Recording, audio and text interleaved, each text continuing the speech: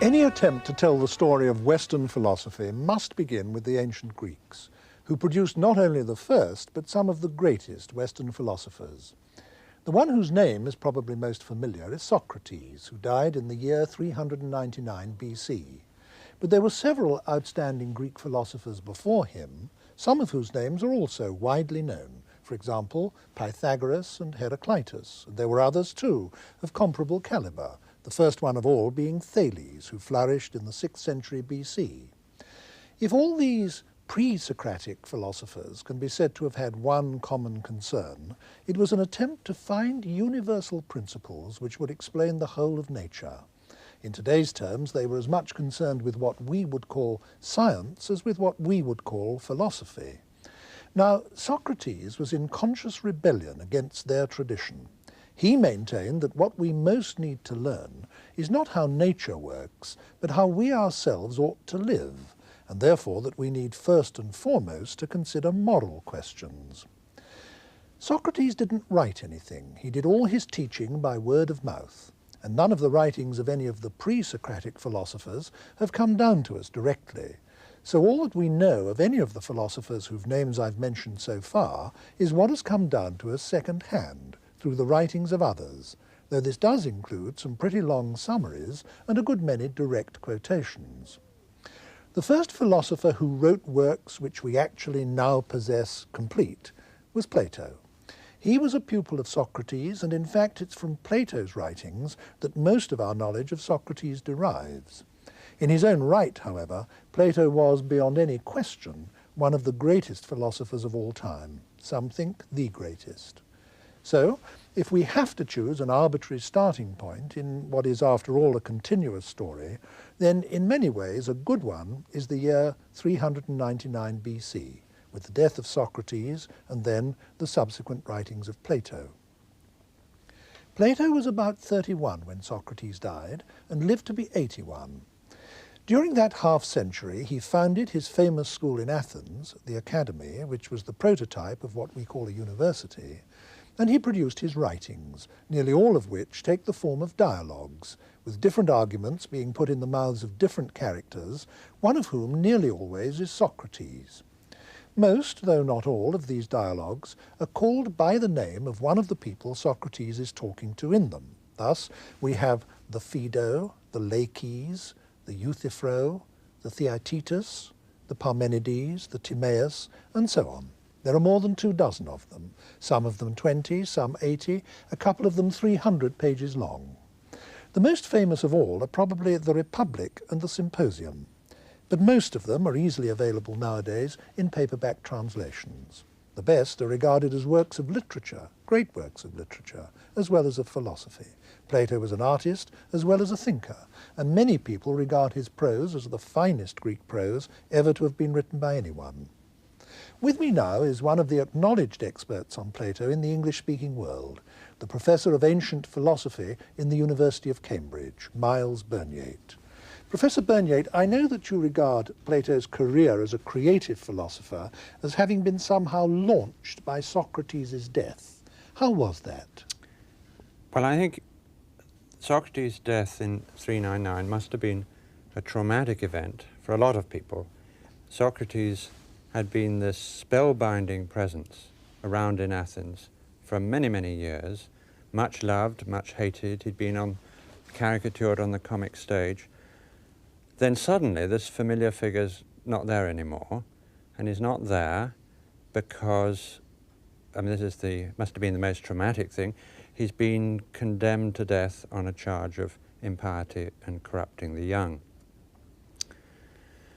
Well, he'd had a lot of followers, and some of them, amongst them Plato, began writing Socratic dialogues, conversations, philosophical conversations in which Socrates takes the lead. It must have been like a chorus of voices saying to the Athenians, look, he's not gone after all, he's still here, still asking those awkward questions, still tripping you up with his arguments. And of course, they were also defending his reputation and showing he'd been unjustly condemned. He was the great educator of the young, not the great corrupter.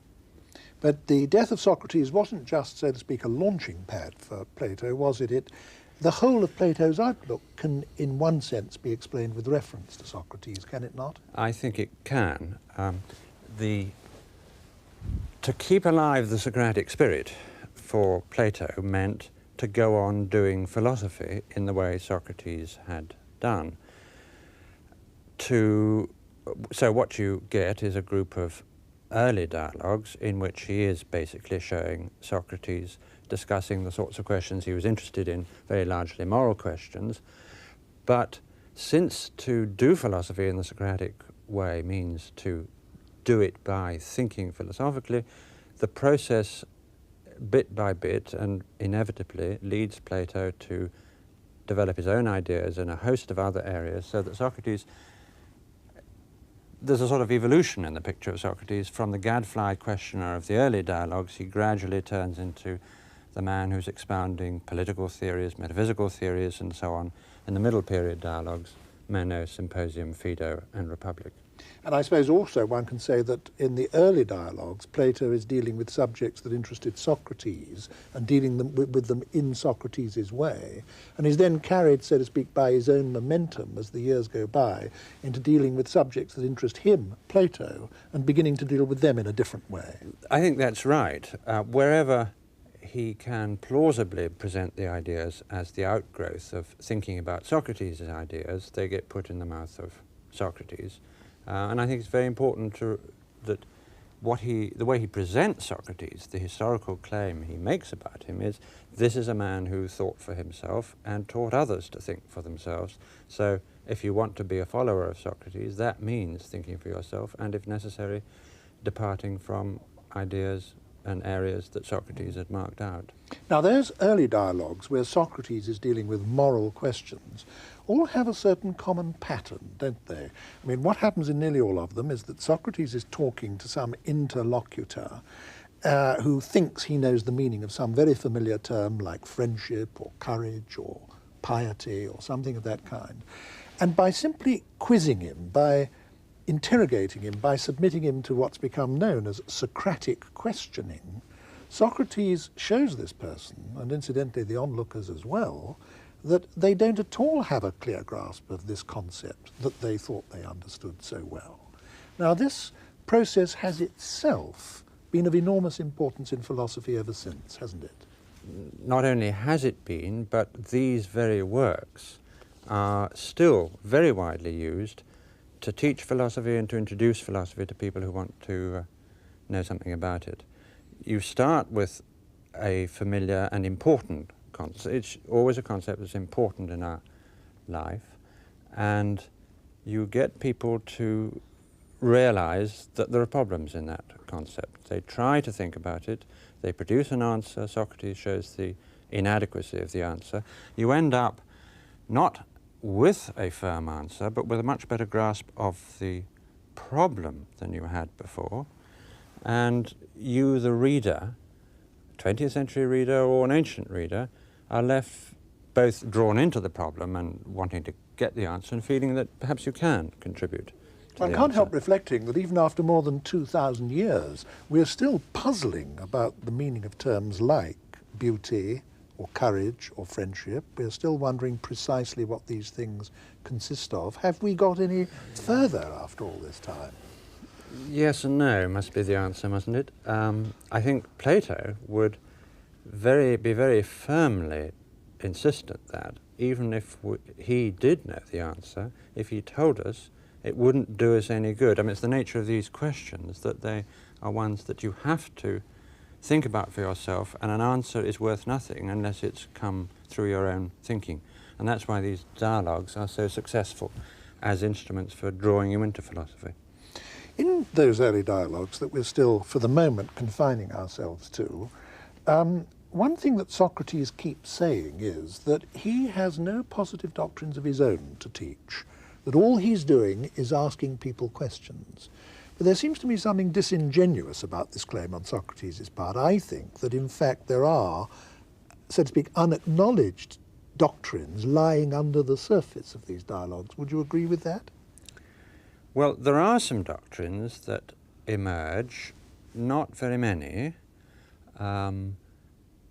there is a group of ideas which comes out in the Apology, for instance, when he says that to a good man no harm can come either during his life or after his death, and which comes out in the Gorgias when he argues at great length that injustice harms the doer and justice benefits the doer. It's the idea that there is no real harm that can come to you. You lose your money, paralyzed by disease. None of that really counts as harm. Only the loss of your virtue would count it. Only going in for bad practices like injustice, they would be the only real harm, because the only real harm is harm to the soul. There's a group of ideas which Socrates is very emphatic about, where he sometimes even claims to have knowledge, and it's also a group of ideas where Plato never reneges on Socrates. He remains convinced of the truth of the proposition that injustice harms the doer and justice benefits him. And that's provided your soul remains untouched. Worldly misfortunes don't do you any harm of any really deep significance. That's right. Yes. There's another group of ideas where Socrates does not claim knowledge and where Plato eventually is going to renege on Socrates, and that's the group of ideas summed up in the statement that virtue is knowledge. In these dialogues, when somebody's asked what's courage, what's friendship, what's justice, sooner or later as the discussion proceeds, the idea emerges that this virtue, courage or piety, should be regarded as a kind of knowledge. And that's just as strong and paradoxical a statement as the first group of ideas, because common sense, and I mean common sense then as now, ordinarily supposes that it's one thing to have the wisdom to know what the best thing to do in a given situation is, but another thing, which you also need, the courage to carry it out if it's difficult, or the temperance to resist an easier option instead. Wisdom's one virtue, one quality to admire in a person, courage is another, and a man may have one and not the other, or each of them to different degrees. But if courage just is this knowledge, then that kind of contrast can't arise. If I don't do the right thing, it can't be that I knew what I should do, but lacked the courage to carry it out. If I lacked the courage, I lacked the knowledge, and I didn't know what the right thing to do was. So any wrongdoing that I do is done in ignorance, because I didn't know it wasn't the best thing to do, and if done in ignorance, done involuntarily. So no one does wrong willingly is the famous way it's summed up. Doesn't the unvarying dialogue form that Plato writes in give rise to two rather important and also really unnecessary problems? First, to what extent is this the historical Socrates whose views are being put before us, and to what extent is he a kind of fictional character created by Plato? Because after all these dialogues were written after Socrates' death. And the other question, perhaps related to that, is what are the author's own views? Because again, since these are all dialogues, it means that all opinions are put into the mouth of other characters, and that sometimes, at least, leaves us feeling that we're not quite sure what Plato himself actually thinks. Well, I think there's a sense in which we need to worry about this question and a sense in which we don't. The sense in which we don't is that Plato's portrait of Socrates makes the claim, here is a man who thought for himself and would overthrow long-cherished conclusions if it turned out that he thought they were wrong, and he taught others to do the same. So if Plato comes to think that there is more to virtue than knowledge, though knowledge remains the most important factor, and he does come to think this, then it's only in keeping with the Socratic spirit to throw over the doctrine that virtue is knowledge and produce a better view of his own. The other side of the coin is, of course, it's most important that we notice what's happening when Socrates in the Republic says something incompatible with what Socrates said in the Protagoras. Notice that we're getting a new view and how it connects with all the other concerns of the Republic, how it makes a much more complicated picture of moral education, and how it makes possible a new vision of a political ideal society. The important thing is the search and the inquiry, but it's got to be inquiry, search, with understanding of where we've got to from where. Yes, in other words, because our assumptions and beliefs and so on are open to perpetual questioning, conclusions, in quotation marks, don't have any special status. They are themselves staging posts on the road to further inquiries. That's, I think, what Plato believed very strongly, yes. And so he's in a way demonstrating this to us by his practice. Exactly. And I think he would claim that that was what it was to keep the Socratic spirit alive. Yeah, perpetual questioning. It's usual, isn't it, to divide Plato's output into three periods, happens so often with writers and even creative artists, the early, the middle and the later.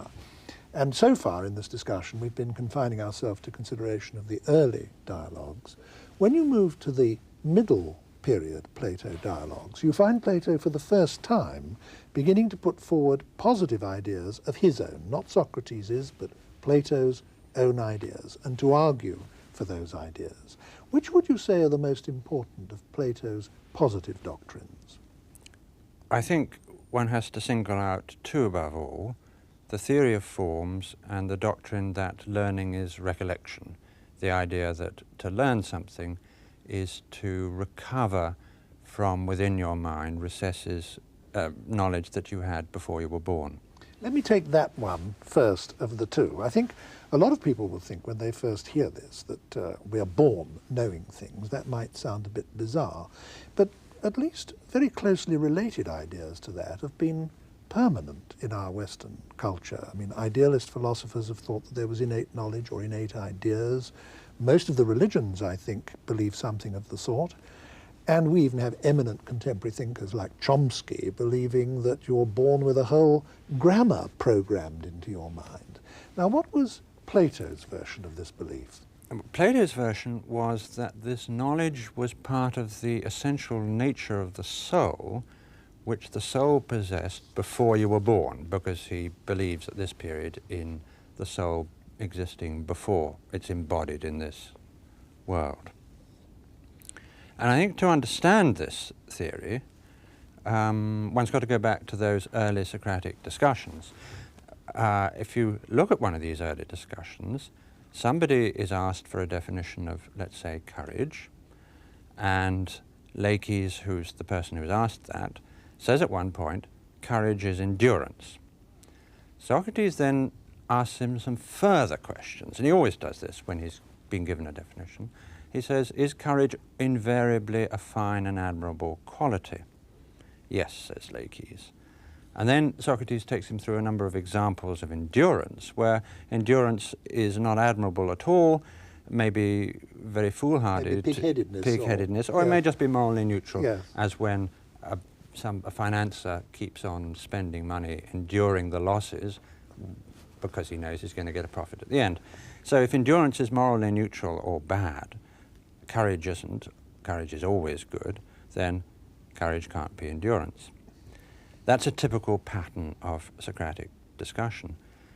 Logically, all that's actually happened is Laches has been shown that his beliefs are inconsistent. If we take all the answers together, they can't all be right because they contradict each other.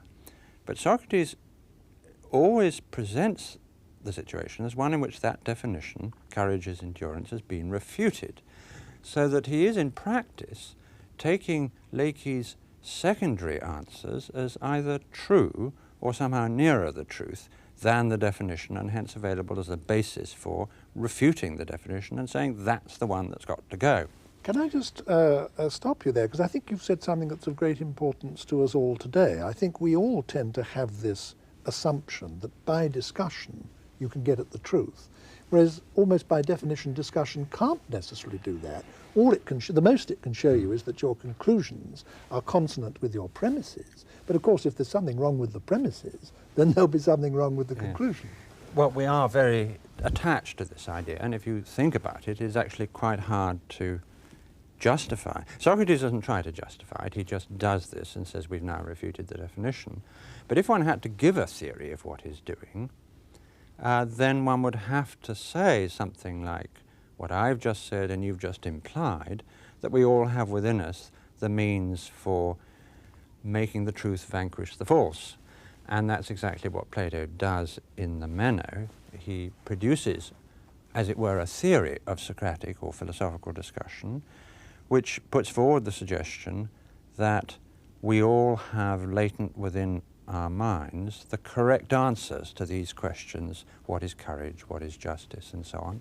And it's that knowledge deep back within, not immediately accessible, that knowledge is what enables us to knock down all the wrong answers and show they're wrong, and that knowledge is gradually emerging bit by bit in the course of that bit of discussion where, for instance, one thing that Leakes says is used to show that some other thing that Leakes says must be false. Now, I know that in your view, the doctrine you've just expounded for us ties up directly with what the basis is for Plato's most famous doctrine of all, the theory of forms. That doctrine must have been the most influential part of his philosophy in the whole history of philosophy. In fact, it's what the word Platonism has historically almost come to mean. Now, can you explain that to us? Well, remember that these discussions which Socrates has are all centered on a definitional question. What is the definition of courage, of beauty, of justice? If now we have latent within ourselves the knowledge of the answers to those questions, and we have that knowledge independently of and prior to our experience of the world we live in, our using our senses, our going around from place to place, our knowledge is prior to that, independent of that, then surely what we know, justice, beauty, courage, must itself be independent of and prior to this empirical world we're now existing in. And that thesis is the fundamental assertion of the theory of forms, that justice, beauty, and the like exist independently of and prior to all the just actions, just people, all the beautiful things, statues, objects, any that you can find. Beauty and justice exist on their own and apart. That's the theory of forms. This theory that there is another world than this, an ideal world, which is not this world, but in which everything exists that actually gives value and meaning to this world, has had incalculable influence on the whole of our culture, hasn't it? Yes. It's had immense influence on Christianity, for example. I don't want to go into that now, because I think we ought to stick to the philosophy, but that's just one example of the enormous influence that it's had. Yes. Yes. But I think one should be careful of using phrases like the world of forms or another world. Plato uses them, but the contrast he has in mind is not, as one might have thought, a contrast between one set of particular things and then another one completely like it except more perfect, more abstract, somewhere else, some heaven somewhere. His contrast is between the particular and the general. Those questions, what is justice, what is beauty, are general questions. They're not questions about the here and now, and that's the contrast.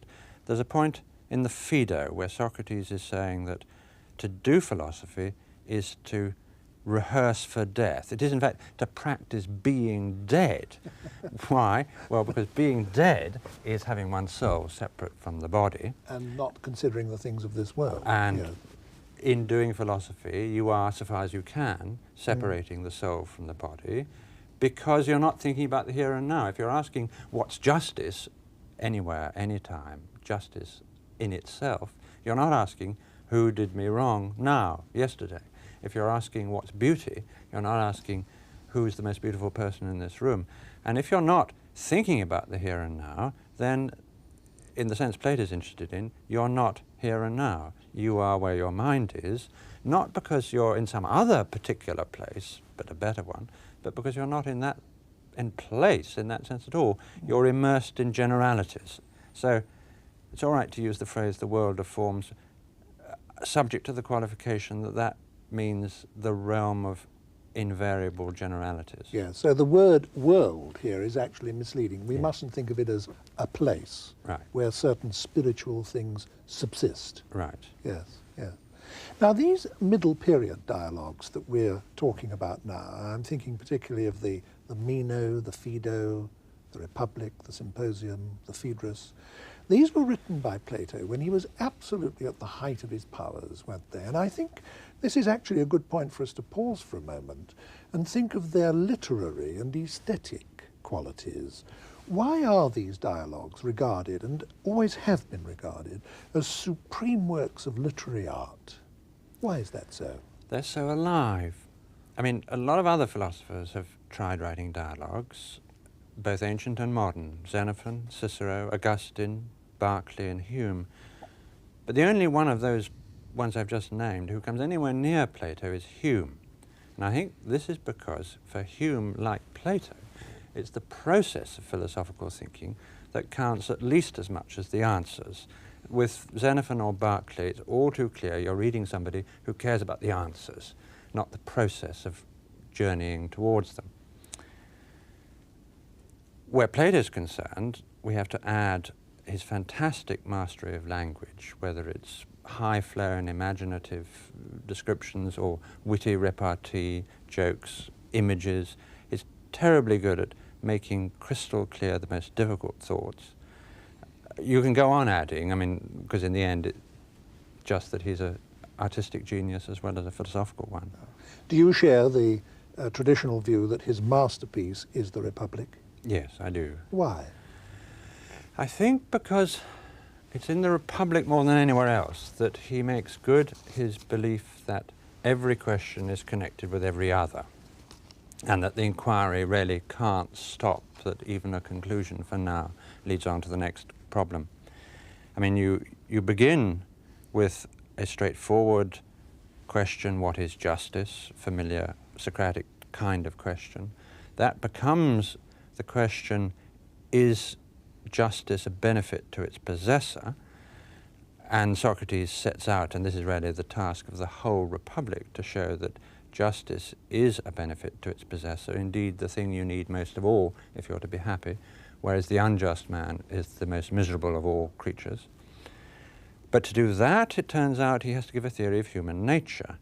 He divides the soul into three parts, and this is where he reneges on Socrates' thesis that virtue is knowledge. Virtue turns out to involve more than knowledge, though knowledge must be in control.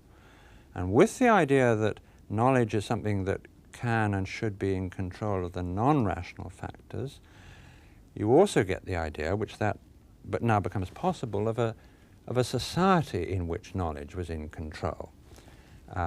So we get a whole political theory of a new, better way of life in society.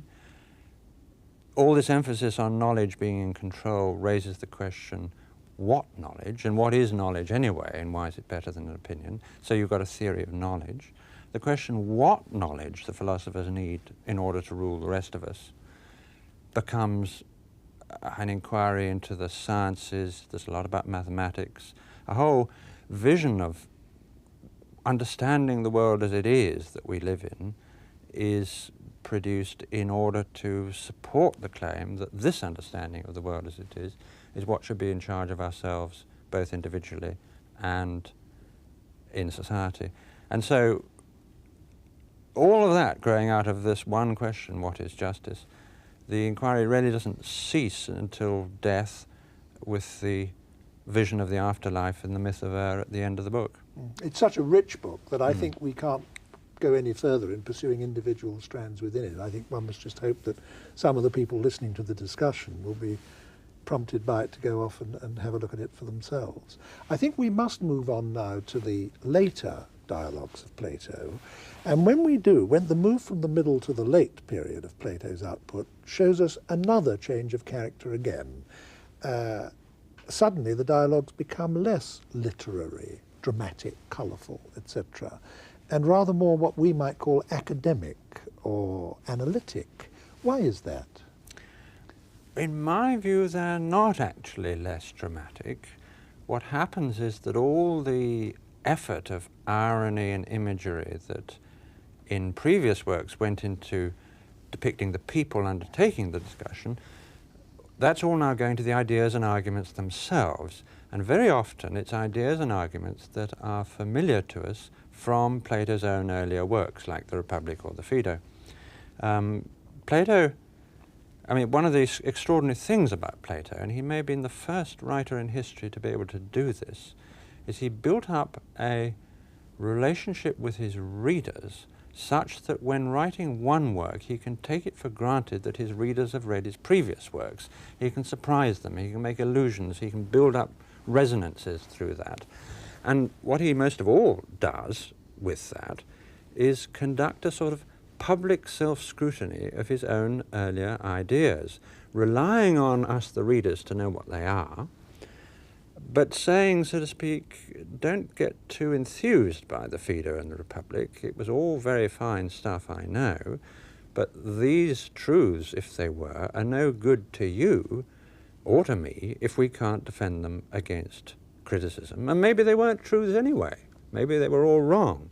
So let's take a few of them and subject them to really hard analytical criticism. Now, if you had to single out one of these later dialogues for particular mention, which would you choose? Well, the prime example is the Parmenides, where the tables are turned on Socrates. Socrates puts forward the theory of forms as he stated it in the Phaedo, and it's unmistakably the Phaedo. There are various verbal connections with the Phaedo that Plato clearly expects his reader to pick up and say to himself, gosh, the Socrates of the Phaedo is now on the receiving end of the questions, and in fact, old Parmenides, who is talking to Socrates in this dialogue, produces a series of objections and criticisms of the theory of forms, which many philosophers from Aristotle onwards have thought were quite devastating. And Plato doesn't tell us the answer. He produces the criticisms, and you're left to decide for yourself whether they're fair, unfair, and if they're fair, what you're to do about the theory of forms. One of the dialogues, which some people think is late, others think is one of the middle period ones, that doesn't matter, which stands aside from the rest, is the Timaeus, isn't it? Partly because it actually contains more cosmology and science than it does philosophy, but mostly, I think, because it also contains a wonderfully poetic creation myth, not dissimilar, actually, to the one in the book of Genesis that I think we're all familiar with. Now, why did Plato do that? I mean, what I have in mind in asking the question is this. Do you think, for example, he believed it literally, in the way one must assume, I suppose, that the ancient Hebrews literally believed in the book of Genesis? I myself think he did not believe it literally. The question was controversial in ancient times, but Plato's closest associates took the view that Plato presented a narrative of the divine craftsman imposing order on chaos, meaning this to be a vivid way of presenting an analysis of what he took to be the fundamental constituents of the whole universe. He wanted to see the entire universe as a product of order imposed on disorder, and particularly mathematical order, and that, of course, is something very different from Genesis. The divine craftsman is embodying, above all, mathematical intelligence in the world at large. So it's a poetic way of explaining the intelligibility of the world, which has been a mystery for people, actually, from the earliest times until now. Right, and of course, such a general proposition as the proposition that the whole universe is the product of imposing order on disorder isn't a proposition that you can prove either in general or in all its vast detailed ramifications, and Plato is very well aware of this, and that's another aspect, I think, for another reason why he puts it forward as a myth, but a myth which is the guiding inspiration of something that Plato was very serious about. That's a research program in which he enlisted at the academy all the leading mathematicians of his day. Every advance in mathematical astronomy, mathematical harmonics, even a medical theory which shows disease and health to be a matter of the proportions between the constituent elements in the body, each such step forward is a further proof of something Plato cared deeply about, the idea that mathematical regularities and harmonies and proportions are what explain things, and these mathematical harmonies and proportions are, for Plato, the prime examples of goodness and beauty. So really, this is a vision for a scientific research program which is to show that goodness and beauty are the fundamental explanatory factors in the world at large. What you're saying now makes me wonder how all this ties up with the Republic, because when you were talking about the Republic a few minutes ago, one of the things you stressed was that that is, in a sense, a complete philosophy. Well, now, how does what Plato is saying in the Timaeus fit into that apparently already complete philosophy? Well, I think it fits it like a hand fits into a glove, in that what you have in the Republic is a sketch of a program for a scientific, above all a mathematically scientific understanding of nature, which Plato begins to carry out or do his share of in the Timaeus. And indeed, it's the Timaeus which people went to as the statement of Plato's philosophy for a very long time, and it's really only a more recent development which has taken the Republic to be the work of Plato that you go and read. For a long time it was the Timaeus. So what you're saying is that all that cosmology and science in the Timaeus, or you say Timaeus, I say Timaeus, taught in different schools, all that cosmology and science is the working out in practice of possibilities that were canvassed in the Republic. Yes, and the Timaeus presents itself dramatically in its introduction as a continuation, in some sense, of the discussion in the Republic. Yeah. And what's more, this research program, as I called it, that's announced in the Republic as to how astronomy should be done, how mathematical harmonics should be done, was actually done. And behind that academic research program is, that is the starting point of many of the very greatest achievements of Greek mathematical science, down to the astronomy of Ptolemy. Ptolemy's astronomy is the ultimate descendant of the astronomy that was done in the academy by these leading mathematicians that Plato gathered together there to show us a world where mathematical order is the governing principle that's the most important, must feature most importantly in your science. And since mathematical order is the expression for Plato of goodness and beauty, these sciences, which show us the world as it is, objectively speaking, are simultaneously sciences of value. And that's how the metaphysical aspects of the Republic, this knowledge that the philosophers are to learn, can simultaneously be the foundation for a radical new kind of politics, because what the philosophers are learning before they come to rule the rest of us are sciences of value as well as fact. Another of the dialogues, another of the later dialogues that you yourself have a particular reputation for knowing about in the academic world is the Theaetetus. Why have you specialized in that? Because I find it endlessly exciting, and I've never plumbed to the bottom. Every time I go back to it, there seems to be more to discover about it. And I think many philosophers have found this is the dialogue that Leibniz translated, Berkeley wrote quite a lot about, Wittgenstein quoted. This is a dialogue which other philosophers have always found stimulating. What's it about?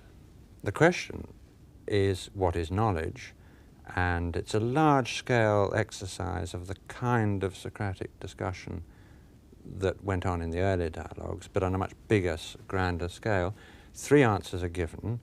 Knowledge is perception, knowledge is true judgment, knowledge is true judgment together with an account. Each of those answers is knocked down in true Socratic style.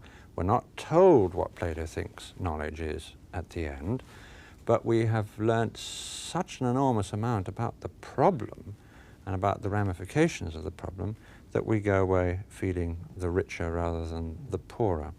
There's no consensus to this day on what the precise nature of knowledge is, but I guess that the nearest we have to a generally accepted view is actually close to what you just said, namely that it's perception, something that's based on direct experience, plus our capacity to provide justification for it. Ah, you've now produced an interesting solution to the problem we're left with at the end of the dialogue, namely all of those answers have been knocked down, taken separately. Socrates has refuted the thesis that knowledge is perception, refuted the thesis that knowledge is true judgment, refuted the thesis that that knowledge is true judgment with an account, and now you're suggesting that perhaps we could get a definition of knowledge by somehow putting all the elements of the three separate definitions together into one, and thereby making a theory of knowledge around a definition of knowledge. That would be a highly suitable response to this kind of dialogue, namely suggesting a definition of one's own in terms of what one's learnt from the dialogue. We must, I think, bring this discussion to a close now, but before we do, I would like to ask you something about the influence of all this, because Plato must be either the most influential or one of the 2 or 3 most influential philosophers there have ever been. Can you say a little, if only briefly, about what the main lines of this influence have been? I think it's important to remember there were 2 philosophies opposed to materialism in the ancient world. There was materialism in the form of the atomic doctrine held by Democritus and Epicurus, and there were the anti-materialist philosophers, Plato and Aristotle, both of whom are opposed to the suggestion that everything, life, order, mind, civilization, art, nature, can all be explained as the outcome of the movements of particles of matter subject just to the laws of motion and their own nature. Now, Aristotelianism is opposed to that sort of materialism, but Aristotelianism carries the war so far into the enemy camp that it's actually very hard to reconcile the Aristotelian philosophy with the modern scientific enterprise, which has a lot about atoms and the movements of particles of matter and all that sort of stuff. And indeed, I think it was no accident that when the modern scientific enterprise got going, it got going by throwing away the Aristotelianism, which had so dominated the Middle Ages. But Platonism is much easier to reconcile with the modern scientific enterprise, and that's why I think, since the Renaissance really, Platonism has lived on after the death of Aristotelianism, because that's a philosophy which you can use or be influenced by if you're seeking to show how scientific and spiritual values can be reconciled, if you want to do justice to the complexities of things where materialism is giving just too simple and simplistic a story. And there's something very contemporary to us, isn't there, about the fact that Plato's cosmology and Plato's science is based on an essentially mathematical physics. Yes. Thank you very much, Professor Bernier. Thank you. Our view of the philosophy of the ancient world is dominated by 2 figures, Plato and Aristotle. Plato is the first philosopher whose works have come down to us in the form in which he wrote them. Aristotle was one of his pupils. In fact, there's an extraordinary line of personal succession there, for just as Aristotle had been a pupil of Plato, so Plato had been a pupil of Socrates. In this program, we're going to look at Aristotle's work, whose greatness and influence rival those of any other philosophers. The son of a doctor, Aristotle was born in 384 BC, not in Athens, but he was sent to Athens to be educated, and at the age of 17 he became one of the pupils at Plato's academy. He stayed there for 20 years until the death of Plato in 347 BC. He was then uprooted and spent the next 12 years in political exile, a period in which he was primarily absorbed in biological researches, and even spent a short period as tutor to Alexander the Great. He then returned to Athens, and for another 12 years taught at a school which he founded himself, called the Lyceum. Then he went into exile again, but died only a year later in 322 BC, at the age of 62.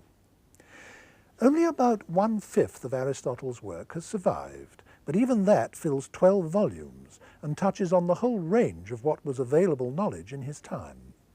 Unfortunately, all those works which he prepared for publication and which were praised throughout antiquity for their great beauty of style have been lost. All we have is what he wrote up from lecture notes, so it has none of the literary art of what we have of Plato's writings. But even so, there can be no doubting the quality or the influence of the thought. Here to discuss it with me is someone who established a reputation very young in Aristotle scholarship, Professor Martha Nussbaum of Brown University in the United States. Professor Nussbaum, can you start by telling us something about the ground covered by Aristotle's output? Yes, we have here a philosophical achievement of tremendous range and complexity. We have fundamental work in all the sciences of his day, including especially the science of biology, where his contribution was unmatched for 1,000 years. Then work in general foundations of scientific explanation, general philosophy of nature. Work in metaphysics, including questions of substance, identity, continuity. Work on life and the mental faculties. And finally, we have terrific work in ethics and political theory, and work in rhetoric and the theory of literature. It's an extraordinary fact, isn't it, that over this incomparable range he was regarded as the authority for hundreds upon hundreds of years during the Middle Ages. Yes, and I think this actually gives us a great difficulty in approaching Aristotle's thought. We're so used to thinking of him, as you say, as an authority, as the philosopher, Dante's the master of those who know, sitting on his throne. And I think actually this prevents us from seeing that Aristotle is really one of the most flexible and open-ended of philosophers, one who views philosophy as an ongoing search to attend to all the complexities of human experience, and who never rests content but is searching for ever more adequate ways to bring that complexity into his thought. Now, across the enormous range of his output, is there any one unifying factor or mode of approach that one can point to? Well, Aristotle tells us that in every area, the philosopher's got to begin by setting down what he calls the appearances, then working through the puzzles that these present us with, and then coming back to them, saving, as he puts it, the greatest number and the most basic. To show you what this is, let me give you an example. Suppose you're a philosopher working on the problem of time.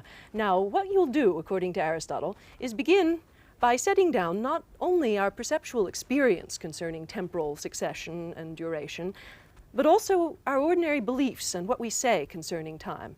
You'll set all this down, then you'll see whether it presents you with any contradictions. And if you find contradictions there, then you'll go to work sifting and sorting out, and you'll try to see which of our beliefs are actually more basic than others, and you'll preserve those and then get rid of the ones that actually conflict with those, so that you come back in the end to ordinary discourse with increased structure and understanding. But time, or anything else, isn't the same thing as our belief about time or anything else. Does he make a clear distinction between the world and our discourse about the world?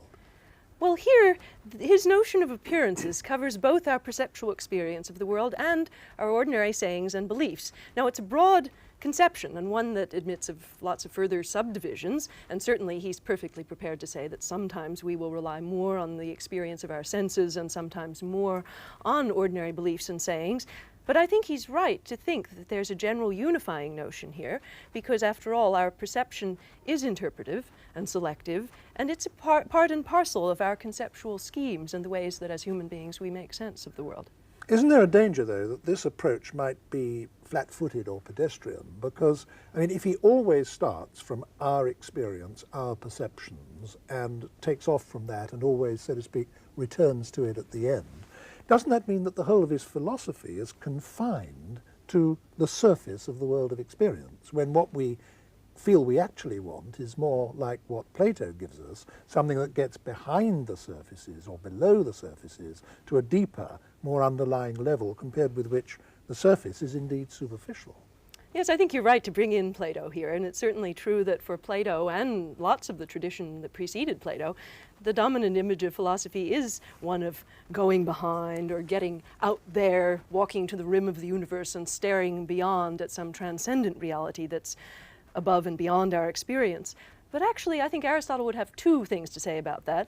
First of all, he would say that our experience is an object of tremendous wonder, richness, beauty in its own right. And then, second, he will say that actually we never can coherently go beyond our experience, that the only project that we can really undertake is the mapping, the investigating of the area of our experience. Now let me give you an example of how he argues this point. And here, there's a fundamental principle in Aristotle's thought, which he calls the principle of non-contradiction. This is the principle that contradictory properties can't apply to the same subject at the same time in the same respect. For example, my dress cannot be both blue and not blue at the same time, in the same place, in the same respect, and so forth. Now, Aristotle says this is a very basic principle. It's so basic that we seem to use it whenever we think and speak. Now, how do we go about justifying such a fundamental principle, which is actually the most basic of all, as he puts it? Well, he tells us that we can't actually justify it from outside our experience, because in fact we use it in all our experience, in sorting out experience. But suppose that an opponent challenges it now. Now, Aristotle says at this point, you ask the opponent whether the opponent is prepared to say anything definite at all. Now, suppose he doesn't say anything. Well, then Aristotle says you can dismiss that person, because a person who doesn't say anything, insofar as he doesn't say anything, is pretty well like a vegetable. Well now, suppose, on the other hand, the opponent does say something, and it's something definite. Then, says Aristotle, you can actually show that person that in saying anything definite at all, he or she is in fact making use of that very principle that the person is challenging, because in asserting something definite, you've got to be at the same time ruling something out, at the very least the contradictory of what you've been asserting in the first place. It's easy to see how fundamental logical principles like this can be, and indeed are, inherent in all our discourse, but not how they could provide a foundation for the kind of knowledge it is that Aristotle is seeking. Well, I think Aristotle here is eager to say that we cannot provide for any principle a foundation that does stand altogether outside our discourse and our conceptual schemes. And he gives a further reason for this when he gives his general account of discourse.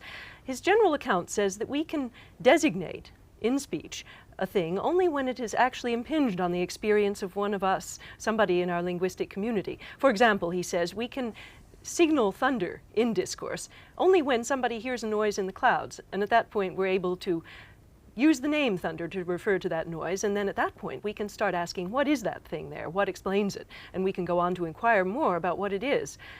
But now suppose we tried to stand altogether outside of experience and find some entity or entities that actually had never entered the experience of any human being at all. Let's take, for example, Plato's forms. Now, Aristotle says, look here, Plato tries to hang philosophy on forms like the form of the white, which actually is imagined to be not the color of any real body at all, but just a white itself out there. Now that, he says, is actually meaningless nonsense talk. He says Plato's forms, in that sense, are like meaningless syllables you say to yourself when you're singing to yourself, because we can't actually talk about things that haven't entered our experience at all. But if inquiry is confined solely to the world of experience, why doesn't all of it come under the rubric of what we now call science? I mean, what is specifically philosophical about it? Well, of course, science and philosophy are not very sharply distinguished by Aristotle, but I think what he would say is that there is a general search for a structure of explanation that's common to all the scientific areas. And in his work, The Posterior Analytics, he provides an account of how the philosopher will search for what he calls episteme, or scientific understanding, in every area whatever. And in every area, the philosopher is supposed to find certain principles that are prior, that are known first and more basic than the others, from which, as conclusions of a deductive argument, the conclusions of that science will follow. Now here, he says we have a faculty by which we're equipped to have insight into the fundamental first principles. And I want to pause here for a minute, because I think this is also something that's been badly misunderstood about Aristotle. This is a faculty which is called intellect or nous, a rather famous term in his thought. Nous being the Greek word. Nous being the Greek word for intellect or mind.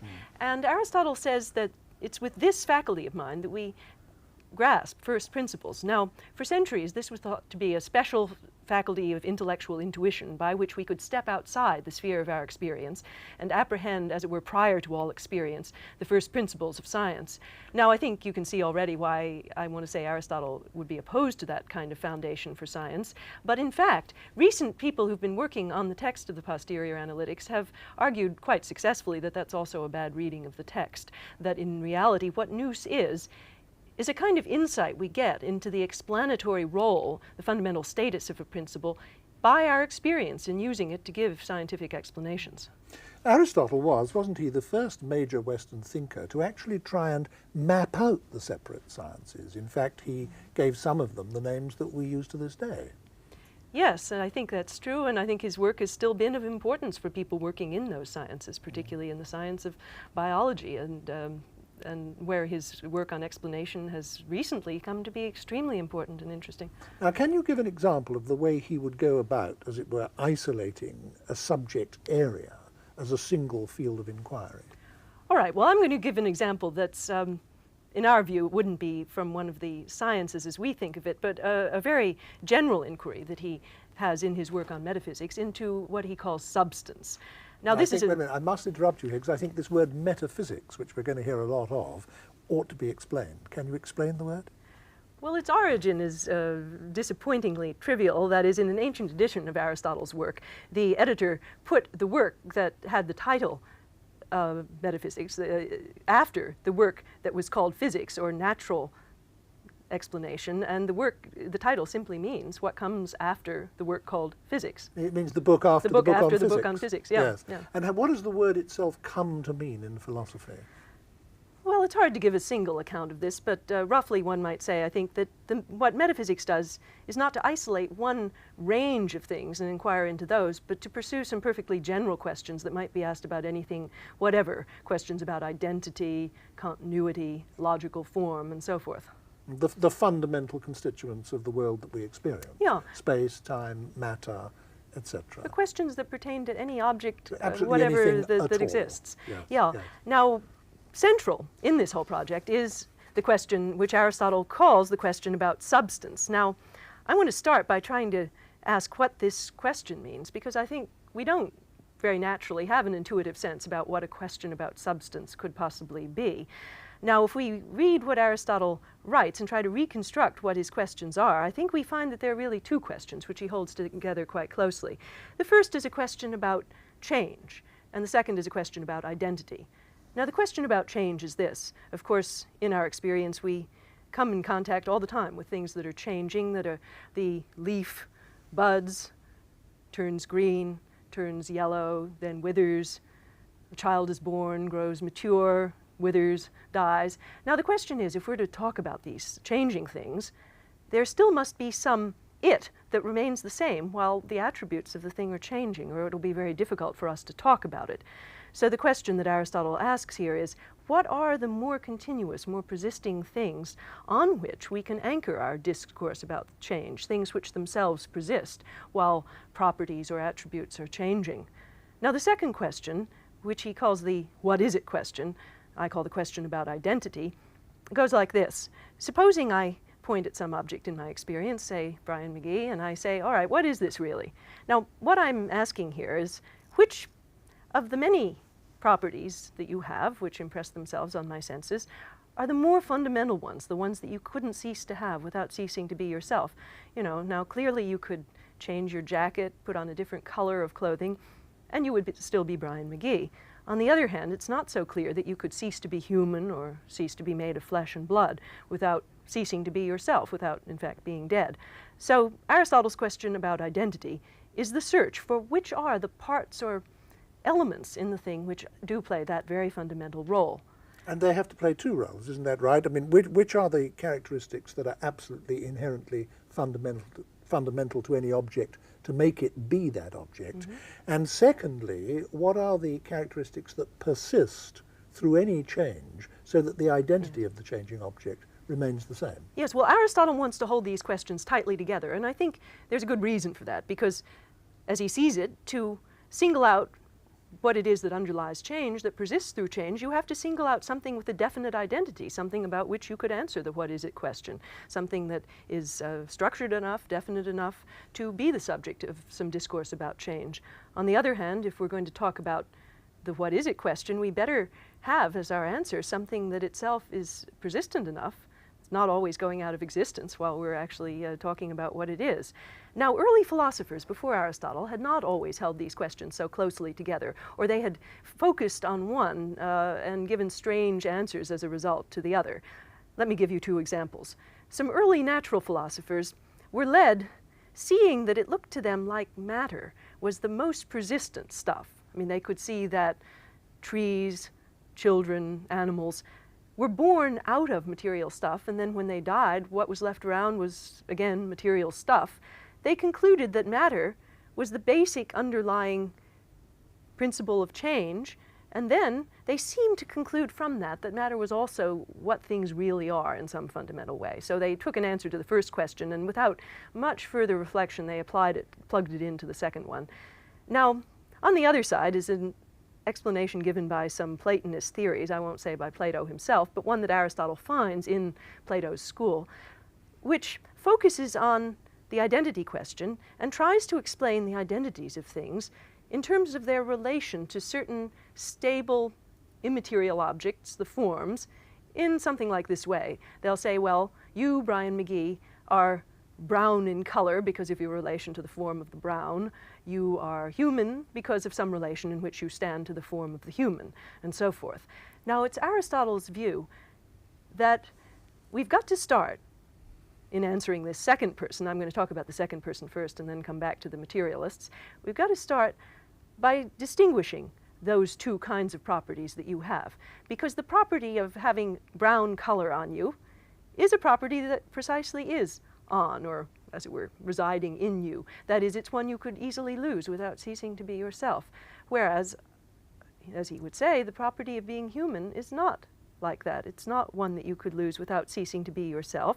So in his early work, The Categories, he distinguishes these two sorts of properties, the ones that are simply in the subject, and the ones that, as he puts it, reveal the being, the what is it, of the subject.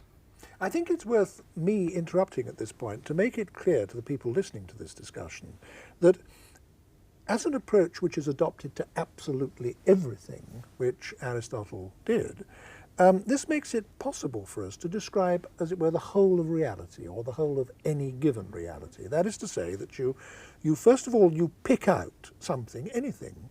It can be a dog, a table, a person, any material object, anything you like. You identify something, and then you say something about it. You either attribute characteristics to it, or you describe it as doing something, or describe it as having something done to it.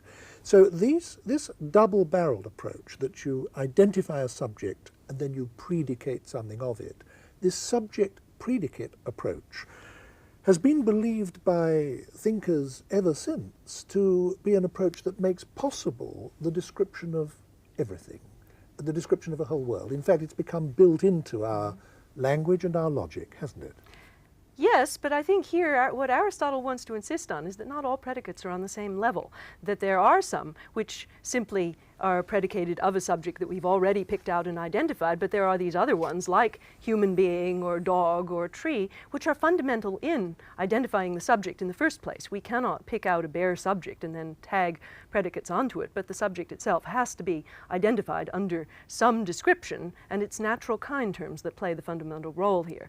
But of course, we still haven't answered the materialists, and we still haven't said, in the notion of human being, what is the fundamental analysis of human being that will give us the what is it of the subject. So now this is what Aristotle later goes on to do. And this what is it question again applies to everything, doesn't it? I mean, it's Aristotle's attempt to actually discover the true nature of the identity of things, of whatever exists, including us.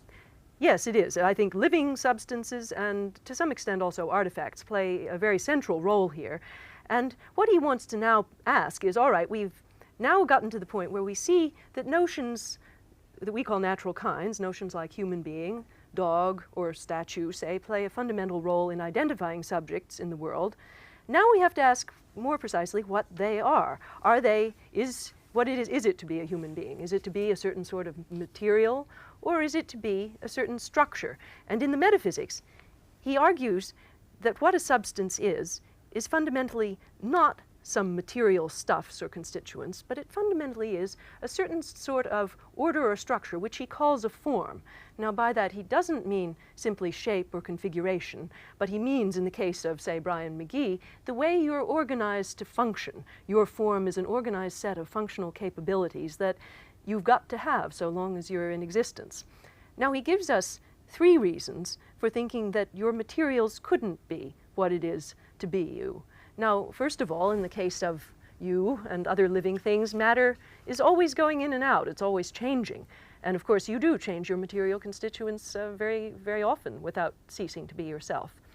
But second, even if that's not the case, say with an artifact, our conception of an artifact is that so long as its functional structure remains the same, we could always replace bits of the matter without having a different thing on our hands. We could take a ship and replace some of its planks. So long as it remained that functional structure, serving the function of a ship, we would still have the same entity on our hands.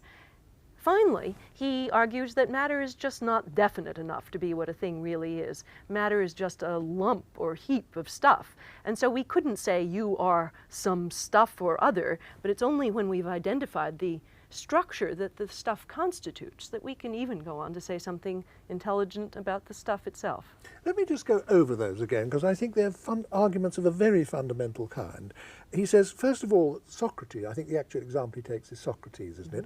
Socrates cannot consist of the matter that goes to make up his body, because this matter is constantly changing, and in fact changes completely several times in the course of Socrates' life, but he's still the same Socrates throughout that life, so he can't just be the matter of which he consists. But secondly, this applies to species as a whole. A dog can't just be a dog in virtue of the matter of which it consists, because different dogs are different. I mean, some are brown, some are black, some are white. They're different colours, different shapes, different sizes, different weights, but they're all dogs. So they can't be dogs in virtue of the matter of which they consist. And thirdly, just a heap of matter without any abstract qualities such as organisation or structure or form isn't a dog or a person or a shoe or a house or anything. It is just a heap, and that anything can only be anything at all by virtue of its structure, its form, its function. Is that right? Yeah, your second one adds a further argument, actually, that I didn't mention. Yes, the different species members are all, of course, differently constituted material. That would be one further reason for rejecting the idea that matter gives us a perfectly general account of what it is to be a member of that species. But then I want to add the further point that even when the matter, in fact, doesn't vary, still our conception of what it is to be a certain sort of thing, say a ship, doesn't identify it with the matter, and we can see that by performing a thought experiment that says if you replace the material bits, just so long as you have continuity of functional structure, then you still have the same thing on your hands. But now, isn't this bringing Aristotle dangerously close to Plato's theory of forms, which he's rejected? Because isn't he now saying a dog isn't a dog by virtue of the matter of which it consists, it's a dog by virtue of its dogness, its abstract dogness. Isn't he in that position, or dangerously close to it? Well, of course, here we get to a very difficult area about what exactly form is, and I think no two philosophers are going to be in precise agreement about the interpretation on this. But let me try to say what I think. Now, I think, first of all, it's quite clear that, unlike Plato, he makes the form something immanent to the particular. It does not exist apart from that particular perceptible dog in some heavenly realm of dogness, but it's just there. It's what the dog in fact is. It's not separate from in other words, the it's dog. not an otherworldly Right. spirit, as Right. it were. It's right there. It's what the dog really is. It is that dog. Now, the second thing, I believe that the Aristotelian forms are individuals. That is, they're particulars and not universals. That is to say, even though the definition of the doggy form of each dog, if I take 5 dogs, I'm going to get only one definition of what it is to be a dog for all of them. Still, if I ask how many examples of doggy form do I have here, well, the answer is the number is 5. I mean, just as many dogs as there are. Each one, although quite like in quality, will be exactly 1 in number, as he puts it. That'd be, we count forms by counting the number of substances that we have on our hands. I must say, it seems to me, even sort of getting on for 3,000 years later, that these arguments against materialism are devastating. Do you think that Aristotle has effectively ever been answered by materialist philosophers? No, I don't think he has. And I think what I find so powerful about these arguments is that he starts arguing against materialism not only within the context of philosophy of mind, and not only by picking out some special characteristics of the mental which make it different from everything else, but precisely here by developing these general theories of identity and substance, which show why, for things quite generally, including artifacts, material reductionism is not a good way to go. Now, can you give us an example of an actual area in which Aristotle puts this approach to work and starts identifying in some specific field what sorts of things there are? Well, now we can turn, I think, to an area that's really very close to his general metaphysics, since his general metaphysics is already concerned quite closely, as we see with things like human beings, dogs, and other natural entities, to the area of philosophy of nature. Now here, Aristotle is interested in trying to say what kinds of explanations the philosopher of nature can give across the board, how many kinds of explanations the philosopher is going to find useful. He tells us that philosophy, in fact, begins with a sense of wonder before the world of nature, that when we see the world, we're struck by awe and wonder because we see these wonderful things going on and we can't understand why they work as they do. He says it's rather like seeing a puppet show where you see these mechanisms moving and you know that behind there must be some hidden mechanism that explains why it moves as it does, but you don't know yet what it is and you want to search and find out. Now, the question is, what kind of explanation are you searching for when you ask this why question? Why does it work as it does? Now, here Aristotle thinks that lots of philosophers have been too simple because they fail to notice how many different ways we ask and answer these why questions. And he wants to say that there's not just one kind of explanation that's useful here, but in fact, an open-ended list, but at any rate, at least 4 types seem to him to be quite important. Now, these are, of course, the famous 4 causes. We hear about Aristotle's 4 causes. I think it's important to say that those are really 4 kinds of explanations that there are we 4 give. because. 4 because, yes, that's good. Yes. 4 kinds of answers to why questions. And of course, they're called the material cause. And here the material form of explanation says, say we take the question, why does a tree grow as it does? Well, the material explanation will say, the tree grows as it does because it's made of such and such materials. Now that form of explanation is very useful and interesting, but we can already guess that Aristotle is going to think it can't do the work alone without this other kind of explanation, which he calls the formal explanation, that says the tree grows as it does because it's structured in such and such a way. That is its form. So you see here the link with the metaphysical arguments. Then there's a third kind called the efficient cause or efficient explanation, which says the tree grows as it does because various things from the environment push it in certain ways, perhaps the incoming materials or the earth and so on, push it from behind in such and such ways. Then the last one, which I think has been the most misunderstood one, is the one that he calls the final cause, and which we often call the teleological form of explanation, because it refers to an end or telos towards which the thing moves. Now this says the tree grows as it does for the sake of becoming a certain sort of mature tree. In other words, things in nature are always moving towards the flourishing of their adult condition. Now, there's a mystical or magical element in that doesn't appear in any of the others, or there seems to be. Well, see, that I want to say that's a misunderstanding too. First of all, Aristotle's not saying that there's anything magical out there in the future that goes down and pulls the tree towards its future form, as it were, from the future, exerting a causal pull from the future. No, it's all quite natural. It's happening within the tree itself. It's a way of talking about the plastic and resourceful behavior of living things. It's a way of offering a unified account of the way that things like trees, in a variety of different natural circumstances, always move in the way that promotes their continued life and their development towards their mature form. So you see, it's saying that in a variety of different climates and weathers, the tree will always move towards the sun and its roots will go towards water and the source of nourishment. And that's a perfectly general explanation which will give us a way of understanding the variety of the different things that the tree does. So you see, in that there's nothing supernatural. There also isn't anything that refers to powers of mind or desire inside the tree itself. It's just a way of talking about the resourcefulness of natural movement. Now, a lot of scholars have accredited to Aristotle the notion that there are souls in everything. Do you think they've understood him correctly? And is that part of his teleological explanation? No, I think they have misunderstood the way he uses teleological explanations. I think he uses them only for living beings in the first place. I don't think he uses teleological explanations at all for things like eclipses, thunderstorms, and so on. In fact, he says that eclipse is not for the sake of anything. But in the case of living beings, it's not a matter of mind or soul in our sense, where that seems to imply some power of mind. It's a matter of the general character of what has life. Now we get to his work on life. Now, this word, life, is often translated by our word soul. And he wrote a work that was called On Psyche, which really means on life or the principle of life, and it's usually translated in English as on the soul. Now, in reality, I think our word soul contains so many connotations of spirituality and mentality that it's misleading to use that word here. And we had better think of this as a general inquiry into life and the living.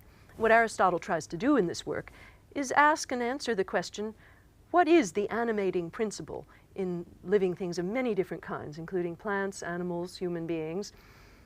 Can we give some general account of what it is to be alive? And the answer he gives is that the animating principle is the form of a living body that's potentially organized so as to function, exercise the functions of life. Now, by form, of course, he means not mere shape or configuration, but as we've already seen, he means a kind of functional structure or organization. So what it would be for you, Bryan Magee, to be alive would be to be organized so that you can nourish yourself, so that you can perceive, think, exercise all the functions that are characteristic of your type of life. And what Aristotle is saying is that this is an organization of matter. I mean, it's got to be realized at every point in some matter, but it's that organization that's your life. It's not the matter that makes it up. So that when you lose those functional structures that you would be dead. And he applied the same principle to non-living things, didn't he? I remember there's one point in his writings where he says that if an axe had a soul, then that soul would be cutting.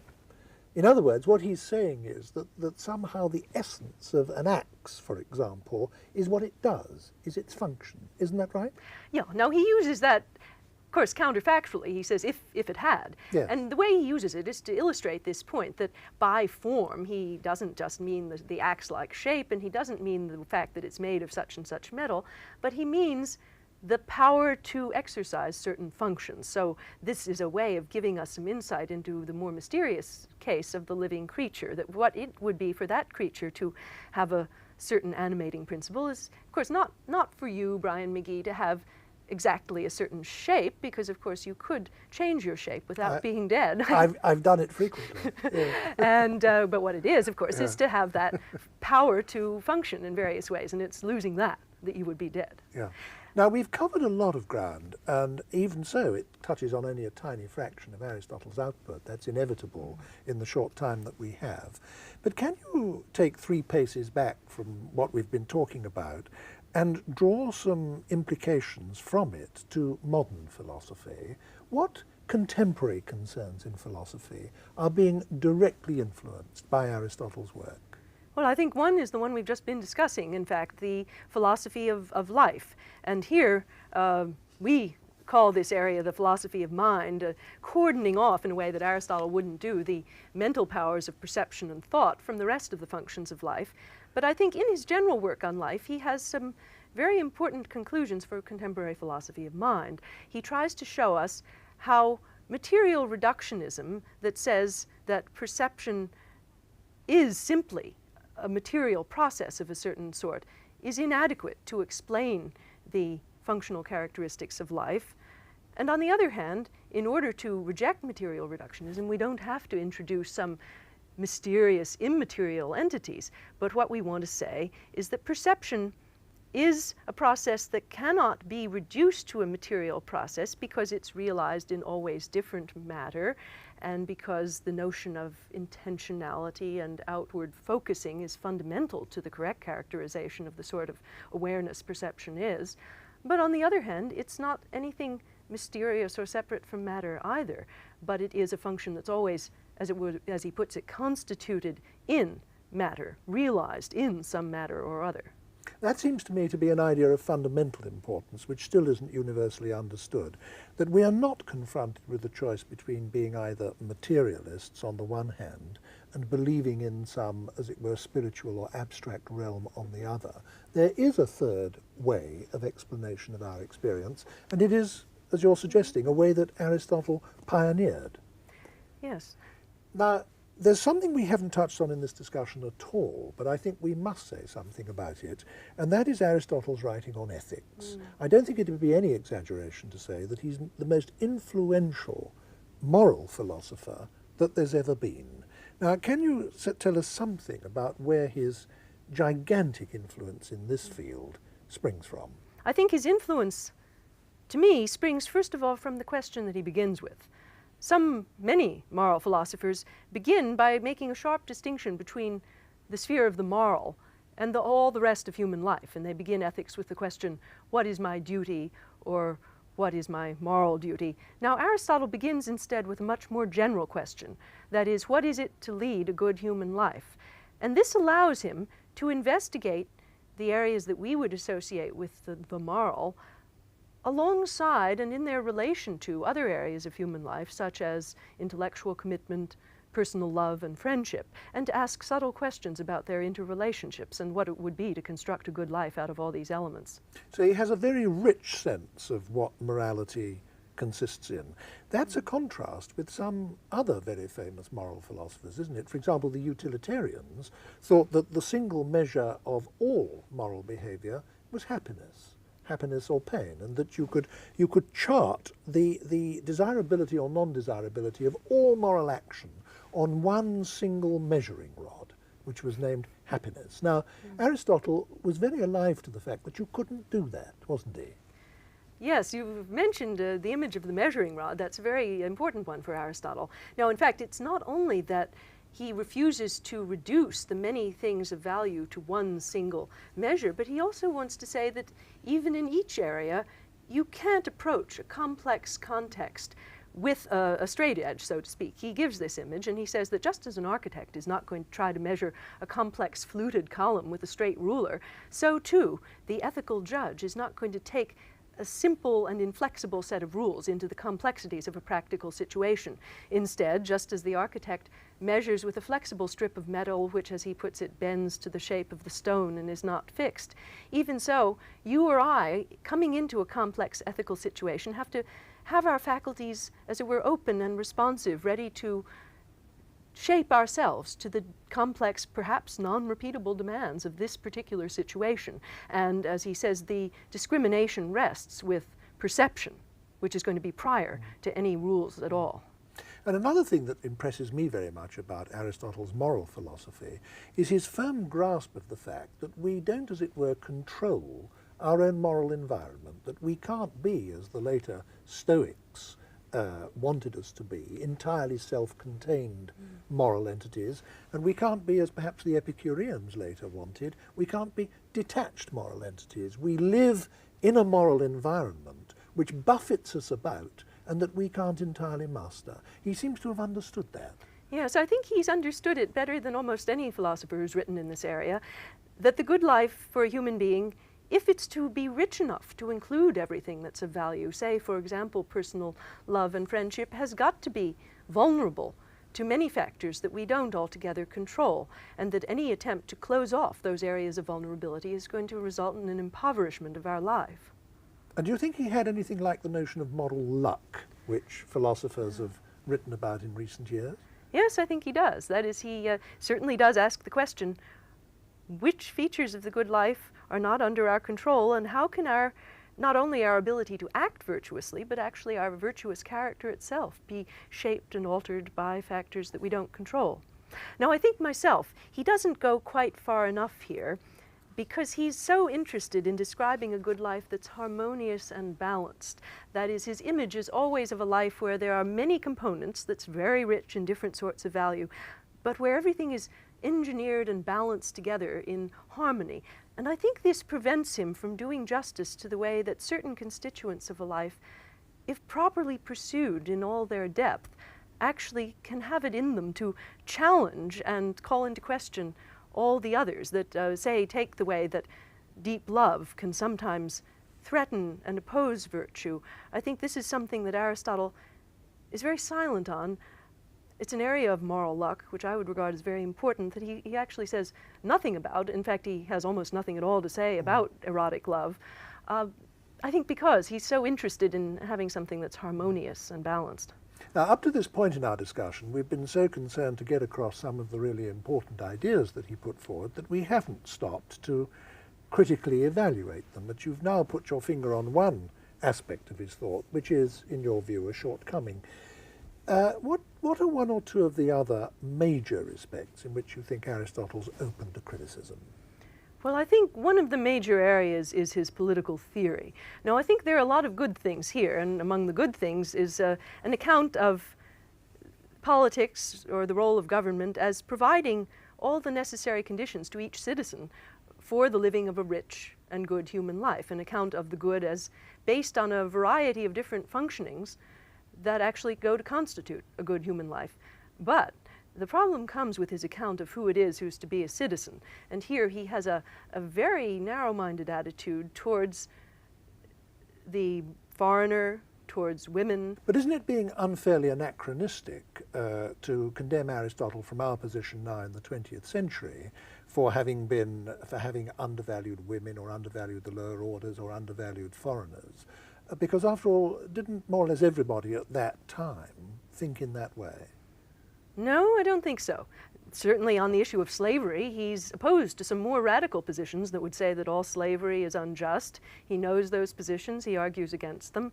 And in the case of women, well, I mean, first of all, just in his biology of women, he rejects theories that are vastly more informed and more correct than his about the contribution of women to reproduction. You know, he thinks that a woman doesn't actually contribute any formal characteristics to the offspring. Well, even Democritus she's just knew a sort of conduit better than for that.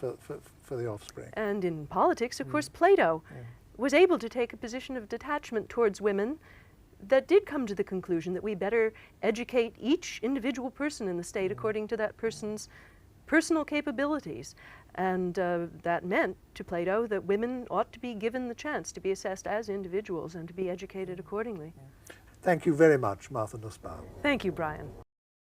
For purposes of teaching, it's customary to divide history, at least the history of the West, into certain very broad periods, such as ancient, medieval, and modern. And we do exactly the same thing with philosophy. We talk of ancient philosophy, medieval philosophy, and modern philosophy. And you'll find that most histories of philosophy are divided into those three sections. Ancient philosophy is dominated by the writings of two people, Plato and Aristotle. Of course, there were other important and interesting philosophers in the ancient world, not only before Plato and Aristotle, but also after them. But no one who has left writings of comparable quantity, caliber, and influence. If you went to a university to study ancient philosophy, you'd find yourself spending most of your time, and perhaps even all of it, on the work of those two philosophers. You'd then probably skip straight from Aristotle to modern philosophy, jumping over the medieval period entirely.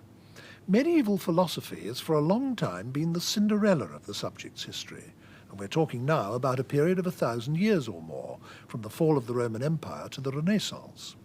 I think the chief reason for this is that throughout that period, virtually every important philosopher was an ecclesiastic, whereas in the century or two leading up to our own time, there's been a widespread reaction against religion, especially against its hold on thought. During that reaction, medieval philosophers came under suspicion of not pursuing the truth wherever it might lead, but of trying to find good reasons for what they believed already. Like most reactions, including healthy ones, this one went too far. The greatest medieval philosophers were true giants, doing genuine philosophy as we understand it today, and we can still learn a lot from them. As in the case of ancient philosophy, among the medieval philosophers there are also two figures who stand out from the rest, though in this case they're at almost opposite ends of the period from each other. St. Augustine was born in North Africa in the year 354 AD and died there in 430. Two of his books are still universally acknowledged as being among the world's great literature, the Confessions and The City of God. The other figure of comparable stature is Thomas Aquinas, who was born in Italy in the year 1225 and died there in 1274. He was a much more technical sort of philosopher than Augustine. His most famous works are two enormous compendia, one called Summa Contra Gentiles, which has been translated into English under the title On the Truth of the Catholic Faith, and the other Summa Theologiae, or Summary of Theology. The death of St. Augustine and the fall of the Roman Empire were followed by the period we call the Dark Ages. During those centuries, it was as much as the literate and learned in Western Europe could do to cling to the remnants of civilization. They saw their role as essentially preservative, and for a long time scarcely any new intellectual work of lasting importance was done. During the 700 years from Augustine to Anselm, there was only one philosopher of the front rank, John the Scot, who lived in the 9th century. But once we get to Anselm in the 11th century, we embark on a steady flow of significant thinkers. Just a few of the names are Abelard in the 12th century, Roger Bacon and Thomas Aquinas in the 13th, then Duns Scotus, followed by William of Ockham, and then the medieval period itself is beginning to come to an end. To tell us a little about this long but unfamiliar and fascinating period in philosophy's history, I've invited the Master of Balliol College, Oxford, Anthony Kenny, one of the few contemporary philosophers to have written extensively about medieval philosophy, and himself a former Roman Catholic priest. Anthony Kenny, before we start talking about specific issues or the work of individual philosophers, is there anything you'd like to add to that very brief sketch map of the period that I put forward just now? I'd agree with your choice of two philosophers to sum up the achievement of the Middle Ages, Augustine and Aquinas. But they're both very different people. Augustine is a solitary thinker, somebody whose best-known work, as you said, is an autobiography, his Confessions, a book drawing enormously on his own meditation, his own reading of the Bible, his own interior life. Aquinas is very different. He lives, as you said, at a much later period.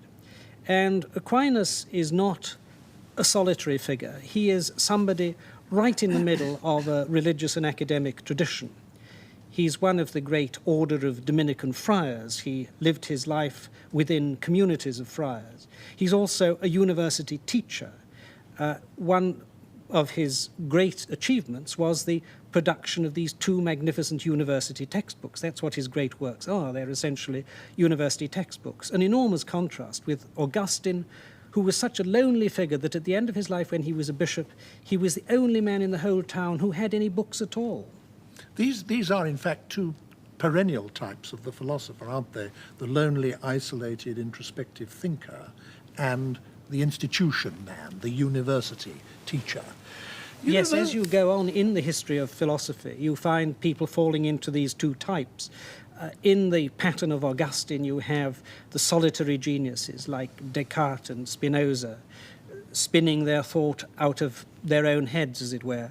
You also have the learned university professors like Kant and Hegel, developing systems which were then to be handed on and modified to pupils and later generations of philosophers. Now, it's during the period that we're discussing, the Middle Ages, that universities were invented. And this very fact had a simply enormous influence on philosophy, didn't it? And the way it was taught, the way it was studied. Can you say a little bit about that? Yes, I think that is one of the most important contributions of the Middle Ages to philosophy, is that it founded the university. By university, meaning a corporation of people engaged professionally, full-time, on the teaching of a corpus of knowledge, handing it on to their pupils, having an agreed syllabus, having agreed methods of teaching, and having very high professional standards. It's very remarkable thing how professional philosophy was in the Middle Ages. First of all, there's just the enormous output of the philosophers. Aquinas wrote, at about the lowest estimate, 8 million words. There are a number of other disputed works which might bring it up to 11 million. Yeah. Now, 8 million words is a lot to write. The whole of the surviving works of Aristotle are only 1 million words. The whole of the surviving works of Plato are only 500,000. Aquinas, in quite a short lifetime, writes 8 million words.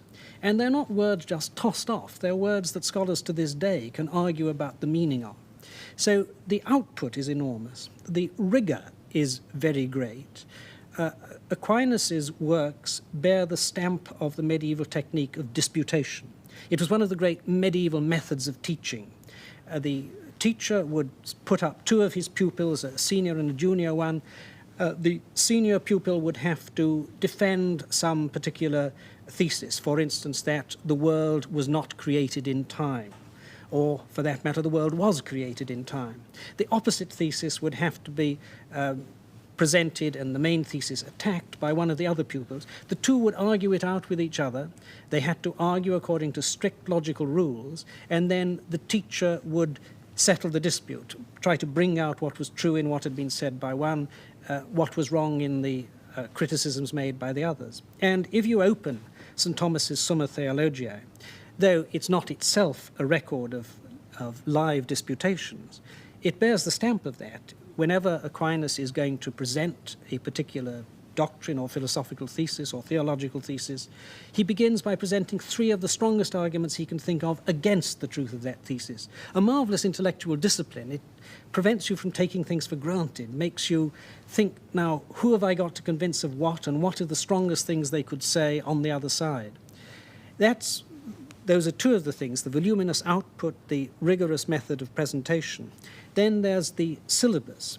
A university syllabus means that you have a lot of topics which anybody going to university is expected to learn, a corpus of knowledge that they're expected to master, a state of the art which they have to reach, and then they add their own little bit, their own little stone to the cairn of the scientific edifice, and then hand it on to their pupils, hopefully enhanced, but it must be preserved. Now, in the Middle Ages, the syllabus is set especially by the surviving works of Aristotle. Aristotle's works at the beginning of the High Middle Ages were translated into Latin. Very few of the great medieval philosophers could read Greek, but they had good translations of Aristotle, and they worked away to extract all the knowledge that it was possible to extract from Aristotle and then develop it. Now, before we come to the content of this, there's one other question I want to put you about the period as a whole. And it may sound, at first blush, rather a parochial question, but it could possibly have an interesting explanation by way of answer.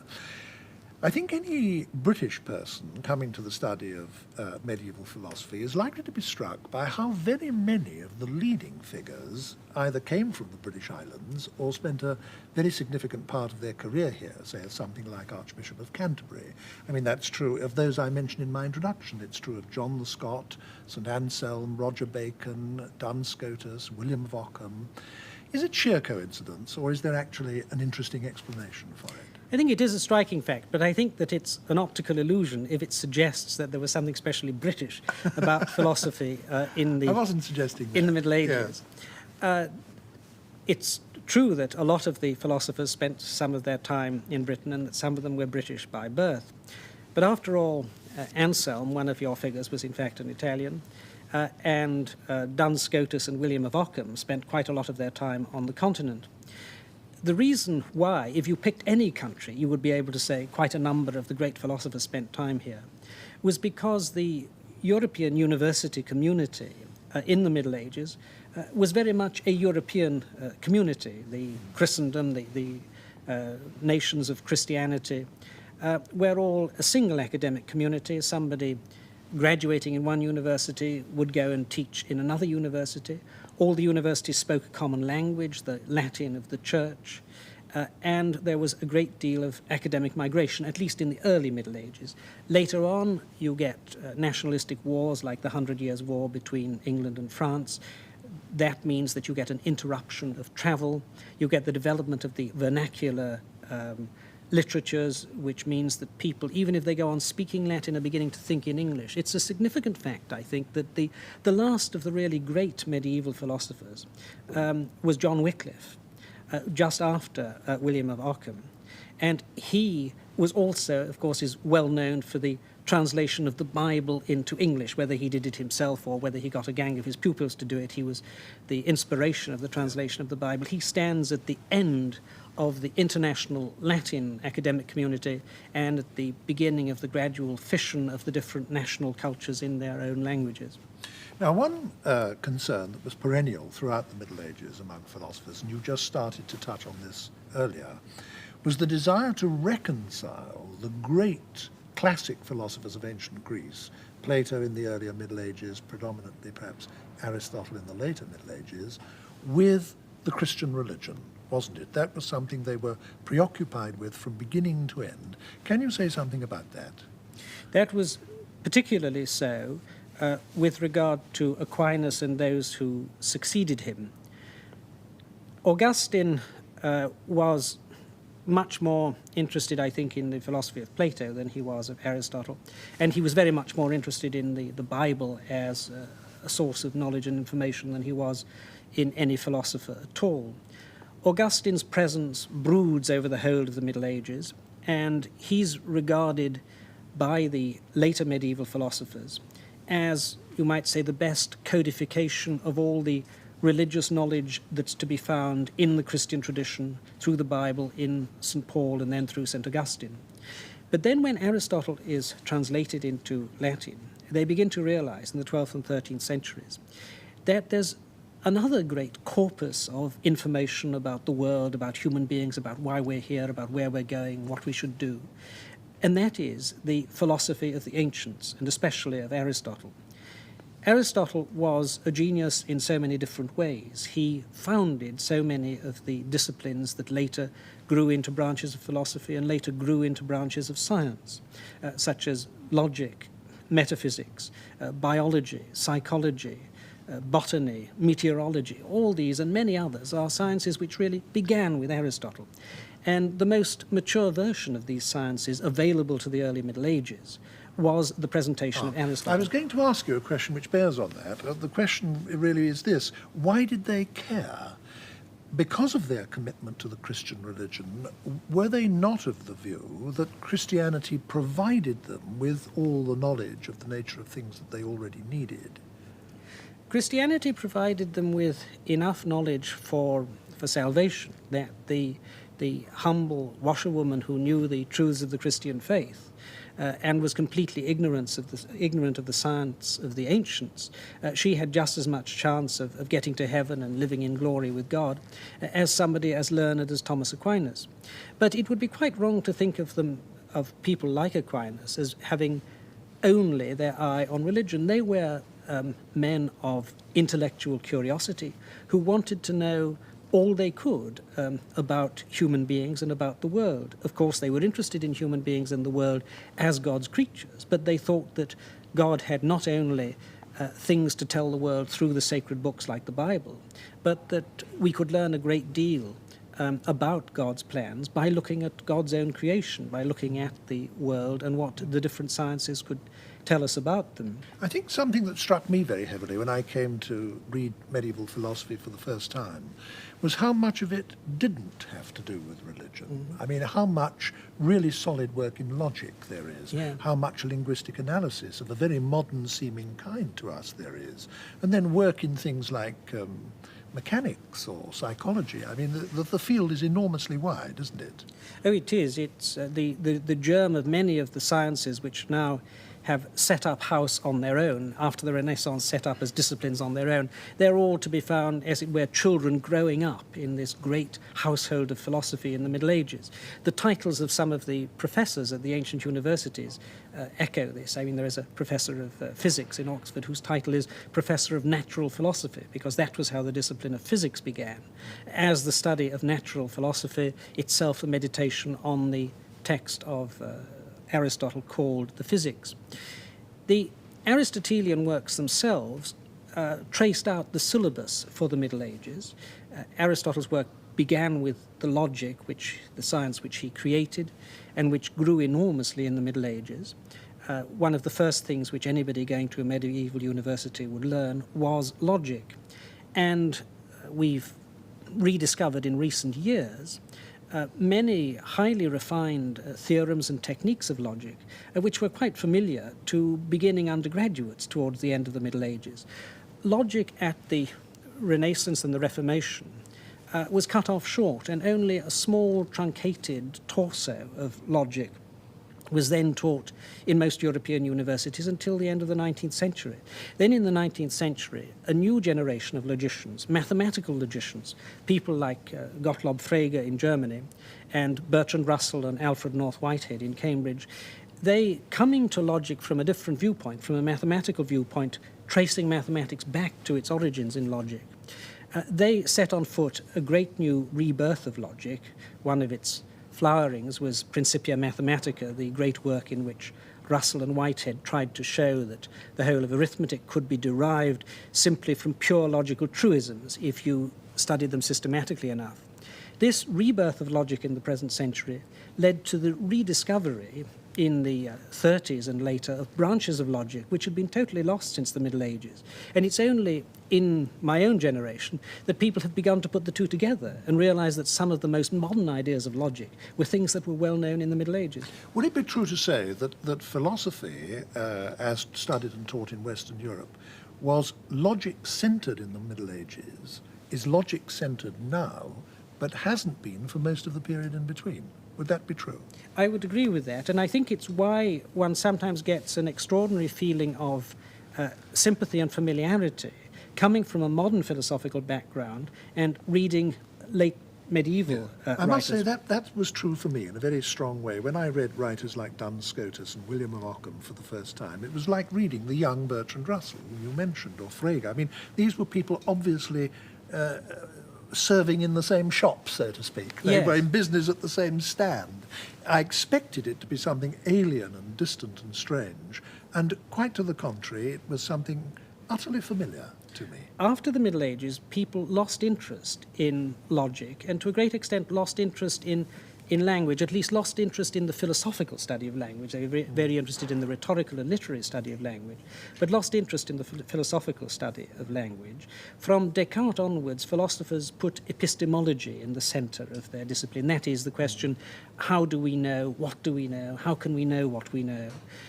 Logic and language go to the background. Since Frege and Russell, and in the present generation, particularly in Britain and America, logic and language are in the forefront of philosophy. The philosopher's great question nowadays is not what do you know, but what do you mean? And the question of the meaning of what we say, the insistence that any other question, whether it's in science or mathematics or anything else, must be accompanied with a very careful awareness of what we mean by asking the question, if we're ever to get an answer. That's something that was very typical of the Middle Ages and is typical of philosophy again now, but had disappeared in the intervening period. Now, I suppose the commonest charge made against medieval philosophy in general, and I mentioned this in my introduction to this discussion, is the charge that because it was carried out by people who were already committed before they started to the Christian faith, they weren't really, as I put it earlier, pursuing the truth wherever it might lead. They were looking for good reasons for what they already believed. What would your answer be to that accusation? Well, first of all, I'd say that it isn't necessarily a serious charge against a philosopher to say that he's looking for good reasons for what he already believes in. Descartes, for instance, sitting beside his fire wearing his dressing gown, was looking for good reasons for believing that and took a remarkable long time to find them.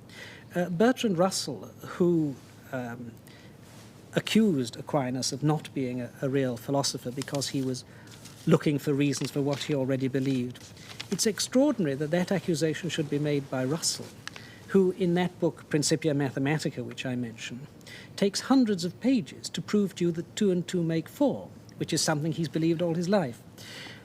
But more seriously, I think that Well, I mean, it's worth interrupting you at that point, I think, to say quite explicitly that provided it's acknowledged in a fully professional way that the goodness of the reasons is essential, then in a way it doesn't matter what you already believe, provided arguments and reasons are subjected without limit to fully rigorous tests.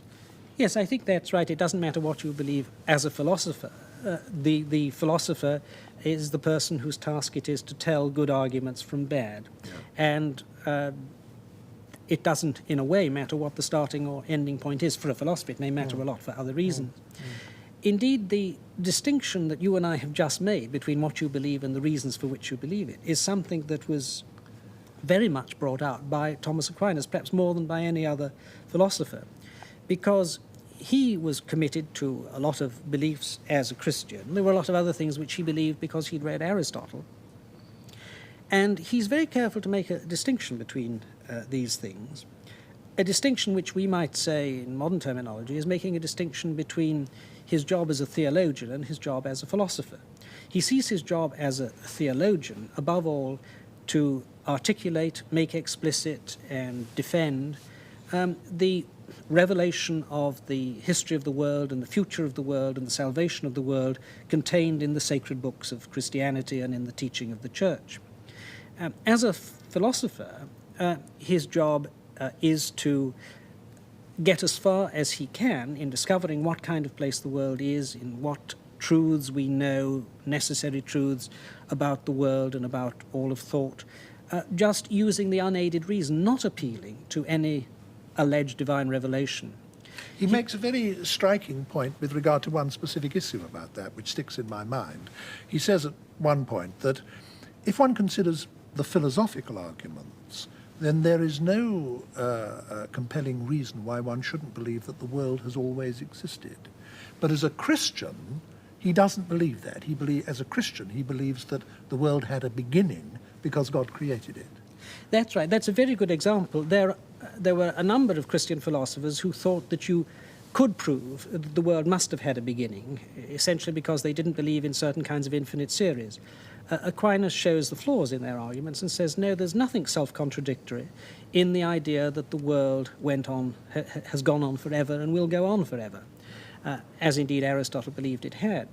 So that Aquinas thinks that with the unaided human reason, you cannot prove that the world had a beginning. Equally, you can't prove that it didn't have a beginning, and he objects to Aristotle, who thought it could. Aquinas is much more agnostic as a philosopher. He says you can't prove it either way. If you asked him, well then, why do you believe that the world did have a beginning? He'd say, well, because it says so in the first verse of the book of Genesis in the Bible. But that's something I believe as a Christian, as a theologian, not as a philosopher. You mentioned his two great works at the beginning, the Summa Contra Gentiles and the Summa Theologiae.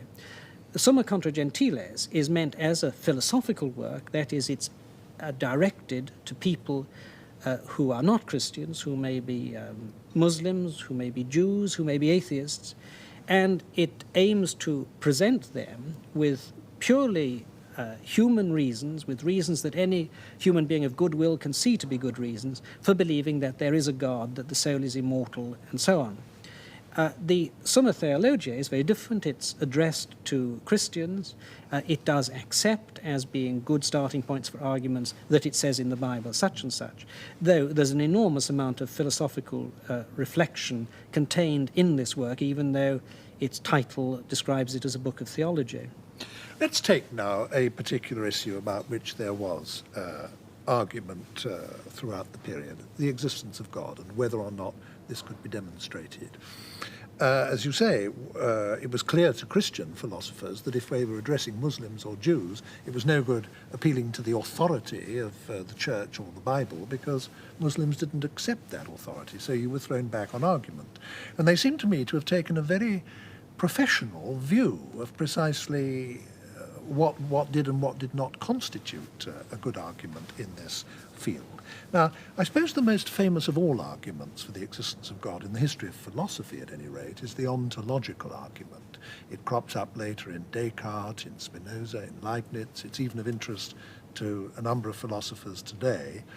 And its classic formulation was in the 11th century by St. Anselm. Can you tell us what it was? Yes, but perhaps before I do that, I ought to explain to our listeners what an ontological argument is, what's meant by the word ontological. Right, very good. That is that in the Middle Ages and later, there were two different kinds of arguments offered for the existence of God. One set, of which the best known are the 5 ways of St. Thomas Aquinas. they take as their starting point some feature of the external world, usually some very obvious feature of the external world, as that some things move from place to place, or that some things come into existence and go out of existence. Starting with those and a few universal truths of philosophy, St. Thomas will offer to prove to you that there is something which is recognizable as what all men call God. They're cosmological arguments because they begin from the cosmos. But the ontological argument is a kind of argument which is meant to begin just from the notion of God, from the very conception of God. You don't, as it were, have to go outside the realm of ideas to get its starting point. As you said, the most well-known formulation of it is that of St. Anselm. Indeed, St. Anselm seems to have been the inventor of the ontological argument, whereas the other arguments are developments of things to be found in Aristotle. Now, Anselm's argument is very ingenious. It takes as its starting point a definition of God. He says, well, God is something that you can't conceive anything greater than. Now, that seems a pretty harmless definition of God, and somebody who didn't believe in God might accept it as a definition. And after all, if you don't believe in something, you need a definition of what it is you don't believe in. And so an atheist might agree, all right, I accept that definition of God as something that you can't conceive anything greater than. Well, then Anselm will say to the atheist, well, let's suppose that God only exists in the mind and not in reality. Of course, you've got to agree that God exists in the mind because you're thinking of him at this very moment, and that's a way of him existing in the mind. But now, if God existed only in the mind and not in reality, then you could conceive of something greater than God, because you could conceive of something that was exactly like the God you're just conceiving of, only existed in reality as well as in your mind, and that would be greater.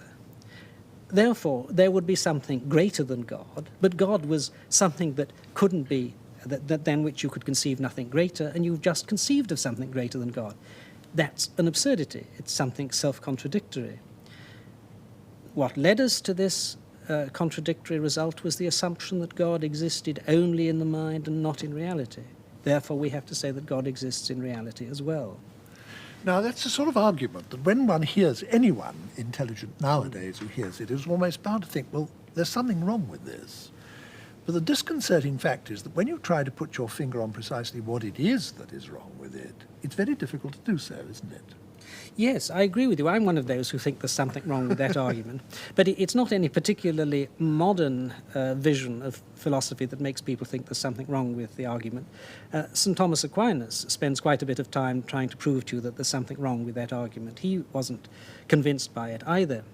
But the most interesting thing is that a lot of the great philosophers through history have thought there was something wrong with the argument. They all give different reasons for saying what's wrong with it. And to this day, there isn't any consensus about what is wrong with it. Indeed, there isn't any consensus that there's something wrong with it at all. And there is recently has grown up in America, a group of philosophers of religion using the latest techniques of mathematicized logic to revamp the argument and to try and present it in a way which is convincing within the background structures of contemporary logic. It would take too long, and I would need a blackboard to spell out how they do it. Yeah. But it's something which, when I was first coming to philosophy, was thought of as a completely dead duck. It is now alive and living in Indiana and in California. Yeah. Earlier, you were drawing certain parallels between medieval philosophy and modern philosophy. I mean, you've given us another one now with interest in a revival of interest in the ontological argument. You were saying earlier that logic in the Middle Ages was language-centered. Well, yes, just to a large degree, logic and language-centered, and that's again true now, though it wasn't true for much of the period in between. And there seems to be another way in which philosophy now can be likened to philosophy then, and that is that after a long period in which moral philosophers were not concerned with specific problems of living, but were concerned with the analysis of logical arguments and concepts and so on, they are now coming back to being concerned with what philosophers call first-order problems. Now, that was so in the Middle Ages, wasn't it, for most of the time? This, again, is a fairly recent change in the Anglo-American philosophy that you and I were brought up in.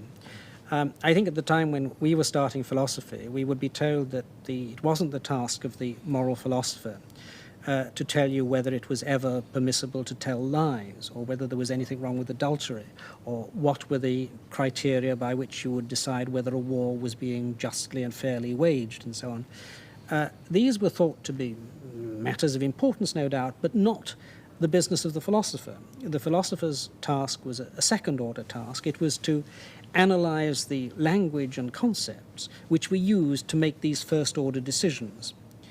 Whereas in the last decade, I think there has been a great swing of interest back to the real live moral questions as being something which concerns philosophers as philosophers, not just as citizens or moral human beings.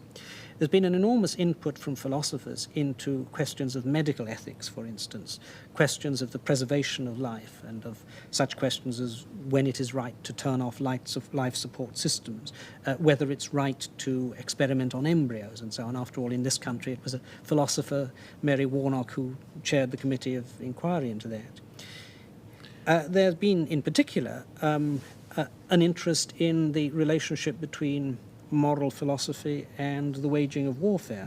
I'd like us to take this up because you yourself have written a book recently about nuclear deterrence, and one question to which you have to address yourself, it's central to your book, is are there any imaginable circumstances in which nuclear war would be justified?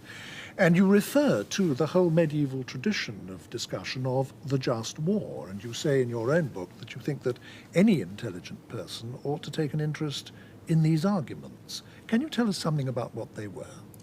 Yes, the theory of the just war is something of which there's the germ in the Middle Ages, in Aquinas and in later thinkers. It gets more developed just after the end of the Middle Ages in the post-medieval scholastics.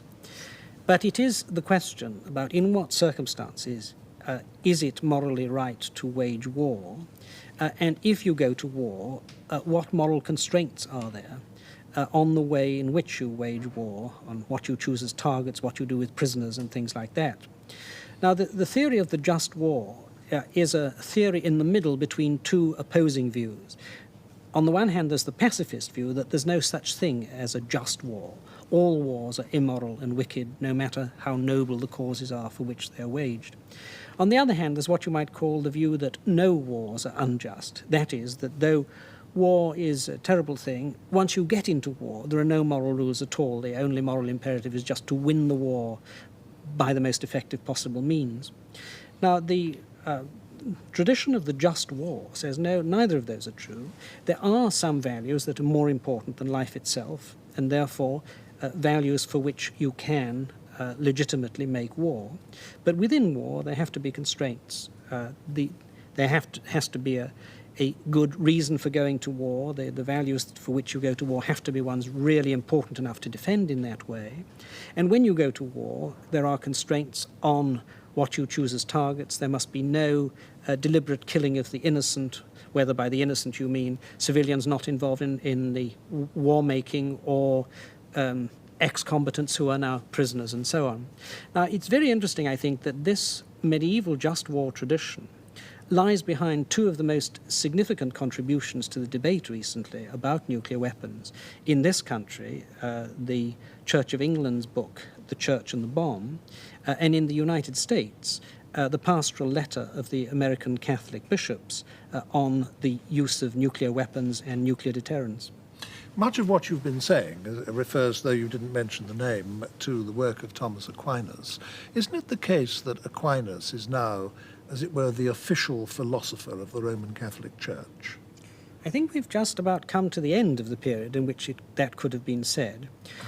Before the 19th century, though he was held in enormous respect, I don't think he was in any way the official philosopher of the Roman Catholic Church. He was perhaps the official philosopher of the Dominican order, but that's only a small part of the Catholic Church. Then in the late 19th century, Pope Leo XIII wrote an encyclical letter giving him a special place in the teaching of philosophy and theology in Catholic seminaries and universities. Since the Second Vatican Council, I have the impression that the hold of Aquinas on Catholic institutions has become much looser. And he's been replaced largely by other philosophers, I think not always by philosophers who are deserve not always better. But I think, in fact, the reputation of Aquinas in the non-Catholic world has enormously gained from the fact that he's now no longer seen as just the spokesman for a party line. And particularly in the United States, there's a growing interest in his work by people who aren't Catholics, perhaps aren't even Christians at all, who are just impressed by the sheer philosophical genius of the man. I'd like to take up one other question, which is always of interest to people outside philosophy, as well as in it, and which was of special interest to philosophers in the Middle Ages. And that concerns the question of to what extent we have free will. In the Middle Ages, it was particularly important to Christian thinkers because of the doctrine of grace. According to the doctrine of grace, it simply is not up to us as individuals whether to secure our own salvation. I mean, whether or not we will be saved depends, at least in part, on divine grace. But if that is so, then to what extent do we have free will in any respect that matters? I mean, that was, in a way, the nub of the problem. Can you tell us something about that? Well, there were two problems in the Middle Ages interwoven, but one of them a philosophical problem and one a theological problem. The philosophical problem was the problem of reconciling divine foreknowledge and human freedom. Because not only medieval philosophers, but most ancient philosophers and Islamic philosophers who had considered the nature of God thought that one of the things that we knew about God, if we knew anything about him at all, was that he could foretell the future, that he knew what was going to happen in the future.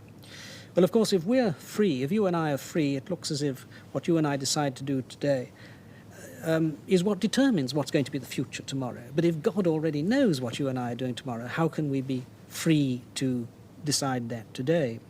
Now, that's a problem which arises for anybody who believes in an omniscient God at all, whether or not they believe in anything that the Bible says about God. But there was a special problem for Christians, especially for Christians who took the version of Christianity presented by St. Augustine, because St. Augustine, particularly in his later days, lays enormous emphasis on the fact that, on the doctrine that nobody achieves salvation, goes to glory in heaven, unless they're predestined to do so by God. And that was an extra problem for Christians. But what is interesting philosophically is that the patient work which was done by the theologians and philosophers in the Middle Ages, unraveling the concepts of freedom and the concepts of determinism, to try to show that the two can be reconciled. These are replicated, often in ignorance today, by people who are not interested in God at all, but are interested in determinism, and physical scientific determinism. Yes. But the actual logical moves, which somebody in the 20th century will use who's trying to reconcile physical determinism with our experience of freedom, will be the same steps being gone through as somebody in the 14th century trying to reconcile divine predestination with human freedom.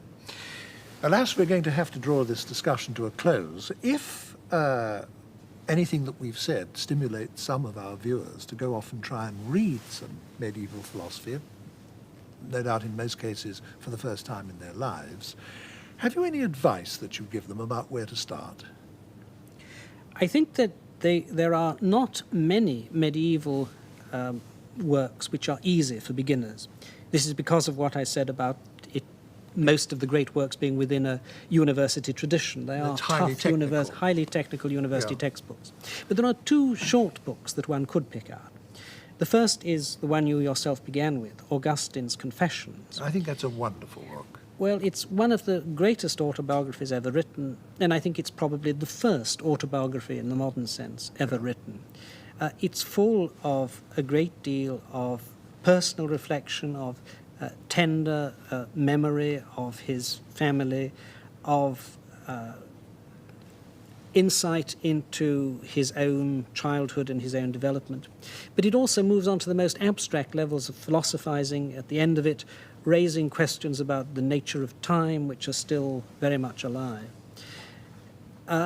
The other book which I would recommend is the Proslogion of St. Anselm, which is the book in which he presents that ingenious argument for the existence of God that I tried to paraphrase earlier on. I think your readers might find it interesting to look at that book. It only takes an afternoon to read, and see whether they think I represented his argument rightly and see whether they find it convincing. I said right at the beginning of this discussion in my introduction that for a long time medieval philosophy has been the Cinderella of the subject, and there's no doubt that that has been true in the past. But I'm also beginning to get the impression that and your own writings are perhaps one of the swallows that presage this summer, that there are all the signs of a revival of interest, a serious revival of interest, not quite perhaps with us yet, but on the way. Do you perceive that? Of course, it's only true of Anglo-American philosophy that medieval philosophy has been a Cinderella. On the continent, medieval philosophy has been thriving as a subject of study for quite a long time. I think that the revival in English-speaking philosophy at the moment is particularly in America, where there's a great revival of interest in all things medieval, not just in medieval philosophy. Thank you very much, Anthony Kelly. Thank you. When the term modern philosophy is used in universities, it's usually to make a distinction from ancient and medieval philosophy. So it doesn't mean just the philosophy of our own day here in the 20th century. It means the philosophy of the last 4 centuries. In fact, there's one man who is generally, and I think rightly, regarded as the inaugurator of modern philosophy, the Frenchman Descartes. So in practice, what the term modern philosophy means is philosophy from Descartes onwards. René Descartes was born in France in 1596. He received an unusually good education, but he also had unusual independence of mind. And while still young, he perceived that the various authorities he was studying quite often put forward arguments that were invalid. As a young man, he became a soldier and travelled widely in Europe, though without seeing any fighting. And he was struck by the fact that the world of practical life was as full of contradictions as the world of books. He became fascinated by the question whether there was any way at all in which we human beings could get to know anything for certain, and if so, how. He stopped travelling and went into seclusion in Holland, the country in which intellectual life in those days was at its freest.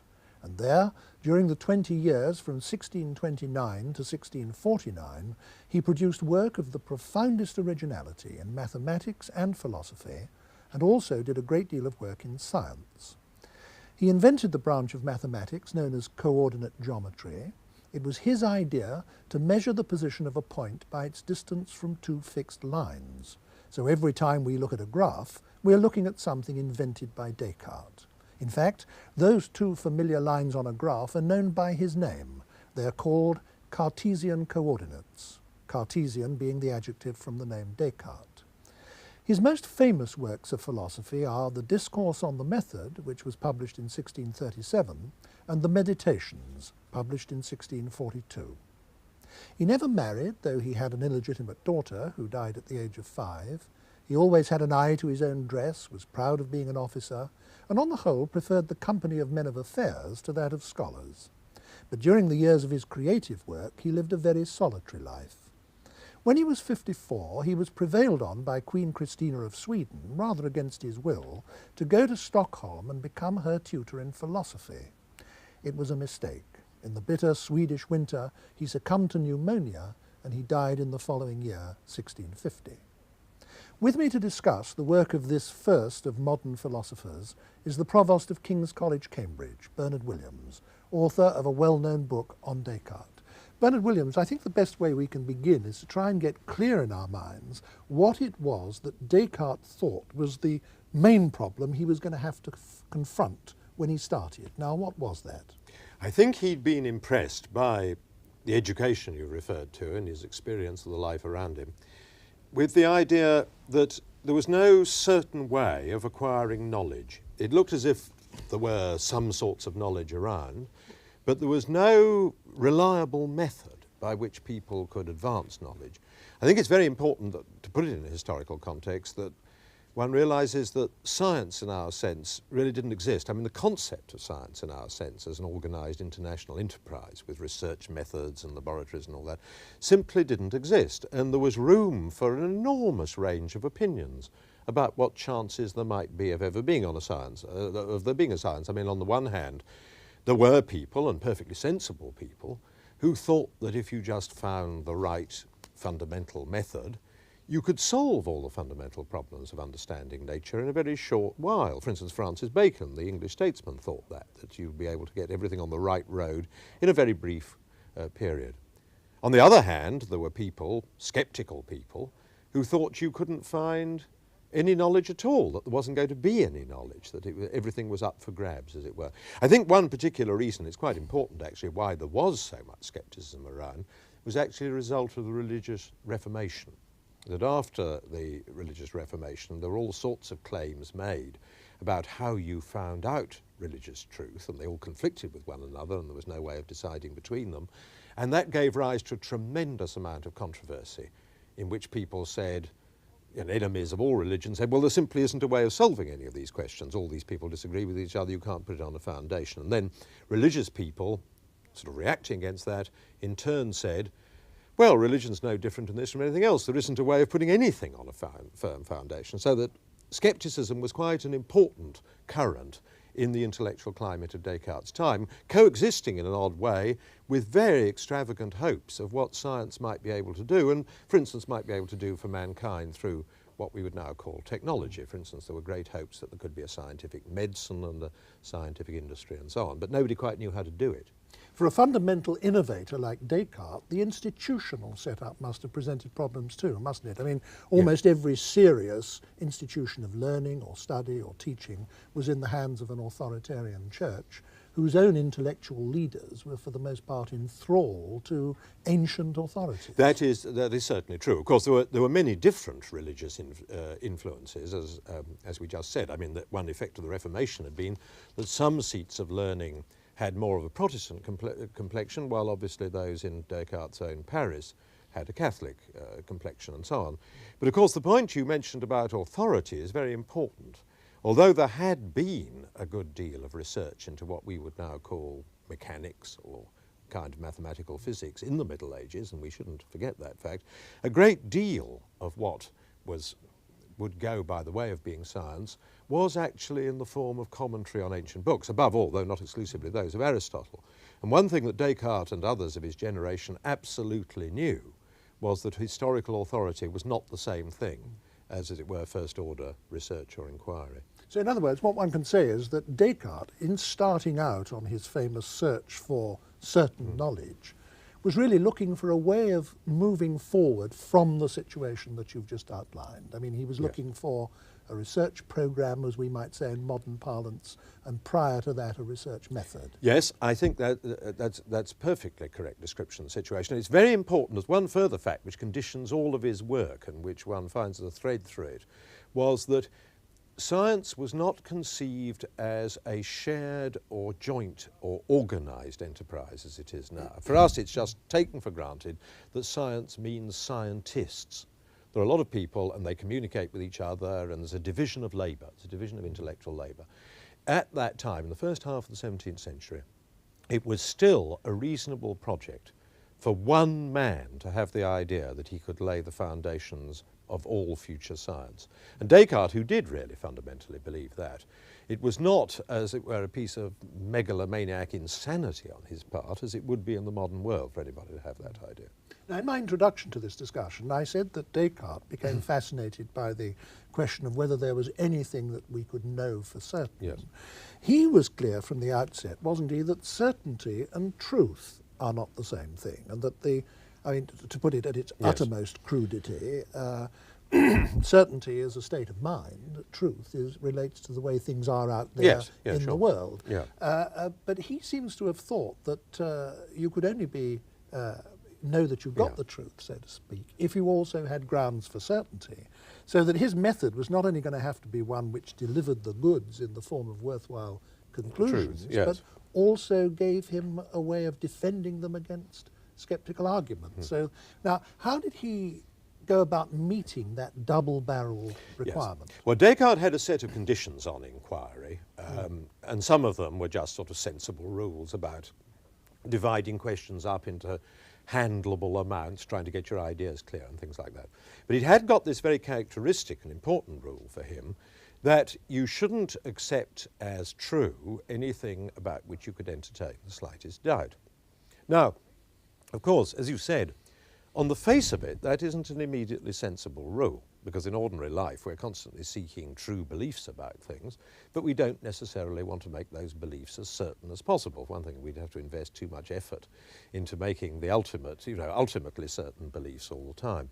But Descartes, who was trying to get at the foundations of science, and also not only at the foundations of a science itself, in the sense of fundamental general truths about the world, but also to lay the foundations of inquiry, that is, to be able, as he thought, to lay the foundations of the possibility of going on to find out more things, to establish that scientific knowledge was actually possible.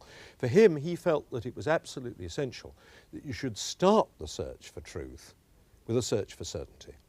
That what he wanted to do was to be able to put the scientific enterprise, as we would put it, into a shape in which it could no longer be attacked by skeptics. So the first thing he wanted to do was to engage in a kind, we might call it, preemptive skepticism. In order to put the foundations of knowledge beyond skeptical reach, he said to himself, I will do everything the skeptics can do, only better. And what I can do by pressing the skeptical inquiry hard enough is, he hoped, come out the other side with something which would be absolutely foundational and rock hard. And one of the most characteristic features of Descartes is not that he confuses the idea of looking for truth and the idea of looking for certainty. He saw they were two separate things. But he thought that the only sure way of searching for truth was by searching for certainty. And that led him, didn't it, to the famous Cartesian doubt as a method, not the discourse on the method. That's about something else. But doubt used as a method was fundamental to his procedure. He adopted something that he called the method of doubt. Yes. And indeed, the method of doubt is part of the method which is discussed in the discourse on the method, but only one element in it. Yes. That's a situation there. Now, the method of doubt worked, but since he was looking for certainty, by laying aside anything in which he could find a doubt. As he famously put it at one point, it's like having a barrel of apples, and some of them are bad and some of them are sound. You want to keep only the sound ones. So you take them all out first, look at them one by one, throw away the ones that are dubious and put back only the absolutely sound ones. So he started by emptying his mind of all beliefs, laying aside anything in which he could see the slightest doubt. And the way he did that was really in three stages. He started by laying aside things which just on ordinary commonsensical grounds you might possibly find doubtful. For instance, he reminded himself of such well-known facts as sticks can look bent in water, or, things can look curious colours to you if you have defects of eyesight, and so on, the obvious thing. But he wanted to go beyond those absolutely sort of everyday kinds of doubt or grounds of doubt. And the next step he took was to entertain the idea that perhaps we could doubt that we were really awake and seeing things around us as we ordinarily suppose. For instance, he just entertained the following thought. He had often dreamt that in the past that he was perceiving things. While he was dreaming, at the time he was dreaming, he thought, just as he does now, that he was seeing people or tables or whatever around him. But of course he woke up and found that was all an illusion. How could he be certain that at this very instant he wasn't dreaming? Well, that's an unnerving kind of sceptical consideration. It had been used by skeptics before, but he gave it an orderly and settled place in his inquiry. Now, of course, the dream doubt, the doubt based on the dream, does depend upon knowing something. It depends upon knowing that in the past you've sometimes woken up and found you were dreaming. Yeah. I mean, it depends on the idea that you know something about the world. For instance, that sometimes you sleep, sometimes you wake, sometimes you dream, and so on. He then took another step. He said, I will go to the most extreme doubt possible. I will imagine the idea of a malign spirit, a sort of evil spirit, a malicious demon, as it's sometimes called in the literature, whose sole intent is to deceive me as much as he can. And then I put myself the following question. Suppose there were such a spirit, is there anything he couldn't mislead me about? And this is, of course, a pure thought experiment. It's an abstract thought experiment. We must emphasize that Descartes never meant this philosophical doubt to be a tool for everyday living. He makes that point over and over again. The method of doubt, and particularly the fantasy or model of the evil spirit, is used only as a form of intellectual critique in order to winnow out his beliefs and see whether some are more certain than others. And of course, the ultimate purpose for his long-range strategy of winnowing away everything that he can possibly, in any imaginable circumstances, doubt, yes, is to find rock-hard, indubitable propositions which can then function as the premises for arguments. Absolutely Isn't that right. so? Well, as two things. I mean, he certainly wants to find rock-hard, indubitable propositions. That's to say that propositions which, in some sense, which of course requires bit of inquiry into what exactly is, cannot be doubted, which in some sense cannot be doubted, which will resist the doubt. He wants them in part as premises of arguments. He also wants them in some rather more general role as to provide a kind of background which will validate the methods of inquiry I was referring to before, and we perhaps can say something about how that works, yes. But now, after peeling away all imaginably doubtable propositions, what are the utterly indubitable ones that he finally arrived Well, at? the famous thing that he arrived at, what some French commentators call the turning point of the doubt, that's where the doubt has got to the end and it does a U-turn and he starts coming back again, constructing knowledge again. The point at which it stopped was the reflection that he was himself engaged in thinking. As he said, the malicious demon can deceive me as he will. He can never deceive me in this respect, namely to make me believe that I am thinking when I am not. Because if I have a false thought, well, that's a thought. So in order to have a deceived thought, I've got to have a thought, so it must be true that I'm thinking. And from that, Descartes drew another conclusion, or at least he immediately associated with that another fundamental truth, namely that he existed. And so his fundamental first proposition, or two propositions really, was, I am thinking, therefore I exist, or cogito ergo sum in the Latin formulation, or as it's often called, the cogito. That's that proposition. It's worth making the point that he himself made it clear that by thinking, he didn't just mean conceptual thought. No. He meant all forms of conscious awareness Experience. whatsoever. Absolutely right. Experience, feelings, etc., etc. Cogito, in this Latin formulation, equally for Descartes' French formulations, means all sorts of things like perceptions and pains and so on, not just... So it wouldn't be unfair to say that what he was saying was, I am consciously aware, therefore I know that I must exist. That's right. That's it. He does actually, in the great work called The Meditations, in which this is most carefully and elaborately set out, he does actually show a great deal of finesse in pushing the boundaries of the cogito forward step by step through various kinds of mental experience, but the sum of what he gets to is exactly that. Yes. But now, in the process of peeling away everything that can possibly be doubted in order to arrive at these fundamental, indubitable propositions, he himself has shown that from these fundamental propositions, nothing follows. That although I am consciously aware, I may draw all sorts of false inferences about, for example, the external world or whatever it might be, from whatever the deliverances of my own consciousness are. So I'm conscious only, I mean, I can be sure only of the fact that I am having whatever immediate experience it is I am having. I can't be absolutely certain of any inference I may make from that. Well, it depends on what sort of inference it is. What he thought was that the mere fact that I have the experience, as it were, of being confronted with this table, for instance, doesn't guarantee the existence of that table.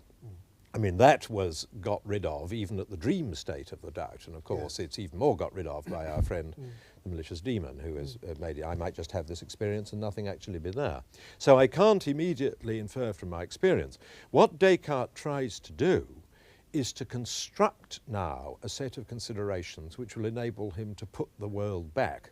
Though it has to be said straight away that the form in which the world is put back is rather different from that of common sense. We don't just, as it were, having moved all the furniture out of the attic in the course of the doubt, stuff it all back again in a totally unreconstructed form. We have a different view of the world when we reconstitute it than we did in our everyday common sense experience. And incidentally, we'll come to how he does that, but it's a very important fact about the method of doubt that that is so.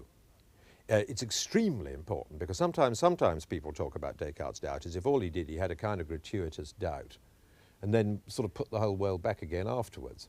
But it's very important that not only does he put it back for very special reasons, but that what he puts back has actually been subtly modified by an intellectual critique of how we can know things. Yes. But now how he puts it back is yes, the I was question. going to say, the point that I'm concerned to get at now is that he seems, in arriving at his indubitable propositions, to have painted himself into a corner, yes. because he's given himself Yes. indubitable propositions, which he himself has shown at a previous stage of the inquiry can't be used to infer any certain truths about the existence of anything outside myself. Well, all he's seen at the earlier stage of the proceedings is that the most obvious way of inferring the world from them isn't valid. He's now going to give you a way which he claims is. Now, of course, some people think that this actually is a bit of a conjuring trick, and that he actually tries to get himself out of the corner into which he's painted by the well-known hero of the thriller novel. You know, likely he threw off his bonds, but I mean, this is how it works. Now, having, as you rightly say, got to the point at which it is only the contents of his consciousness which he is acquainted with. There's nothing else available to him. It's obvious if he's going to put the world back, he's got to do it entirely out of the contents of his consciousness. So he's got to find something in the contents of his consciousness which leads outside himself. And he claims that what this is the idea of God. He discovers among the contents of his consciousness the conception of God. And he argues that this is unique among all the ideas that he has, among all the things that are in his mind. This alone is such that the mere fact that he has this idea proves that there is really something corresponding to it. That is to say, there really is a God. That's a very difficult one for many modern readers to swallow, Yes. isn't it? Of Yes. course. In fact, he has two different arguments, both of which he uses in the Meditations for doing this. One is an old medieval argument called the ontological argument, which is, I think, perhaps we needn't spend time on. That is a kind of logical puzzle, I think, a metaphysical puzzle, but it's much less characteristic of Descartes. The one that's really characteristic of Descartes is the argument which says, I have this idea in my mind, but I see an absolutely intuitive necessary principle, which is the lesser cannot give rise to the greater. The lesser cannot be the cause of the greater. Now, my idea of God is the idea of an infinite thing. And although it's only an idea in itself, it's nevertheless the idea of an infinite thing. It involves the idea that I can conceive an infinite being. But no finite creature, as I know myself to be, could possibly have given rise to such an idea, the idea of an infinite being. It could only have been implanted in me by God himself, as he memorably puts it at one point, as the mark of the maker on his work. God, as it were, signed me by leaving in this infinite idea of God himself. When I reflect that the lesser cannot give rise to the greater in this way, I realize that since I have this idea of God, it can only be because there actually is a God who has created me.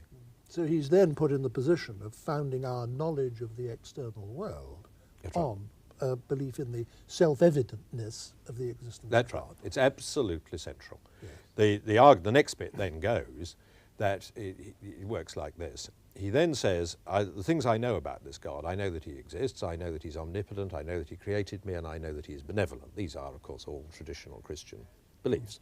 And because God created me and is benevolent, he is concerned as much with my intellectual welfare as with my moral welfare. And what that means is that if I do my bit, and that's very important, and I clarify my ideas as much as I should, and I don't assent precipitately to things I haven't thought out properly, if I do my bit in that sense, then God will validate the things which I am then very strongly disposed to believe. Now, I find that however much criticism I make of my ideas, however carefully I think out what is involved in my beliefs about the physical world and all that kind of thing, although I can suspend judgment in the doubt, I wouldn't have got to this point if I couldn't, although I can suspend judgment in this doubt, I do have a very strong tendency to believe that there is a material world there. And since I have this disposition, I've done everything in my power to make sure that my beliefs are not founded on error. Then God will, at the end, as it were, make sure that I am not fundamentally and systematically mistaken. That is, there is such a world. So, in other words, by ending up arguing in effect that the world of science is given to us by a God whose existence is self-evident and whose benevolence is self-evident, he's, so to speak, not so much answered the skeptics about science as jumped over them, and he's bypassed them. Well, what somehow. he says is that it's absolutely essential to his position that he believes that these arguments that involve God will be assented to by any person of good faith who concentrates on them enough. That's absolutely essential. He cannot accept, it would ruin his whole position if you accepted the idea that whether you believe in God is a matter of cultural or psychological upbringing and perfectly sensible people can disagree about whether there's a God or not, however hard they think about it. It is essential to Descartes that to deny the existence of God confronted with these arguments is as perverse and as totally in bad faith as it would be to deny that twice 2 is 4.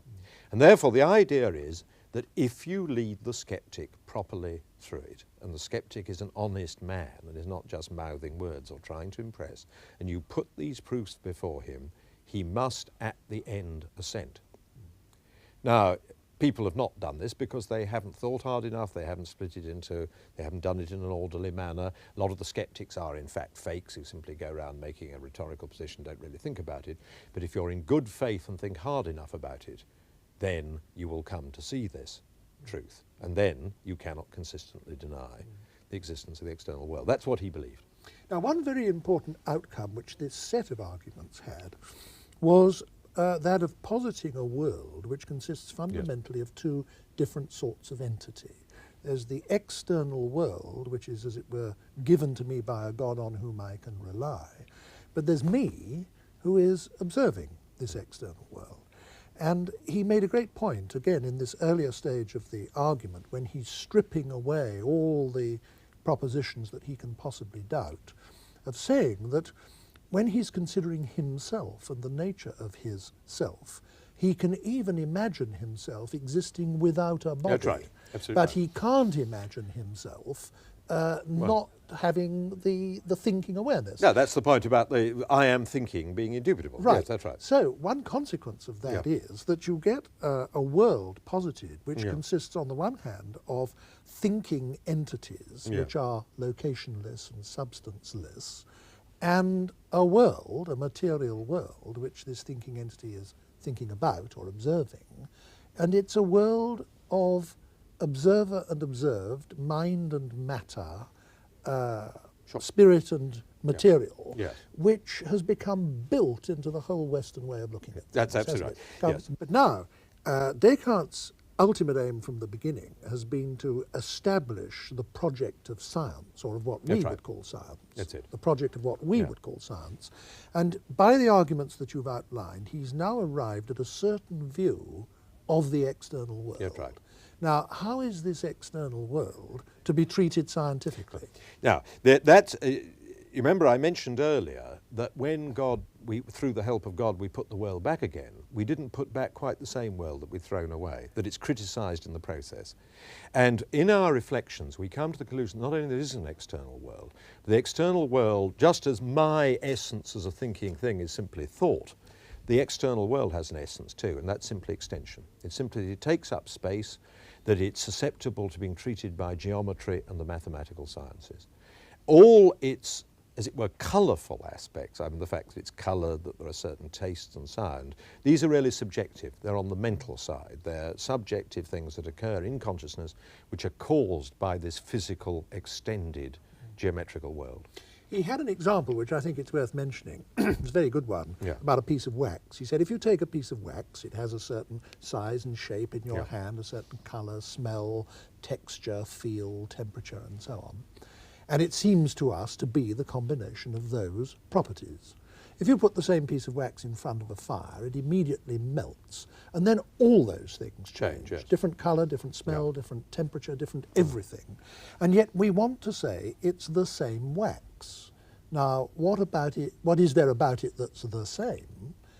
Answer, I suppose, that there's a continuous history of space occupancy. Yes. There is, as you know, there is a great, one of the disputed things in expounding Descartes is what exactly he thought the wax argument proved and how much he thought it proved just by itself. But he certainly did use that example to illustrate, if not actually to prove, what he thought was the fundamental idea, that as it were space occupancy, just being a piece of space. Yes. And it's rather important, but curious, he did actually not think, he really did think a piece of space. He didn't think it was just a thing in space because he didn't believe in a vacuum. He really did think that the whole world was one extended item and that separate things in it, as we say, tables or whatever, really are local pieces of this in certain states of motion. Now, this is a foundation for the mathematical physics of the 17th century. In its own terms, didn't come off. I mean, eventually it was going to be replaced by the classical physics and dynamics of Newton, which had a different conception of a mathematical world. But it did a tremendous amount to establish the notion of a physical world which is fundamentally of a mathematical character and permits mathematical physics to be done. Because of course one of the most important and striking facts about the scientific revolution, starting in the period we're discussing in Descartes' lifetime and through his work, is that the first of the great sciences, as it were, to get going was in fact mathematical physics. Chemistry, as well, the things that deal with sorts of things in much more that kind of detail, is of course much more a product of the 18th and 19th century and not of the 17th century.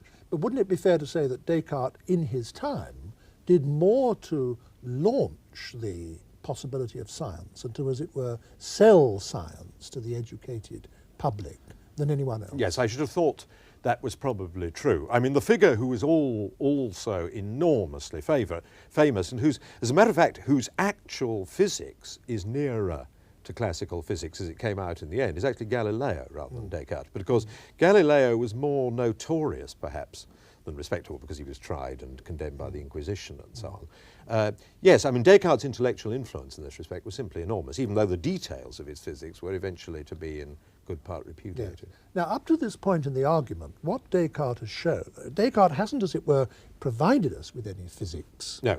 What he's shown is that a mathematically based physics is possible Yes. and is applicable That's right. to the real world. Yes. Can you expand on that distinction a little? Yes, absolutely. What he hopes to have shown by the manoeuvres we've followed so far, is that, as it were, the world is so constructed that man is capable of knowing about it. I mean, in that sense, man and the world are made for each other by God. There is still a teleological thing at the end in God, even though, of course, man in his essence is not actually part of nature, because man is this immaterial intellectual substance which isn't part of the natural thing. Man is not part of nature in that sense, but he is, as it were, his intellection is quite well adjusted to it. And that means we can conduct a mathematical physics above all. Now, Descartes thought that some of the fundamental principles of physics could themselves be known by what we would call philosophical reflection. He thought in particular we could know by such reflection that every physics had to have a conservation law. There had to be something that was conserved. We talk about the conservation of energy, the conservation of force, and so on. Descartes... The indestructibility of matter, yes, as it used to be. As it used to be thought, but of course now we know the equivalence of matter and energy through atomic reactions and so on. Now, Descartes actually picked on the quantity that was conserved, something which wasn't what was conserved, and indeed in terms of classical physics later is not even well defined. But the idea was there, and that was a priori. It was to be known by reflection. Further details of the laws of physics he thought required investigation. And in particular, how the world was actually laid out, how different patterns of motion were to be found in it, he thought was a matter for experimental inquiry. Now, this is quite important because Descartes is rightly said to be a rationalist philosopher. That is, that he thinks that fundamental properties of the world and of the mind and so on can be discovered by reflection, by a kind of philosophical reflection. And he does not think that everything is just derived from experience or experimental thing. It's sometimes supposed that he was such a strong rationalist that he thought that the whole of science was to be deduced by purely kind of mathematical or logical reasoning from metaphysics. That if I sat and thought hard enough about the cogito and God and matter and all that, I'd arrive with the whole of science. He thought no such thing. In fact, he's absolutely consistent always in saying that experiments are necessary to distinguish between some ways of explaining nature and others. You can build different models. This is very modern. very modern aspect of his thought. You can build or construct different intellectual models of the world within his laws. Experiment is needed to discover which are truly there. Yes. And is experiment seen by him as designed to test the answers or to give us the material for the premises to our argument? It's designed for a number of different things, actually, but really the following, that if you take the fundamental laws of nature, the principles on which matter moves, there are a lot of different mechanisms you could imagine which would produce superficially the same effect. You then make differential experiments. You then arrange a setup in which one thing will happen if one model is what's really there, and it won't if another is. And so you select between models. And that's really is quite a good description of quite a lot of what physicists do, in Well, fact. it's the modern notion of the crucial or decisive experiment. And he was very isn't it? keen on that. One of the Yes. things that Descartes was admirable about was that it was simply no good blundering around the world trying out experiments to see what you could find out. No. You had to ask the right question. And that's, again, this thing we were saying before, that God is on your side if you do your bit. Yeah. God will not allow you to be systematically deceived if you don't systematically deceive yourself. So what you've got to do is to think of the right questions to ask, and then God will assist nature in giving you the answers. I think it's worth making the point at this stage in the discussion that although God is an absolutely indispensable element to Descartes in the course of arriving at his method, once you've got the method, you don't have to be That's any right. sort of believer in That's right. God to use it, No, do you? that is an exceedingly important point, that Descartes wanted to free the process of science from theological constraints or foundations, or as one might say, free it from theological foundations and hence from theological interference. Yeah. But of course he was extremely keen to say this does not mean that we've produced a godless world. We've produced a world which is in fact made by God and where our knowledge of it is guaranteed by God, but where you have to appeal by God to God in your intellectual life is not in, as you rightly say, in conducting science, but in proving to skeptics that it can be conducted. And Descartes very sensibly thought you shouldn't spend a lot of time in proving to skeptics that it can be conducted. You only need to do it once. He thought he'd done it. Yes. Now let's all get on with it, was his view. Now, one phrase that's commonly used for an aspect of this whole system that he provided us with is Cartesian dualism. Yes. We've talked about this already. You mean the mind-body Yes, dualism? the division of total reality into spirit and matter. Yes. Now, didn't this give him a theoretical problem of a very important Yes. kind? How did he explain the interaction? I mean, to put it very crudely, how is a spirit able to push objects in the world around? Yes, well, I'm afraid, frankly, the answer is that he never really did. I mean, Leibniz, somewhat scornfully, said on this subject, the interaction, he said, Monsieur Descartes seems to have given up the game so far as we can see. He did have a theory in a late work, just before he went to Sweden. He wrote a book in which he did curiously try to localize the interaction between mind and body in the pineal gland, which is a body at the base of the brain. But of course it barely even makes sense. I mean, the idea that this purely sort of abstract, non-material item, something which is almost, though not quite as it were, the category of a number, could induce a change in the physical world by redirecting certain animal spirits, which is what he believed, is so difficult to conceive, even in sort of abstract principle, that it was a kind of scandal for everybody. I mean, a lot of the philosophy of the 17th century, and indeed subsequently actually, addressed itself to trying to find some more adequate representation of the relation of mind and body than Descartes actually left us with. Nevertheless, some form of Cartesian dualism, of distinction between Yes. observer and observed, subject and object, got into Western thought for something like 400 years. Well, didn't I it? think the distinction between subject and object, knower and known, is a distinction which is simply impossible for us to do without. I mean, there are indeed philosophical systems that constantly try to say that we simply have no conception of the known independently of the knower. Yeah. We make up the whole world and so on. But of course, the trouble about that is that it's very difficult, complete idealism, the idea that everything's there is really a product of our minds, is, to put it a little simply, quite difficult to believe. And we all do, and certainly all science does, depend very much on a dualism between the knower and the known, a world which we can know independently of our process of knowing it. What I think very few people now assent to is the absolute dualism between a completely pure mind and the body. The knower has to be seen as, indeed, of course, it was in philosophy earlier than Descartes, for instance, by St. Thomas or by Aristotle. The knower has to be seen as an essentially embodied creature, him or herself, as it were. I mean, Yes. and not just as a kind of pure soul. Yes. What would you say its main influence on Western philosophy has been? I mean, Descartes' influence has been simply immense, and still is. Well, if we summarise it in one thing, it is that Descartes, and almost Descartes alone, who brought it about, that the centre of Western philosophy for all these centuries has been the theory of knowledge. The idea that philosophy starts from the question, what can I know? Not from the question, just what is there? Or how is the world, but what can I know? And not just what can I know, but what can I know? That is, that it starts from a first personal egocentric question. And it is very important for the structure of Descartes' system. I mentioned right at the beginning that it was possible in his time to think that perhaps science could even essentially be done by one person.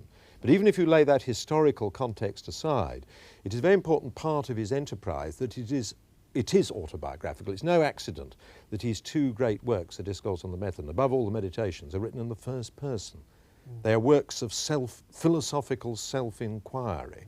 And this first personal and epistemological aspect, that is, an aspect concerned with the theory of knowledge, has been the overwhelming influence of Descartes. Now, given that all the things are wrong with the philosophy that we've touched on, and of course there are more than we have touched on, of course.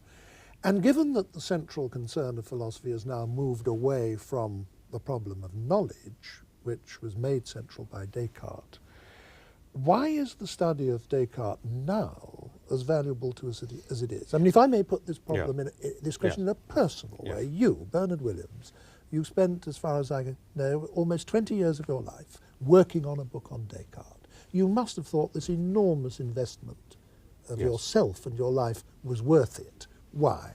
I think for two reasons. I mean, let's lay aside the purely case of historical understanding, the role that Descartes has played in getting us into our present situation, where I think that just to know what he said in a little bit of detail is very important, simply to understand who we are and where we've come from.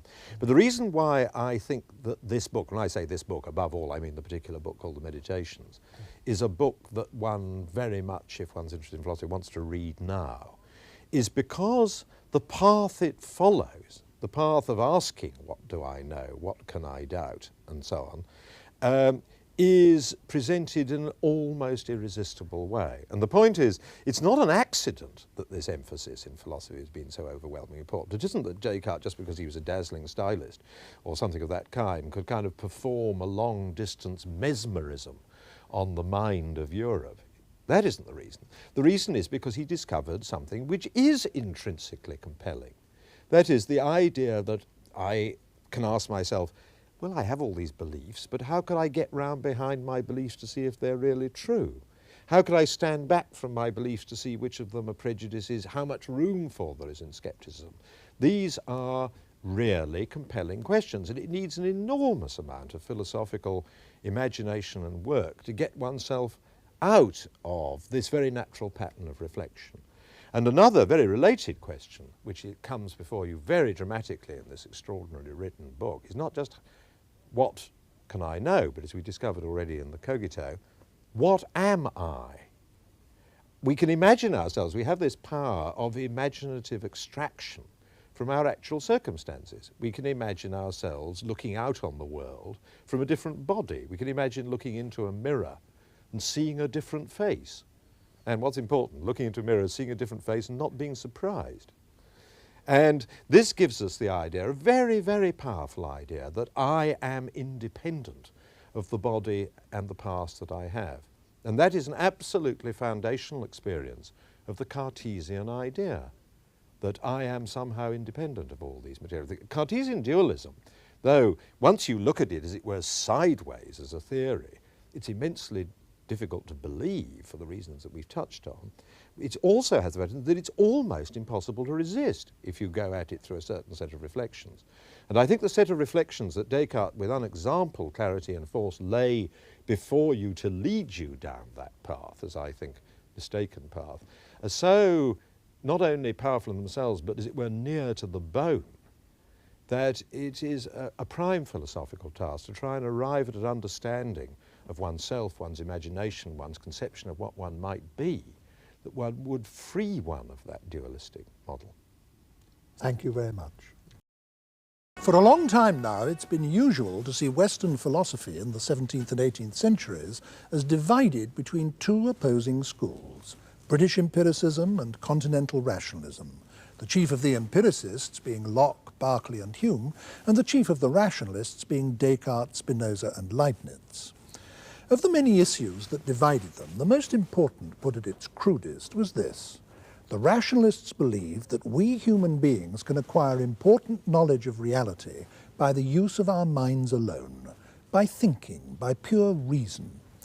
The empiricists denied this. They insisted that experience was always a necessary ingredient, and that all our knowledge of what actually exists must, in the end, in some way or other, be derived from experience. Again, the traditional view has been that these two opposing schools finally came together at the end of the 18th century and were combined in the work of Immanuel Kant.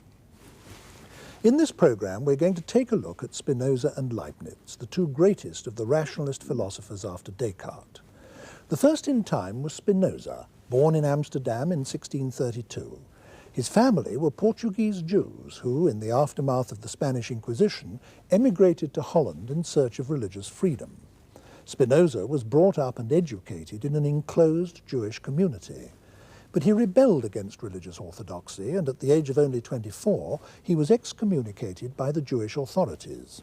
Fortunately for him, he was a loner by temperament as well as circumstances, and he chose a solitary mode of life in order to do his work. When he was offered a professorship at Heidelberg University, he turned it down. He earned his living grinding lenses for spectacles, microscopes and telescopes, and it's believed that the daily inhaling of glass dust from this occupation aggravated the lung ailment that killed him at the early age of 44. His acknowledged masterpiece, a book entitled Ethics, but in fact dealing with the whole range of philosophy, came out after his death, but in the same year, 1677. A striking feature of this book is that it's modelled directly on Euclid's geometry. Starting from a small number of axioms and primitive terms, it proceeds by deductive logic to prove a long succession of numbered propositions which, taken together, lay out the total scheme of reality. It's often held up as the supreme example of a self-contained metaphysical system whose object is to explain everything. In only the year before his death, Spinoza had a series of meetings with the other philosopher we're going to consider, Leibniz, one of comparatively few instances of two of the greatest philosophers actually meeting each other and having face-to-face discussions.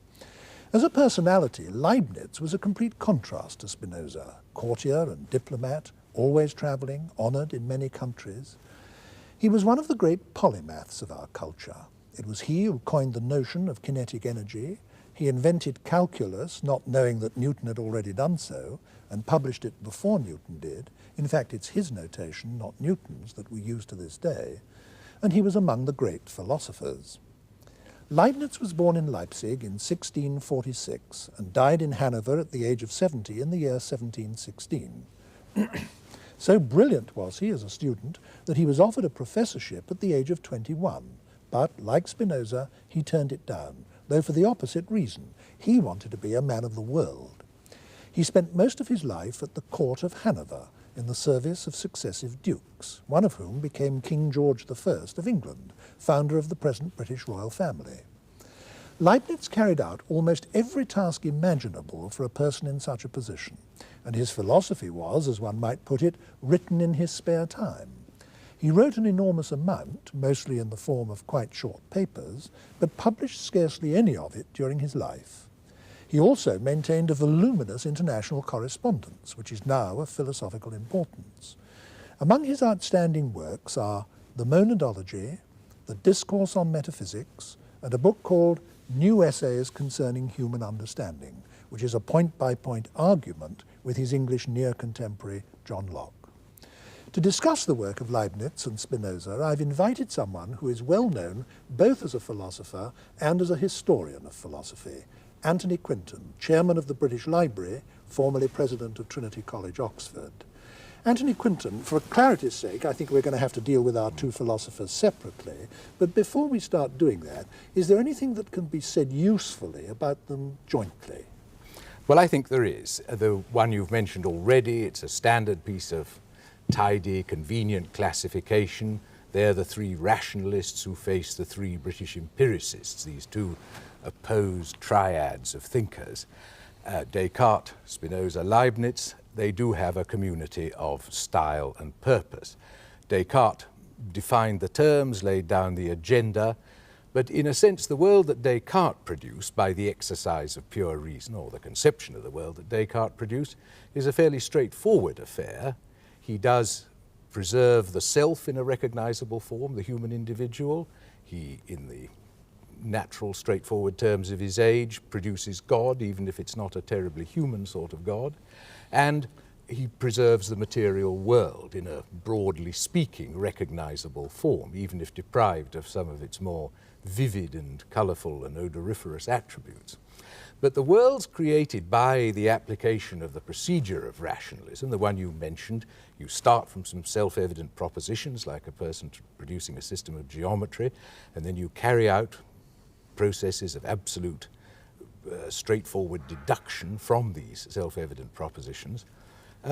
What that led to in the case of Spinoza and Leibniz is something very far removed in both of them from the ordinary understanding of the world. To some extent, Descartes, by comparison with them, is in the business of saving the appearances.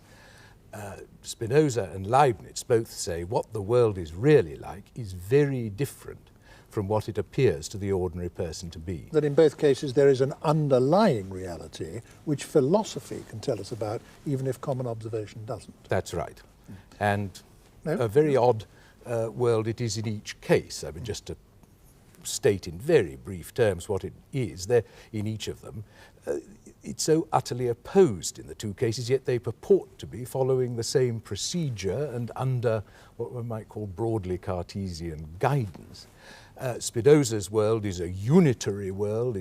There is only one true thing, which is the world as a whole, which is both extended and in some sense mental, a system of ideas. On the other hand, in Leibniz's case, the real world consists of an infinity of things that are purely spiritual, and everything material and space itself are phenomena, appearances, byproducts, as it were, of the real world, which is this infinite array of spiritual centers. Right, well now let's start taking them one by one, and let's begin with Spinoza.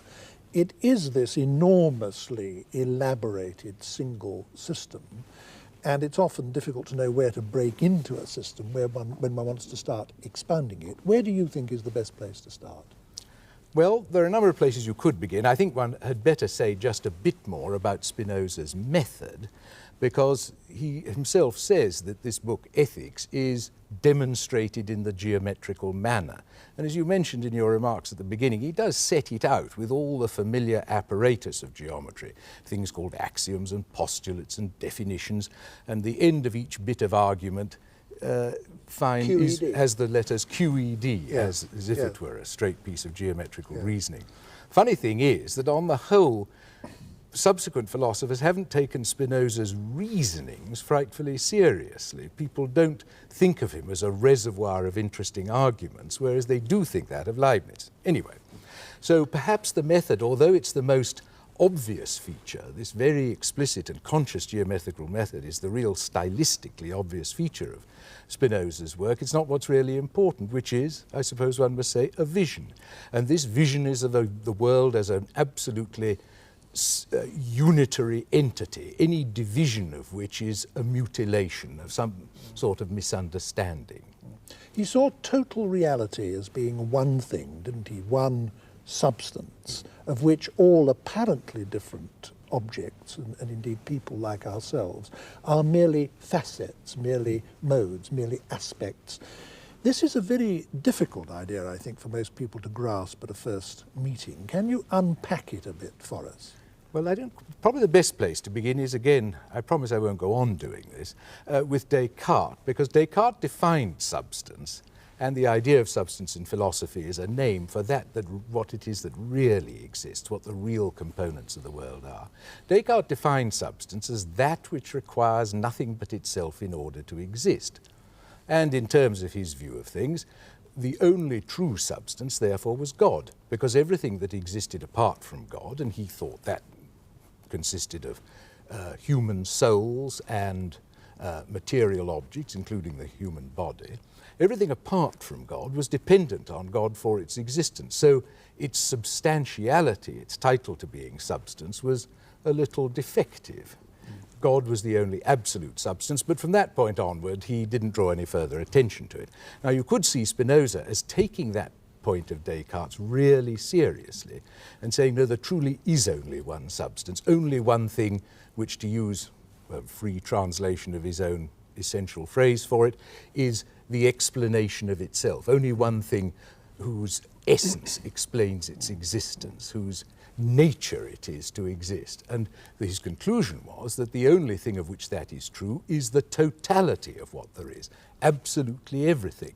And the one vaguely commonsensical element in Spinoza is to say absolutely everything, the totality, the one substance, is in fact nature as well as God.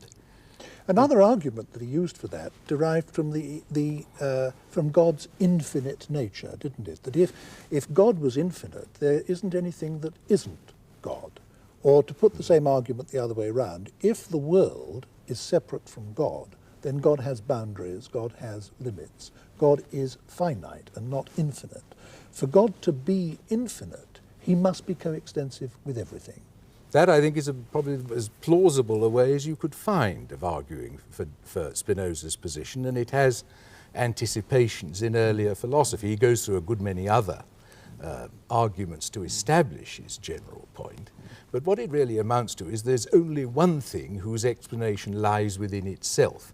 For everything else, its explanation lies somewhere outside it. And the odd thing is that this one thing, all right, so to one extent, from one point of view, it's nature, the totality of what there is in space. But on the other hand, it's God. It's something, broadly speaking, mental. Now, and he says God or nature is the true name of the one substance. Now, there's a big step, isn't there, at least for us, and I'm sure there must have been for him and his contemporaries too, between seeing the whole of reality as being a unity, which is one idea, and then seeing that unity as being divine or as being God. That seems a quite different step to take in the argument.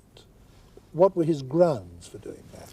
Well, I suppose it was essentially God's perfection, that nature wasn't treated as some passive byproduct of God's activity, but nature was the totality of what there was, the self-explanatory thing, and so to that extent was a perfect entity, the most perfect thing there could be, and therefore deserved the name God. The only God, if you like, he was prepared to countenance was a God that was identified with the whole array of natural things. So summing up Spinoza's vision, which was the very good word you used for it just now, he was saying in effect that if we call the totality of everything there is nature, then we can say in our terminology that there is no supernatural or supranatural realm, and also that God cannot be outside nature. God must be coextensive with the totality of what there is if God is infinite. That seems perfectly reasonable. Now, this would seem to solve one of indeed the most notoriously unsolved problem left by Descartes, which was the problem of how mind and matter interact with each other. Descartes' work posed that problem, but didn't really provide an acceptable solution to it. Spinoza is now in a position to say, well, the problem doesn't really arise because, in fact, everything is a different aspect of the one thing which is everything. Certainly the two things you mentioned, which constituted a special problem for Descartes, which he had a bold and highly unsatisfactory solution for, mind and body, these are brought together in an ingenious fashion by Spinoza, and it could be seen, as it often has been seen by historians of philosophy, that we should best understand Spinoza as coping with that problem of Descartes. But I think that's rather a limited conception of what Spinoza's up to. He's after bigger game than that, a proper total conception of things. What he says is, in developing this thought that the one substance is infinite, he says not only does it contain everything and have nothing lying outside it, which is an idea close to, if not identical with, the idea of infinity, but that God or nature, the single substance, the one substance, the totality of what there is, has an infinity of attributes. Now this sounds a little puzzling, and it is puzzling, because as it turns out, only two of these attributes are in any way accessible or intelligible to us. The others have to be taken on faith that it has the rest of them. But the two we know are the attributes of thought or consciousness on the one hand, the attribute of extension on the other.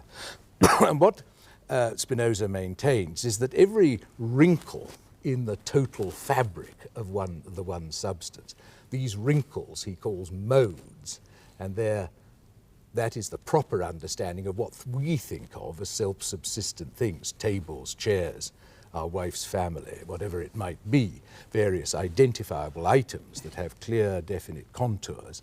For Spinoza, they're just temporary contours taken on by the fabric of everything that there is. Like waves in the sea. Each of these is at once conscious and extended. And so there are the phases or aspects or wrinkles, as I call them, of reality are at one and the same time have these two aspects, a mental aspect and a physical aspect. Therefore, there isn't a question of two utterly separated things happening to keep where, in some cases, in time with one another, to chime in with one another. They are one and the same thing viewed from two directions. Now, we've both made much of the fact that Spinoza presents his philosophy as if it were Euclidean geometry or on the lines of Euclidean geometry. Now, with a system that is set out deductively, in which everything follows from everything else, there simply isn't any room for free will, is there? What was Spinoza's attitude to the whole free will question or the whole free will problem? Well, I think that can be put very clearly in a couple of sentences to start with. What he does maintain is that what he would probably call the everyday, vulgar, commonsensical notion of freedom, that is to say, the idea that the human individual can sometimes act as a spontaneous, uncaused cause of things, the freedom of pure spontaneity, this, he says, is impossible. It's simply an illusion that's engendered by our not knowing what the causes of our actions are. But on the other hand, this is the other sentence, Spinoza says there is such a thing as human servitude or bondage, and that consists in being induced to act by some causes rather than others.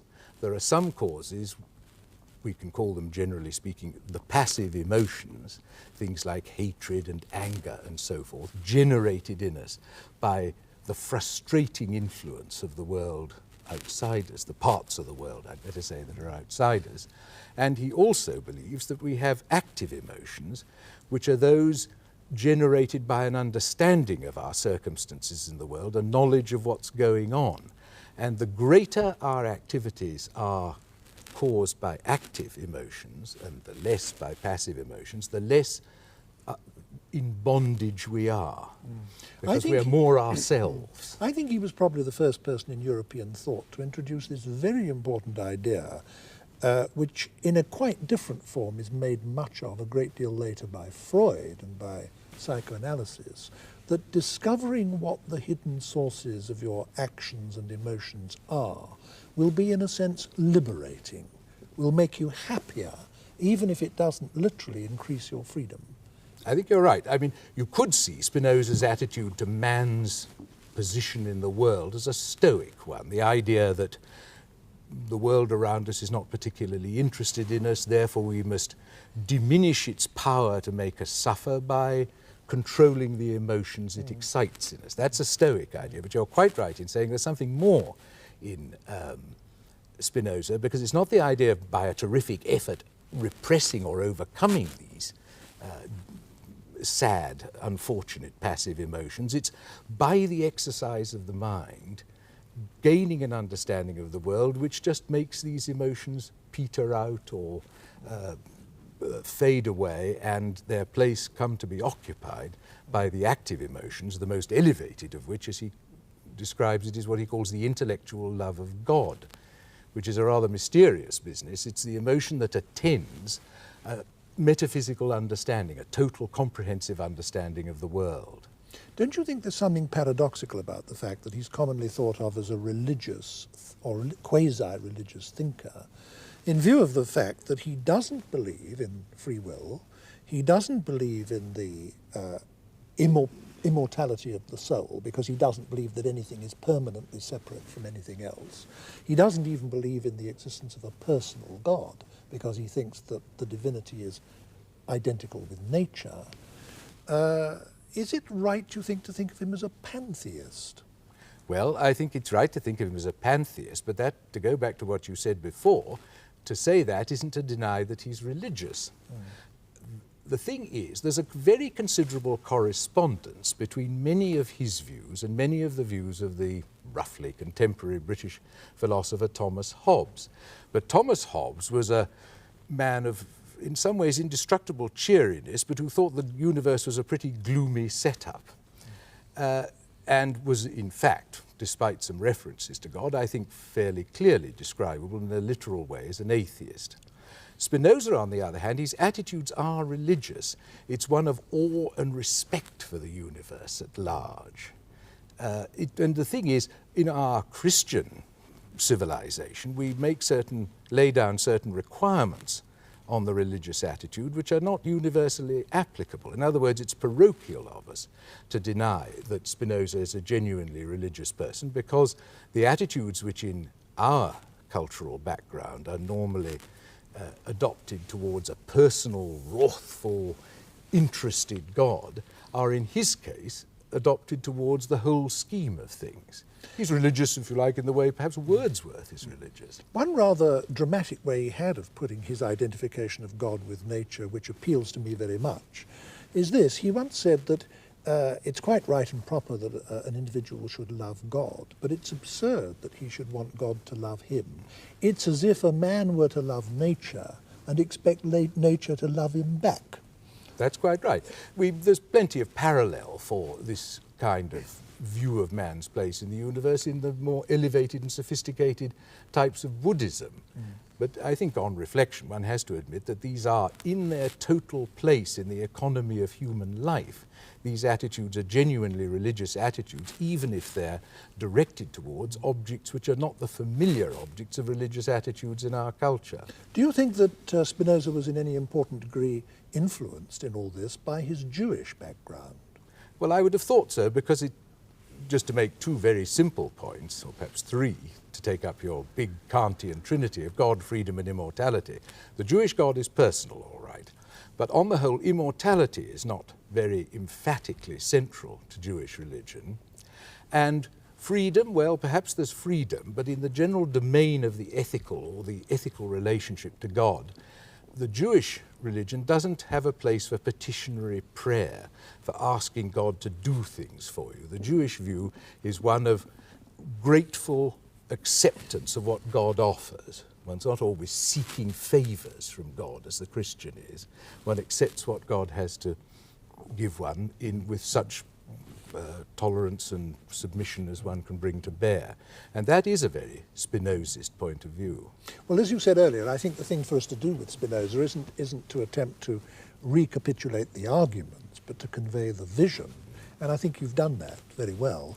And I think we should now move to a discussion of our second philosopher, Leibniz, who also had a great big interlocking metaphysical system, except that in his case he never put it forward in one single work, but it came out in bits here and there in different papers, letters, arguments, discussions, and so on, so that one has to, as it were, put it together for oneself.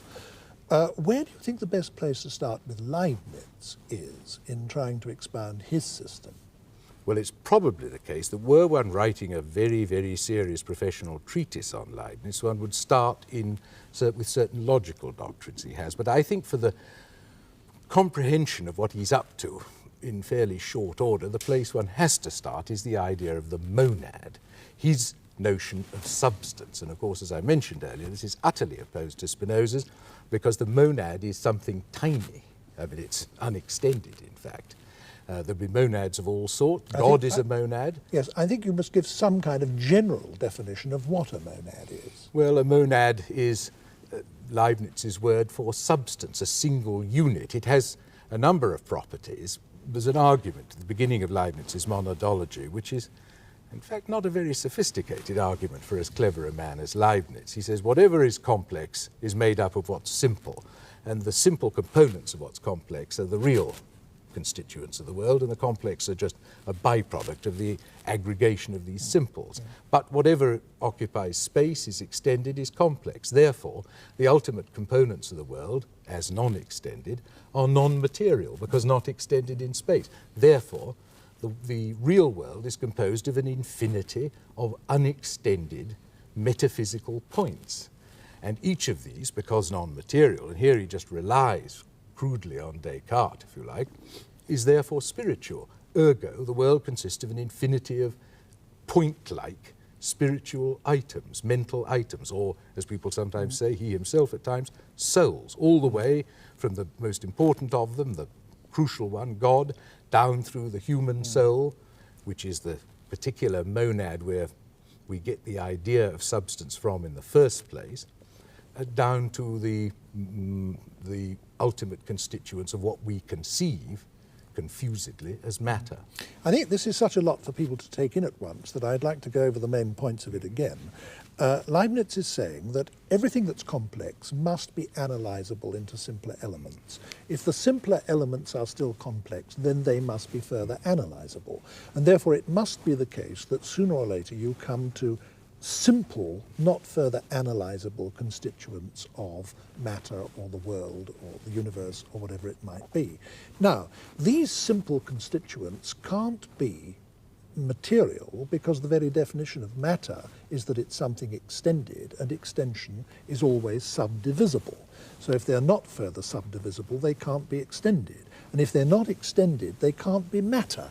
Yes. So the ultimate constituents of reality must, he thinks, be something immaterial and not occupying space. I suspect that it's only our way of putting it up to this point in the discussion that makes it sound as weird as it does, because after all, one of the most influential doctrines of 20th century physics is that energy is the ultimate constituent of the universe, and that all matter is ultimately constituted by energy. Now, it seems to me that Leibniz was groping towards, in the vocabulary of his day, something very close to that he was trying to say that all matter is ultimately made up of centres of activity which are not matter.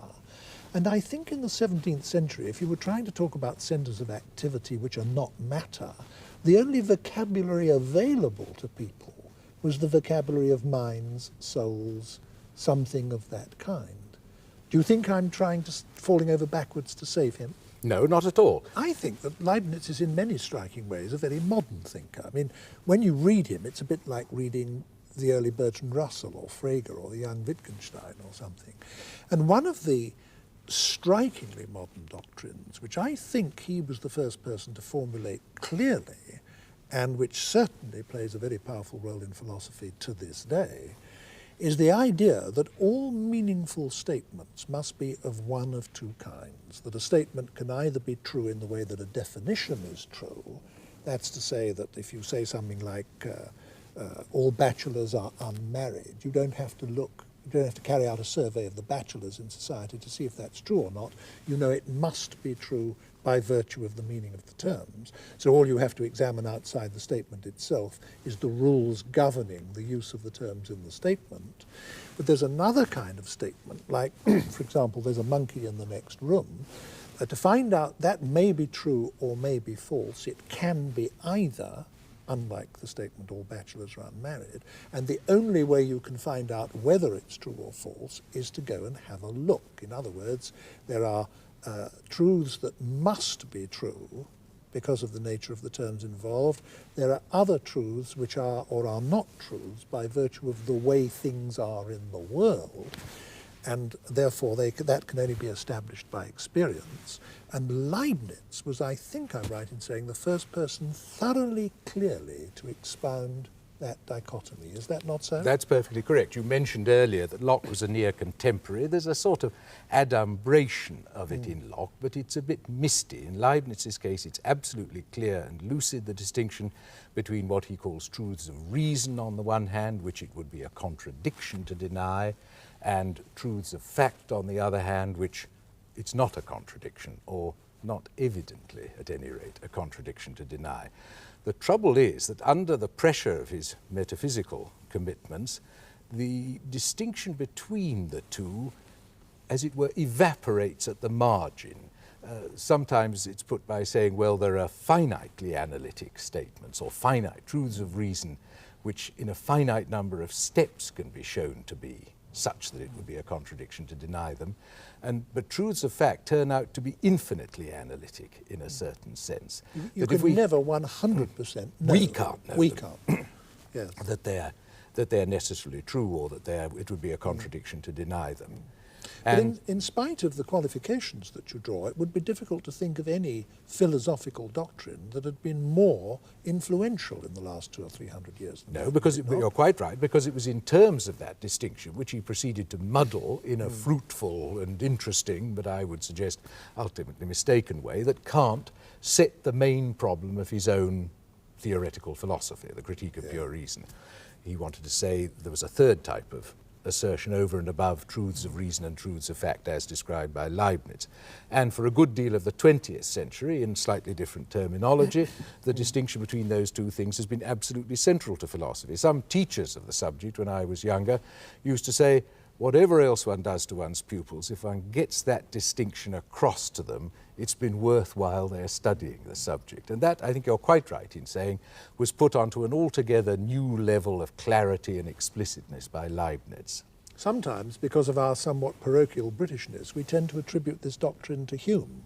And it is in Hume, and he probably did work it out for himself on the basis of pointers from Locke, as you say. But the fact is that Leibniz said it half a century before Hume, and said it very clearly, and said it over and over again. Yes, the thing about Hume is it's done in a kind of drawing room, relaxed, rather imprecise manner. The nature of the distinction isn't very precisely worked out, whereas in Leibniz's case, a great deal of energy is expended on making it quite clear what the logical foundations of the distinction are. Yeah.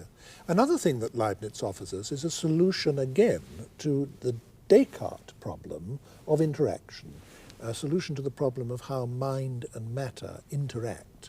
Only his solution is entirely different from Spinoza's solution. Can you tell us what it is? Yes, I mean, insofar as it is a solution, it's rather like preventing oneself losing at chess by kicking the table over, because in effect, he says, the matter is not real, matter is phenomenal, and so there isn't any matter in itself for mind to interact with. Everything that really exists is in some degree or other mental in nature. At the lower end, very rudimentary. At our end, quite sophisticatedly mental, and of course perfect in the case of God, who is a purely mental being, not at all the extended, all-inclusive physical entity of Spinoza's system.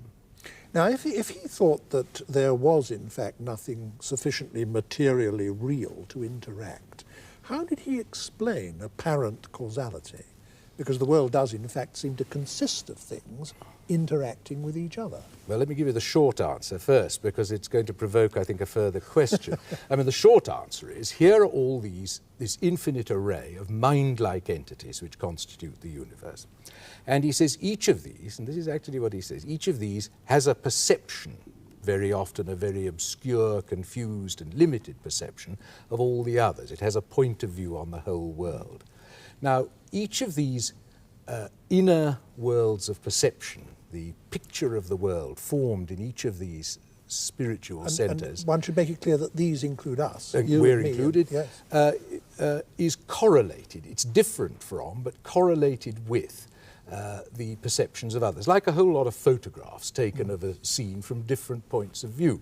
They all of a wedding group. Some of them show the back of the head, some of them from the side, some of them from the front, but all the same persons can be identified. Well, likewise, every individual monad has its own perspective on the world.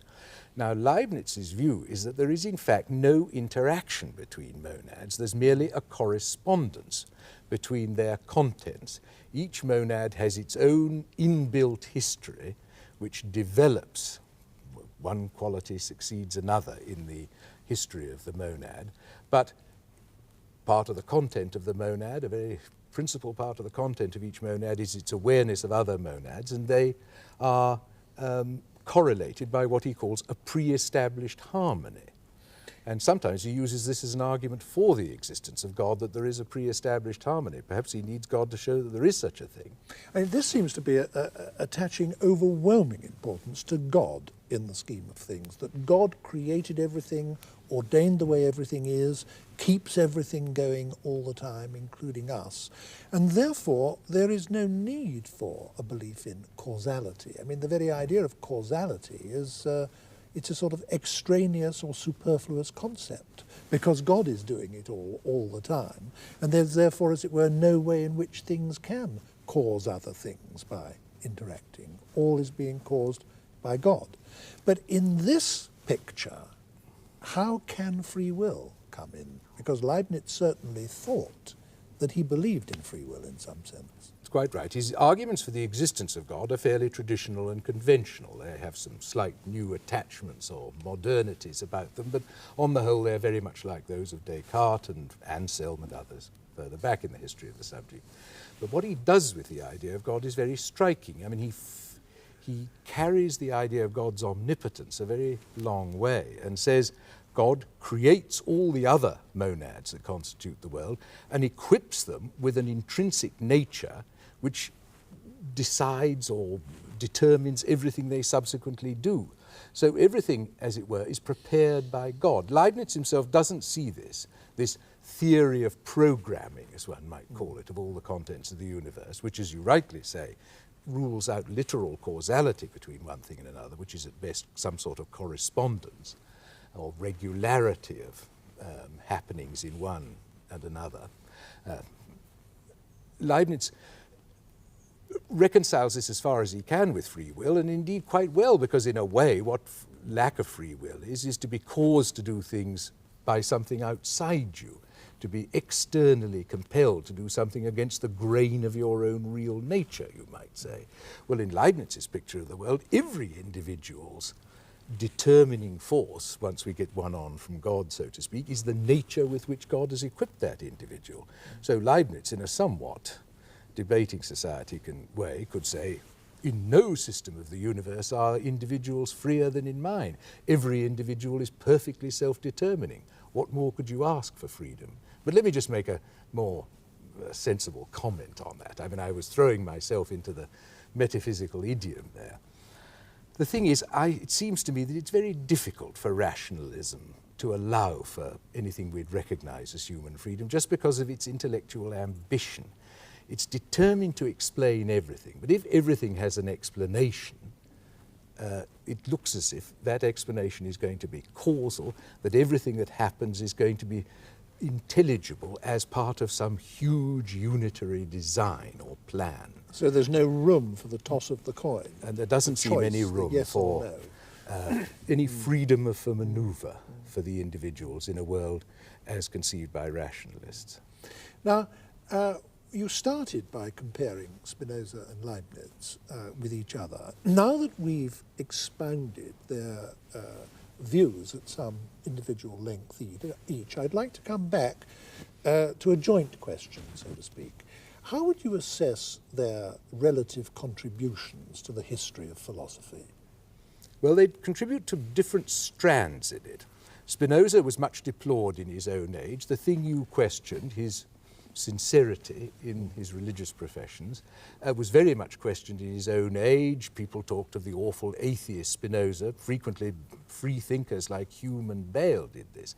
And it wasn't until the Romantic movement in Germany, end of the 18th, early 19th century, with people like Herder and Goethe, that Spinoza came more or less into his own.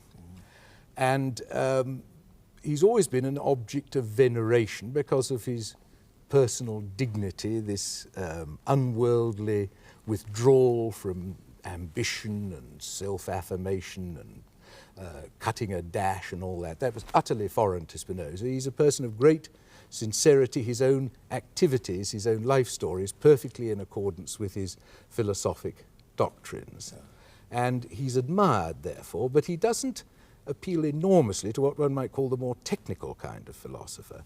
Whereas I would be inclined to say, of all the great philosophers of the post-medieval world, there is none who makes a more immediate appeal to the technical philosophers, at least of the Anglo-Saxon world, in the 20th century, because of his unwearying professionalism, his abstention from any form of rhetoric.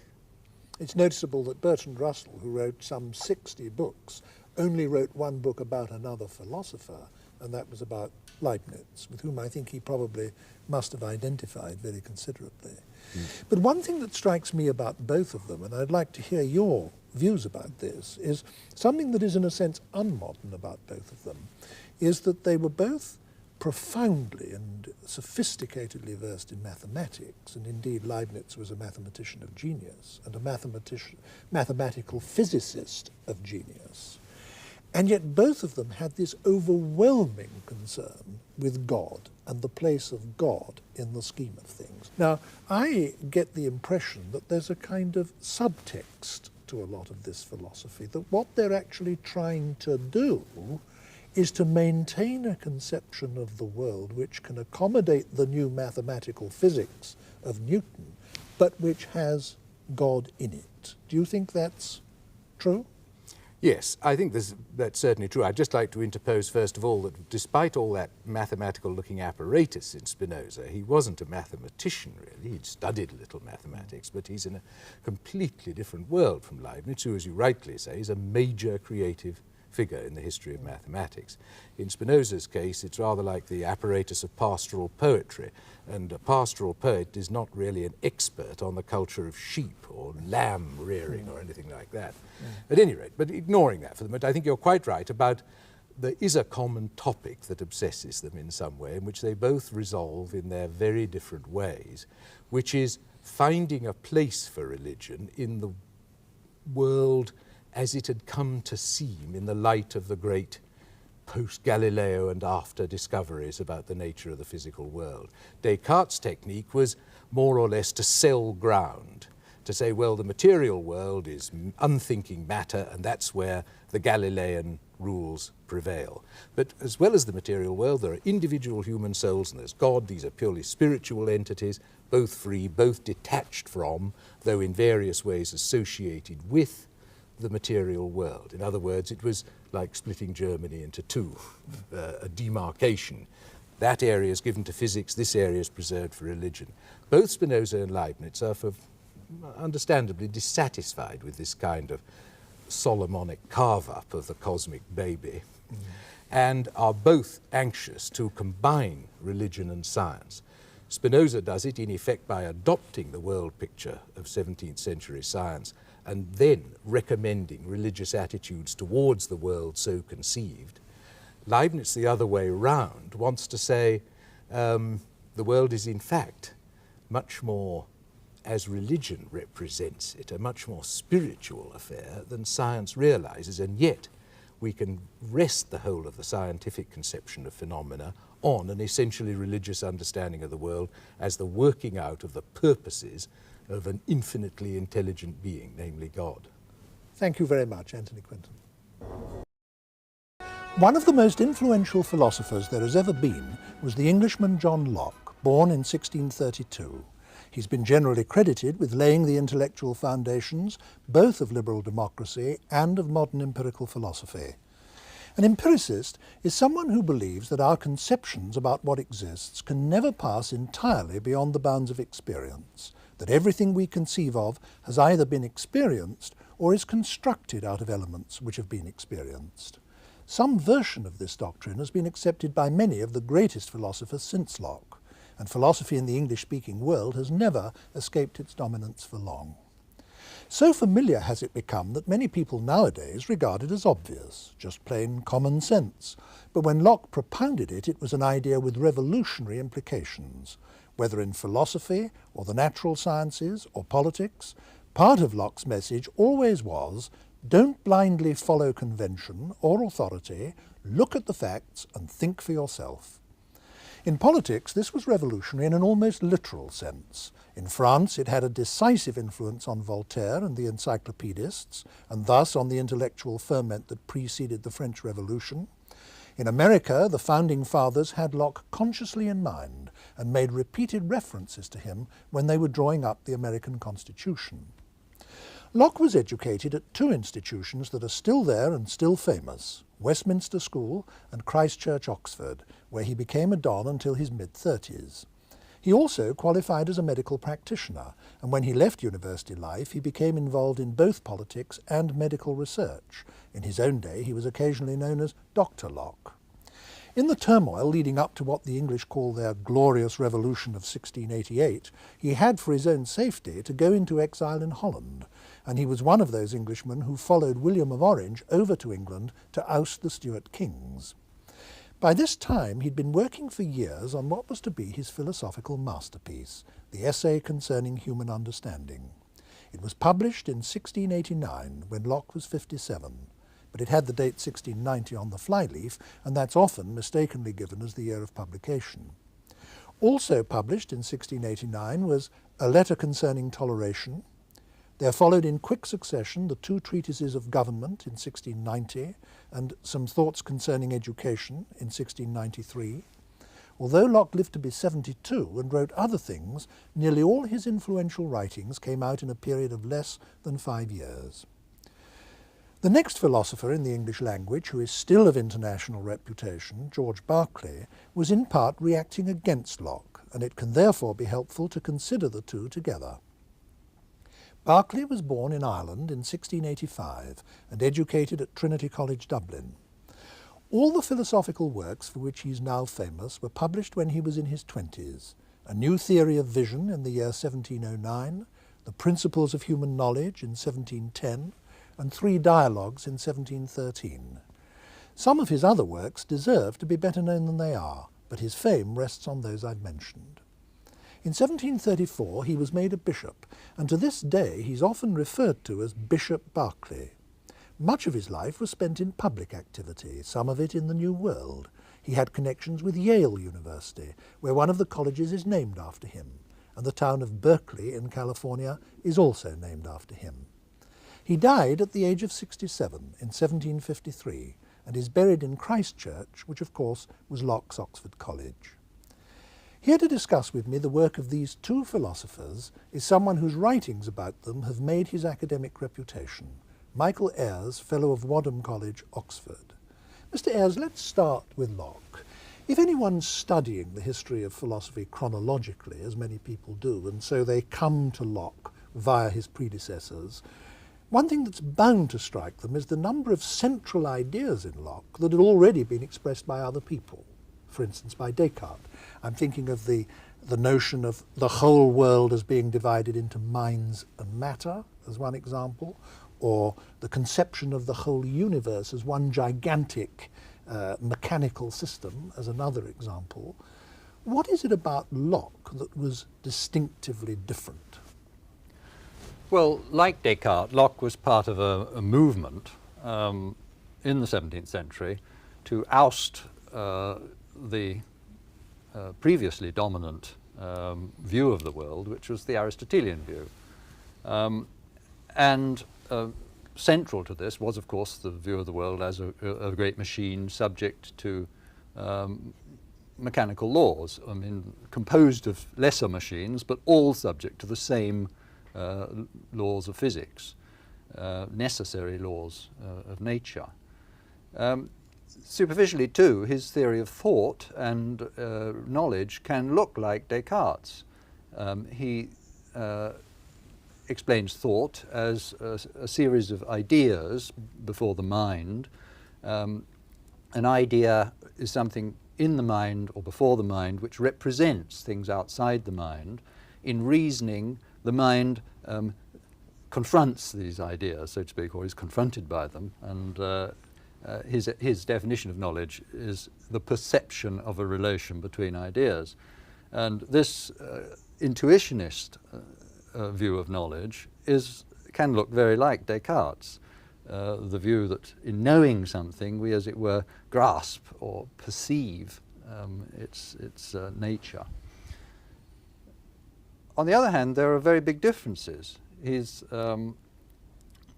chief among these, perhaps, or one of the chief differences, is the status, the different status that he gives to the senses. For Descartes, the senses deliver certain data and they incline us to have certain beliefs, but these beliefs don't count as knowledge.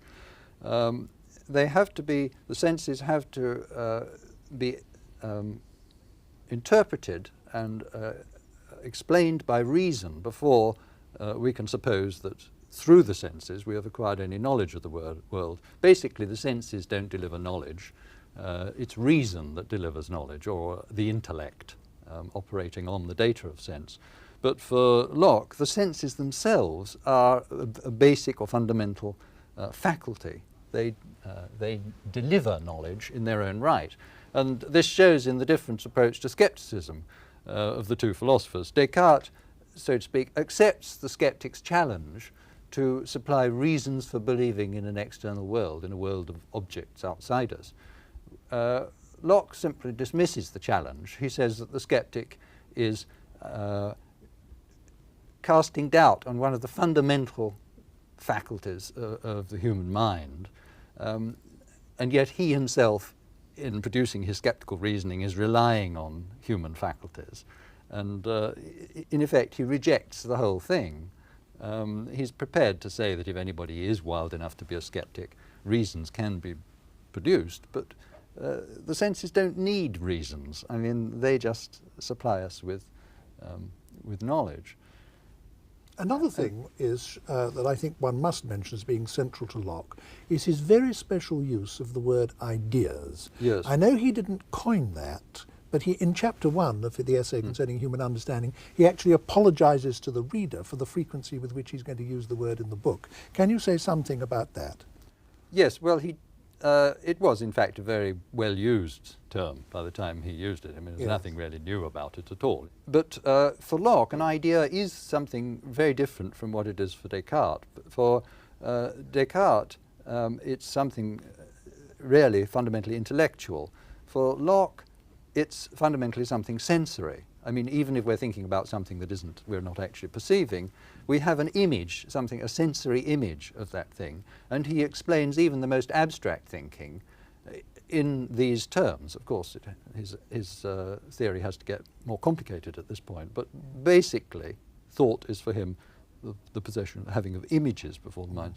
Now, this theory of imagism, as we could call it, was not an uncommon one in the 17th century, and it had tended to go in one of two directions.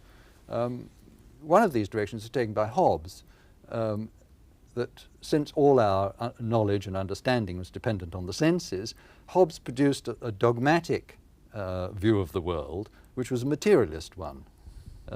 He thought that we could analyze experience in such a way that we could arrive at the sort of understanding of the world that Descartes thought we arrived at through the intellect. But Locke developed a different line which is more agnostic or skeptical, really, that although the senses give us knowledge, they give us a limited knowledge. And because all our thought about the world is restricted to the concepts that we have through the senses, and in fact our thought involves sensory images, that restricts our knowledge of the world. And he thought there was no method by which we could arrive at the underlying nature of things. So he was a sort of modified skeptic. I mean, we know the world is there, but we don't know what it's like. Yes. This use of the word ideas and this particular theory of knowledge was so influential that I'd like to dwell on it just for a moment. And Locke thought, didn't he, that everything that was present to the mind was, in his sense of the word, an idea. And he used that to mean not just thoughts, yes, as we tend to do, but yes, sensory images, even memories, pains, emotions. Yes. Everything immediately present to the mind was an idea. Yeah. Now, when it came to our apprehension of the external world, he thought that we didn't have direct access to objects. I mean, if I look at that table, I haven't got that table inside my head. What No. I've got inside my head is a visual image of that table. The light shines from the table onto the Right. retina of my Yes. eye. That transmits an image to my brain, and I have the experience that I call seeing the table. But the whole of my experience, through all 5 of my senses, consists not of being in immediate contact with the objects of the external world, but of having images and representations of them.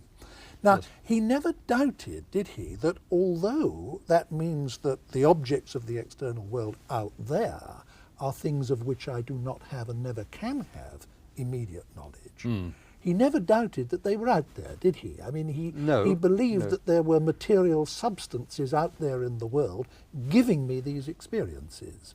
Why was he sure of that? Well, he thought it just didn't make sense to suppose that all there is, so to speak, a lot of sensible qualities. I mean, his model is that, I mean, there is the object there, it's affecting us in various ways, and it's affecting other objects around it. And it's through its effects on us and through its perceptible effects on other objects, that's to say, the objects in turn affect us in regular ways. That's how we have knowledge of this thing. And so what for us is simply, we have to think of simply in terms of a sort of list of sensible qualities and powers to affect other things and so forth. What's actually there is something really rather simple. But he believed that because he believed the world must make sense. He believed that the world is an intelligible place, that it is governed by necessary laws, and that it's ultimately the kind of place that an ideal science could explain and understand. Now, at the level of sense perception, although there are regularities, they're only relative regularities. I mean, we don't get that kind of absolute law-likeness at the level of ordinary experience that that would be the sign that we had arrived at the truth of things. It's because we don't have a simple, comprehensive science, really, of things, that he can be sure that the senses don't give us knowledge of their nature. But now, you say that Locke believed that the world was the sort of place that a law-like science could explain, but I Yes. think the question still needs to be asked. If he thought that all the knowledge we have of things is this intermediate knowledge, that we immediately experience images and sensations and representations, which in turn represent or picture the Yes. things, if we never have access to the things, how is a successful science possible on Locke's view? How can we know what the nature of things is? Well, in a certain level, it's not possible because we can never be sure, he thought, in his situation, at any rate, in the 17th century. I mean, he was really trying to prick a lot of balloons, so to speak. I mean, he was trying to cut the pretensions of philosophers like Descartes, who thought that they really arrived at a deductive science of things. What we're restricted to, in Locke's view, is speculation. And we're not only are we restricted to speculation, but we must employ in that speculation concepts that we get from experience. So there was, in Locke's view, a very good speculation to hand, but there was clearly something wrong with it, and that was Boyle's view of the world as a whole lot of little atoms, particles, bouncing around and clinging together and functioning mechanically. And he thought that's what the world must be like. That it would be Boyle's explanation of chemical change, for example. That if we take a chemical substance and we see that it behaves in a whole variety of different ways in different conditions, then Boyle said, well, that's not because it just, so to speak, has an arbitrary and contingent list of powers to affect other things in various ways, but because it has a certain structure, a certain mechanical structure, and because when it meets things of different varying mechanical structures, then obviously it's going to behave in different ways when it interacts with these things. Now, Locke accepted that view provisionally, but he thought there were certain questions it left unanswered.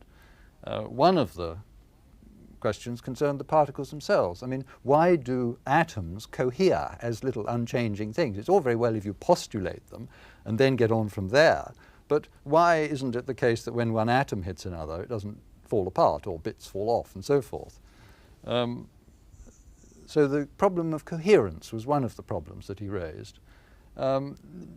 Newton's Principia had been published just a few years before the essay, and of course the inverse square law is an important part of Newton's system. I think I'd better mention what that is, because Yeah. some of our viewers might not know, and that is that every object in the universe attracts every other object in the universe with a force which is inversely proportional to the square of the distance between them. That's it, Yes. isn't it? Yes. Sorry, Well, I mean, just an interruption, guy. I think one mustn't Yeah. assume that everybody knows this. Locke Yeah. accepted that Newton had shown that this law holds, and he accepted that the probability was that it holds absolutely universally. Yeah. But nevertheless, it seemed to Locke just like a kind of brute fact, and not a really intelligible one in itself. What science is explaining is not the inner nature of things, which we can't know, but how things behave, which we can observe, which we can experience. He thought that that's what, in the end, that's what Newton had achieved, Yes. a sort of spectacularly good description of how things behave. Yeah. And this interpretation was one that Newton himself was inclined to. Yes, yes, it and was. in fact, in the second edition of Principia, he published after Locke's death, he introduced a number of philosophical passages which were pretty obviously heavily influenced by Locke. Yes, he said this famous phrase, "I don't make hypotheses." That's right. Yes. Hypotheses non fingo, That's right. and he was referring to that, wasn't he? Exactly. I just tell you Yes. that there is gravity. I don't try to explain how it comes about That's that right. there is gravity, Yes. and so on for the whole of his science. Yes. The new science made absolutely prodigious use of mathematics, and from Galileo to Newton, and above all with Newton, men began to understand that throughout the universe there are, so to speak, equations buried in reality. How did Locke see this? I mean, how did he view the nature of mathematics and, through science, its application to reality? Well, his explanation of the possibility of mathematical science and geometry, say in particular, is quite really rather different from Descartes'. I mean, for Descartes, geometry is a part of the science of space. I mean, it's a part of the science of reality. But for Locke, it's a science, an abstract science, which is created by us. We, so to speak, pick off geometrical properties of things, and we can construct them ad lib, and we can create a sort of science for that reason, precisely because it's not really concerned with the nature of things at all, which is unknown. It's simply concerned, as he puts it, with our own ideas. Yeah. When we observe things, they affect us in ways which cause us to observe, as we think, properties in the things. Now, Locke thought that these properties were all of two basic kinds, didn't he? That there were some properties in things which they possessed whether anyone was observing them or not. He called those primary qualities, Yes. didn't he? And that would include, I suppose, all the mathematical ones, the measurable ones, The mechanical. the mechanical Yes, ones, yes. like the dimensions and the weight and so on. Yes. And there were other qualitative properties, like sounds and smells and tastes and colours, Yes. that he thought depended on an observer.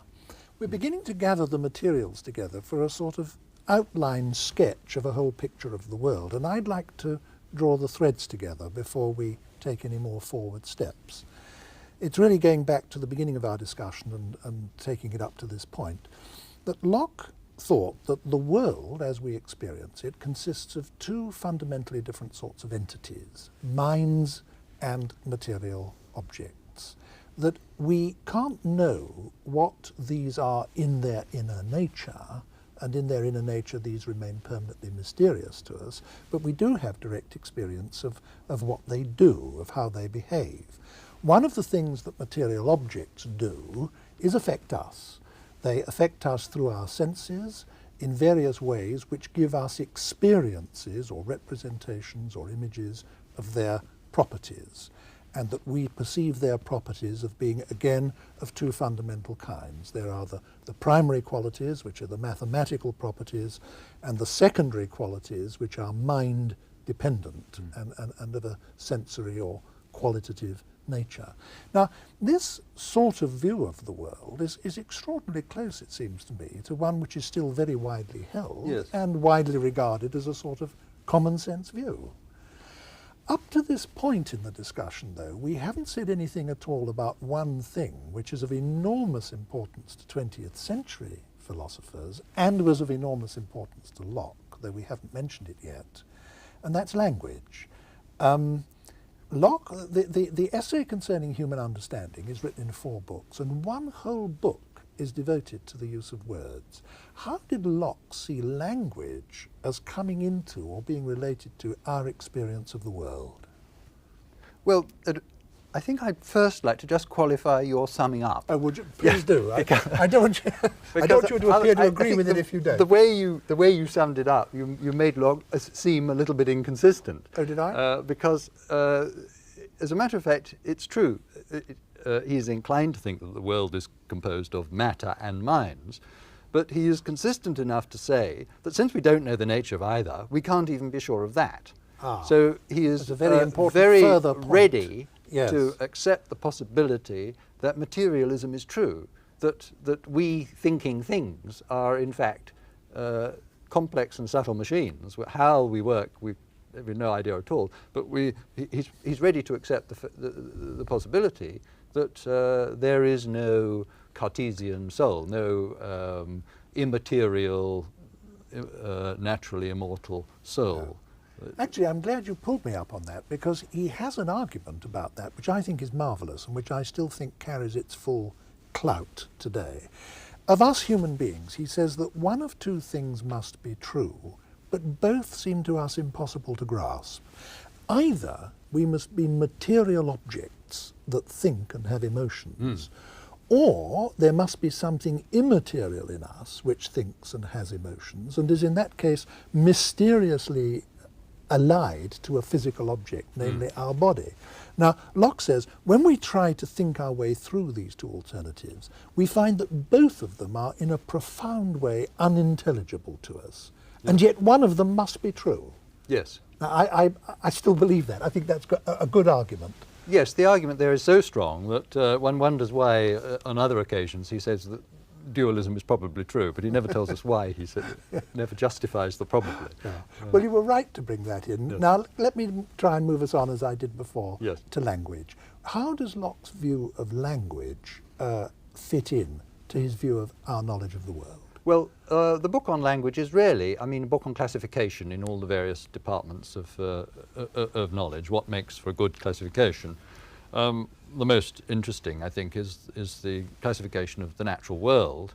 And what he wants to do here is to reject the Aristotelian view that the world is composed of natural kinds and that science is a matter of identifying the natural kind and examining the nature of each kind more or less separately. So you have to study the essence or nature of horses, cows, dogs, cats, There and just so are forth. these categories Yes. in the world. Yes.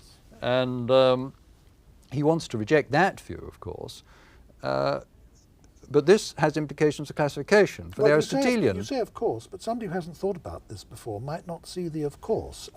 Sorry, yes. Aren't there, somebody might say, but there are dogs, or there are Yes. cows, or there are horses. Well, the What's of course problem came about from what that? went before.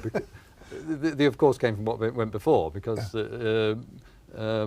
given the view of the world as this great kind of mechanical object composed of lesser machines, then dogs and cats are little machines, and they function according to the basic laws of physics.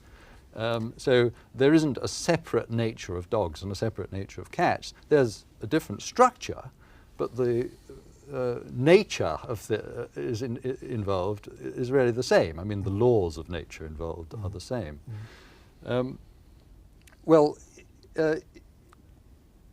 Given that view, his own view of the world as that sort of place, then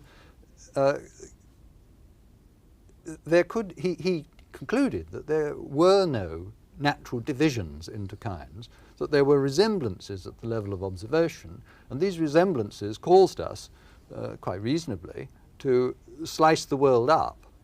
But in the end, the slicing is done by us. It's not done by nature. I mean, for the Aristotelian, there are these natural divisions, natural species, and we simply identify them and name them. But for Locke, we do the slicing up, and the consequence of this is that the terms we use, like gold, water, horse, dog, and so on, these are really arbitrarily, in the end, arbitrarily defined by us. They're human categories. Yes. What would he have said about his own distinction between minds and material objects that we've talked about so much so far? I mean, isn't that a distinction of natural kinds? Isn't that found in reality and not just a distinction made by us in language? I think that would be, I mean, I think he would agree that if that were if dualism were true, if that's the way it is, then that would be a distinction of kind. Yeah. The kinds that he's attacking are the Aristotelian kinds, which are all bodily. I mean, there isn't in Aristotelian philosophy anything quite like the soul of Descartes. I mean, that immaterial object, substance. Now, if Locke thinks that our bodies are ultimately mysterious to us simply because all material bodies are in their inner nature mysterious to us, and we're not even sure what our minds are either, what view did he take of personal identity? What did he see people as being? Well, the discussion of personal identity is one of the most original and interesting parts of the essay. He agreed with Descartes that one knew that one was a thinking thing, but one didn't know what kind of thing one is.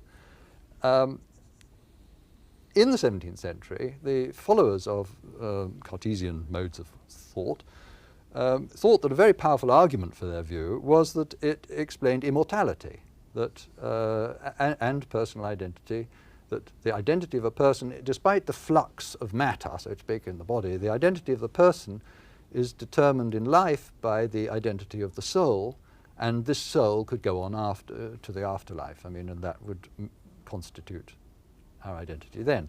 Now, Locke started from a different consideration, which is that immortality has to be personal immortality. The whole point of immortality is, well, to put it bluntly, reward and punishment. With a certain emphasis on punishment very often. But unless the thing that was being punished in the afterlife was conscious of the deeds that it had done in life on earth, then somehow Locke thought that punishment lost its whole point. So yes, it would be as if a quite different person were being punished. Right. So he argued that, I mean, suppose we grant there is such a thing as an immortal, immaterial soul. And suppose we grant that this receives punishment. If that thing has no recollection of what happened on earth, the whole notion of immortality loses its point. So what really matters, Locke said, is not this supposed immaterial soul, but consciousness, but the consciousness of the individual. The continuity of consciousness, the consciousness of the individual, of his past deeds, and of course in this life what matters is the thought that it's going to be us who's going to get punished in the world to come. In my introduction to this programme, I referred to the enormous impact that Locke's political philosophy made, both in the period that Locke lived in and in fact ever since. It's always continued to have an influence. So I don't want us to get off Locke and onto Berkeley before we say something about that. One thing that I admire, in fact I think the thing I admire most in Locke's political philosophy is the clarion call for tolerance. And at least one of his arguments for that is based on his insistence that, after all, we don't really know all that much in this life. We are wrong about a lot of things. A great deal is mysterious to us. And therefore we are not justified in imposing our opinions on others by force. He has a very moving expression of that argument at one point, which I like very much, I must say. Yes. I think that is an important connection with his views on politics and religious tolerance in particular. He has what you might call an individualistic view of knowledge, that nobody else can do my knowing for me. I mean, I have to think things out for myself in order to have knowledge. Other people can pass on opinions. Now, in certain areas, in ethics and religion, he thought that people ought to spend time and ought to be given the time to spend on thinking things out for themselves as far as possible. And if you have that coupled with a very strong sense of how difficult this is and how hard it is to get things right, then you've obviously got the recipe for a tolerant society. Yeah, we take it for granted, but of course in his day it was very far from being taken for granted. Before we do move on, I'd like you to sum up in some way what you see Locke's lasting contribution to philosophy, or that's too big a question. What you see his most important contribution to philosophy as having been? Well, historically, of course, something that you hinted at before, that he supplied a framework within which people could make sense of things like Newtonian science and so forth. And a way of looking at the world in which we recognise that there's a lot about the world we don't understand, and we recognise the speculative nature of science and so forth. And that was very important. He had another effect, which was that some of his arguments, for example, his emphasis on the point that what the knowledge we get through the senses is really just knowledge of things with powers to act on us. We don't really understand what lies behind those powers. Those arguments were employed by philosophers like Berkeley himself, who were really aiming at quite a different kind of view of the world or philosophy from Locke's, but were able to make use of what to them were concessions to idealism or to skepticism, I mean, to quite a different sort of philosophy.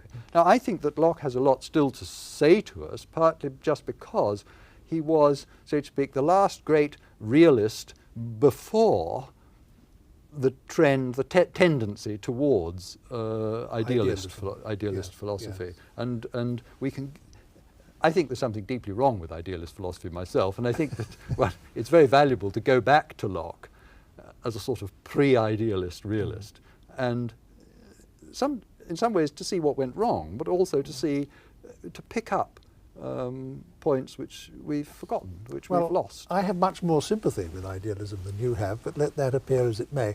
Let's now move on to the first of the absolutely major idealists, namely Berkeley. And in a way we've prepared the ground for the step we're now taking, haven't we? Because the philosophical doctrine that Berkeley is most famous for is his rejection of the notion of material substance. He just said there is no such thing. All we have is experience, and we've no warrant for inferring the existence of anything that isn't experience. Now, that was partly a reaction against Locke. Can you, as it were, start the discussion of his philosophy from that point? Well, the way you put it, you make Berkeley look like a skeptic, and he was, he hotly contended that his philosophy was anti-skeptical, that he wasn't doubting that there was something out there, in a sense. But what's out there is not the material world.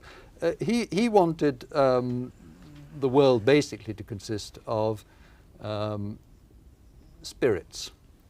He thought the whole of reality was spiritual. Well, the sensible world is given a very subordinate role. He doesn't deny its existence, he says, but he wants it to be in some way dependent on spirits. There's God and there are finite spirits. His motive is fundamentally theological.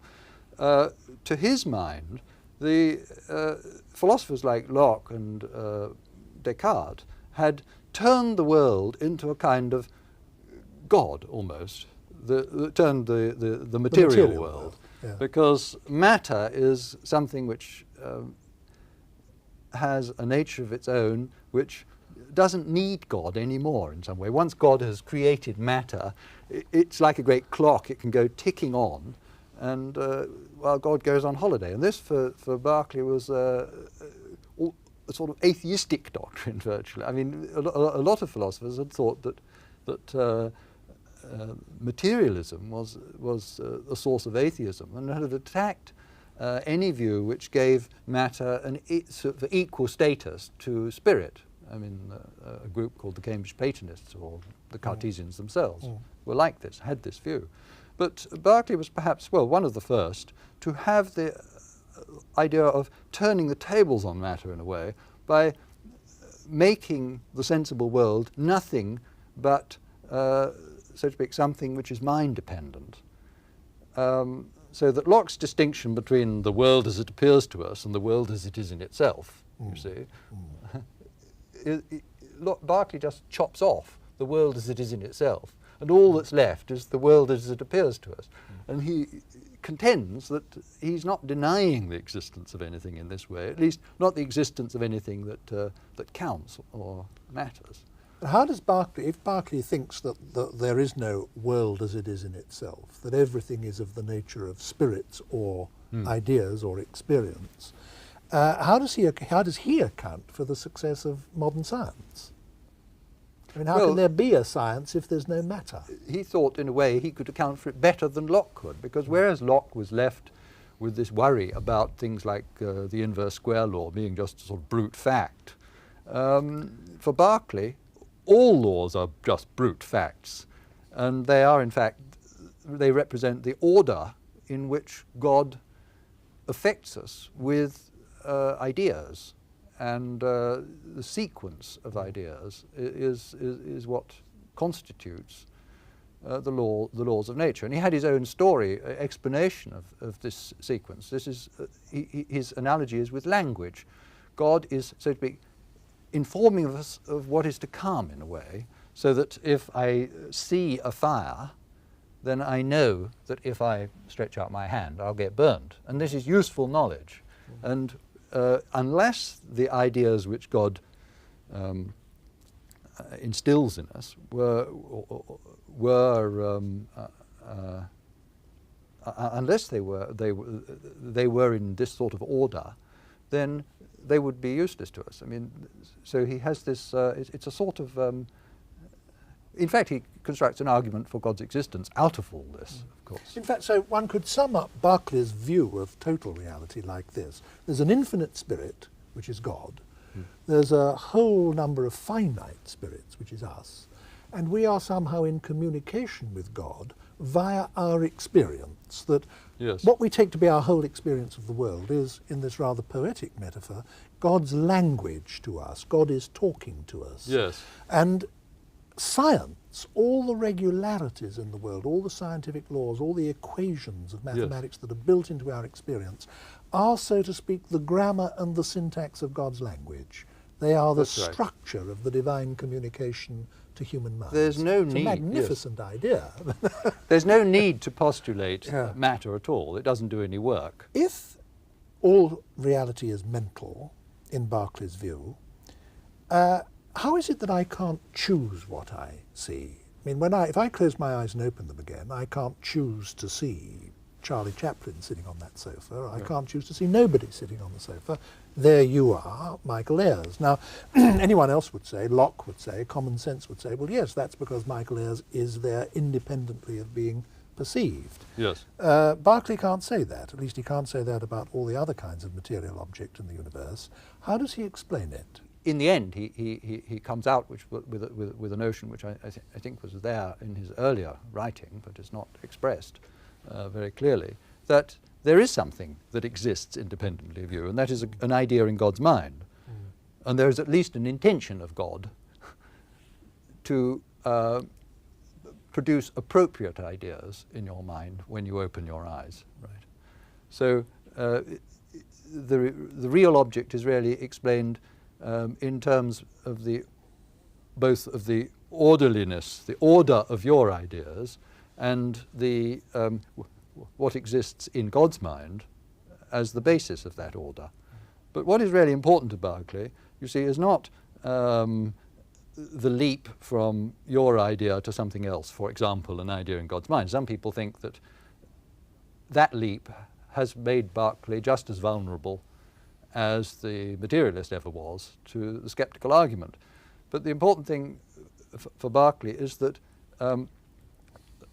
what he postulates is something mind-dependent, and it's also, he claims, more intelligible, because it's totally unintelligible, as Locke admitted, to us, as to how matter should act on mind. But he doesn't have that problem because God's activity is something which is fundamentally unintelligible. In fact, it's the only kind of genuine causality there is in the universe, is the activity of a spirit, whether ourselves or God, for Berkeley. I think there's much more to be said for Berkeley than we're making it sound. I mean, this insistence that all that the objects of our knowledge can possibly ever be is the data of experience, and experience alone, came long after Berkeley's death to be one of the orthodoxies of science. And in fact, Karl Popper has written a famous article called A Note on Berkeley as a Precursor of Mach and Einstein, Yes. in which he extracts 21 theses from Berkeley's work, Yes. which he then shows have been put forward by modern physicists like Einstein under the impression that they were saying something new and revolutionary. I think there is a lot more to be said for Berkeley than one can easily be inclined to allow.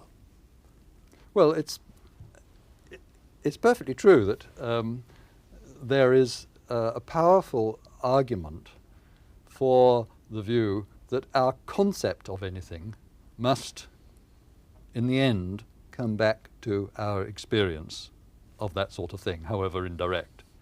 And that argument has been very powerful. Now, of course, this in a way is Locke's argument too. But Locke wants to say that doesn't mean to say that there isn't something with its own independent nature out there. And Berkeley just wanted to sort of chop that off and deny that. I mean, for Berkeley, the world is not a mysterious place. He's a dogmatic philosopher. It's for us, a rather, in his terms, a rather surprising place because there's no material world in the sense in which most people think of it. But it's not a mysterious place for Berkeley, whereas for Locke, you see, he's prepared to accept that there is something mysterious there. Thank you very much, Mr. Ayres. The philosopher most widely regarded as the greatest who has ever written in the English language is David Hume, not an Englishman but a Scot, born in Edinburgh in the year 1711. He did some of his best work very young. At about 18 he experienced a sort of intellectual revelation, and over the next 8 years he produced a large and revolutionary book called A Treatise of Human Nature. It met with little attention and even less understanding. In his own phrase, it fell dead born from the press. So in his 30s he tried to rewrite that book in what he hoped would be a more popular form. This resulted in 2 smaller volumes, one called An Inquiry Concerning Human Understanding, and one called An Inquiry Concerning the Principles of Morals. But these were scarcely any better received, and he gave the impression then of turning away from philosophy. In his 40s he wrote A History of Great Britain, which for 100 years was the standard work. That's why he's still sometimes categorized in libraries and books of reference as David Hume, historian. In his own lifetime he made his reputation too as an economist, and his monetary theories have been re-attracting attention recently. He was even, in a modest way, a man of affairs. In the War of the Austrian Succession, he served as a staff officer on 2 military expeditions, and for a couple of years in his early 50s, he was secretary to the British Embassy in Paris, and then, after that, Under-Secretary of State in London. In all the many different circles in which he moved, he was popular for his good nature as much as for his genius. Such was his gift for friendship that he almost brought off the impossible task of befriending his French contemporary philosopher Rousseau, who at one time actually proposed making his home in Britain because Hume was there. In France, Hume was known as Le Bon David, and in his native Edinburgh, the street in which he lived was, and is, named after him, St. David Street. In view of the latter point, it's perhaps ironical that in secret he'd been writing his final philosophical masterpiece, a profound and damaging critique of natural religion, which didn't come to light until after his death. He died in 1776, and in 1779 his Dialogues Concerning Natural Religion were published. Some people consider it his best work. He's an unusually attractive figure who should also be seen as part of that great flowering of intellectual life in Edinburgh in the 18th century, which we now refer to as the Scottish Enlightenment. In David Hume, Adam Smith and James Boswell, the Scottish Enlightenment produced the English language's foremost philosopher, economist and biographer. And they all knew each other. Adam Smith was one of Hume's closest friends and was greatly influenced by him. Boswell contemplated writing Hume's biography, though, alas, he never did. There's now a substantial literature on Hume, and one of the best books in it, Hume's Intentions, was written by the person who is with me now to discuss his work, Professor John Passmore of the Australian National University in Canberra. Professor Passmore, whenever Hume gave a shorter exposition of his own philosophy, which he in fact 2 or 3 times did, he always put fundamental emphasis on what he had to say about causality. That is to say, what it is for one state of affairs to bring about or cause another state of affairs, the idea being that causality, this cause and effect relationship, is what binds together the whole of our known world. And he thought that what he had to say about that was the cornerstone of his philosophy.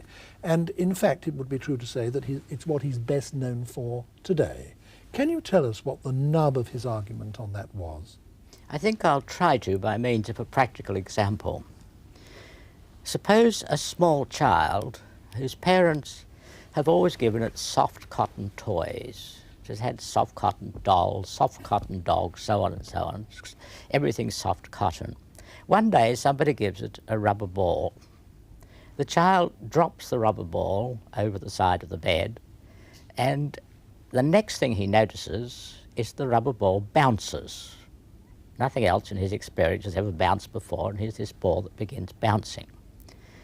Now, the first thing that David Hume says is that it didn't matter how long the child had looked at that ball, turning it over, looking at one side and another, it could never have inferred that when it dropped the ball would bounce. This came to it as something it couldn't expect prior to experience. Now take an adult who's watching what happens at this point. The adult will say, well, what has happened is the child has caused the ball to bounce by dropping it. It would say the ball has a power which makes it possible for it to bounce. It might say there's a necessary connection between dropping this rubber ball and its bouncing. That is how the adult would talk. Now Hume comes along and he says, well, what has the adult got which the child doesn't have?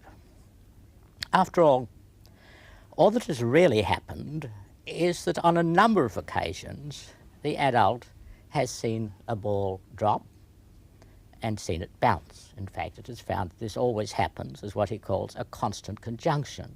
So you have 2 things. You first of all have somebody dropping a ball or doing something of that kind, and then you have it bouncing. But suppose it's seen this 100 times instead of, like the child, only once. What difference can this make? After all, it hasn't now seen something it hadn't seen before. It hasn't seen a mysterious power in the ball. It hasn't discovered a mysterious entity called a necessary connection and some sort of peculiar property. All it has seen is various people dropping balls and the balls bouncing. And yet, in fact, the adult does believe that there's a necessary connection between the dropping of the ball and its bouncing. Well, where's this idea come from? Because for Hume, all ideas have to come from somewhere. And he says it comes from nothing except the constant experience of this constant conjunction. This works upon the mind, as he says. It forms the habit in us of expecting a ball to bounce when we drop it. But nothing more is involved than that. I could put what you've just said to us in, so to speak, abstract general terms, I think, by expressing it this way, that we can't form any conception at all of an ordered world without the idea of causal connection between things. But cause, we discover, when we try, is something that we can't actually observe. We may say that event A causes event B, but we find when we examine the situation that all we actually observe is event A followed by event B. And there isn't some third entity in the situation, a causal link between them, that we observe. And it won't do to say that, well, yes, but we know that event A is the cause of event B because B always and invariably follows A. Because the fact is, for example, that day always and invariably follows night, and night always and invariably follows day, but neither is the cause of the other. So we have this indispensable notion of cause, which is at the very heart of our conception of the world and of our understanding of our own experience. And yet this notion is not validated by experience or observation, and it can't be validated by logic either. And by making us aware of that, Hume, it seems to me, has put his finger on a problem to which there's still no generally agreed solution. Would you agree to that? Yes, there is. People, of course, try various things, most of which Hume discusses in the treatise and gets rid of. Some will say, oh, well, nature is uniform, so if a ball bounces once, it will go on bouncing. But that's only to say that the same cause produces the same effect always, and that's exactly the thing which has to be demonstrated. Yes, he's begging the question. They're begging the question by saying that. Yes. And this is true if he says, oh, well, at least it's now more probable that the ball will bounce than not. But all probabilities, Hume says, are really based on our experience of connections. So that this, again, is no real way out of the problem. He used the same form of argument with another very fundamental question, didn't he? And that is the question of the self and the continuity of the self. He said that although we take it for granted that we have selves and that we are continuous selves, we discover that we can't actually locate this self in observation or experience. That when we look inside ourselves, what we actually see is individual thoughts, feelings, memories, emotions, and so on. But we don't observe some other entity, a self, that has them.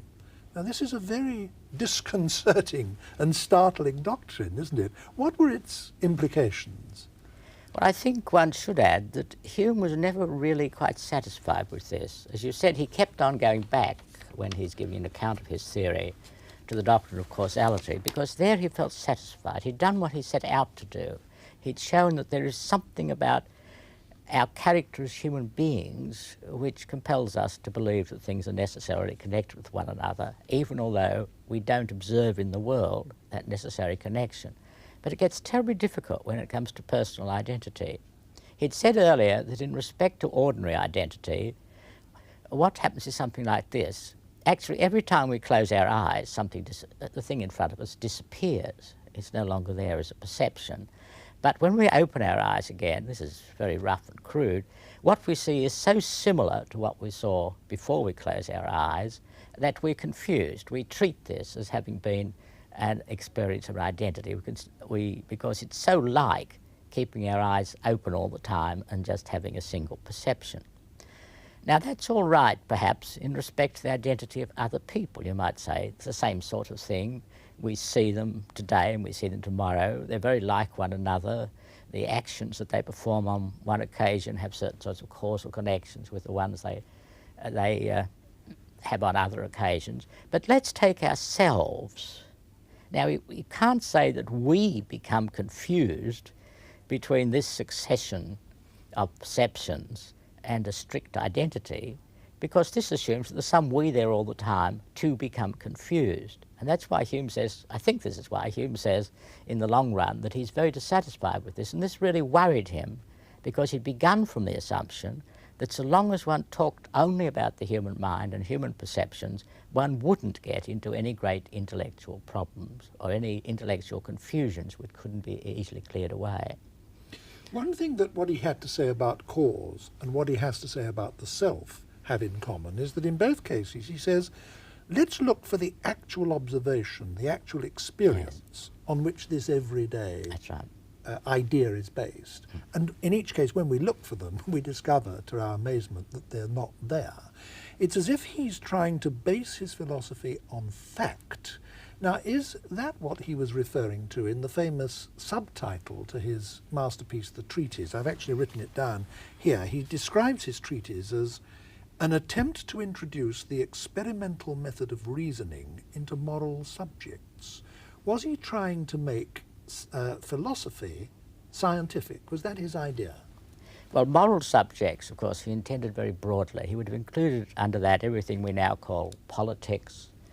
He would have included anything we would call psychology, and as well as anything we would call moral philosophy. And he did want to make these more scientific in a certain sense than they had ever been. What he says is that when you approach these subjects, you find that people who usually talk seriously and take evidence into account start making wild statements without any real evidence. They start preaching at us rather than telling us what things are like. They lay down laws for us rather than looking at the facts, and that we ought to look at the facts in respect to political life and human affairs, just as we do in the natural sciences. There's an implied theory of language and meaning, isn't there, in this approach that we are now talking about? Because he very definitely thought that in order for a word to mean anything at all, it had to relate to a specific idea. And for an idea to have real content, it had to be derived from experience. So in effect, Hume is saying, if you want to know what a word means, look for the experience from which it's derived. If you can't find an experience or an observation from which it derives, then it doesn't mean anything. So there's this whole theory of meaning, is there not, underlying the philosophical approach that you've just been outlining? Yes, he draws a distinction, and he's very keen on this, although he doesn't mention it specifically very often, between talking and thinking. We're thinking only when we're operating with clear ideas which have a real source in experience. But he suggests that much of the time we're talking away and we're using what are really completely confused notions which have no real foundation in experience. If he looked at our contemporary political life and our contemporary talk, he'd find, I think, that it was full of notions which people use completely unreflectively. And if you ask what the foundation in experience was of, let us say, ideas like social justice or ideas like accountability, you might find it extremely difficult to see what the actual factual situation was that these were referring what to. What they concretely mean. And one of his main points is we should look and see what things concretely mean. You'd be absolutely horrified by much of what now passes for literary criticism, for example. That was something he was very interested in. But he thought you had to relate it very concretely to literature. And now it becomes so much of it rather bad philosophy, full of expressions, which Hume, I think, would very rapidly show have no meaning on his theory of meaning. It led him to develop something that came subsequently to be known as Hume's fork. He said of any given body of ideas that when you're approaching it for the first time, you must ask yourself two main questions. Do these ideas concern matters of fact, in which case do they rest on observation and experience? Or do they concern the relations between ideas, as in mathematics and logic? If the answer to both those main questions is no, then he says, commit those writings to the flames, because they can contain nothing but sophistry and illusion. He was a great, as you've just said, clearer away of intellectual rubbish, not only in philosophy and politics, but in religion and all sorts of other fields. Do you think that in the history of philosophy, that's one of his most important functions, so to speak, that he was a clearer away of illusions? I'm pretty sure about that. The other thing was that there's one particular illusion he's constantly clearing away, and that is that we can prove a great many things which we daily believe. He's constantly showing that really we cannot demonstrate even such facts as that things exist externally to us, or that they continue to exist when we're not looking at them, or again that some things are necessarily connected with other things. And this means that he often sounds extremely sceptical, and indeed he sometimes does express himself in a very sceptical way. But he thinks that it's impossible for any human being to be an all-out skeptic. Inevitably, you have to believe, you have to act like any other human being. And a certain measure of skepticism, what he calls mitigated skepticism, is very useful because it prevents you from falling into the trap of large ideologies, large ideas of every sort, which have no real foundation in experience. You will say to yourself, well, look, I'm not really totally able to demonstrate the sun will rise tomorrow. Perhaps it won't. And why should anybody that's in that position think that they can say something about the total existence of the world or some very elaborate concept of this kind? Yes. Wouldn't it be true to say that his scepticism was not actually about the world, but about the capacities of human reason? I mean, I don't doubt for one moment that Hume just genuinely did believe that there is an independently existing world of material objects in space and time that causally interrelate to each other, and that we have representations of these through our senses, and that these representations are internal to us but give us an accurate picture of the world around us. All that, the whole common sense view of the world, I'm sure Hume believed. But it seems to me that what he was contending was that none of this could be proved. You couldn't actually show, you couldn't prove that any of this was so, and you had to just kind of take it for granted in ordinary living. But I don't think he doubted it, did he? I don't think so. After all, it's essential to what he's saying about the possibility of constructing a theory of human nature, and he's able to say two things that this will rest on. One is our awareness of ourselves, and the other is our awareness of other human beings, our experience of other human beings. Well, this does imply that human beings exist independently of us, that we're not the only being on Earth just living in a world of his own perceptions. There are other human beings, they behave in various ways, their behaviour has particular effects, and so on. None of this does he doubt, I think, in the most serious sense of doubting. Indeed, he'd have to be a madman to do so. But he's showing that reason can't prove it. But he's showing that what we can prove is very much less than people believe, even in the most fundamental affairs of life. So that strict proof plays a very small part in human life outside special areas like mathematics. And he didn't even think that was all that important in human affairs, did he? Well, he really felt that the important things were, well, he says, politics, morals, literary criticism, and what he calls logic, which is a word he uses rather broadly to mean the theory of the human understanding. Anything else, the sort of thing that physicists talk about, let us say, was no doubt important, but at the second order, that to get a clear understanding of human beings and of the human understanding was indeed a necessary preliminary even to a soundly based physical science, let alone to a soundly based human science.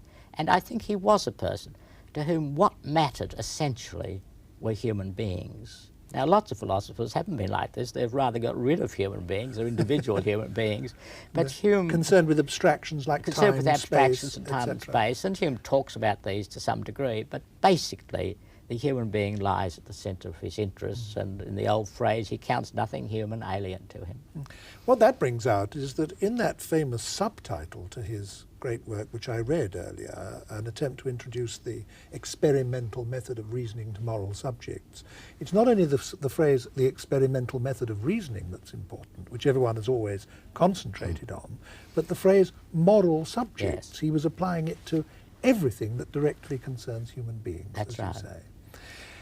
In my introduction to our discussion, Professor Passmore, when I referred to Hume moving on from writing philosophy to writing history, I deliberately used the phrase, he appeared to turn away from philosophy. I didn't actually say he did, because I know that you, in your book about Hume, have argued that, in fact, in his mind, this was not a turning away at all, but a continuation of the same concerns. And I'd like you to expand that a little bit. Well, I think in the first place, of course, the use of the word philosophy in its very narrow modern sense is, well, as I just said, very narrow, very modern. Philosophy had a much broader sense when Hume wrote, and even later, and indeed in Cambridge, much later, physics was called natural philosophy, and subjects like economics and politics were included in moral philosophy. And that's the very broad sense of philosophy that Hume is working with. But I think there's another thing. He wrote these works, the treatise especially, he said, as a necessary preliminary to working on the subjects he took to be important, morals and politics, an essential preliminary. Nobody paid any real attention to them. He tried to present them in a different form, as you pointed out in your introduction, in the inquiries. People still didn't pay any real attention to them. And it would have been absurd for him to go on working at these. He had no real criticism of them. He was quite convinced he was right. And in terms of his own views about things, it was perfectly proper for him then to go on writing essays on politics, writing history, writing about economics, writing about the population of the ancient world, and discussing all these broad issues, literary criticism again, which he'd always regarded as central. It would have been idiotic for him to have continued all his life with what he regarded as being only preliminary to these centrally important inquiries. Because all of it was, in his eyes, what one might roughly call social philosophy, wasn't it?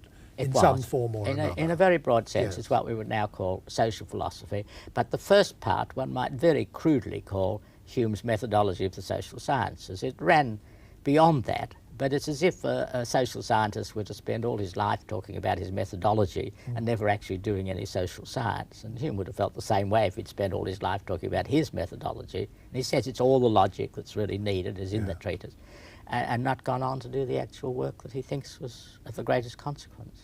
Now, underlying this very broad concern with human affairs, there was a theory of human, or a conception anyway, of human nature. And you referred to that actually a few minutes ago in our discussion. Can you now bring out what that conception of human nature was? Well, it's a long story because really most of his subsequent work is a study of human nature in action, in practice. But one thing he never doubted was that there was such a thing as human nature. And this is a point at which he differed from Locke. Locke had been particularly intent on getting rid of the conception of original sin. This was fundamentally important to him because he was a religious thinker as well as a philosopher. And he had argued that human beings are born into the world with minds which are like blank sheets of paper. And then in his works on education, for example, the suggestion was that you could turn human beings in any direction you want to. And many of the later thinkers of the French Enlightenment, and really running on even to modern Marxism, have taken this same sort of view that at least society is the thing that makes human beings what they are. Now, Hume didn't think that. He says that he thought this was a ridiculous view, that human beings do have angers, fears, all the rest of it, affections, which are innate, which are inborn in them, and which are constant throughout human history. In different societies, they may take different forms. Some of them may be strengthened and some weakened. But there is a permanent human nature there in which the passions are central. It's striking, I think, in most of the thinkers of this period, that they put an emphasis on passions and interests in a way in which many subsequent philosophers have not. There are, of course, important exceptions to that.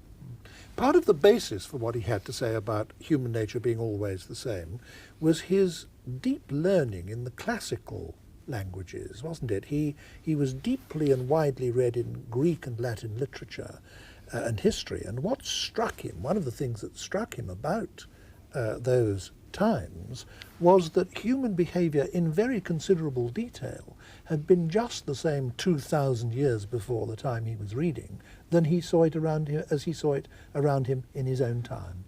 Yes, he was particularly interested in writers like Cicero and in what Cicero said about human nature and human beings and human society. And he felt it wasn't so different from 18th century England and that human beings were still behaving in much the same kind of way.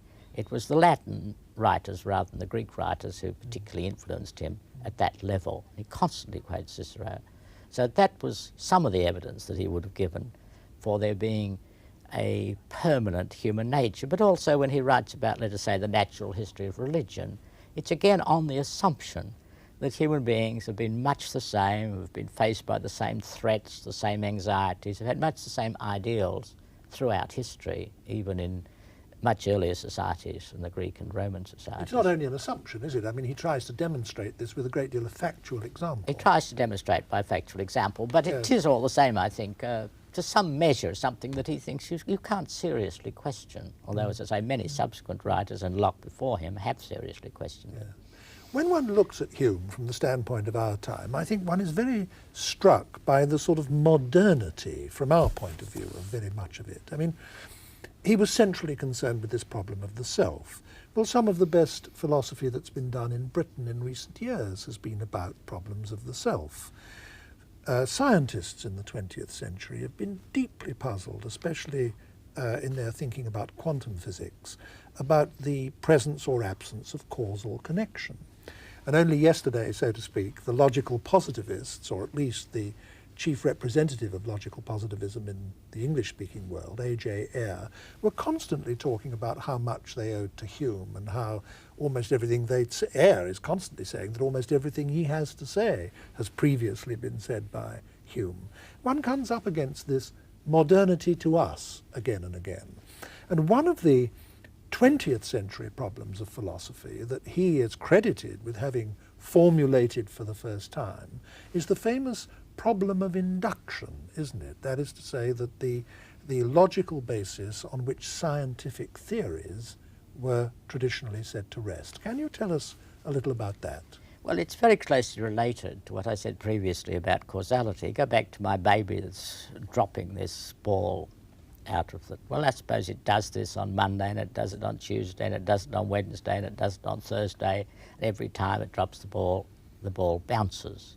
Then certainly Hume would say it comes to believe that whenever it drops the ball will bounce. It comes to expect the ball to bounce whenever it drops it.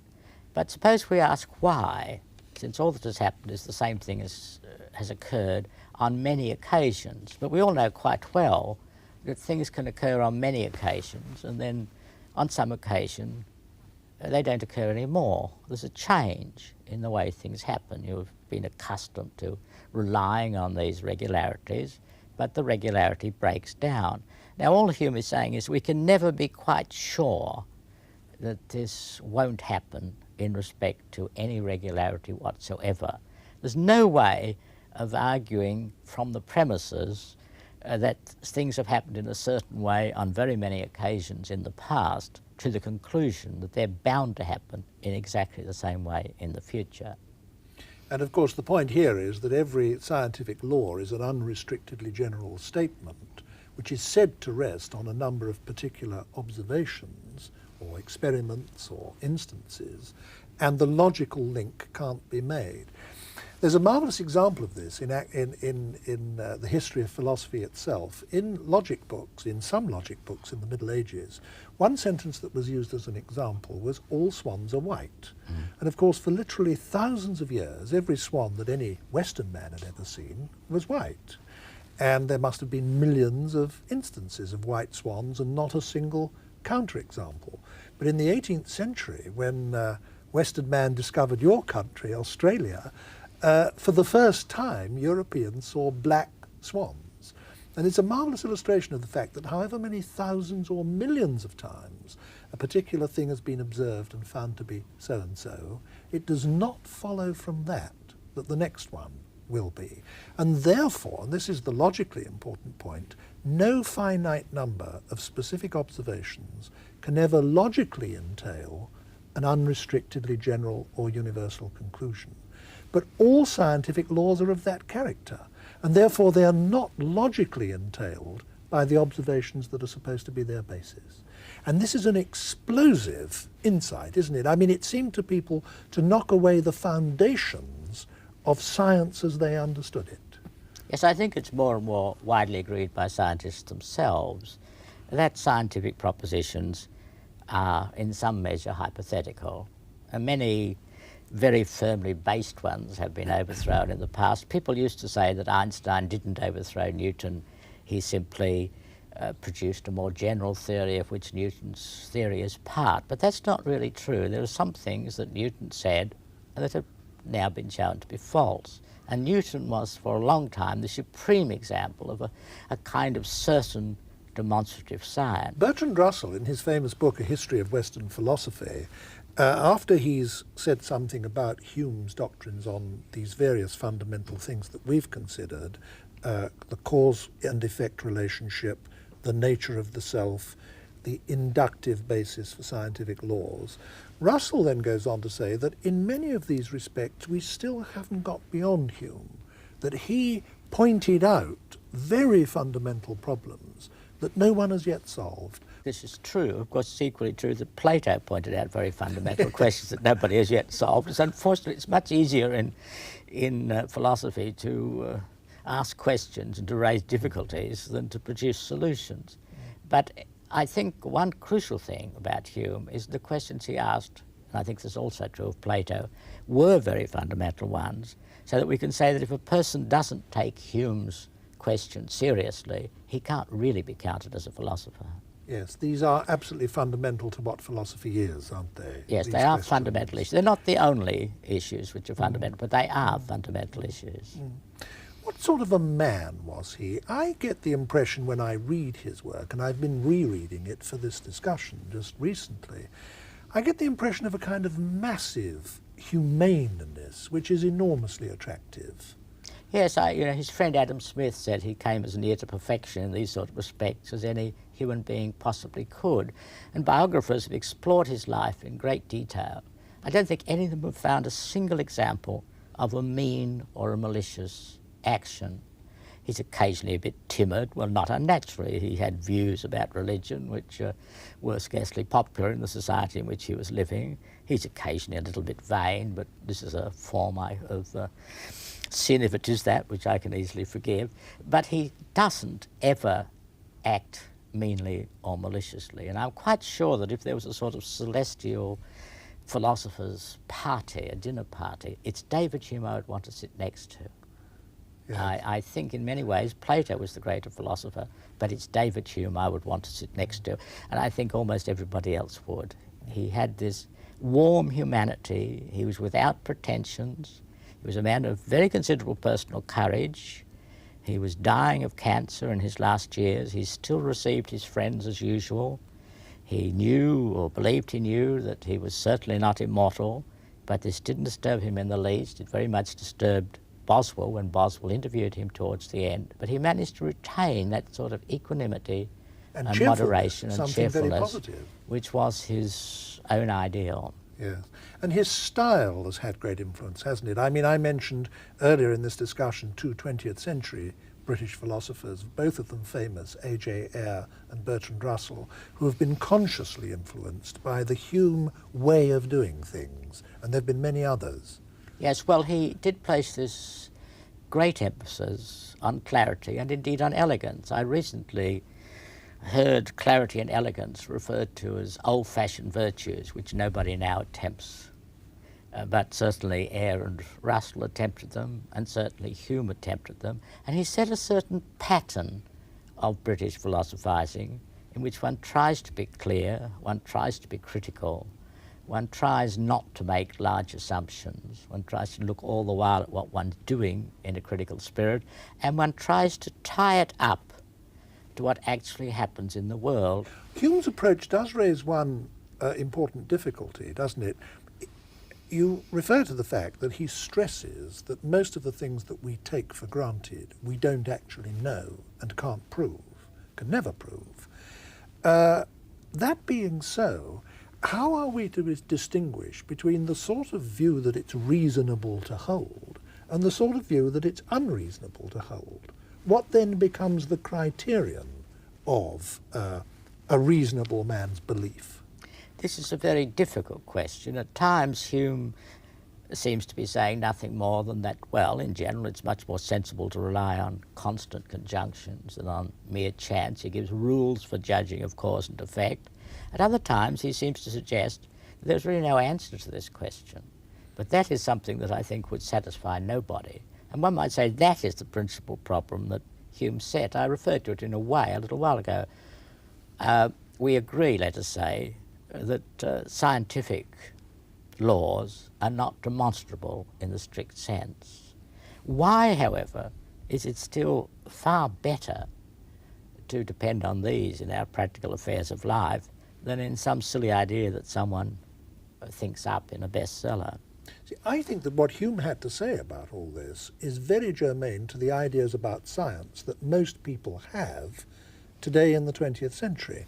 My impression is that most people, including most well-educated people, have the idea of science that it consists of a body of known, demonstrated, proved certainties, and that the growth of science consists in adding new certainties to the body of already existing ones, Anybody who has that view of human knowledge or that view of science really has a very fundamental lesson to learn from Hume, don't they? I mean, Hume retains his full power to disconcert today, doesn't he? Yes, Hume is an extremely disconcerting thinker. I think it's still true in respect to science, that science does make certain. There's all sorts of things we know about the world we didn't know before scientists got going. But certainly when a lot of people, for example, think of science as something where there's no room for the imagination at all. They believe that you have all sorts of need for the imagination if you're writing a novel or writing a play, but when you're doing a science, it's just a question of going into a laboratory and seeing what happens. Now, this is nonsense.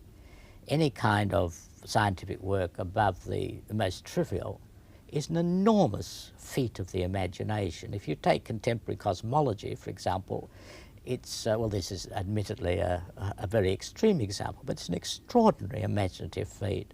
And the same is true of things like DNA, genetics. Any of the great discoveries require not merely careful work in laboratories, though this is essential, and careful thinking at all levels, but also a capacity to make imaginative leaps. And it's interesting that in Hume, the idea of the imagination constantly re-emerges as being of central importance. The imagination, he thinks, is essential to all our thinking about the world. Even in what we call our perception of facts, there is always an element of the imagination at work. And the centrality of the imagination is one of the things I find most fascinating in David Hume. It's directly germane to what you've just said that the greatest of all 20th century scientists, Einstein, once said, he said in 1928, I remember, he made the remark, that he would never have dared to overthrow the science of Newton had he not read Hume. Well, I'd like to finish our discussion really by asking you to say a little more about the influence of Hume on major thinkers subsequent to him. You've already referred to his influence on Kant, who I think most philosophers would regard as the greatest of all philosophers since Hume. What was his influence on Kant? Well, I think that Kant, unlike the British critics of Hume, really did see what Hume was about. He saw he had to do philosophy in a quite different kind of way. And if he was going, as he wanted to do, to answer Hume, and particularly to get rid of what he took to be the sceptical elements in Hume, he had to say that really our perception of the world is of a quite different kind from the sort of thing that Hume and his predecessors had taken it to be. We don't, as Hume always presumes, have isolated perceptions simply following one another. We are from the beginning aware of things as being causally connected, causally linked with one another. One gets in Kant, however, a great emphasis on the creative power of the mind as well. The suggestion that this order is in part imposed by the mind, and that leads in a direction that Hume wouldn't have liked. It leads in the direction of subsequent German idealism, in the direction of writers like Hegel. But Kant did see, didn't he, that if you started with empiricist assumptions, Hume then posed problems that on empiricist assumptions you couldn't answer. That was his view. And Kant's solution was to reject the assumptions and start a wholly new approach. He does see, I think, the essential thing, that if you begin from the position that what we're aware of are isolated events, whether they're in our own mind, whether they're perceptions or on the surface of our skin or in the world, you cannot create out of them, simply as your soul material, the kind of ordered world which in fact we experience in our daily life. Well, to continue the discussion beyond this point would take us into a discussion of Kant, so I think we'll stop there. Thank you very much indeed, Professor Passmore. Good, thank you. For several generations now, it's been a widely held view among serious students of philosophy that the greatest philosopher to have appeared in the West since the ancient Greeks is Immanuel Kant. Kant was born in the town of Königsberg in East Prussia in 1724 and died there at an age of almost 80 in the year 1804. Many jokes have been made about the fact that he rarely left Königsberg and never went outside his native province in the whole of his life. Also about the fact that he stuck so strictly to a daily routine that the inhabitants of Königsberg could literally set their watches by him as he walked past their windows. He never married, and outwardly his life was entirely uneventful. However, he was not at all the dry stick that my description so far would suggest. On the contrary, he was sociable and amusing, elegant in dress and witty in conversation, and his lectures at the University of Königsberg, where he was a professor for more than 30 years, were famous for their brilliance. Rather surprisingly, Kant was the first great philosopher of the modern era to be a university teacher. Descartes, Spinoza, Leibniz, Locke, Berkeley, Hume, Rousseau, none of these were academics, nor were most of the major philosophers in the century after Kant, the 19th century. The obvious exception is Hegel, but Schopenhauer, Kierkegaard, Karl Marx, John Stuart Mill, Nietzsche, none of these were academic philosophers. It's only in the 20th century that nearly all important philosophers have been academics. Whether this professionalization of the subject is a good thing is very much a moot point. I suspect it's inevitable. However, to get back to the first of the great professors, the writings of Kant's youth and early middle age made him widely known, but all but a few of them are now virtually unread. His lasting fame rests on a series of publications which didn't begin till he was 57 and continued into his 70s. So we have the rare spectacle of a creative genius of the first order producing all his greatest work in late middle age and old age. His acknowledged masterpiece is The Critique of Pure Reason, which was published in 1781. It wasn't very well understood at first, so 2 years later he published a short exposition of its central argument as a separate book, usually referred to as the Prolegomena, and then brought out an extensively revised edition of The Critique of Pure Reason in 1787. There followed, in quick succession, his second great critique, The Critique of Practical Reason, in 1788, and then his third critique, The Critique of Judgment, in 1790. Meanwhile, he had also published, in 1785, a little book called The Fundamental Principles of the Metaphysics of Ethics. In spite of its unseductive title, this book has had a simply immense influence on moral philosophy ever since. With me to discuss Kant's work is a well-known contemporary philosopher, Sir Geoffrey Warnock, Principal of Hertford College, Oxford, and a former Vice-Chancellor of Oxford University. Sir Geoffrey, Kant was perhaps the most famous system builder in the contemporary era in philosophy, and one notorious difficulty about expounding any system where everything fits in with something else is where to break into it, how to make a start. Where do you think is the best point to break into Kant for an exposition of his philosophy? There certainly is that problem. I mean, one of Kant's merits, in a way, was that he was very good at making an immense range of views fit together in a comprehensive and systematic way. But if we are embarking on the discussion, I think it is important not to start off in too technical a way. I mean, he's sometimes represented as conducting a sort of refereeing job between the merits and demerits of rationalism and empiricism, for example, or discussing how there can be synthetic necessary truths. But I think one ought to go rather further back to what the much wider and simpler concern was that really generated these other problems. And that, I would submit, was his concern with an apparent conflict between the findings of the physical sciences in his day and our fundamental ethical and religious convictions. He thought there was a prima facie conflict, inconsistency there. Can you spell out what he thought the conflict consisted in? I think the central and simplest form of the conflict was that it seemed to be a presupposition, and indeed Kant thought a well-founded and proper presupposition of the physical sciences, that everything that happens is determined by antecedent happenings, and that there is always a law on the basis of which one can say that what happened was the only thing that could have happened. In the physical world? In the physical world, universe, yes. But of course, when we're thinking about our own conduct, when we're thinking, say, about moral predicaments we may find ourselves in, we believe that we and everybody else have alternatives before us, and that there are various things we could do, and it's for that reason that we have to accept the responsibility for what we actually do. That was one thing, and he thought that that was prima facie contradicted by a presupposition of physical science. In other words, how in a universe in which the motions of all matter are governed by Newtonian laws, can there be free will? Scientific laws, can there be free will? Yes. That was... Yes. Yes. He was also concerned with the question how a god would fit in to an essentially mechanical and physically determined universe. He wasn't the first philosopher, even the first major philosopher, to see these problems, was he?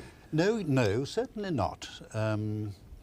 They'd been really quite a preoccupation of philosophers all through the 18th century. I mean, ever since the sort of great leap forward, so to speak, in the physical sciences at the end of the 17th century. Among the empiricists, for example, Berkeley had been preoccupied with this sort of problem, and among those in Kant's own tradition, conspicuously Leibniz. No, he certainly wasn't the first. Why was he so deeply dissatisfied, as he obviously was, with what his predecessors had done about this problem? Well, he thought, and I think correctly, that his predecessors had tried to somehow resolve this conflict or bring it to an end by downgrading the pretensions of the physical sciences. And that's certainly true of Berkeley, and I think it's true of Leibniz as well. And to somehow present them as inferior and not having a claim to be an equal contestant with metaphysical doctrine and argument.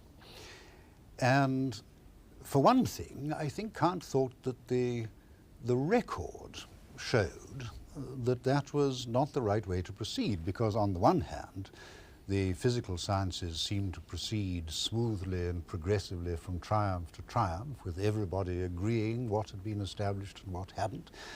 And on the other hand, philosophy looked to him like a sort of chaotic battlefield. I mean, no philosopher agreed with any other philosopher. No doctrine was accepted for more than a few years before somebody refuted it, and so on. That's one thing.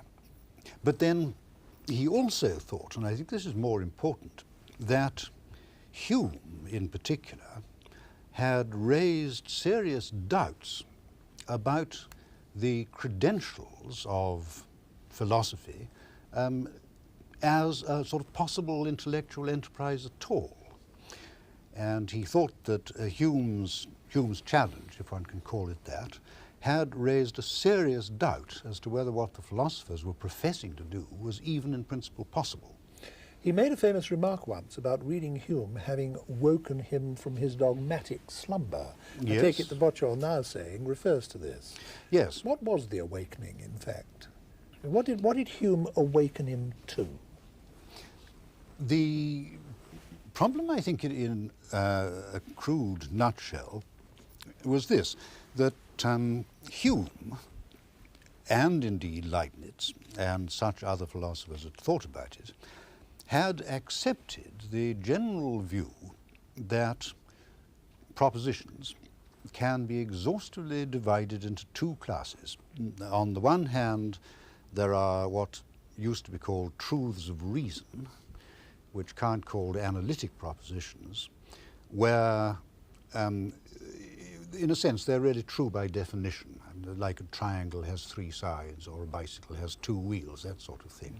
Those, they said, could be known a priori, I mean, independently of experience. On the other hand, there were substantial propositions which tell us something not simply implicit in the terms we're using. These, they said, were substantial and informative, but couldn't be necessary. They were always contingent propositions and could be established only on the basis of experience or experiment.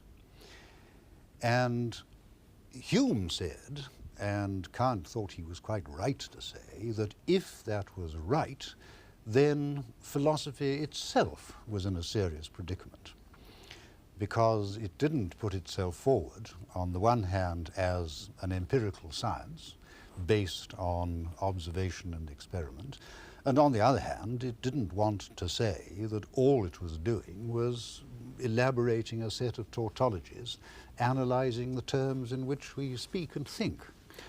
And Hume's question was, well, is there anything else that a philosopher could possibly be doing if he isn't doing either of those? But didn't Hume realise, and Kant after him, that it also created a serious problem for the natural sciences? Because scientific, unrestrictedly general scientific laws Yes. are also propositions that are neither analytic, they can't be deductively arrived at by logic, nor can they be proved from experience. And Yes. they both realised that too, didn't they? I'm not sure. It should be, I think, a diversion at the moment to go into it. Really what Hume thought about that. I think Hume thought that the sciences could sort of carry on as a body of empirical knowledge. Though, of course, in that case, without the claim to establish that anything was necessarily so. Yes. Kant's view, though, was certainly that this belief in an exhaustive dichotomy was mistaken. He had no doubt that it was mistaken, because while one might question the credentials of philosophers in claiming to put forward synthetic propositions that were both synthetic and necessary, that might be questionable. Kant had no doubt that this was perfectly in common form, so to speak, in the natural sciences and in mathematics. So that there certainly were, he thought, undoubtedly there were, propositions which were not analytic, but were not empirical and contingent either. In other words, propositions which applied to the world, but yet which we didn't, as it were, derive from the world. Yes, but which we could establish simply by argument, yes. Yes. And Now, he called them synthetic a priori. This is yes, the technical yes, term he used. Yes.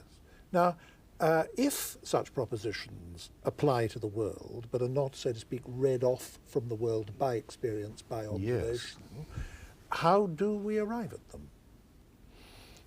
Well, yes.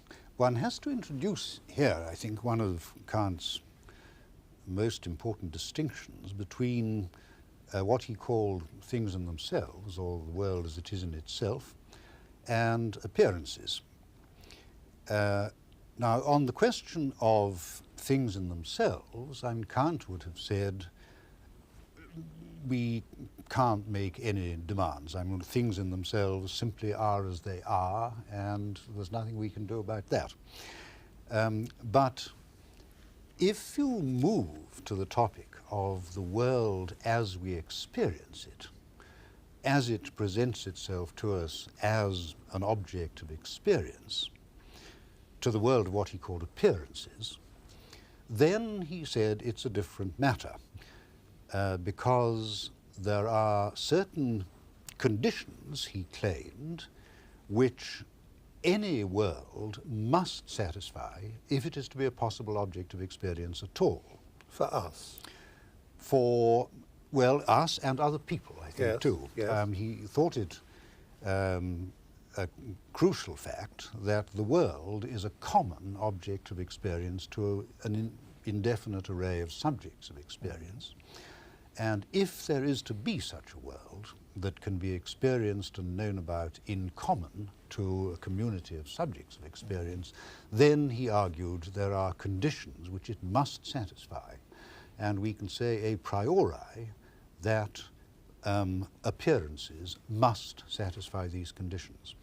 Would it be correct to put what you've just said in the following sort of way, that what there is for us to experience or perceive or know must of course depend on what there is to experience or perceive or know, but it must also depend on what apparatus we have for experiencing or seeing or knowing. Yes. And that the apparatus that we have is a contingent matter. I mean, to use a modern example, we happen to be equipped to interpret electromagnetic waves of some frequencies but not others. That's to say, we can receive and interpret heat waves and light rays, but we don't receive and interpret radio waves and X-rays. Yes. And it's imaginable that we might apprehend reality in entirely different terms from those that we do. Yes. Now, Kant is saying, this being so, for us to be able to experience anything at all, it must be such as is apprehensible by our apparatus, by the apparatus we've got. Yes. Now, that's not to say that nothing else can exist, but only that it can't, so to speak, exist for us, that we can't know it or apprehend it. Is that right? Well, I would qualify that in one way. Kant didn't, I think, want to get into considerations about what our sensory equipment specifically is. I mean, what kinds of eyes and ears we have. I think he was trying to say something more general than that the notion of a subjective experience presented with a world as an object of experience requires that it should have sensory capacities of some kind and intellectual and conceptual capacities of some kind.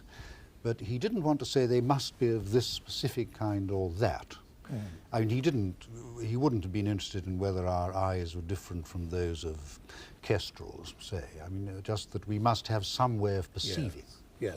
But the point then is that we bring certain, as it were, predispositions to bear, and only what fits into those predispositions can be experienced for us. That's absolutely right, yes. And this was something, the nature of which I think had not occurred to any philosopher before. No, genuinely novel, I think, yes. Now, what sort of entirely novel view of the nature of human knowledge did this begin to lead him towards? Well, he put forward the claim that if one sort of thought carefully enough and argued long enough, one could specify what he called the form of any possible experience. And this he gave the name of this the metaphysic of nature, or sometimes the metaphysic of experience to this enterprise.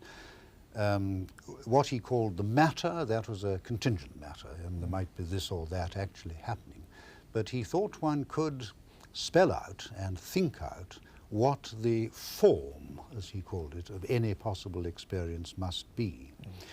And this would be a body of doctrine that would tell you something about the world, of course, because it's telling you what its essential form is, but telling you something necessary that couldn't be otherwise. And for this, and because there are such propositions, that was why Hume and others of his predecessors were wrong in analysing all possible propositions into either analytic, which would be true or false by nature of the terms used, and synthetic or a posteriori, which were true or false according to observation and experience. Yes. We've now got a third kind. Yes. Yes. Now, can you give us an example or two of concepts or propositions which are of this sort?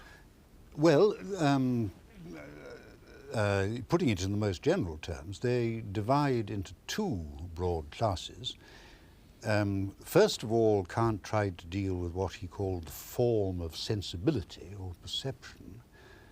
And he thought that here one could spell out and work out the fundamental character of space and time. He thought these were imposed upon our experience by the nature of our sensibility.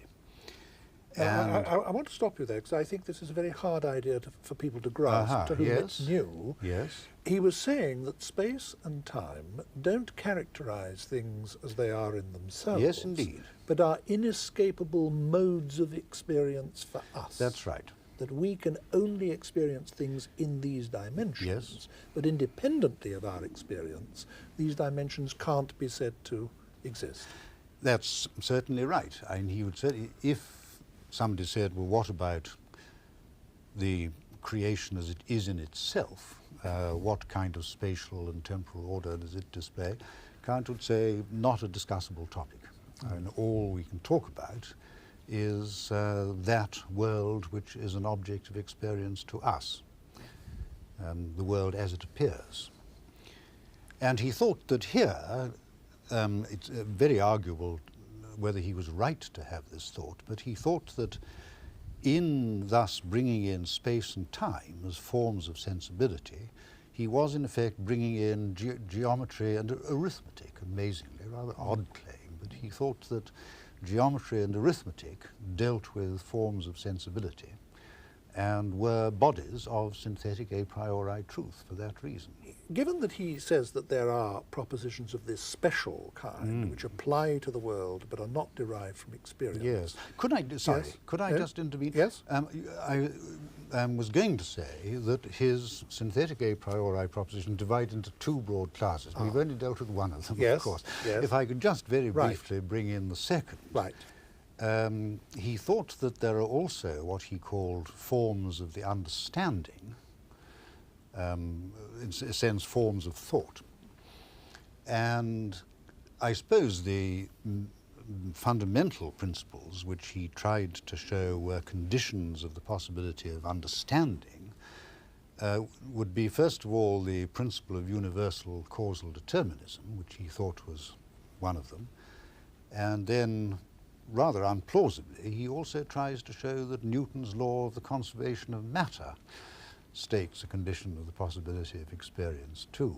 Now, in order to arrive at the sort of total picture that we're beginning to build up, let me just recapitulate up to this point, that Kant is saying that because all of our knowledge and experience comes to us through our sensory and mental apparatus, it all comes to us in forms which are sense-dependent and mind-dependent. Yes. And that we have no direct access to things as they are in themselves, independently of all possible experience. Now, given that the modes of apprehension that we have are whatever they are, possible experience must, as it were, fit in with them to be able to be experience for us at all. Absolutely. And part of his project as a philosopher, therefore, was to carry out a large-scale investigation into what the nature of these forms was. Yes. And if that investigation is successful and complete, it will tell us what the limits of all possible knowledge is. Yes. Is that right? Yes. Yes. And that anything that's outside that is just simply unknowable to us. Yes. Yes. Now, the implications of this are absolutely radical, not only for what is included, but for what is left out, aren't they? That's certainly true and fundamentally true. And I find it hard to believe that it wasn't, so to speak, something of a disappointment to Kant that this is the position he got himself into, because one gets the impression from the way he embarks on his inquiries that he would like to build a sort of firm foundation for theological speculation about God and the soul and metaphysical speculation about the cosmos. Whereas what he actually finishes up doing is saying that there can be no such foundations, because all we can establish foundations for is the notion of possible experience and what can be an object of possible experience. And if you try to go beyond that, if you try to raise questions about how the cosmos should be characterized quite independently of any possible experience, or if you try to talk about God and the soul, then your enterprise must collapse and be in principle vacuous, Kant is saying, certainly. Now, Kant thought that it was impossible for us to know whether God exists or not, or whether we have souls or not, but he did himself believe that God did exist and that we do have souls, didn't he? Yes, indeed. He was very clear that this was a matter of faith and not something that was knowable. Yes. But how on his own premises is talk about God or the soul even intelligible? Yes. Well, that's a very good question, and one on which he is, I was going to say, slightly shifty, I think. What he wants to say, and this is rather interesting, it involves him sort of turning the whole issue upside down in a rather interesting way, because some of his predecessors, at any rate, had made the supposition that our moral convictions and attitudes and our religious convictions stand in need of some kind of metaphysical foundation, and they tried to provide one in the form of theology and philosophical ethics. Well, Kant finishes up putting the thing exactly the other way up. He says that we are not only entitled to moral convictions and religious convictions, he thought it inescapable that we should have them,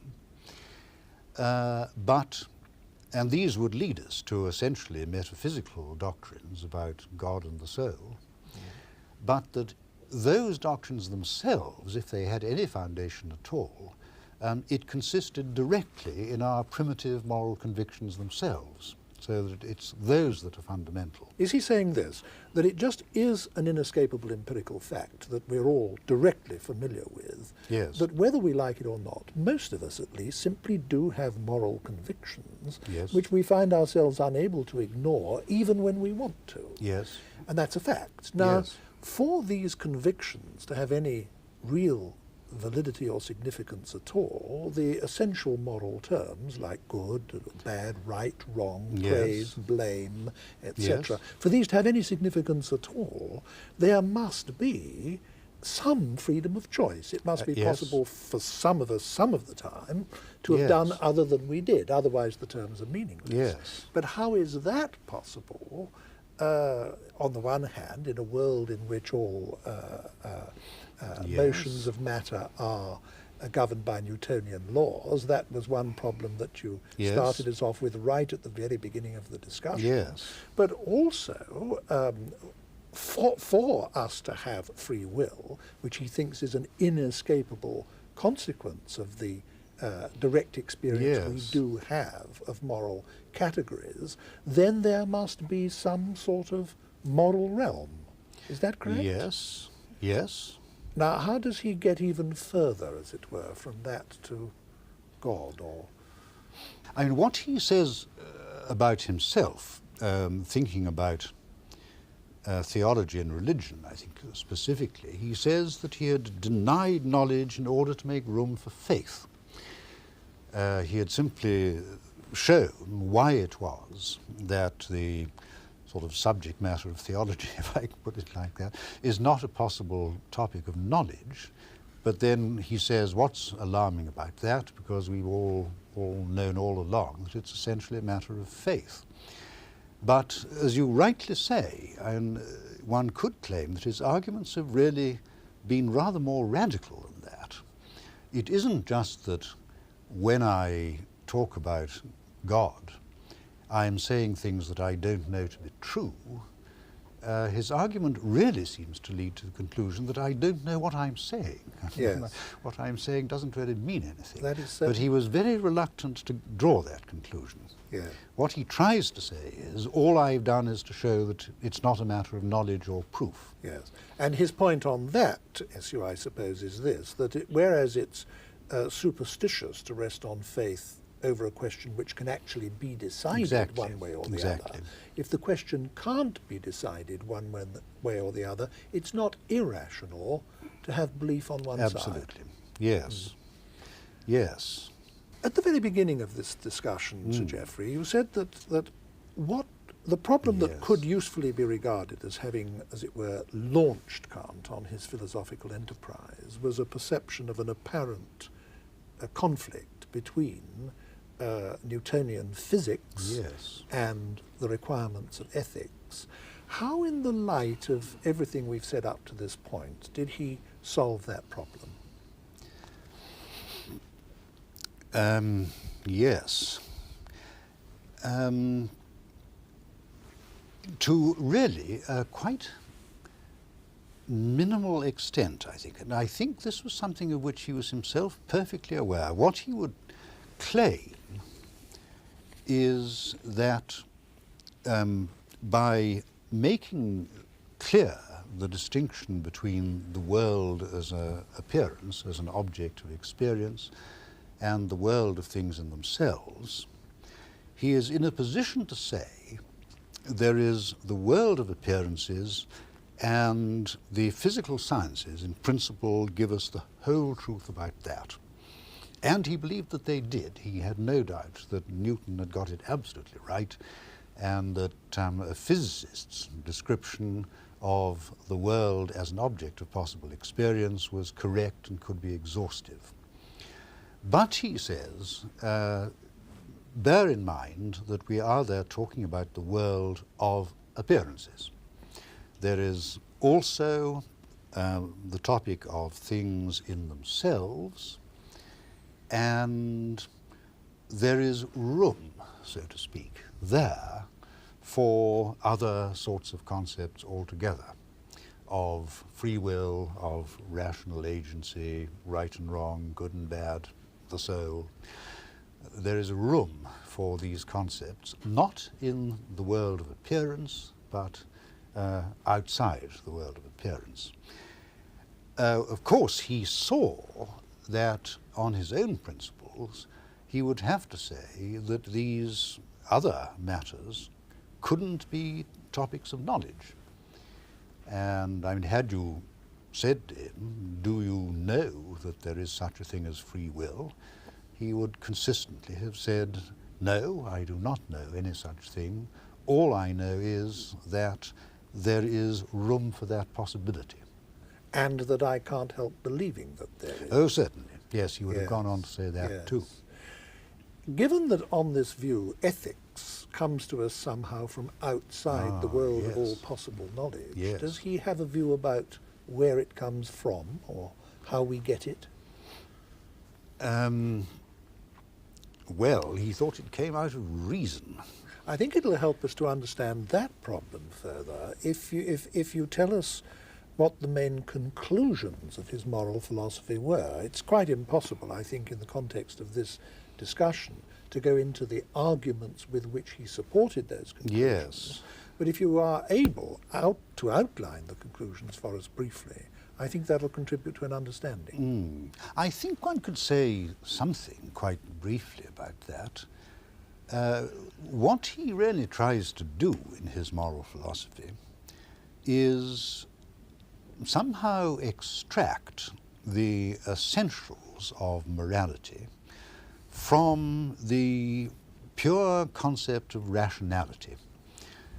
He says the essential thing about any agent of whom one can think or speak in moral terms is that he must be a rational being capable of thinking of reasons for and against doing this and that. And he tries to argue that the essential requirements of morality are really built into the concept of rationality itself. Essentially trying to show that, he seems to try to show that only a body of principles of action corresponding to our principles of morality could consistently, i.e. rationally, be universally adopted by a community of rational beings. That's what he tries to show. And there is the famous categorical imperative, which of course directly derives from that. Yes. Perhaps I should ask you to formulate it rather. Well, he says, act only on that maxim by which you can at the same time will that it should be a universal law. And I think that is the idea. He wants to say that what morality really imposes on us is conditions on conduct which require, and I think he also thinks uniquely determine, the assent of any possible community of rational creatures. That's what he's trying to do. Now, Kant's philosophy is notoriously difficult to understand at a first encounter, and I'm sure that many of the people listening to this discussion between you and me are experiencing this difficulty now. I think fundamental to the difficulty is his contention that of things as they are in themselves, we simply have no knowledge and no way of acquiring knowledge, that we are, as it were, permanently screened off from this by our own limitations. Yes. And these are partly limitations, as it were, in time and space. Yes. Is it helpful, do you think, to say to point out to people, look, in a quite different context, something very much of this sort is what many religious people have always believed, that, as it were, real reality is outside this world of our experience, outside space and time, and that this world of our experience is ephemeral and perhaps illusory in some metaphysical sense. Is it helpful to say that, or do you think that just obscures the issue? No, I don't think it does. If, for example, one raises the rather, in a sense, hypothetical and perhaps idle question, what sort of being one would have to be acquainted with things as they are in themselves, the only possible answer you can get out of Kant is that you'd have to be God, in fact. Yeah. That's to say, you would be acquainted with things in some timeless way and without any kind of spatial limitations, and with no particular sensory limitations on the mode of your acquaintance. And I'm not thinking in English or French or any other particular language. Your acquaintance with the universe would be not subject to any of these limitations. And if you say, well, and what would I have to be like that? The only answer is I'd have to be God. Yeah. It's a very striking feature, I think, of Kant's philosophy, that although he conducted his philosophy impeccably in accordance with the criteria of philosophy, he didn't call on faith or revelation or anything of that kind, but relied purely on argument and was working, as it were, entirely from within the central tradition of Western philosophy, through predecessors like Locke and Hume and Leibniz and so on. Nevertheless, he does arrive at conclusions which are strikingly capable of cohabiting with religious belief. Well, yes, except for the uncomfortable fact, which we mentioned earlier, that he has to say that, strictly speaking, all discourse on those topics is unintelligible to us. We don't really know what we mean. And that's a proposition that theologians have been a bit chary of accepting. They might even say that nowadays more and more are accepting. Well, that may be true. Yes. Another difficulty about reading Kant is simply the prose style. I mean, there are philosophers, Hume is one, Plato's another, Schopenhauer's another, who are beautiful writers and a pleasure to read. But Kant's best friend couldn't say that about him. It's opaque, it's difficult, it's obscure. Yes. Why did he write so badly? I think there are perhaps three things one might say. I think partly it's due to the fact which you mentioned right at the beginning, that he was by profession, and very single-mindedly by profession, an academic. And he does write in a very heavily academic style, with a great taste for technical terminology and jargon and what he called architectonic. It is all very academic.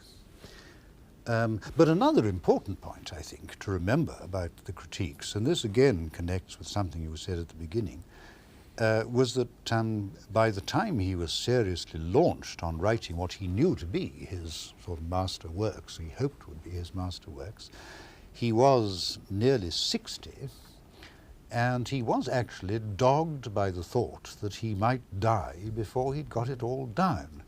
And there's no doubt that those hundreds of pages between the ages of 60 and 70 were written extremely fast. He was just writing in a hurry. And I think that has a lot to do. Of course, 200 years ago, the expectation of life simply was very much shorter than now, and it was perfectly reasonable for him to think that he might die quite soon, I suppose. So that he was writing in a hurry. Another point that, slightly less obvious one, is that he was and still by that date somewhat unusually writing in German, which had at that date barely become accepted as a sort of decent language for academic and learned use. Leibniz, I don't believe Leibniz ever wrote German. It was all either French or Latin. Either French or Latin, yes. yes. And there just wasn't a sort of established style of academic, learned German prose for Kant to adopt, and as, for example, for Berkeley and Hume there was. I mean, English had become a well-established language for that kind of learned use, and I think that may have been a problem to him. He had no sort of models. It's a great sadness, I think, because it's a huge unnecessary obstacle Yes. to understanding the work of somebody who, after all, Yes, it is. is an Yes. almost incomparable thinker. Yes. I said at the very beginning of this discussion that he's been regarded for generations by large numbers of professional philosophers as the greatest philosopher since the ancient Greeks. Why is his reputation at quite that pinnacle? Well, I think that there were, I think I would mention two qualities as entitling him to his pinnacle of fame. I think he was quite exceptionally penetrating in the sense that he was able to see an intellectual problem in something which had previously been taken for granted and as not worth much attention. He was able to see where the problems were. And I think that's one of the greatest philosophical gifts, to be able to see that there is a problem where everybody else is going on quite happily without thinking about it much. Yeah. Then I think the other thing, and this connects perhaps with his academic professionalism, he was extremely good at seeing how it all fitted together and how what he'd said on this topic might repercuss, so to speak, on what he'd said somewhere else. And he was very self-conscious about and sort of professionally methodical in this sort of way. He does, I must say, to me, make writers like, say, Locke and Berkeley, and indeed Hume, excellent though they are, look rather like amateurs. Thank you very much, Sir Geoffrey. Few philosophers have more obviously changed the world than Hegel, both personally through his influence on German nationalism and indirectly through the work of his most famous philosophical disciple, Karl Marx, after whom a great many governments in our own day actually call themselves. So if we want to see some of the practical consequences of Hegel's ideas, all we have to do is look at the world in which we ourselves live. His influence on philosophy was correspondingly great. In fact, it's been said that the history of philosophy since Hegel can be understood as a succession of varying reactions against his work. He was born in Stuttgart in 1770. A teacher of one sort or another for most of his life, he eventually became professor of philosophy at Heidelberg and then in Berlin. As a philosopher, he was a late developer, but by the time of his death in 1831, he was very much the dominant figure in philosophy throughout the whole of Germany. The titles of some of his most influential works are The Phenomenology of Mind, The Science of Logic, The Philosophy of Right, and The Philosophy of History. Hegel had several followers who themselves became well known, but far and away the most famous is Karl Marx. Marx was born in Germany in 1818, and as a young student of philosophy was very much a Hegelian. He didn't become a socialist until his mid-20s, when he began to develop that rich and highly original mixture of German philosophy, French politics, and British economics, which is Marxism. Together with a wealthy young industrialist, Friedrich Engels, he wrote the Communist Manifesto in 1848. The partnership between Marx and Engels must be just about the most momentous collaboration in the history of ideas. Engels kept Marx for most of his life so that he could produce his writings, and it was a life spent largely in exile because of Marx's political activities. At the age of 31, he went to live in London and stayed there until his death in 1883. He's buried in Highgate Cemetery. For many years he worked in the British Museum in its reading room, and it was there that he wrote his masterpiece Das Kapital, published in 1867. Marxism isn't quite philosophy in the accepted meaning of the term, but there's obviously a major philosophical element in it, and that element always remained Hegelian. What I propose to do in this programme is devote the bulk of the discussion to Hegel, and then show how some of the most important of the ideas we've been discussing were incorporated into Marxism. With me to do this is someone who has published excellent introductions to the works of both thinkers, Peter Singer, Professor of Philosophy at Monash University in Melbourne, Australia. Professor Singer, Hegel is notorious for being difficult to read, for being obscure. He's often described as the most obscure of all the major philosophers. Yet your little book about him has the conspicuous merit of discussing his central ideas in ordinary plain English. And I hope you're going to be able to do the same on this programme. When you're confronted with the task of expounding Hegel's ideas, where do you find the most convenient place to start? I start with the philosophy of history, because the history in Hegel is quite concrete. Part of the difficulty with Hegel is that he's so abstract, but the history, because it's concrete, is an easy way in to the more abstract parts of his philosophy. Well, that in itself is already a new departure in philosophy, isn't it? Because no major philosopher before Hegel regarded history or the philosophy of history as being important. Yes, it is a departure. Compare it with Kant, for instance. Kant had a view of human nature as human beings eternally divided between their reasoning element and their brute desires. It's a bit like the old picture of man as halfway between the apes and the angels. And for Kant, that was just a fact of human nature. We would always be torn with this division, this conflict. But Hegel said, no, wait a minute, this isn't something immutable. Look at Greek society. Greek society, Hegel said, was more harmonious. People were not conscious of this gulf or division. Their desires were in harmony with their reason. So the point that Kant is talking about, this division, is something that has occurred historically, has developed with the rise of individual conscience in Protestant Europe. And because it's happened historically, it need not be a permanent feature. It could, in some other period, actually again be overcome and a harmony restored. Hegel looked at all important concepts in this historical way, didn't he? He saw them as being embedded in human life, in ways of life, in societies, and as societies change, so the concepts change. Isn't that right? Yes, that's absolutely right. He saw that there was development in the way history occurred, that it was always moving forward. It was always a process, never static. And he had a name for the way in which it moved forward. He called this the dialectical process. Now, can you explain exactly what, in Hegel's mind, the dialectical process was? Let's go back to the example I mentioned before. Greek society he saw as a harmony, but as a simple harmony. A simple harmony in the sense that people had not developed the alternative notion of individual conscience.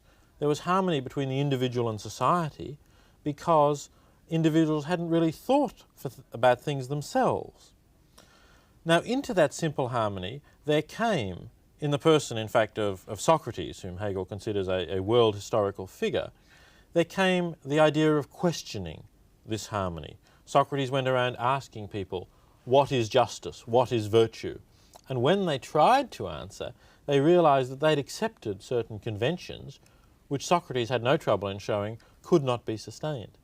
So the simple harmony of Greek society broke down, and because Socrates broke it down, incidentally, Hegel thinks that the Athenians were quite right to condemn Socrates to death. He was genuinely corrupting and subverting Athenian society.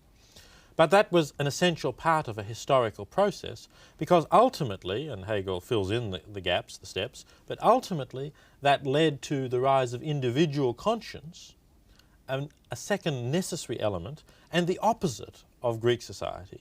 So we've moved from what Hegel calls the thesis to the antithesis. The antithesis of Greek society is individual conscience risen to its height in Protestant Europe. But that too turns out to be unstable. It leads to the destruction of the French Revolution and the terror that followed the French Revolution. And so that too must give way to a synthesis, to a third stage, which combines harmony and individual conscience. And very often in this process, that then again serves as the new thesis from which a further antithesis will arise and the process will continue. Now, this notion of dialectical change that you've just explained has been so influential ever since Hegel, and it's enormously influential today through Marxism, which embodies it, that I think we must get it completely clear in our minds. So let me just go over it again.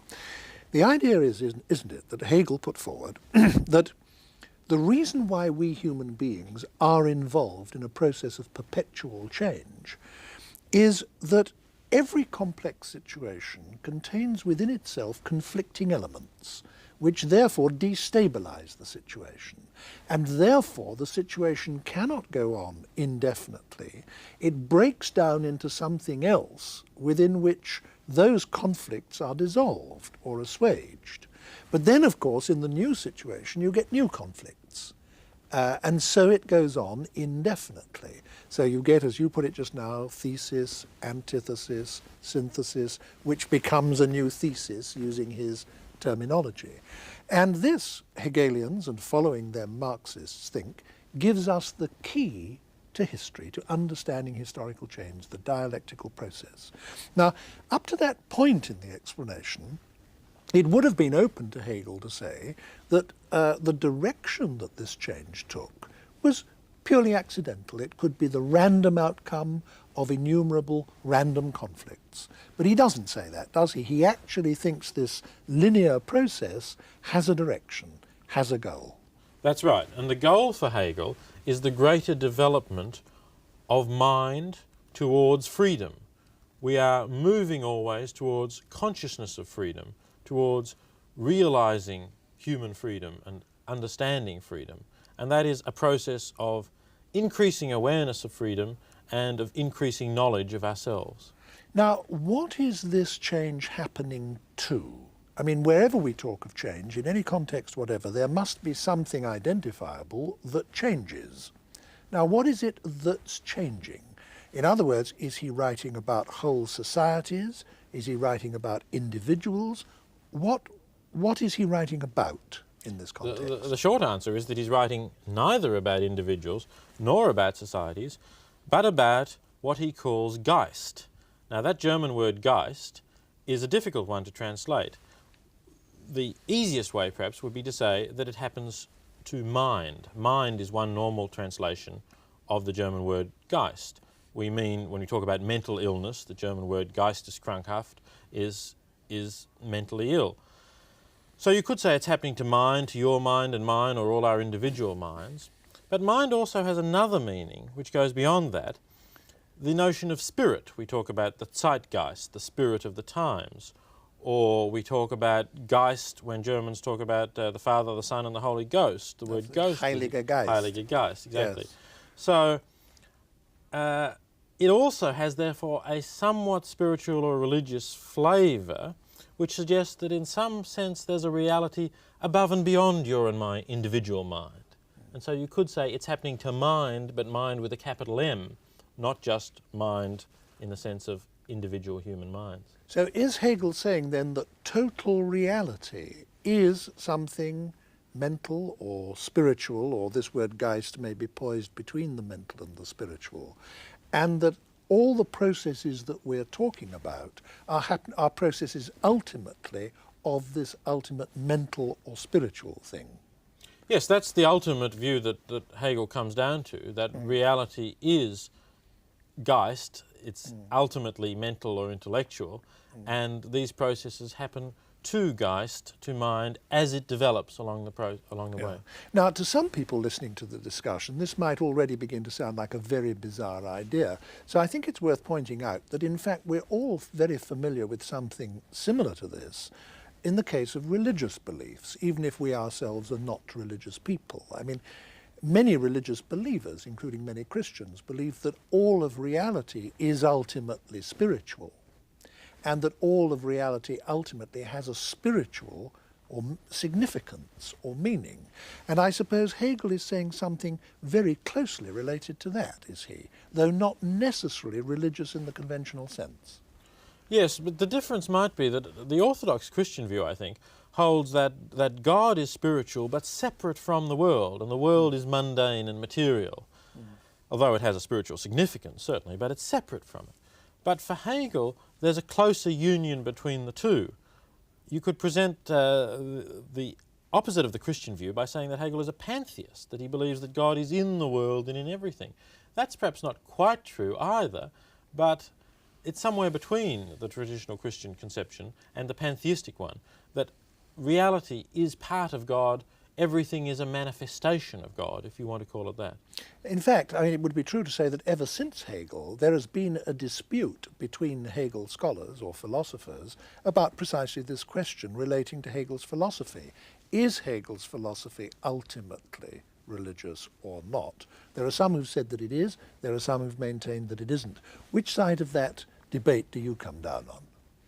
I think that it is immensely valuable to try and interpret Hegel as if he were not religious, because then you find that you can make good sense of a large part of Hegel's philosophy in a non-religious way, just interpreting him as talking about mind, and the common element in mind being our common ability to reason, the fact that our minds are structured in similar principles. But I think I have to admit that though you can push that a long way, you don't really make 100% sense of Hegel in that way. The last 10% perhaps has to assume that there is some religious or quasi-religious view of mind or spirit that lies behind what he's saying. Now, we've talked about the view of reality as a historical process, which he introduced into Western thought. It's a major idea.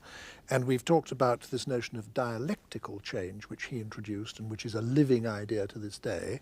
Another important concept, which I think I'm right in saying he coined, certainly he made it famous, and which has come back again into what one might call intellectual fashion in recent decades, is the concept of alienation. Hegel had a great deal to say about alienation, didn't he? Now, what exactly did he mean by that term? By alienation, Hegel meant the idea that something which is in fact us or part of us seems to us foreign, alien, and hostile. Let me give you an example. He presents a picture of what he calls the unhappy soul, which is an alienated form of religion. The unhappy soul is the person who prays to a God whom he regards as all-powerful, all-knowing, and all-good, and who sees himself by contrast as powerless, ignorant, and base. So this person is unhappy because he demeans himself and puts all those qualities into some being which he sees as separate from himself. Hegel says that this is wrong. We are in fact part of God, or if you like, we are projecting our qualities into God, and we should take that back. The way to overcome that kind of alienation would be to realize that we and God are one, and that we have those qualities. They are not something separate and foreign to us. I was going to say, he would say specifically that these are human and perhaps only human qualities which we are projecting onto an all-powerful being, denying them to ourselves, when it is in fact we who have them. I mean, they originate with humanity. The claim that they are only human was actually made by one of his later disciples, Ludwig Feuerbach. He wouldn't have said that, but he would have said that we and that kind of divine spirit are all part of the same reality, Geist or mind. Now, you've explained very clearly, I think, how Hegel saw total reality as being a process of change which was moving forward in a certain way, the dialectical movement. What is it going towards? What is the goal? What's the end of this movement? The end point of the dialectical process is mind coming to know itself as the ultimate reality, and thus as seeing everything that it took to be foreign and hostile to itself as in fact part of itself.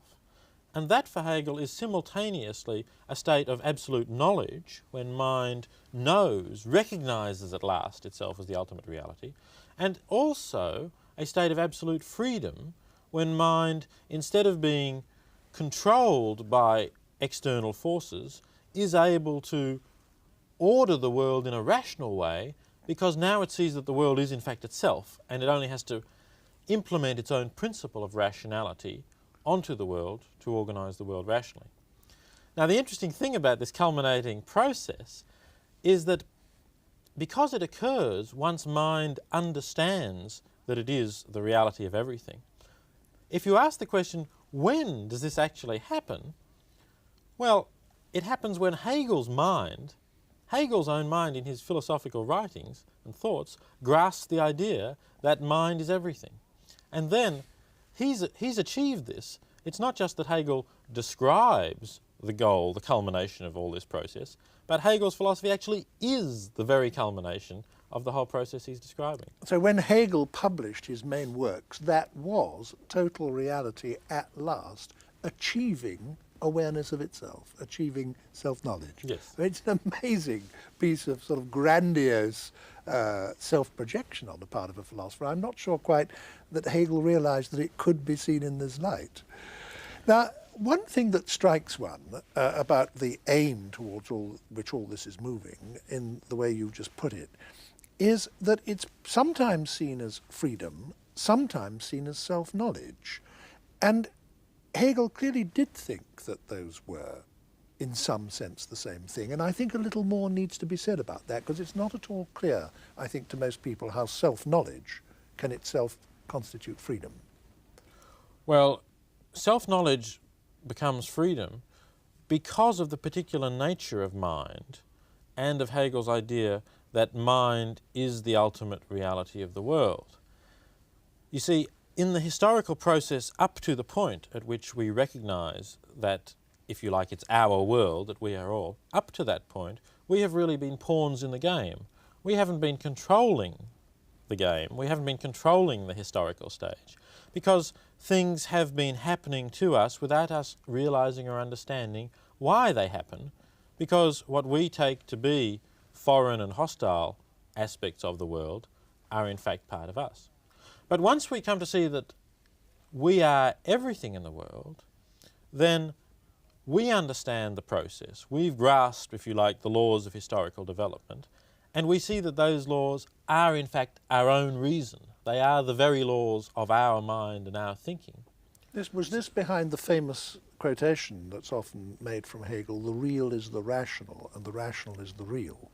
That what exists does correspond to what is rational. That's yes, right. Yes. And when we come to see that, then we are free, because we see the rationality of reality, and it no longer strikes us as something contrary to our interests. We no longer struggle against it. We understand it as in fact our own rational principle, and we are free to flow along with it, and indeed to order it and direct it in accordance with those laws of reason. Now, one characteristic of Hegel's thought, which you've made very clear, is that he always sees ideas not just as existing in the abstract, and certainly not being timeless and unchanging in the way that, say, Plato saw them, but as being embodied in societies and institutions and historical realities which change. Now, given that fact, what sort of society does Hegel see this whole process as culminating in? What sort of society is it leading towards? Well, as you'd expect from what we've been saying, it's a rational society, a rationally ordered society. But I must make clear what that is for Hegel, because it's not the society of pure reason. Hegel saw the society of pure reason as typified by the kind of thing that the French revolutionaries wanted to do.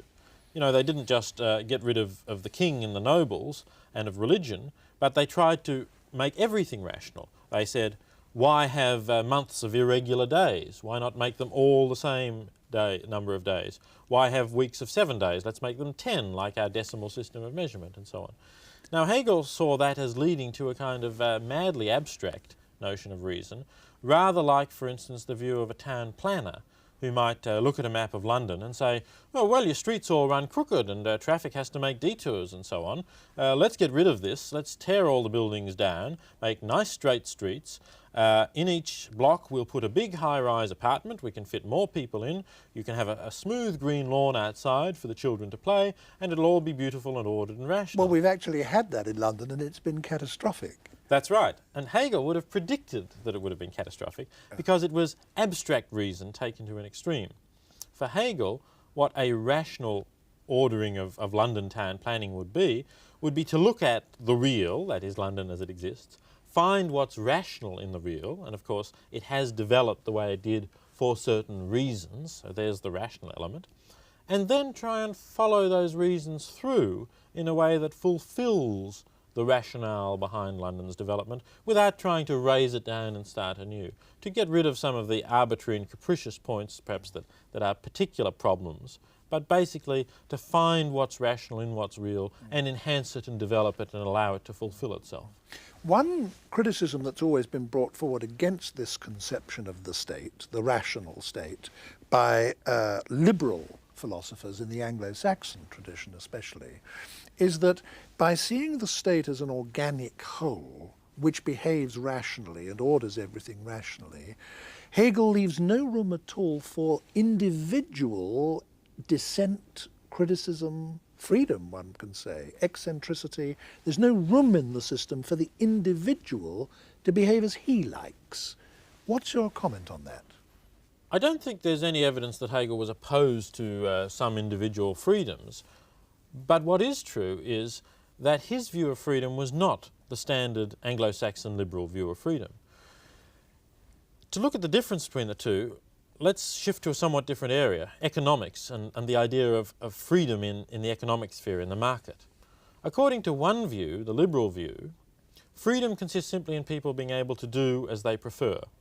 If I prefer to wear an orange shirt this spring, for instance, then I'm free if I can do that. If I prefer to buy a deodorant, I'm free if I can do that. And that's all that the liberal economist will ask. Are you free to choose the preferences that you have to fulfill them? But some of the more radical economists have questioned that, and they've said that's a very superficial notion of freedom. You should ask, why do you want to wear an orange shirt this season? Why do you want to use a deodorant? Why don't you accept that a certain amount of natural body odour isn't a problem or whatever? And the radical economists will say the reason is that you've been manipulated. There are people who want to make a profit out of you buying their deodorant, out of you thinking that the clothes and the colours you wore last season are no longer good enough this season. So you've been manipulated. You're not free. You have to ask not only can you do what you prefer, but why do you prefer what you prefer? Are they rational preferences? Are they preferences that satisfy your needs? Now, Hegel would have been in the latter camp. He would have said freedom is more than just ability to follow your own caprice. Freedom must consist in fulfilling yourself as a rational individual. Well, that sounds all very well, but surely what it's going to mean in practice is that I think I know what I want. I want to wear an orange shirt this spring, and I want to go out and buy a deodorant in hot weather. But we have a state, perhaps, which says, no, you think you want those, but those are not rational preferences on your part. We know what's best for you. We know even what you would want if your preferences were rational. In other words, you get a state that not only knows what's good for you better than you do yourself, you actually get a state that knows what you want better than you know yourself. And surely that's authoritarian in the extreme in its relation to the individual. I think in practice you're probably right, and I don't know that Hegel has any reply to that objection. The only thing that he can say is that while it might be very difficult in practice to work out how you could have a society in which individuals genuinely realise their rational self without an authoritarian state, that doesn't mean that you've overcome the problem by the liberal laissez-faire notion. I mean, we still do have to face that problem, that people's wants and desires might be being manipulated, and to the extent that they are, it's perhaps misleading to say that they're really free. In other words, it's still a problem, It's even still if a problem. Hegel doesn't necessarily have the right answer to it. Let's just take stock for a moment of where we've got in the discussion. Right at the very beginning, I asked you what you thought was the easiest way in to an understanding of Hegel's philosophy as a whole, and you replied that you thought the best starting point was with the philosophy of history. So we started there, and in fact we've continued our discussion in a straight line, so to speak, to the point that we've now reached.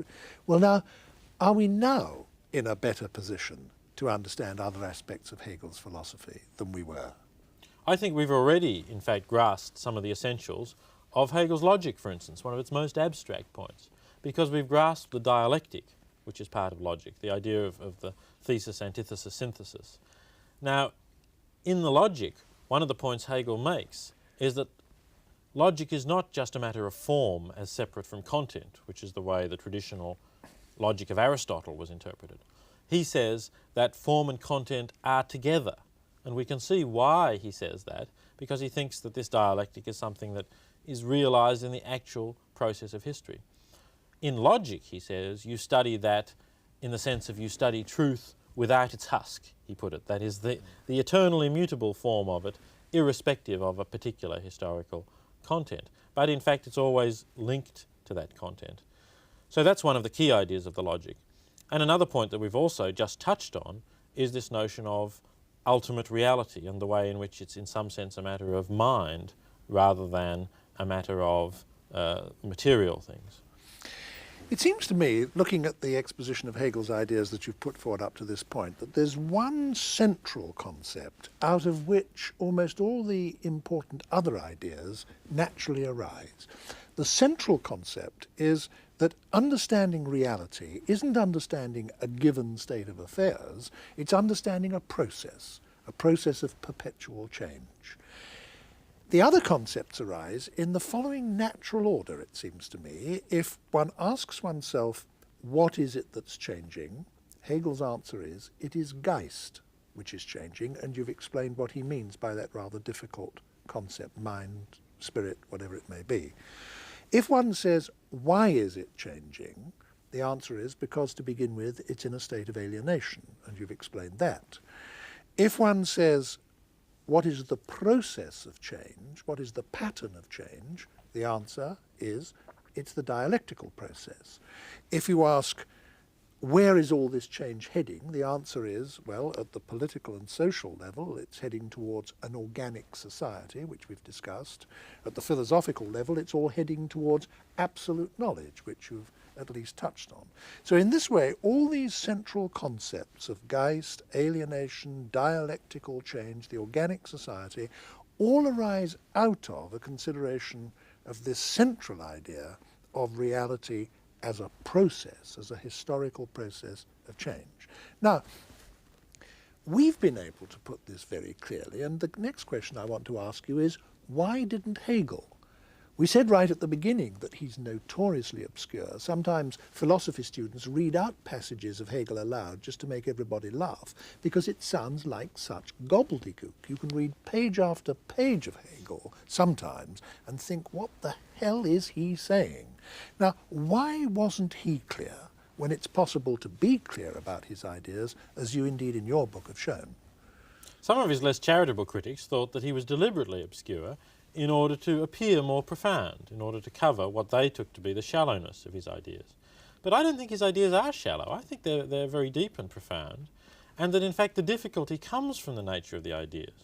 One of his students said that whereas an eloquent lecturer might have had everything off by heart and would arrange it well and trot it out clearly, Hegel was always dredging up difficult ideas as he went along, as he lectured. He was bringing these ideas to the surface with great difficulty. And that's the style. The style is one of someone who's thinking aloud and having difficulty with the material. We may very well regret that he didn't then revise and polish it, but in the context of German philosophical style at the time, it's not so surprising that he didn't feel the need for clarity that you just mentioned, because after all, Kant and Fichte, other contemporaries, were also very obscure, and they were still regarded as great philosophers. But the next question that gives rise to is, how did it come about that a philosopher who was so obscure and so difficult to understand acquired, even in his lifetime, such immense influence?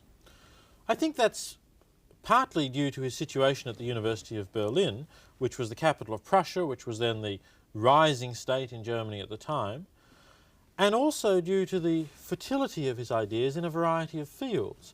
You see, the influence that Hegel had is not just an influence in philosophy, it's an influence in theology, in history, in politics, in economics even, in law. Now, the fact that Hegel's ideas could be applied in those ways shows how fruitful his approach, and particularly the historical elements of his approach, were, because it was that historical idea of things as having developed, as being a process, that could be applied by scholars in all these different areas. Let's come now to the immediate afterlife of Hegel's ideas. One of the first things that happened when he died was that his followers split into two movements, didn't they? They were known as the young Hegelians and the old Hegelians, or alternatively, the left Hegelians and the right Hegelians. Can you tell us something about this division? The right Hegelians were the people who thought that Hegel's philosophy implied that something like the Prussian state was the organic state which Hegel was pointing to.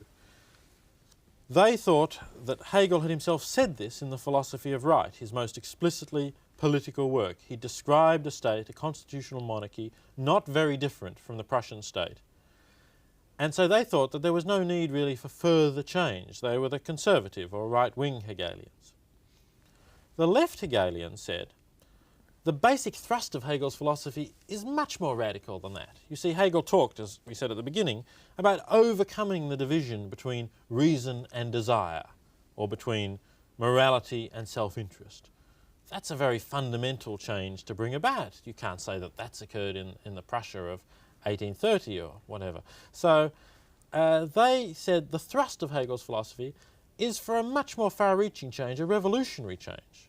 Now, they had to admit that in the Philosophy of Right, Hegel hadn't written as if he were revolutionary, but they'd pointed out the fact that Hegel's salary was paid by the state of Prussia. So they said Hegel compromised. He sold out. But we must be truer to Hegel than Hegel was to himself. We must carry the ideas forward until we get to the point at which these thesis antithesis of reason and desire, morality and self-interest are overcome, and we reach the synthesis of a harmonious society in which those gulfs and divisions in human nature are reconciled.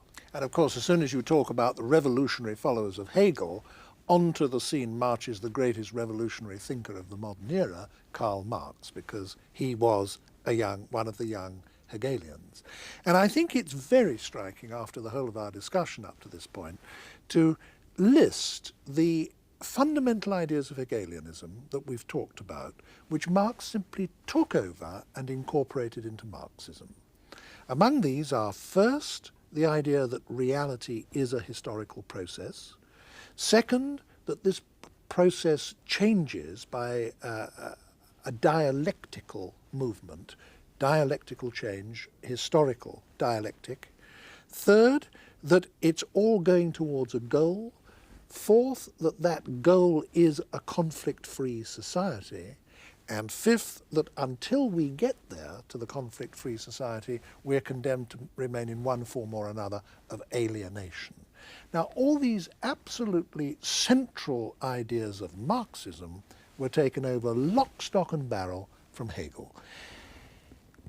One has to say that there's one huge difference, and it's this, that whereas Hegel, as we've been saying all along, was an idealist, and to Hegel all these things were seen as happening to mind or spirit, to Geist, as you said, in the case of Marx, he saw all these things as happening to something material. Marx was a materialist.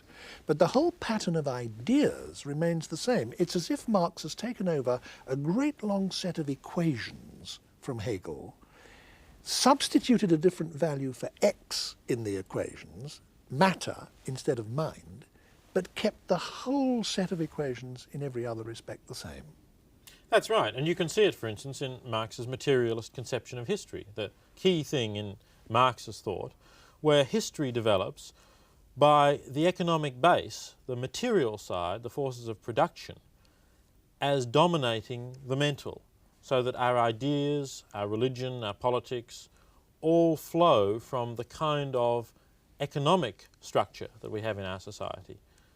And that's an inversion of Hegel's idea. As Marx himself said, he stood Hegel on his head, because for Hegel it was the development of ideas of freedom and so on, that led to the formation of particular societies and particular historical epochs. Do you think that Karl Marx could be said to have made any important original contribution of his own to philosophy?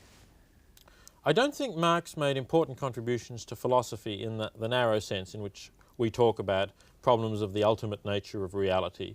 I think that Marx was certainly a materialist, but he didn't argue for his materialism as a philosopher. He really accepted it as something that was pretty obvious, that what mattered was the material world, this kind of thing, and not something remote like Geist, which he more or less dismissed as a kind of speculative German metaphysical abstraction.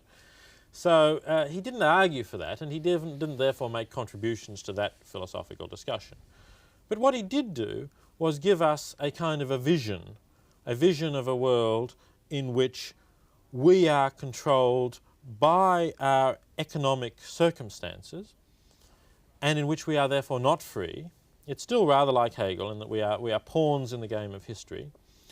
And in order to become free, we must control the economic forces, which after all are our own forces. What is economics after all but our own ways of providing for food, providing for shelter, and so on. So it's a vision in which the things that we do control us, and we instead must control them. That's a powerful and broadly philosophical vision of the human situation.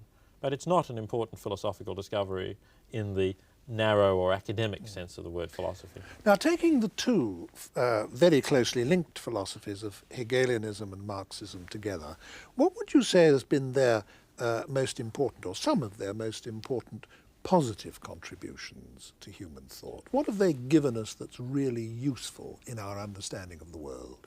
Well, it's clear from what we've said that the idea of history as a process which affects every aspect of our thinking and our ideas is a crucial thing that's come from Hegel and Marx. It became almost the dominant thing in the 19th century, didn't it? As with evolution, seeing everything as having evolved, having developed. We can't now imagine looking at societies or ideas as timeless entities independent of their history. And that's something that we owe to Hegel and Marx. And that's one very important thing.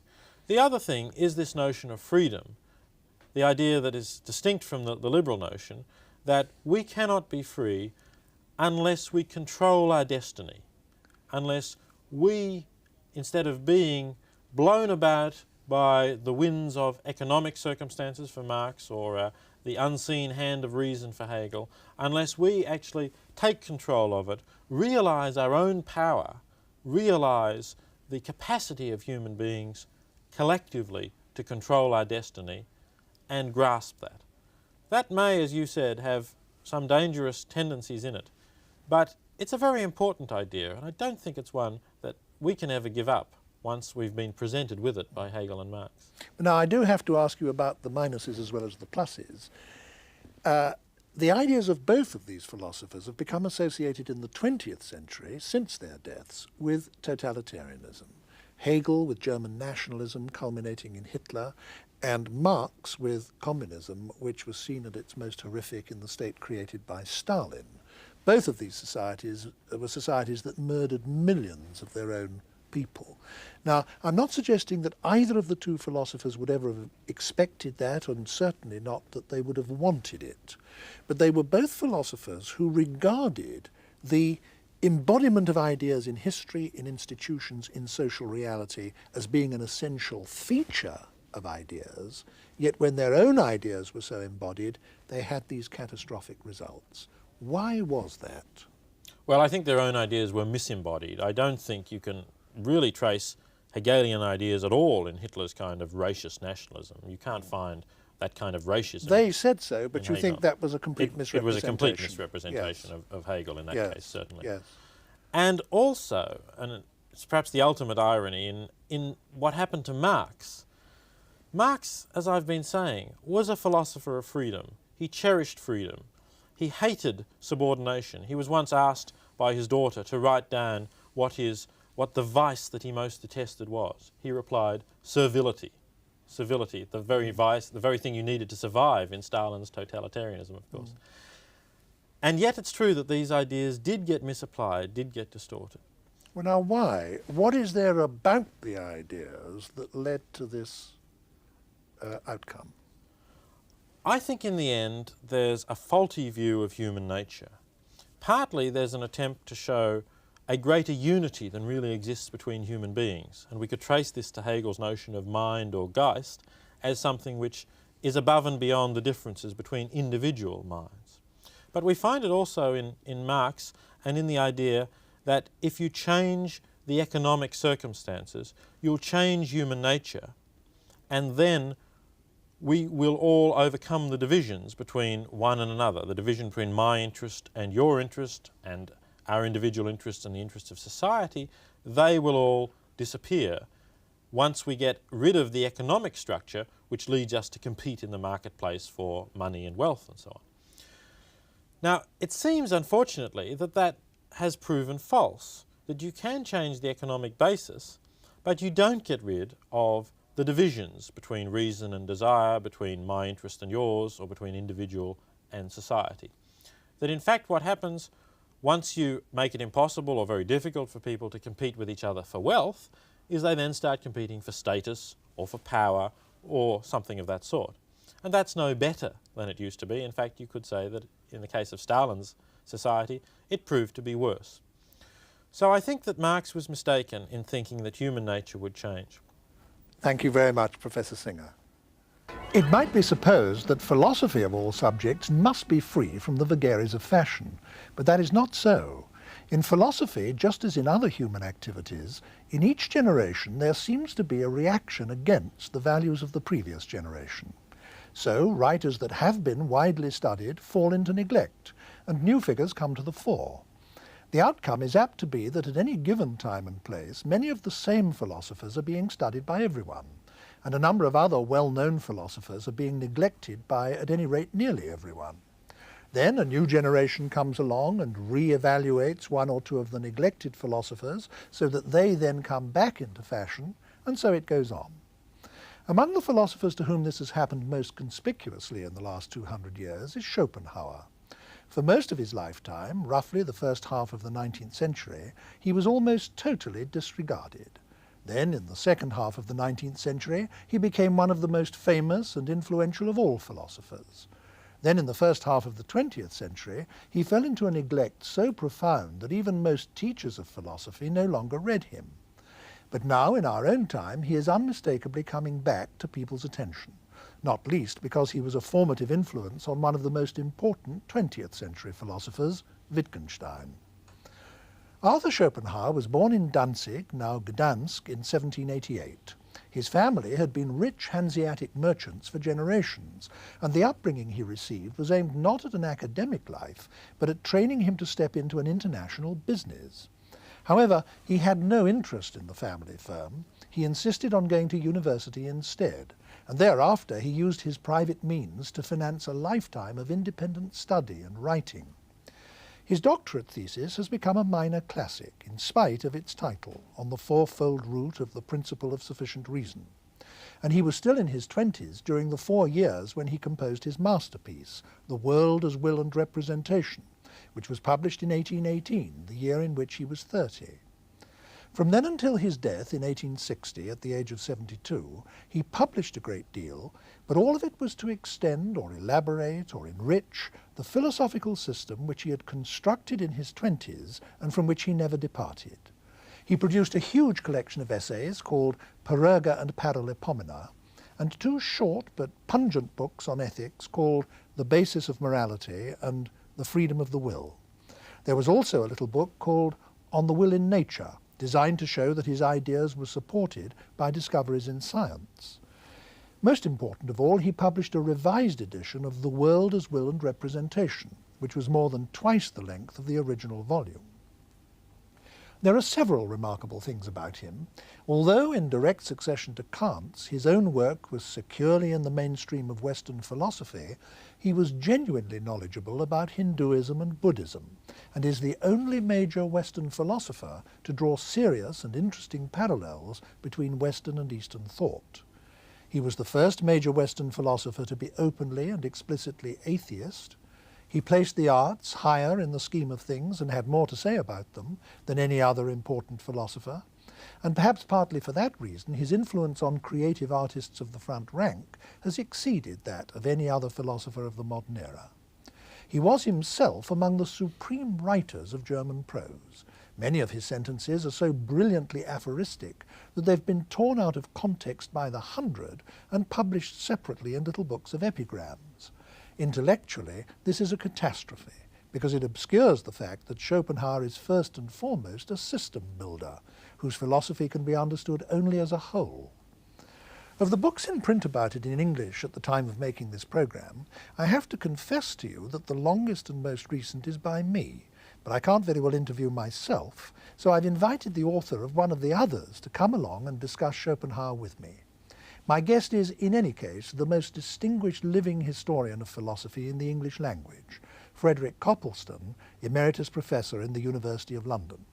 In addition to his extended treatment of Schopenhauer in his 9-volume History of Philosophy, he's written a separate book about him called Arthur Schopenhauer, Philosopher of Pessimism. Well, Professor Copleston, I think the place we ought to start is by addressing ourselves to the question of what it was that Schopenhauer set out to do.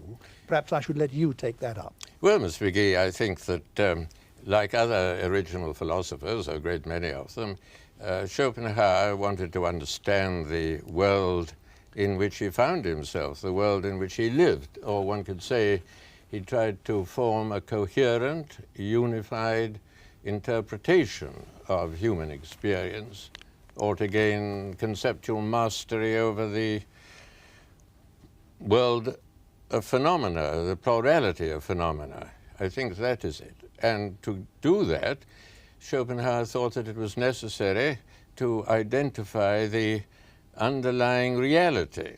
If one asks why he thought that there was an underlying reality to identify, I suppose that the reason, one main reason, is that he started from the premises of Immanuel Kant, and that he thought that the way in which we see the world is a human perspective, that the human mind is pre-programmed to see the world in certain ways, and we can't, for example, experience objects except as situated in space and time, as subject to spatial temporal relations and as subject to the relation of causality. But it obviously doesn't follow that because things appear to one in a certain way, that is how they are apart from the way in which they appear, as they are in themselves. Kant certainly took it that the concept of a thing in itself is not as that which appears, but can be considered in distinction from the appearance, was a sensible idea, and Schopenhauer took that over. I think this is such an important idea, and we're going to come back to it in different ways, that it's worth going over again, because it's difficult, I think, for people who are new to it to really get hold of it sometimes. Kant had argued that all possible experience can only come to us through our faculties, through our sensory and mental apparatus. And therefore, what we could experience depended not only on what there is out there to experience, but also on the nature of the faculties that we possess, what our faculties could handle, what they do to what they handle, how they handle it, and so on. So that all experience as such is subject dependent. And he went on from that to argue that therefore we could see total reality as being divided into two. There are things as they are in themselves, independently of being experienced, and to such things we have no means of access. And then there's things as they appear to us, the world of appearances, the world as it comes to us through experience, and that's what we know. That's the world of common sense, the world of science, our total world.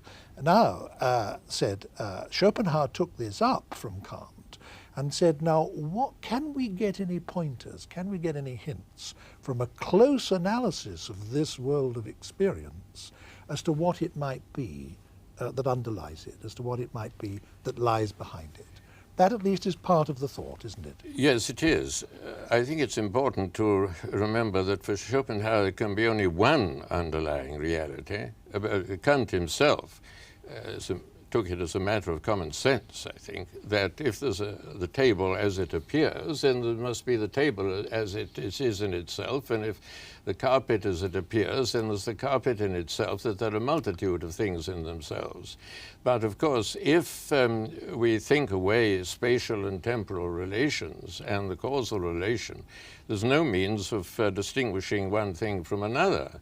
So that if the underlying reality transcends space and time and causality and is quite other than the world of phenomena, then kernel number one, the plurality or multiplicity, belongs to the world of phenomena, but the underlying reality must be one. These ideas that we're dealing with are really so difficult that I think that is worth going over again as well. I think it'll help a lot of people. That Schopenhauer argued that for one thing to be different from another thing, for anything to be different from anything else at all, this idea of differentiation only made sense with reference either to time or to space or to both. If two things are identical in time and identical in space, then they're identical, period. They're the same thing. So the notion of there being different things in the plural could only apply to this world of our experience, this world of space and time. Outside that world, it could make no sense whatever to talk of anything being different from anything else. And therefore, I'd just like to complete this thought, therefore, whatever there is outside this world of our experience must be one and undifferentiated. And in taking that step from Kant, he thought Kant had been wrong in talking about things in the plural, in themselves, things as they are in themselves, that it must be one undifferentiated something that lies behind this world. Now, in saying that, he took an enormous stride towards one of the central beliefs of Hinduism and Buddhism. Those religions also believe that behind this highly differentiated, plural, variegated world of phenomena, there is one single undifferentiated something that manifests itself as this world. And one striking thing is that Schopenhauer didn't get the belief from Buddhism or Hinduism. He got it by arguing from premises that he derived from his predecessor Western philosophers, and then discovered that he'd reached a conclusion which was similar to that of the Buddhists and the Hindus. Yes. Well, I'd like to go back a moment to the your what you've been just saying about the only one underlying reality. I think that if one starts from the premises of Immanuel Kant, I mean, I wouldn't myself, but if one does, then Schopenhauer was right, because if there's no means of distinguishing one thing in itself from another, I think, except as a matter of common sense. There's no formal way of distinguishing once you accept the Kantian premises that Schopenhauer did. Taking the argument to the next stage, so to speak, Schopenhauer thought, didn't he, that if we analyze this world of phenomena, we might get from it some clues as to what the underlying one, which he called, following Kant, the noumenon, or the noumenon, it's a word from the Greek, we might get some idea of what the noumenon is. And I think his great starting point was this, that Kant had argued that all our knowledge of material objects must come to us, and can come to us only through our senses, and there be, as it were, put together by our minds. Schopenhauer said, well, this is almost exactly right, but there is one absolutely crucial exception to it, which amazingly Kant seems to have overlooked, and that is that for every individual one of us, there is one unique physical object in the world, which we know in the way Kant says we know physical objects, but we also know in a radically and entirely different way, namely directly from inside, and that is ourselves, our own bodies, our own persons. They are physical objects in the way that any other physical object is a physical object, and they can be seen and touched and heard and known in all the ways that other physical objects are known. But each one of us, in addition to that, has immediate non-sensory knowledge of this one physical object from inside, directly. And Schopenhauer thought that this knowledge of a physical object from inside might provide us with the key to the inner nature of things. That's what he thought. Personally, I think that if one starts with Kant's premises, then one must accept Kant's agnosticism. I don't see there's any way of getting out of it.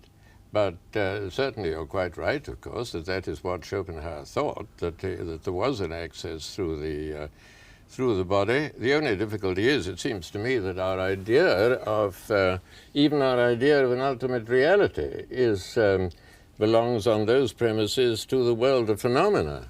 And there's no way outside the circle, and beyond there simply lies silence, as Wittgenstein was to say in the Tractatus. And however, it's quite perfectly true that Schopenhauer thought there was a hint given through our experience of our bodies, yes. I would want to defend Schopenhauer up to this point in the argument, because he makes the point that the knowledge that we have of ourselves directly from inside is not knowledge of Kant's thing in itself. And there are 2 or 3 very important reasons why it's not. One is that the knowledge we have from ourselves from inside is still only a kind of superficial knowledge. Decades in advance of Freud, he argued very specifically and at length that most of our own inner life and motivation and so on is unknown to us, that our actions and our speech and our decisions are for the most part unconsciously motivated, so that in a very important sense we don't even know our full inner selves. Another reason why he thought it wasn't knowledge of Kant's thing in itself is that it exists in the dimension of time, though it doesn't exist in the dimension of space, and time can be a characteristic only of this world of ours. And there was a third reason which I think is worth mentioning, and it's this.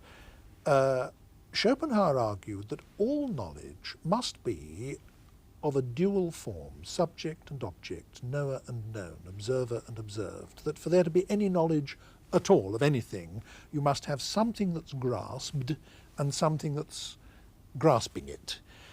And this differentiation can, for reasons that we were giving only a few minutes ago in a different context, differentiation can only exist within this phenomenal world, this world of experience. And therefore, it's only in this world that there can be knowledge or can be consciousness. Yes, that Schopenhauer anticipated Freud in remarkable ways is perfectly true, and helps to show the importance of Schopenhauer in the history of thought, I think. But of course, it's also true, I think, that all our ideas of the infraconscious, the idea that there is an infraconscious, that all belongs to the phenomenal world. And there we are. I mean, Kant's premises, Kant's conclusion. Now, we must start to say something about how he did point across the gulf, as it were, towards the noumenon. He thought that there was something about this inner experience of ours that gave us a clue, didn't he, as to what the ultimate nature of things outside this world is. Can you take up the story from there? I'd say that, for example, that my bodily movements for Schopenhauer would be expressions of desire, or he would say, use the word will, perhaps unfortunately, but one might use force or energy, but at any rate, if I move my arm, I will to move my arm. For Schopenhauer, as later for Wittgenstein, there's no entity called a will that is distinct from the movement of the arm and causes it, but the volition is the inside, as it were, of the movement, and the physical movement is the outside, not trying to deny that there is some inside. And if we consider that, and as you say, the unconscious motivation that lies behind a good deal of our actions, we can, at any rate, get the idea of a reality as a kind of infraconscious, below-conscious drive that Schopenhauer called will, and that perhaps some better name can be given to as force or energy, something of that kind. But that we have that hint as to the nature of the ultimate reality as an unconscious striving, a striving for existence, for life, for self-assertion, whatever you can describe it in various ways, of course. Yes, he thought, didn't he, that if we analyze this world of experience, the world of science, if you like, the world of common sense, which does consist, for the most part, of matter in motion, and most of it is matter in colossal amounts. I mean, galaxies and solar systems and so on, traveling through the cosmos at gigantic speeds approaching that of light. So the whole material universe consists of matter in motion to a degree that, so to speak, defies our imagination to really conceptualize it. And he argued, I mean, there were steps in the argument that we haven't time to go through, but he argued, following on from Kant, that what is ultimate in all this must be energy. He argued that matter is, as it were, instantiated energy, that a physical object is a space filled with force, that ultimately all matter must be transmutable into energy. And it's very striking, I think, that that particular doctrine of his has been entirely borne out by 20th century science.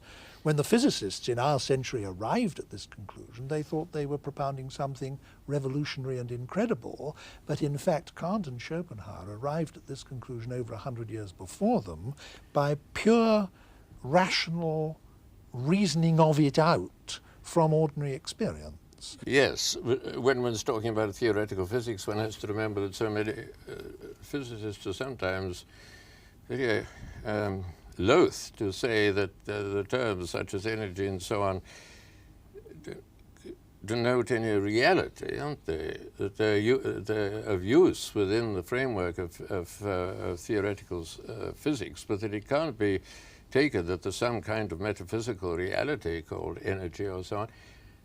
But I can quite see the point of substituting energy for Schopenhauer's will in describing. Well, you're attributing to me a step I don't quite take. I mean, well, I'm glad. Yes. I mean, what I wanted to say was this. Schopenhauer argues that what is ultimate in this world of phenomena, in this world of experience, is energy. Yes. And at the scientific level, in speaking from the standpoint of our own day, he can be said to have been remarkably prevoyant about that, to have been correct. Now, he says that the metaphysical, the underlying noumenon, is whatever manifests itself as this energy. And throughout the cosmos, I mean, in the stars and the solar system, in animals, in trees, in falling stones, in ourselves, in everything. It's the unconscious energy that forms us in the womb, that makes our organs work while we sleep, and so on. And I understand him as saying that the nearest we come to getting any glimmering of what that is in experience is the experience we have inside ourselves of the energy, the go, the force, the will to exist, the will to survive, that somehow ultimate and irreducible push or drive, which is underlying to everything else. Yes, but then of course Schopenhauer wasn't indifferent to the underlying reality, was he? I mean, he adopted quite definite attitudes and negative attitudes towards it, disvaluing it. And energy is such a neutral word that it, I mean, it's hard to say whether one approves of energy or disapproves of energy, likes energy or doesn't like energy. It's very difficult to say, whereas Schopenhauer, as we're both very well aware, I mean, had a very definite attitude towards the ultimate reality and its manifestations. But I think it would have been better if he'd used the word energy, because he decided to give the name will to this metaphysical reality. And I think that's misled people ever since, because we can't help associating the idea of a personality with a will, or the idea of an aim with a will. When Schopenhauer himself reiterates at different points in his writings that he doesn't mean that in his sense of the word will, everything has a will. A dead star or a stone has as much will as you or I, that it is simply the metaphysical substratum, as it were, in everything, that it's not personal, not alive, not organic, not has no aim, and so on. I think it's misled people. An impersonal word like energy would have been very much better, in my opinion. Well, I think you're quite right on that particular point. My own point that I was hinting at was that as Schopenhauer looked on the ultimate reality as perfectly revolting and was willing to speak of it on occasion, even in moral terms, as wicked, I mean, one wouldn't naturally be led to think of energy as revolting or as not revolting, at least I wouldn't, and certainly not as wicked. And so that's what I meant, that he has this definite attitude towards the ultimate reality and towards its manifestation, of course, this world, empirical world. Well, now perhaps we can, as it were, change our tack a little and confront that head on. Up to this point in our discussion, we've been sketching what Schopenhauer's picture Yes. of reality was, what he thought the overall picture was. Now let's talk about his attitude towards it. He thought that the world was an appalling place, a terrible place. He thought it was full of injustice, disease, repression, that the hospitals and prisons of the world were full of people going through the most appalling sufferings and tortures, that nature was red in tooth and claw, that in every hour of every day thousands upon thousands of animals are tearing each other to pieces alive and devouring each other alive, and that the whole thing is a sort of appalling nightmare. It's an incredible vision, and it's expressed in prose of such dramatic power that no one who's ever read it is likely to forget it. But that was his view, wasn't it, of the way Yes. things are, and therefore that the underlying metaphysical reality must be such as to express itself in these terms, and must therefore be something terrible, something nightmarish. That's why he is renowned quite rightly for being a pessimist. Yes. The pessimist above all philosophers, a bleak, black view of reality. Of course, he didn't leave it there, did he? I mean, he had suggested some ways out, the temporary way through aesthetic contemplation, through art, through the creation of art and through the appreciation of art, which stills desire and selfishness and longing and hostility and conflict for the time being, at any rate. Just as one can go into an art gallery and look at the pictures and without desiring anything, but then of course one comes out and runs into a cafe or a pub and need and desire reassert themselves. But it's a temporary way out. I think it was a mistake for Schopenhauer to bring in that point, the Platonic ideas, as intermediate between the ultimate reality and the work of art, because I don't see there's much place in his system. But he's quite right in making a distinction between the aesthetic attitude towards things and the attitude of trying to appropriate them and use them for one's own advantage. It's quite true there. There is a temporary way out. Yes, you're making the point that he thought that the aesthetic attitude was disinterested. That, yes. That normally if I see a plate of food, I think in terms of eating it, this is something for my own sustenance or to satisfy my lusts or desires or greed or just simply hunger or whatever it might be. Whereas if I see a Dutch painting of a plate of food, I don't see it in that light at all. No. I see it as entirely sort of impersonal, disinterested way, and then I'm conscious of its presence or absence of aesthetic qualities, Yes. its beauty or lack of beauty it may be, but it's a quite different way of looking at things. Yes. One point that I think is worth drawing attention to in Schopenhauer's aesthetic is that he did think that the arts provided us with a special way of knowing things, and by that very token he did not regard them as a means of expression. If I produced a work of art, what I'm doing primarily, according to Schopenhauer, isn't expressing my emotions or giving expression to my feelings, it's expressing insight or knowledge into something about the way things are. I think one can give meaning to that, as in the idea that was going around when I was undergraduate in the 20s. I mean, propagated largely by Clive Bell, a significant form. One might put that instead of the Platonic ideas, something like that. I think it's, as to the idea of truth in art, I think it's a very interesting subject and a difficult subject, and I've never really made up my mind about it as to the truth in art. I think one must have, though it's rather off the point, an analogical view of truth, in which truth, according to the context, can be understood in different ways, as correspondence in one context, but not, I think, in art. It wouldn't take, it would be another kind of truth, and that has to be examined. I think it's a perfectly respectable line of thought, certainly, and one well worth pursuing.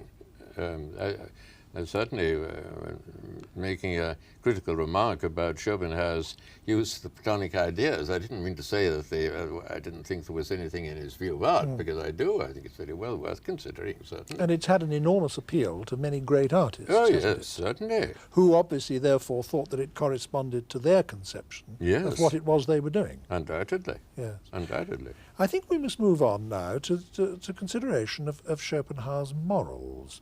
What would you say was the place for morality or ethics in a world as painted by Schopenhauer?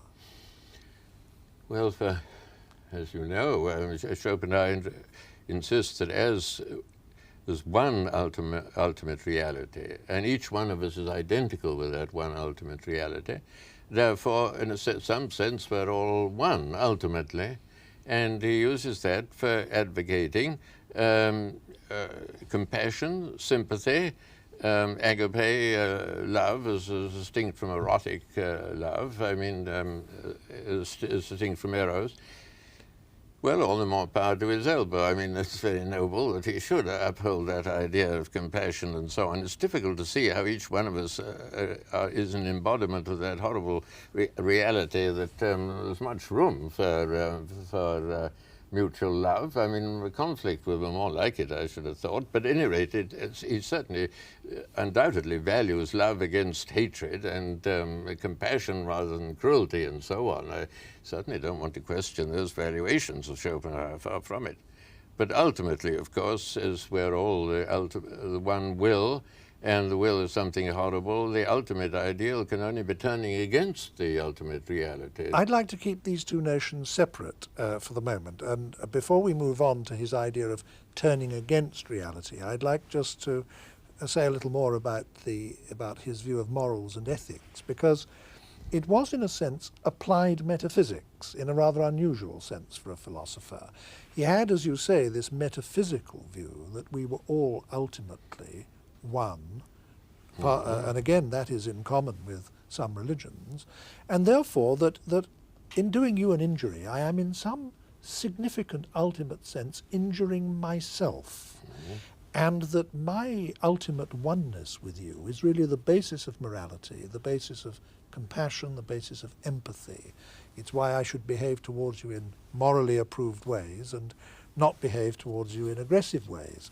And you were quite right to say that there's an apparent conflict between regarding the ultimate metaphysical reality as awful and evil and nightmarish in the way we were talking about a few moments ago, and regarding it in this context as the basis of compassion, empathy, and morality in general.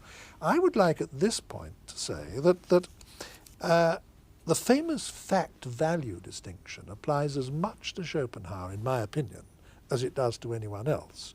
That is to say that you can accept his view, or a great deal of his view, about how things are, about what reality is, without accepting his evaluation of it, or taking up his stance towards it. And I say that with feeling because, in fact, I'm an example, I think, of this. I mean, I do regard very large parts of Schopenhauer's philosophy, by no means all of it, but large parts of it I regard as being valid and as having enormously rare and important and genuinely deep insights. And I think it casts great illumination. But I'm not a pessimist in Schopenhauer's sense at all. In other words, I accept his picture of the way things are to an important degree, but I don't at all take up his view of it all as being a nightmare or, whatever it may be. So I would go along with the ethics of Schopenhauer. In fact, I think his ethics is very well founded, and wouldn't want to, as it were, keep that part of his philosophy with which it's in conflict. As you know, a good many philosophers now question the fact-value distinction. I wouldn't wish to, I think it has a indispensable use myself, because one must distinguish, for example, between the way in which people behave and the way in which they ought or not to behave. The two propositions are different types. That's perfectly obvious. On the other hand, I don't think myself that one can have any interpretation of the world that doesn't contain value judgments of importance, of significance, and so on, and any more than you can have a history that goes beyond mere chronology, and that really tells a significant, coherent story. You can't have a history without value judgments. I don't believe in value-free history or value-free metaphysics. So I would be, although I'm willing to accept some distinction, I'd be very careful about applying it myself and simply saying, well, we can have this interpretation of the world on the one hand, which is value-free, and then the set of valuations on the other, because I don't think things work out in quite that way, you know. No, I don't think they work out in quite that way either. I was merely making the point that you could have a lot of Schopenhauer, and I was always careful not to say all, but only a lot of Schopenhauer's view of the way things are, without sharing his value judgments. I would have other value judgments, and I would entirely agree with you that you can't have a view with no value judgments. I think that's absolutely correct. But now let us move on, as it were, to the final stage of Schopenhauer's philosophy, when he, taking his value judgment, seeing that reality in all its or in most of its manifestations is an evil, a frightening, a nightmarish thing, the final step in his philosophy, which some have embraced and others have found impossible even to understand sometimes, is he says we must reject this. Ultimately, we must reject reality. We must deny reality, the famous denial of the will. Can you perhaps try and explain a little more about what's involved in that concept? Well, I'd say that if you turn, well, of course, he entirely approved of the asceticism, self-mortification, and so on that one can find in several of the world religions, advocated at any rate and practiced in the past, and that he thought that was constituted a stage on the way towards a kind of final rejection of the will. I don't quite know what form that would take, but it would take I suppose, the form of an entry into a Buddhist nirvana interpreted as nothingness. Well, Schopenhauer would say that it may possibly have qualities of which we know nothing and can know nothing, but as far as we're concerned, to turn against the ultimate reality as we form a conception of it is to turn to nothingness, to non-existence. That's why I would say that in spite of all the real resemblances between, say, Christianity, Buddhism, and Schopenhauer's philosophy, there is a fundamental difference between his attitude and, say, that of the Christian, the Muslim, and the Orthodox Jew, because as they believe in God, they certainly wouldn't regard it as desirable that one should chuck God overboard or deny the ultimate reality in that sense. So there it seems to me there is a gulf. But more important, because people might sweep that aside and say, well, I'm neither a Christian nor a Muslim nor a Jew. But even in terms of Schopenhauer's own philosophy, I don't see how it's possible to turn against the will, because it's the will that has to deny itself. I am the will, and if this ultimate reality is going to deny it, how can it deny itself? In and through me. It can't produce nothingness exactly. I don't see how I find it the more I think about it, the more difficult I find to envisage that ultimate rejection of the will as taking place when the will itself has got to do it. Let us, before we finish this discussion, I'd like us to say a word or two about Schopenhauer's influence on other people. He's had enormous influence on creative artists, and I referred to that. I didn't name any, but one might name Wagner an enormous influence, Turgenev an enormous influence. In fact, lots of major novelists of the last 100 years, Conrad, Thomas Hardy, Proust, Thomas Mann. But perhaps in a discussion which is about philosophy, what we ought to concentrate on is not that so much as his influence on other major thinkers. And I think three stand out in importance: Nietzsche, Freud, and Wittgenstein, as having, in chronological order, as having been very obviously and strikingly influenced by Schopenhauer between his day and ours. Could you perhaps say something about his influence on Nietzsche? as you know, Nietzsche regarded Schopenhauer as an educator, and his early work, Schopenhauer as educator, indicates, I think, that he thought of Schopenhauer as a man who wasn't content with the superficial view of things, but looked underneath and wasn't afraid to look the world and history in the face, and didn't try and gloss over everything as Leibniz did with talk about the best of all possible worlds, but really looked the world in the face, and was therefore a man of mental integrity. He also entirely agreed with Schopenhauer's subordination of intellect to will, in its first instance a servant of the will, and also I think he regarded Schopenhauer as a man of great independence of character, who didn't allow himself to be, his views to be dictated by society, but thought them out, or by his predecessors for the matter of that, or other philosophers, but thought them out for himself. I think, but he came, of course, to criticize, as you know, Schopenhauer in the course of time for his turning away from life.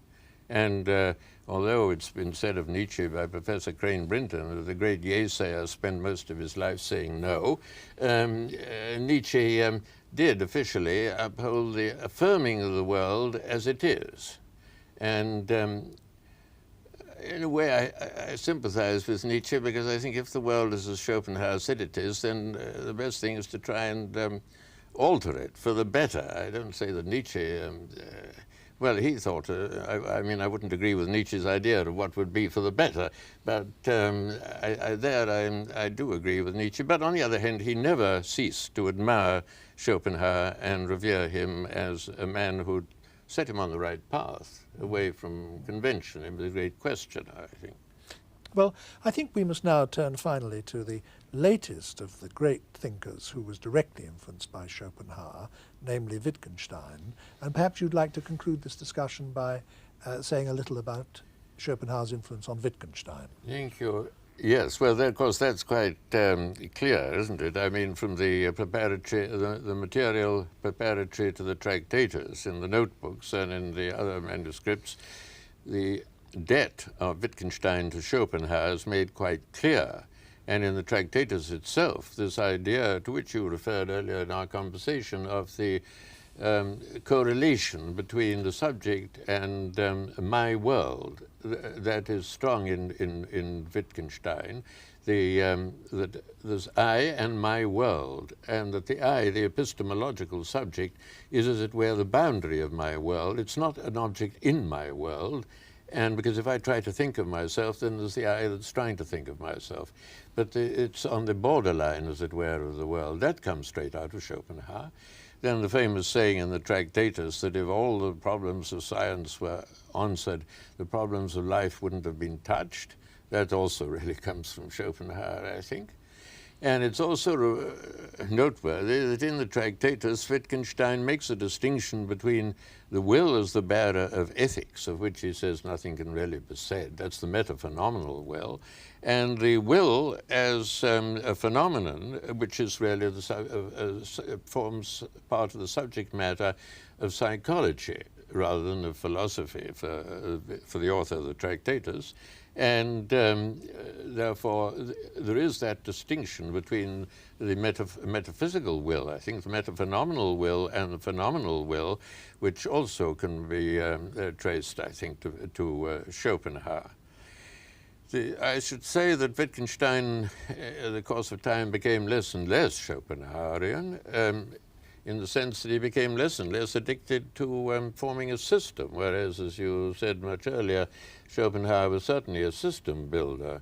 There is a kind of embryo system in the Tractatus, but there's very little, as we all know, in the later writings of Wittgenstein. And, but still, he undoubtedly was strongly influenced by Schopenhauer. In fact, he's about the only major philosopher of the past, it was in no sense contemporary, that Wittgenstein had really read and studied and digested at all, I think. it shows that the influence of Schopenhauer by no means ended with the 19th century, but as you said earlier, it slipped on into the 20th century and is embodied in one of the most famous philosophers of our century and time. Thank you very much, Professor Copleston. There can be little doubt, I think, that the two 19th century philosophers who have had the widest influence outside philosophy are Marx and Nietzsche. In continental Europe especially, the influence of Nietzsche on philosophers since his day has been prodigious. But he's also influenced creative writers, including some of the most eminent in the English language. For instance, Bernard Shaw, W.B. Yeats, and D.H. Lawrence. The quality of his own prose is simply dazzling and is second to nobody's. Friedrich Nietzsche was born in Saxony in 1844. He had an academic career of extraordinary brilliance as a classic scholar and became a full professor in his mid-20s, an almost unheard of thing. But then he threw over his university career, went into isolation and became a philosopher. For 16 years he poured out his writings, mostly either short books or books of essays and aphorisms. Some of the best-known titles are The Birth of Tragedy, Human All Too Human, The Gay Science, Beyond Good and Evil, and most famous of all, Thus Spoke Zarathustra. At first he was deeply influenced by the ideas of Schopenhauer and Wagner, but he rebelled against both and went on to produce some notorious anti-Wagner polemics. Until the last 4 years of his creative life, he made no attempt to build a system of any kind. But then he began to think of drawing all his main themes together into one single comprehensive work, first to be called The Will to Power, then The Revaluation of All Values. But it was not to be. Always plagued by ill health, in January 1889 he collapsed into mental illness, a condition almost certainly caused by tertiary syphilis, and he was helplessly insane until his death in 1900. With me to discuss his work is J.P. Stern, Professor of German in the University of London and author of one of the best known of the many books on Nietzsche. Professor Stern, I think one can say that Nietzsche was the first philosopher really to face up to Western man's loss of faith in religion, loss of belief in God or in the existence of any world outside this one. And if there's no God and no transcendental world, then all values, all truth, rationality, standards of any kind are not given to man from some agency outside himself, but are created by man, presumably for his own needs. We choose our values, or at least we create our values. Now, this is an extraordinarily disruptive and disturbing thing to confront, and Nietzsche knew that. Can we start the story from there? Yes, I think that this is a perfectly fair way of starting. In addition to what you said about his life, I think one might mention that he was a son of the man's, that he himself had, his father was a minister of the Lutheran Church, and therefore his attack on Christianity is not a neutral, not a disinterested, not a pacific thing at all, but is violent, dramatic, melodramatic in many ways. It's an attack on Christianity rather than on Christ. And I think the point that you made, that he envisages 19th century man to have to stand on his own feet without the support of faith or dogma of any kind, is central, is a central kind of starting point to his philosophy. I think we want to see him as somebody who does not simply profess a flat kind of atheism, but who is personally, intimately involved in the denial of divine justice and divine mercy and all that. But this Nietzschean starting point did launch him, didn't it, into a revaluation of all values, yes. to use the title of his book. I mean, yes. One thing he was saying was that in a way we are basing our lives on false premises because we adopt attitudes and values and standards which, when we actually examine the premises of them, we reject those premises, the old traditional premises.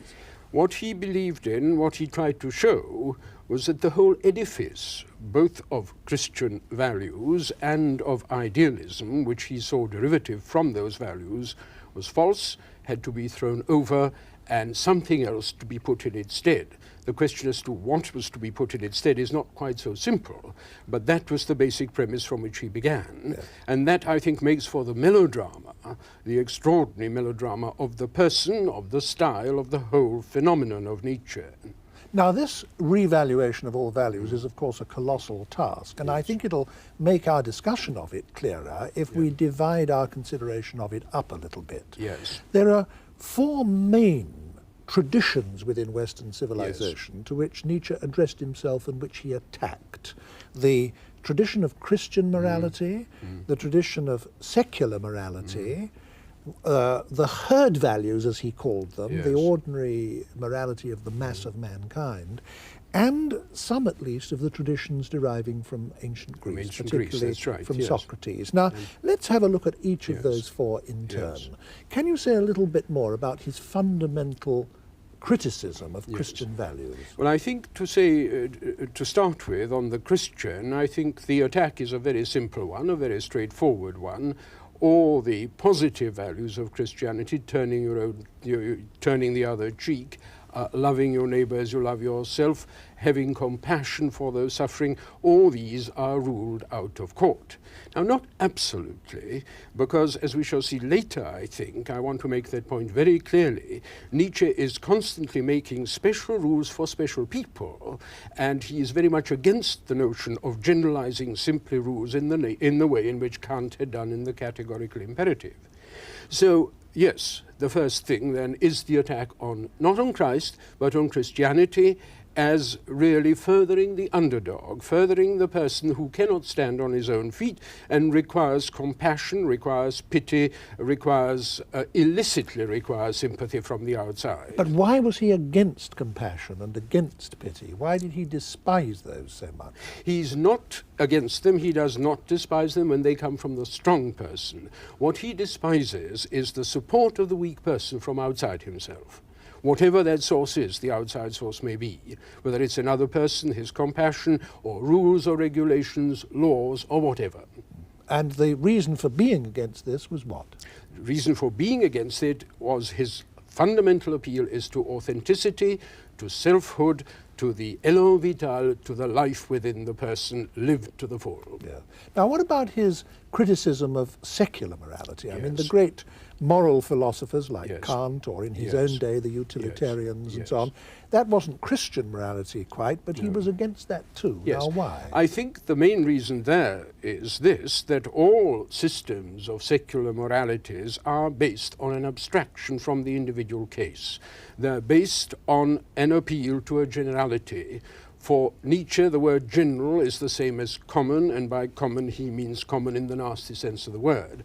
And therefore, in a sense, all rules and regulations, one might almost go as far as saying all laws, are for him matters for the common herd and no more. And now we're, of course, already on the third point that you made, the point about the common herd. Yeah. He's most emphatically not a democratic philosopher. He's a philosopher of the great and the noble people, the heroic kind of philosophy, and therefore for him the appeal of democratic ideology is very, very low indeed. He thought that the noble man, the great man, the hero, should be a law unto himself and shouldn't be hamstrung by the petty rules and regulations and so on. That's the best phrase you can use, a law unto himself. It's not the sentence he used, but it's very, very precise what he meant. Now, what about the last of the four traditions that I mentioned, that of ancient Greece? It's worth remembering in this context that he did start adult life as a classic scholar, a professor of classics. He knew about ancient Greece and became deeply critical, didn't he, of the whole tradition deriving from Socrates. Yes, but his classical work, and I think it's one of the most remarkable works ever written on the whole problem of tragedy, is concerned with pre-Socratic Greece, with pre-Socratic tragedy, which for him is a kind of golden age. And the whole thing goes flat at the point when Euripides, Aristophanes, and Socrates come on the scene. What happens there is that strength and goodwill and warmth and beauty are replaced by reason, are replaced by rationalizing things by the Socratic argy-bargy. He never forgave Plato, so to speak, for bringing up a hero whose main qualities are those of talking everybody else into the ground. Now, this concern with the origins of culture, which he displayed in such a rich way, one has to say, was all bound up with his notion that we make our values. Yes. Because if human values and human culture are made by us and not given to us by God or authority outside ourselves, then the whole question of how we get them, where they come from, becomes a fundamental one for him, doesn't it? Yes. And it's also a fundamental 19th century concern, the whole concern with origins. Yes. One thinks of the origin of species, Darwinism and so on. Was Nietzsche influenced by Darwin? Yes, well, he certainly was anti-Darwinian, and I think the idea is that he didn't really understand very clearly what the whole theory of the origin of the species came to. Like so many 19th century figures, he was always going to study physiology, going to study chemistry, going to study physics, but never got round to it. So I don't think that there's an awful lot of interesting things to be said about his attitude to that. But I think the main point about origins is that, again, like some philosophers, like Marx, for instance, he believes that you can determine the quality of the product by the nature and quality of the origin. This, after all, is very much what Freud did, and I suspect that Freud got it very largely from Nietzsche, although he isn't very ready to acknowledge it. Now, what that means is really that the background, the genealogy of morals, for instance, you quoted one of the titles, is in fact indicative of the quality of morals.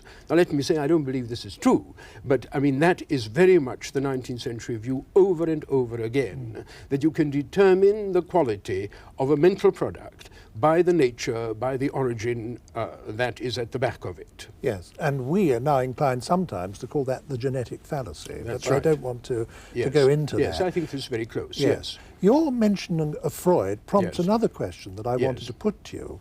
This program of re-evaluating values and seeing values as something that we create to meet our needs led Nietzsche to a psychological analysis of values in terms of both individual and social needs, didn't it?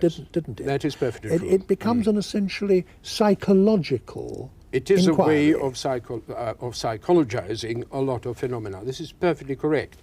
And indeed, I think he was a very remarkable psychologist in many ways, and he does not produce a system either in psychology or in anything else, and in that sense he's different from Freud, but he's very, very similar, in fact very much of an antecedent to Freud, because he places a very great deal of emphasis upon the unconscious. There is a myth about to the effect that Freud invented the unconscious. Nothing could be further from the truth. The unconscious has been about since the end of the 18th century, and Nietzsche is one of those who used the term and put tremendous emphasis on it. But he does not have a layer theory of the self the way that Freud did. As I say, he is very, very much less systematic. He distrusts systems. He thinks there's something indecent about trying to encapsulate a human being, a human psyche, within a systematic account. Another aspect of that is his notion that different moralities are appropriate for different people, which he certainly had, didn't he? I mean, wouldn't it be true to say, well, in fact, you have said it, I think, that he distrusted rules. He thought they hamstrung the strong, they limited the creative. Yes. He does believe that individual people are entitled to individual kinds of behavior and to individual bits of knowledge. This is the most astonishing thing, and also I think in many ways very prophetic kind of thing, that he believed that knowledge was not absolute, that the acquisition, the pursuit of knowledge was not to be taken absolutely, but that a given civilization had its own particular entitlement to the kind of knowledge that it could bear. You see, the emphasis is on it could bear it. He did envisage situations where knowledge would destroy the knower.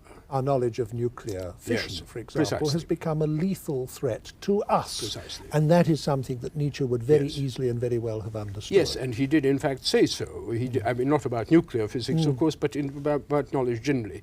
You see, we only have really one other theory of knowledge apart from our own. Our own is that all knowledge is worth pursuing regardless, isn't it? Yes. Well, the other one is the Soviet idea, which goes on and which simply creates a system by which knowledge is socially useful and then pursued and not pursued if it's not socially useful.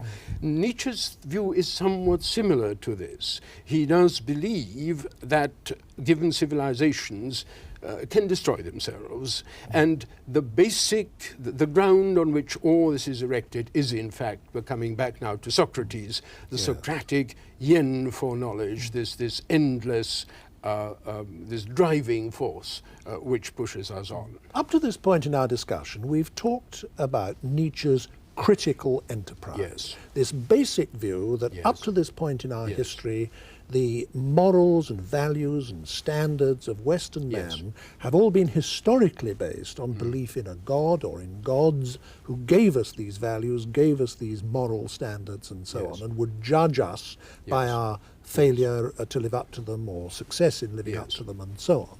Now, he comes along and he says, we've lost belief in God, we've lost belief in religion. That means we've lost belief in the whole foundation of our value system. And if we're to have a valid value system, we've got to re-evaluate it and refound it from the bottom up. And we've talked of some of the various critiques, individual critiques, into which this led him. I now want us to move on from this to the next stage of the discussion, and in a sense it's the obvious question to ask. What were his positive values, having as it were swept everything away on a Yes. colossal scale? Yes. What is he now advocating that we put in its place? Well, the answer to that is a very simple and a very complicated one, both at the same time. The simple answer is be yourself at the top of everything that you are, to the hilt.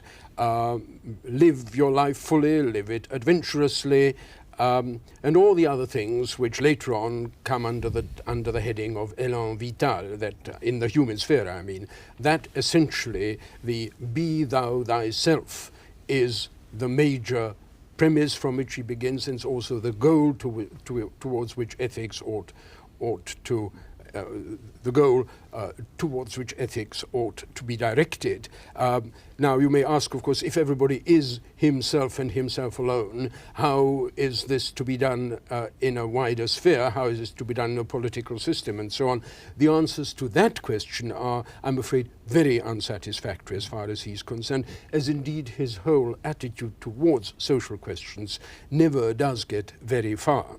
Now, I said also that this is very, very complicated precisely for this reason, because it makes living together in some kind of harmony extremely difficult if you add to this the view that laws are after all there simply to make things easy for the weak person. You can see there's not very much purchase to be got out of that either.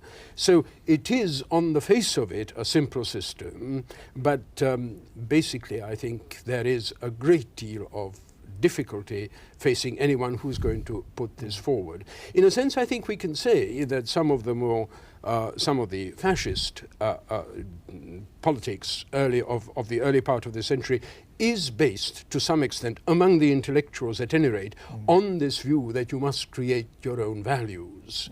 Well, it hasn't got us very far, as you can see.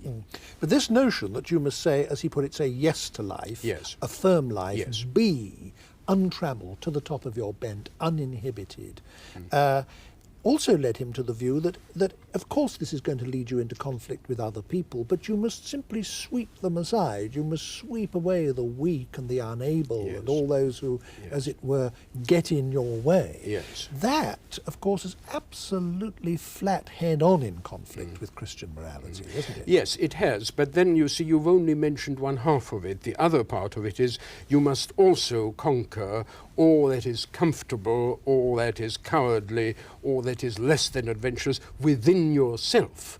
And if you've done that, that is the view that he puts forward in Zarathustra, for instance, if you've done that, you won't really want to be so very aggressive towards the others. You will have some understanding of their weaknesses, though the understanding of the positive, the tolerant understanding of weaknesses is not precisely Nietzsche's very strong point. Not what he's most famous for. Yes. I mean, people, of course, have always been shocked by his saying this, and they've thought that what he was advocating was contrary to moral standards and so on. Yes. But his point, of course, was that in fact moral standards ought to be derived from life, ought to be subordinate to life, that our notions of truth and rationality and all the rest ought to derive from life assertion. And or from the great man. Yes. From the great man, and by the great man he meant, as I already mentioned, Goethe would be one, Napoleon would be another, sometimes Luther, sometimes even some of the great Borgia popes would figure as that, and sometimes even Socrates would, because he had the strength of mind to carry through his own project. But this supremacy of life assertion and self-assertion means that even truth itself must be subjugated to this. Absolutely. If there are truths that would damage us, that in other words would damage our lives, then we don't want to know them. You see, we're back again at the question of the entitlement to truth, or at what he once called the hygiene of knowledge. There ought to be some kind of hygiene that would tell us what kind of knowledge we may face and what kind of knowledge we should reject. And you're quite right, that truth itself, in that way, is subjected to this kind of embargo, to this kind of sanction that he puts forward. Well, one sees absolutely how this is flat contrary to all moralities that have actually existed. Would it be true to say that Nietzsche's defense, if he deigned to defend himself against criticism, would have been to say something like this? But look, the whole of civilization, humanity itself, if you like, the whole evolutionary process, has consisted of the strong eliminating the weak, the able eliminating the unable, the intelligent eliminating the stupid. And it's only because these processes have gone on perpetually over millions of years that we have any civilization at all, that we have any humanity at all. These things have created value. Yes, I think that is precisely what he says, and what he would say on a number of occasions, different contexts, and his worry about the future is precisely that this kind of thing will not go on, that the democratic spirit, the spirit of the plebs, of the rabblement will take over and will annihilate all these values. That it will put into reverse the very process that has actually created civilization out of barbarism. But in addition to that, I think we have to bear in mind that he has a view of history which is rather different from the view on which your analysis was based. He sees history as repeating itself.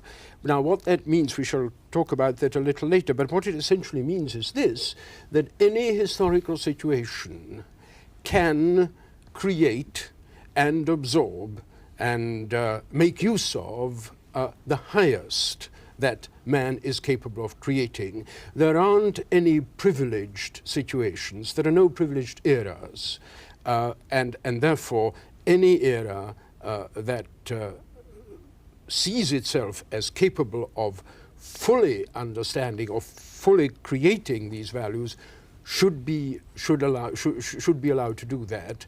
And the trouble is that the late 19th century, the early 20th century may very well be what he calls eras of decadence, in which this strength cannot be fully realized. Now, your mention of his doctrine that history repeats itself brings me to what I would like to think of as the next stage in our discussion.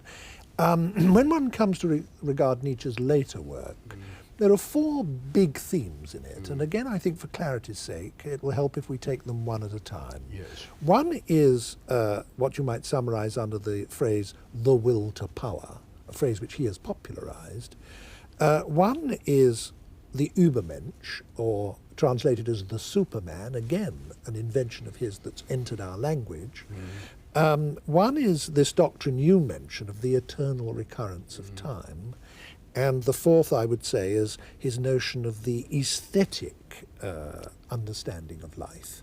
Now, let's deal with those in order. Let's talk first about the will to power, which at one Yes. time he was going to give as a title to the summation of his life's work. Yes. What was this notion of his Yes. of the will to power? Well, he takes the notion of the will from your own special philosopher Schopenhauer, of course, and he reverses the evaluation of that, where Schopenhauer regarded the will as the source of all evil in the world and as the source of man's unhappiness. He regards it as the strength of man's strength, the source of man's strength, and the cultivation, the permission to the will to enact what it can enact is part of a healthy culture. Now, the difficulty there, I think, is that this obviously brings you in conflict with other people, and therefore at this stage the will to power becomes a will to self-assertion, a will to usurpation of the other. But that's not all there is to the will. I think it's to be emphasized, not overemphasized, as some critics have done, but to be emphasized, that the will to power also turns itself inward, that is to say, it destroys within the self all that is weak, all that is comfortable, all that is simply, yes, part of a man's self-indulgence. A kind of drastic bringing of oneself up to the mark, as it were. Up to the mark, which one has created oneself, and this is the difficult One's thing created about the mark. Yes. The mark Yes. oneself, that's Yes. right, yes. Well, now let's move on Yes. then to the next of the four Yes. main themes of his later work, Yes. the Superman. Now, Yes. everybody knows the word Yes. Superman, and it was in fact Nietzsche who Yes. invented it. Yes. It's been a very much misunderstood concept. People have Yes. associated it with the blonde beast of Hitlerian mythology Yes. and Nazi caricature. Yes. But of course, that's not what he meant at all, No, was it? I think that is not what he meant at all. I think the Superman is the man, the production, I mean, who can be produced by any civilization. You remember I said that any era is capable of bringing forth the maximum values that men are capable of. Superman is the man who lives all that the will to power will secure for him, lives it to the full, is capable of repeating his own willing ad infinitum. We're already arriving at the doctrine, at that most controversial of all the things, the most bizarre, if you like, of these views, the eternal recurrence. Yes, let's get there quite yet, because I want Yes. to unpack this Yes. notion of the Superman, Yes. Which has played such an enormous role in Yes. the thought in the last Yes. 100 years, Yes. and been so abused and misused Yes. by the Nazis, Yes. for example. Wouldn't it be truer to say that what Nietzsche was actually trying to get at was the notion of an unrepressed man, Yes. in, if you like, the Freudian sense, Yes. a man who has re-evaluated his Yes. values, Yes. who is not living his life according to Yes. false values, Yes. who is being to the top of his bent Yes. in an Yes. uninhibited, Yes. untrammeled, free spirit Yes. way. Yes. Isn't that rather Yes, the I think notion that of is the so. Superman? And but it would be a man who, without, as it were, restricting himself, would naturally, instinctively, not do any of the things that Nietzsche regards as evil. For instance, the one category that he comes out unequivocally in his system is grudgingness, is what he calls ressentiment, is the grudgingness, the grudging admission of warmth, the grudging admission of success, and all these kind of things. Now, the Superman is one who naturally does not feel any of these things. You know the story. It's the generous spirit. It is a generous spirit. Yes, and there again you see the whole notion of the Christian generous spirit is not all that far from Nietzsche's purview. Now let us move on to the third of our Yes. four main themes, and you've touched on it already, Yes. this notion of the eternal recurrence. Yes. Now, I would say that, if anything, of all the doctrines of Nietzsche, this is the hardest, not just for people to understand, but even to take seriously. Yes. I mean, on the face of it, he appears to be saying that the whole of history moves in epicycles, vast epicycles, Yes. so that everything comes round again Yes. and again and again forever. Yeah. So that you and I have actually sat in this studio having this conversation unnumberable times before, and will do so unnumberable times again. Now, is he really saying that? Well, he's really saying that, and he is trying out what might happen if you took that view seriously. And I think we want to say altogether in our whole discussion that a great deal of his thinking is of this experimental kind. And by that I don't mean that it's not serious, I don't mean that it is not responsible, I don't mean that it is trivial, but I do mean that here's somebody who's facing the whole of human thought and is trying to make some sort of shift with almost any area in it, and is trying out again and again different views. There's a saying of his, I think a very tragic saying of his, in a letter where he writes, I feel as though I were a pen, a new pen, a quill presumably, being tried out by some superior power on a bit of paper. It's a very strange thing to be feeling for somebody who's advocating the will to power and the Superman, and yet I think he did genuinely feel that. Now, he does then try out this thought. And it seems to me not so much a theory of being, not so much a theory of the cosmos, it seems to me a moral theory. That is to say, our actions, our willing, our intentions, our thoughts should be of such a superior kind, of such a grand kind, have such generosity and grandness about them, that we should not flinch to and be able to be willing to repeat them over and over again, ad nauseam, ad infinitum. So in other words, you're really only saying yes to life, embracing life, as he always says we should, if you would be willing to do that kind of over and consequence. over again That's what right. you're doing That's now, right. Yes. and only ever Yes. this. Yes. I think to go on very much further than that and try to produce geometrical or mathematical equations in order to prove either the possibility or the impossibility of these views, which has been tried, has been done, doesn't seem to me to be terribly Doesn't sensible. beat the point. In other words, it's a huge metaphor. Really. It is a huge metaphor, and of course a great deal must be said about Nietzsche's uses of metaphors. Well, say just something about it, because it's very relevant at this point. I think I think we are in the habit of taking things literally in a way in which doesn't make sense as far as a great many of his statements are concerned. You spoke to begin with about his grand style, and I think it is an extraordinarily powerful, effective style. If I ask myself where it derives from, I think it derives from a strange invention, a strange discovery he seems to have made of placing his discourse, his language, somewhere halfway between metaphor and literal meaning. And this is something which very, very few people, certainly very few German writers, have done before him.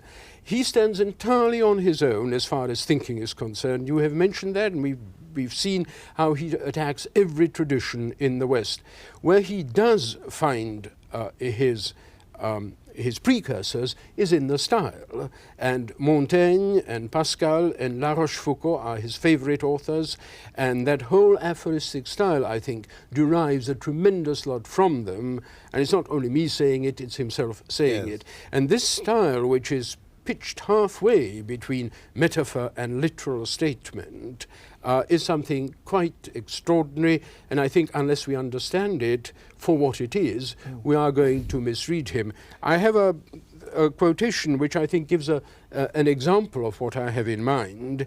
When he talked about the terrible deprivation that he felt 19th century people experienced through what he called luridly the death of God, he wrote as follows. He says, "Rather than cope with the unbearable loneliness of their condition, men will continue to seek their shattered God, and for his sake they will love the very serpents that dwell among his ruins." Now you see this mixture of, on the one hand, conceptual thinking, I mean loneliness and condition, are abstract terms belonging to conceptual thought. On the other hand, you've got the serpents glistening somewhere through the ruins of the shattered God. Well, that, and the refusal, I think, to go beyond that, in other words, to write out the theory behind the metaphors, I think essentially constitutes what he's about. And it does give us, the readers, a problem. This fusion of poetry and metaphor on the one hand with concepts, hard concepts on the other, gives us a problem about how to take him. And that's really implicit in what you've just been saying. This leads to the fourth of the four themes of the later philosophy. We've talked now briefly about the will to power, about the Superman, and about his doctrine of the eternal recurrence of time. What you've just been saying about his use of metaphor leads us to the fourth of the four main themes in the later work, which is his notion that life is to be understood aesthetically. And I suppose the point here is that if there's nothing outside this world, no God, no transcendent realm or anything, then any meaning or justification that life has must be meaning derived from inside itself. So that, like a work of art, I mean, the only meaning a work of art has is what it, so to speak, gives itself. I mean, it doesn't derive its meaning from outside. Is that well, that certainly is a very fair way of coming close to what he's after. In the very first of his books, The Birth of the Birth of Tragedy, he uses this phrase 3 times. It's only as an aesthetic phenomenon that the being of man and the world are eternally justified. It's a very complicated sentence, and I don't think I want to go into all the details of it, but what he's saying essentially is this: the greatness of the early Greeks, of the pre-Socratics, lay in their tragedy. Their tragedy was a way of facing the worst aspects of human life, that is, its transitoriness, its impermanence, its corruptness, its dependence upon forces greater than yourself, and to make of these a major tale, a story, a wonderful tragedy. And this he applies in the largest, in the most cosmic possible sense. And he's asking, as indeed I think Shakespeare did occasionally, he's asking, is the whole world really to be taken seriously? Or is it not a great game, a great play, some kind of drama played out by we do not know who? And if there is to be a justification, mind you, justification is the phrase he uses, which is a very dicey word to use in this context, because of course it's a judicial phrase, isn't it? But if there is a justification for man being here and being what he is, maybe it is simply as part of this huge cosmic drama. And a great deal of his thought, and I think of some of his most interesting and greatest thought, goes precisely into rehearsing and trying to make sense of this aesthetic justification of man.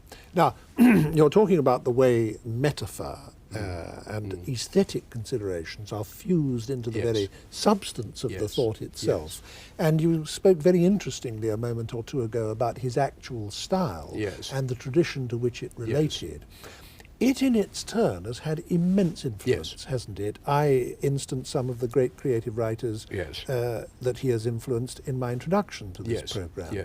Now, your particular field of expertise, if I may say so, is known to be comparative literature. It would be extremely interesting, I think, to end this discussion with just a word or two from you about the way Nietzsche and his writing and his philosophy have influenced creative writers since him. Well, simply to take the 3 names that you yourself mentioned, W.B. Yeats is the first one. Yeats read Nietzsche for the first time in a very brief little excerpts, translated by a man called John Common, of all things. It seems to me a most inappropriate name for a translator of Nietzsche. And from 1902 onwards, when he read him, I think there is a very clear change in the general tenor and in the attitude of Yeats's poetry. And that slightly sultry, slightly sentimental, Yellow Roses kind of poetry of fin de siècle Yeats changes very much. And the great poetry, which is the poetry, as Yeats himself calls it, the poetry of blood and mire, I think is very strongly influenced by his reading of Nietzsche, by his attempts to grasp some of the problems that we discussed earlier on. With Shaw, the influence is a very, very different one. It is very much in the biological sphere. It is in the sphere of that élan vital which I mentioned. It is in the sphere of the ruthless life, the life that justifies itself. With D.H. Lawrence, I think, again, it is the question of authenticity.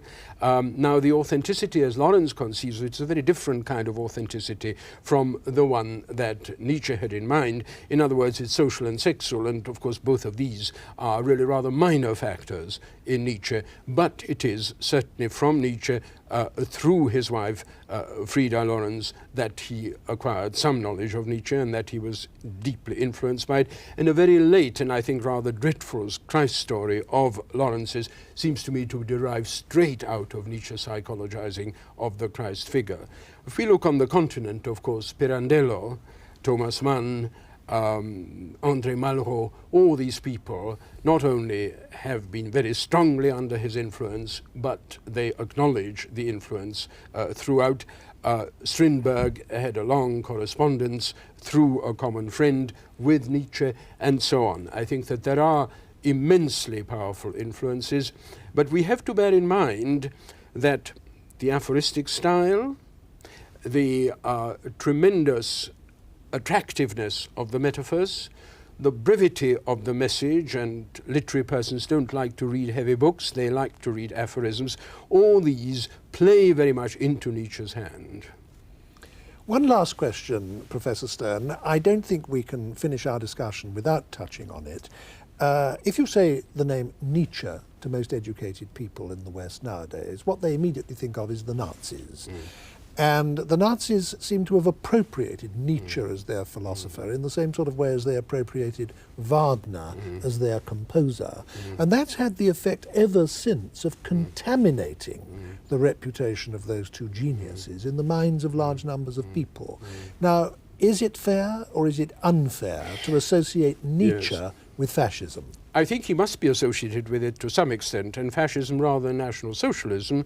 It was Mussolini who read him extensively, who received a copy of the collected works from the Führer on the Brenner in 1938 as a present. Hitler himself, I think, probably knew phrases, I mean certainly knew phrases like the will to power, but hadn't read anything of his.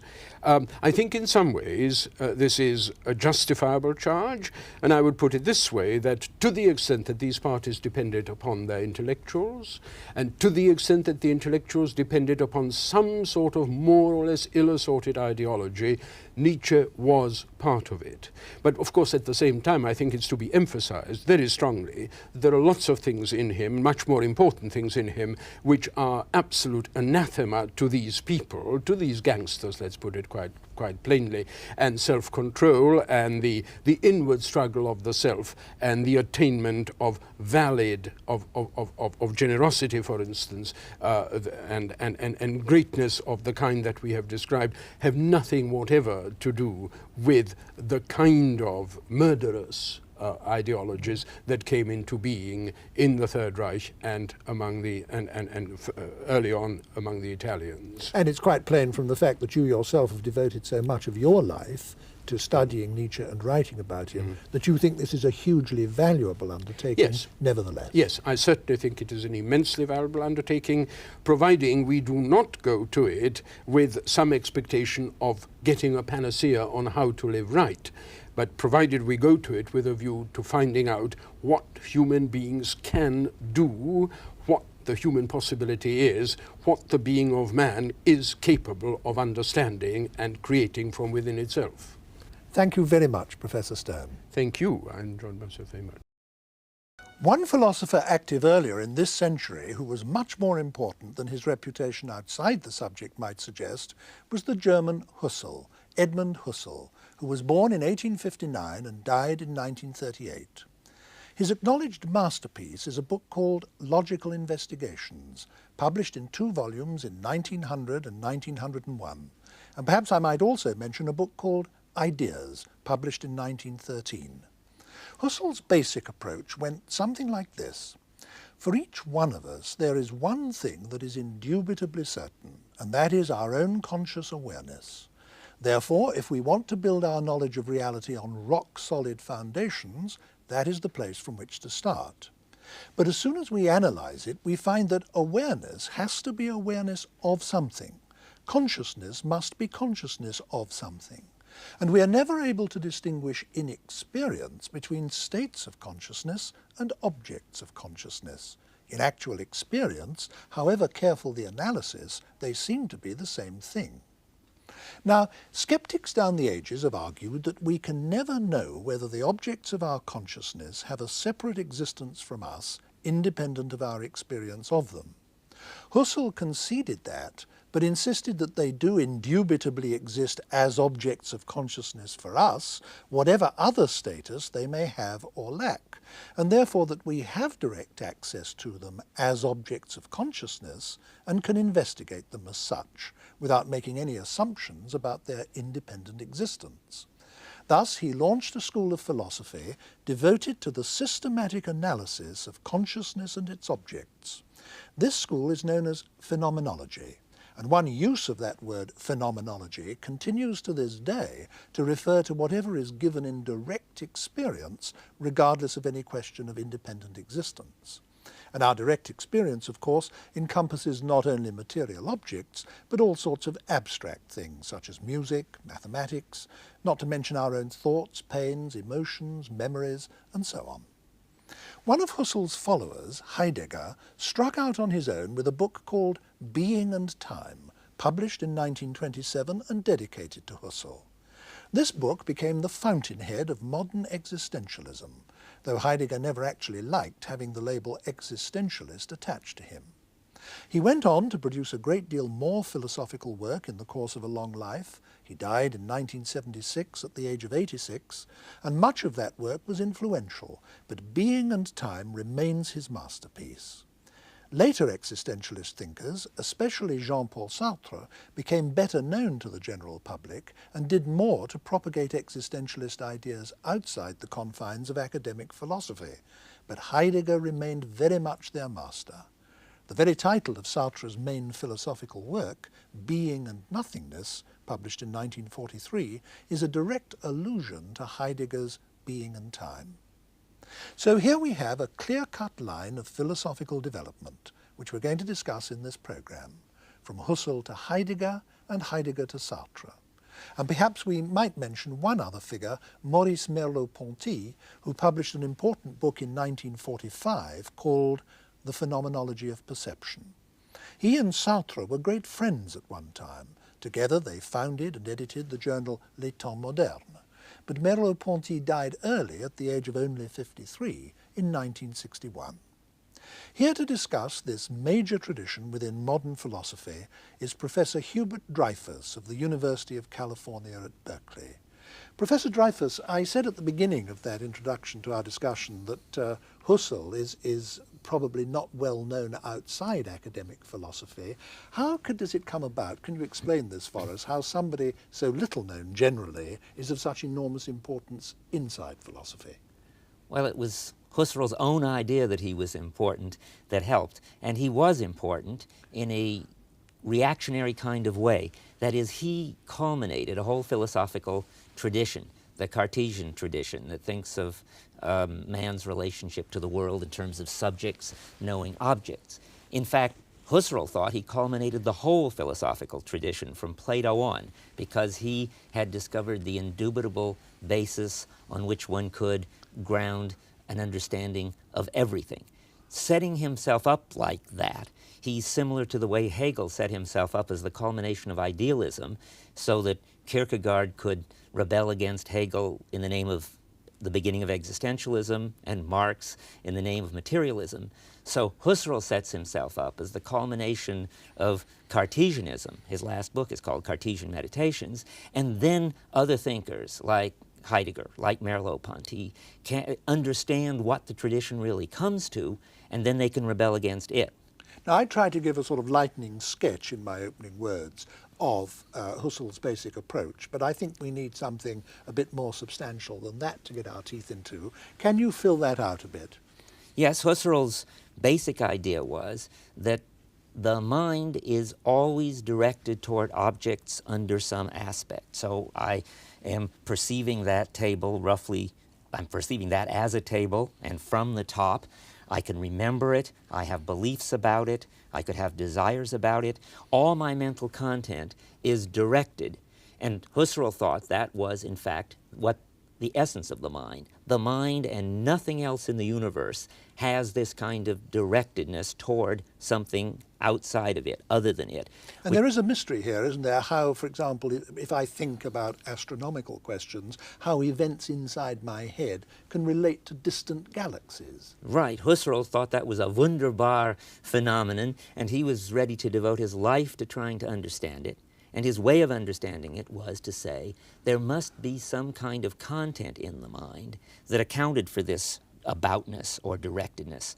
The aboutness or directedness is called technically intentionality in the tradition, and not because it has to do with our intentions, but because it has to do with this directedness. And he said there was something which he called intentional content in the mind, which was sort of like a description of reality. And it was by virtue of that description that I could perceive or remember this table under some aspect.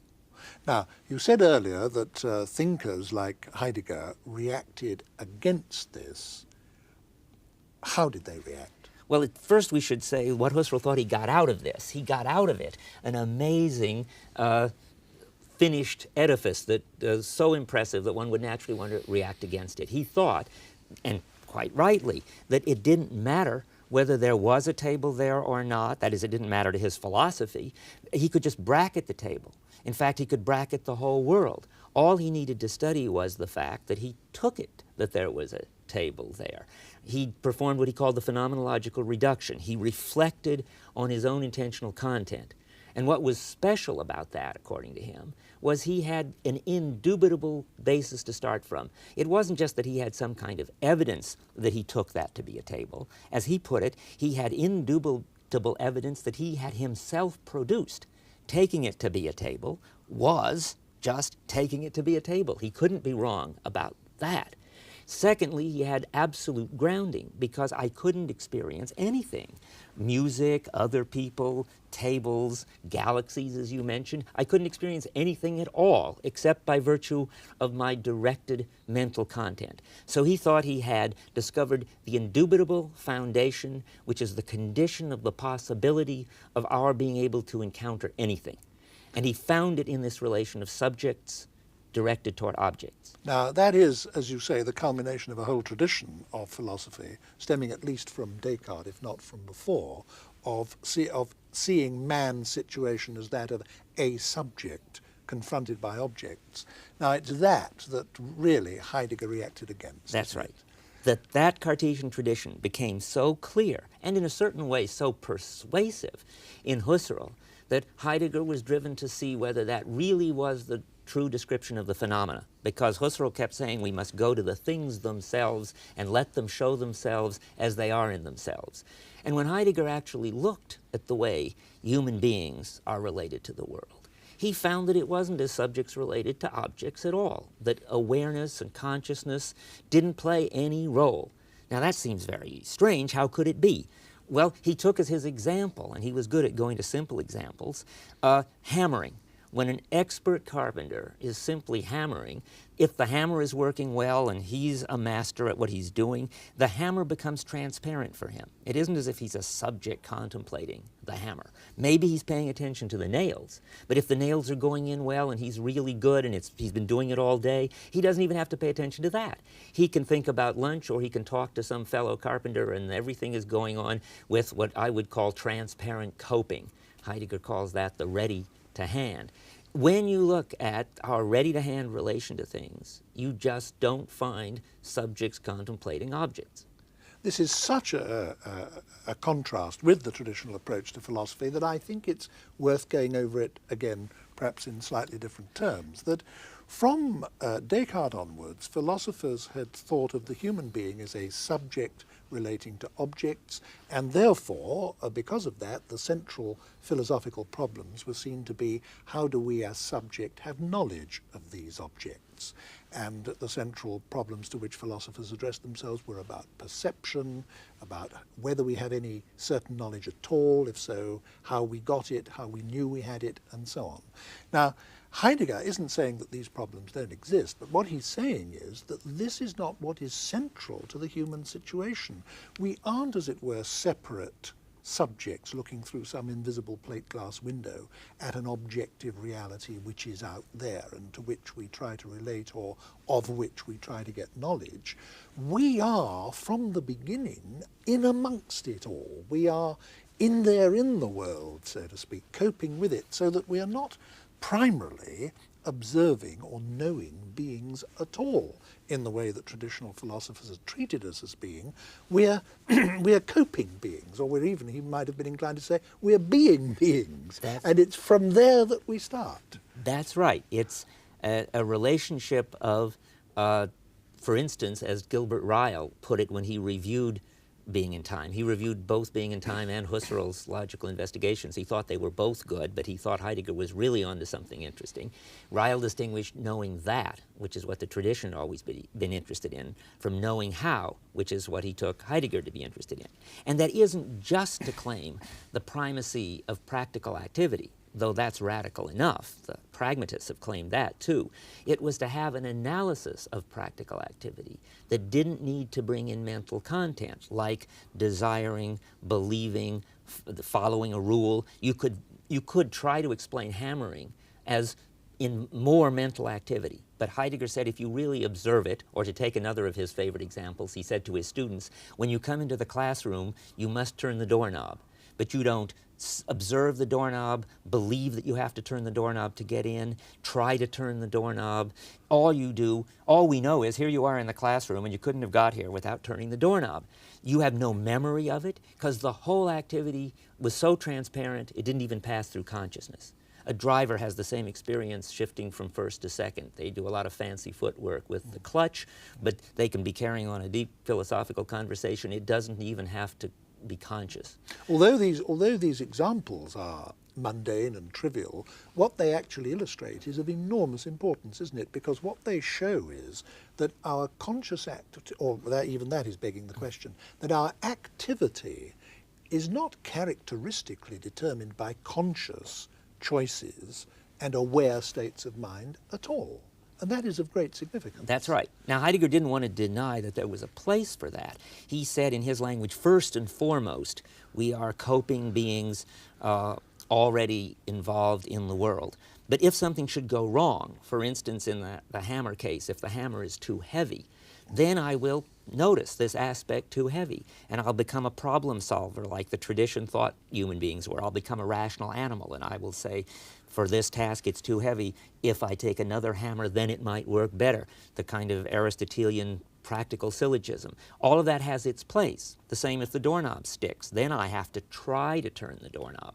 Heidegger calls that the unready to hand, and he thinks that's the level, I presume that he thinks that's the level at which Husserl came into the story, one crucial step too late.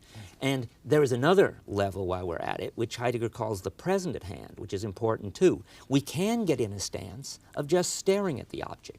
If the head flies off the hammer, for instance, or if the nails are missing, or if we're just feeling in a relaxed attitude of wonder, we can see the hammer as a wooden shank with an iron blob on the end.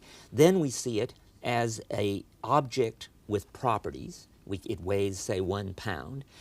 That's the level, too, that philosophers have always studied. There's a whole logic of subjects and predicates discussed in what's called the predicate calculus. That has its place, Heidegger would say. But that's a third level down the line, after you've left out the everyday coping and even left out the practical situation in which things can break down, because that hammer isn't even a broken down hammer. It's just a piece of wood with metal on the end. But that's important too, Heidegger would say, because it's by relating those kinds of predicates with laws that we get science and theory. And Heidegger thought science and theory was very important. He has what he calls an existential account of science in being and time. But what's important to him is to realize that to get to these predicates and laws of science, you have to leave out the whole level of practical coping in the world. So you shouldn't have the idea that scientific theory that can explain causal things very well could ever explain the everyday, meaningful world of significance that Heidegger wants to talk about. Because what he's saying, in effect, is that we only become conscious of things, in most cases, when something goes wrong, when there's a specific problem. But that for most of the time, we're kind of moving in a medium, we're swimming in a medium that we take utterly for granted and are not conscious of and don't direct our attention to at all. And one consequence of that is that, unlike traditional philosophers, he sees the world as being, not as being something that's inferred. I mean, the traditional philosopher talks as if what I have access to is my mind with its contents, and from these contents I infer the existence of a world external to myself. And Heidegger is saying, no, that is not actually what the situation is at all. The world is not something I infer. I start with it and in it. Is that That's not so? right. The way he put it was that philosophers since Descartes had been trying to prove the existence of the external world, and Kant said that it was a scandal that no one had successfully proved the existence of the external world. Heidegger says in Being and Time, it's a scandal that people are trying to prove the existence of the external world, as if we were stuck with this internal world and couldn't get out, whereas we are, as he puts it, being in the world. I think I should explain that a little bit further, because we've only talked so far about the directedness being not the kind of mental directedness that Husserl was interested in. But any particular directedness of my mind toward the hammer I'm using, of me, not my mind, toward the hammer, using this hammer, takes place on a whole background which he calls the world. The hammer only makes sense in terms of nails and wood and houses and a totality of equipment, which he calls significance. And my skill of hammering only makes sense in a whole background of other skills, of standing and moving and wearing my clothes and talking and so forth. So it's on the background of the world and my capacities for being in that world, or really being of that world, you might say, that anything gets encountered at all. Yeah. So, as you say, you can't call that into question. No. And this launches him into forming a view of human beings which is radically different from the traditional philosopher's view of human beings, isn't it? Can you begin to tell us what that is? Well, certainly he can't talk about subjects or persons or minds, or and he needs a completely new word to even talk about this ongoing activity on a background. And he chooses brilliantly to use as a word, Dasein. In German, Dasein means simply existence, like you earn your daily bread, you would earn your daily Dasein. But it also means, if you take it apart, being the there. And so he thinks that this activity of human being, which he sees as an activity, is an activity of being the there, which for him is being the situation in which this coping is going on. So when I'm driving, there is, if we're looking at that aspect of me which is coping, not at my body, it's just identical with the driving situation. So that being the there is actively being a situation in which directed activity is going on. And that's a completely new understanding of what it is to be a human being. And Dasein also gives him the possibility, as we have with the word human being, of either talking about that activity, human being, or to talk about a human being, an instance of that activity. And he does both. And he actually offers us an analysis, doesn't he, of this particular kind of being or way of being that we are, which relates it directly to time, and hence the title of his most famous book. Can you explain what that relationship is? Yes, we better spell that out. The relationship of, another word that's handy here, this relationship of opening a clearing, because another word for the situation is a clearing. And there is this activity of clearing this clearing, which we are. And he says this activity has a threefold structure. First, he says, that is, Dasein has what he calls disposition, the best example of which is moods. That is, thanks to a basic characteristic of us, things show up for us as mattering, as threatening or attractive or stubborn or useful and so forth. Or just important in some way. Or important in some way. And the tradition has generally overlooked that, he thinks, because it doesn't easily fall into these knowing interests, but he says, of course, rightly, that it's very important that things show up for us as mattering, and they do because we have this basic characteristic called disposition, and we're always already in a situation, and it always already matters some way. We don't ever get behind our moods and start from no mood and then step into one. The second structure he calls discourse, which is a little bit misleading, but it grows out of a kind of interesting pun. That is, he says, the world is always articulated. That is, right now, everything is already laid out in this, what he calls context of significance, all pieces of equipment fitting together so that we can use any particular one. And I'm always articulating the world, that is, breaking it up at its joints by using a piece of equipment. If I take out of this total, which he calls a referential or a totality of significance, a hammer, I can articulate it by hammering with it as a hammer, or I can articulate it as a nail puller under different aspects. And then, of course, I can talk about what I'm doing. I can say, this nail is hard to pull. Then I will be articulating even further what I had already articulated. And that's constantly going on. That's called discourse.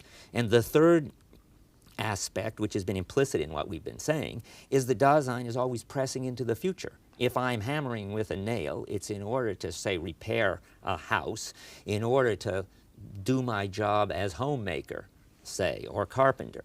Dasein in Heidegger talk is using equipment in order to pursue some goal, which he calls towards which, for the sake of some ultimate, let's say, life plan, which he calls a for the sake of.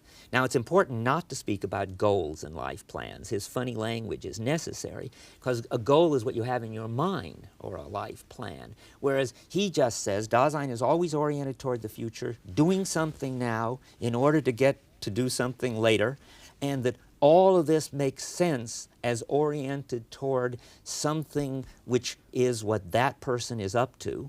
And that threefold structure, which is being already in, amidst things, and always ahead of itself, pressing into the future, is, as you let the cat out of the bag, the structure of time. In the second half of being in time, lo and behold, the threefold structure of being in the world, or being in a situation, turns out to be mappable on past, present, and future.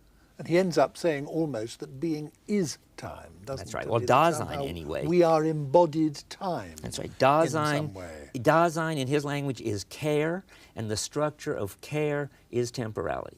Yeah. Now, we've talked up to this point as, just about the individual human being, what Heidegger calls Dasein, and its position in the world and all these various aspects of it that you've been spelling out.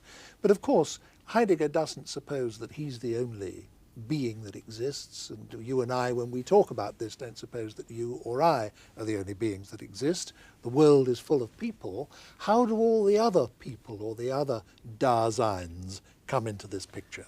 Well, it's very important that they come in from the very start. In fact, it's a big problem for Cartesians like Descartes and Husserl. They have the same problem about other minds that they have about the external world, because they start with an individual, autonomous, isolated subject. Heidegger starts in an entirely different way, closer to the phenomena and saving him from this problem. He says we all already do what anyone does. I hammer with a hammer because one hammers with hammers in our culture. I eat the way one eats. I pronounce words the way one pronounces words in our country. And you have to, or you wouldn't be understood. That's right. And in fact, people subtly, constantly, people can't stand distance, Heidegger says, meaning people subtly lead other people to correct their pronunciation or whatever. And they don't have to be coerced into it. People are eager not to deviate from the norm. It's just a basic fact about human beings. So we grow up, Heidegger doesn't talk genetically, but we could say it helpfully.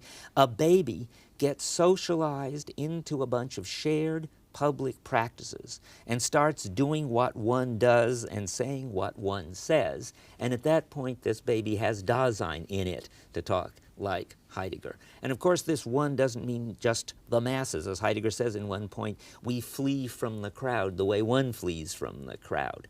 But even when we flee from the crowd, we do it the way one does it. So finally, Heidegger says about Dasein that normally Dasein is what it does, or one is what one does, or Dasein self is a one self. If one takes together various aspects of what you've said up to this point, they could be rather disquieting. I mean, you've just said that one does what one does and lives the way one does because that is how we are socially conditioned and we have to do it for the most part. You were saying much earlier that Heidegger rejected the idea that most of our activity is directed by conscious choices and decisions and mentally aware reflection. If you take these things together, doesn't that rather reduce the human agent to a sort of zombie? I mean, somebody who is merely responding to pressures on him from outside in an unreflecting way. That's quite right. This anyone, this self that just does what one does in an unreflective way sounds pretty much like a very zombie-like character. But Heidegger is trying to do things the other way around. He now will show you how we can get free individuals to crystallize out of this rather amorphous public us. And that's the subject of Division 2 of Being and Time, the subject of authenticity, what the part of Heidegger which is really existentialist. So far we haven't said anything very existentialist. But in Division 2, Heidegger talks about guilt and about death, which I don't have time to go into here. But guilt and death all turn out to be versions of anxiety, which we better talk about for a minute. A Dasein, according to Heidegger, any Dasein, anywhere, is always dimly aware that the way the world is ungrounded. By that I mean there's no reason why one has to do things this way.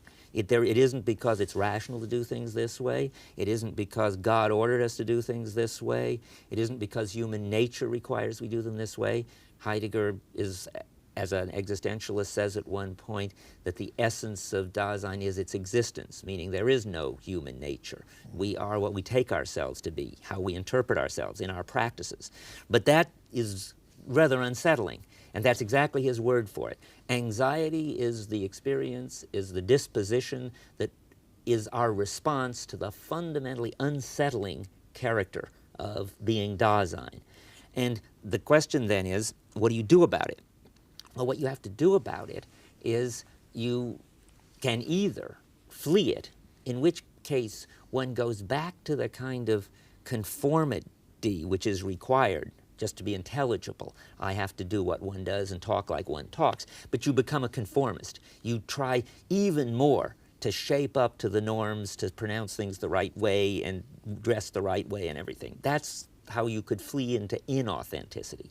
Literally, that would mean something like disowning what it is to be Dasein. Or you can own up to what it is to be Dasein. To own up means, for Heidegger, to hold on to anxiety and not flee it. And if you do that, you will be catapulted into an entirely different way of being human.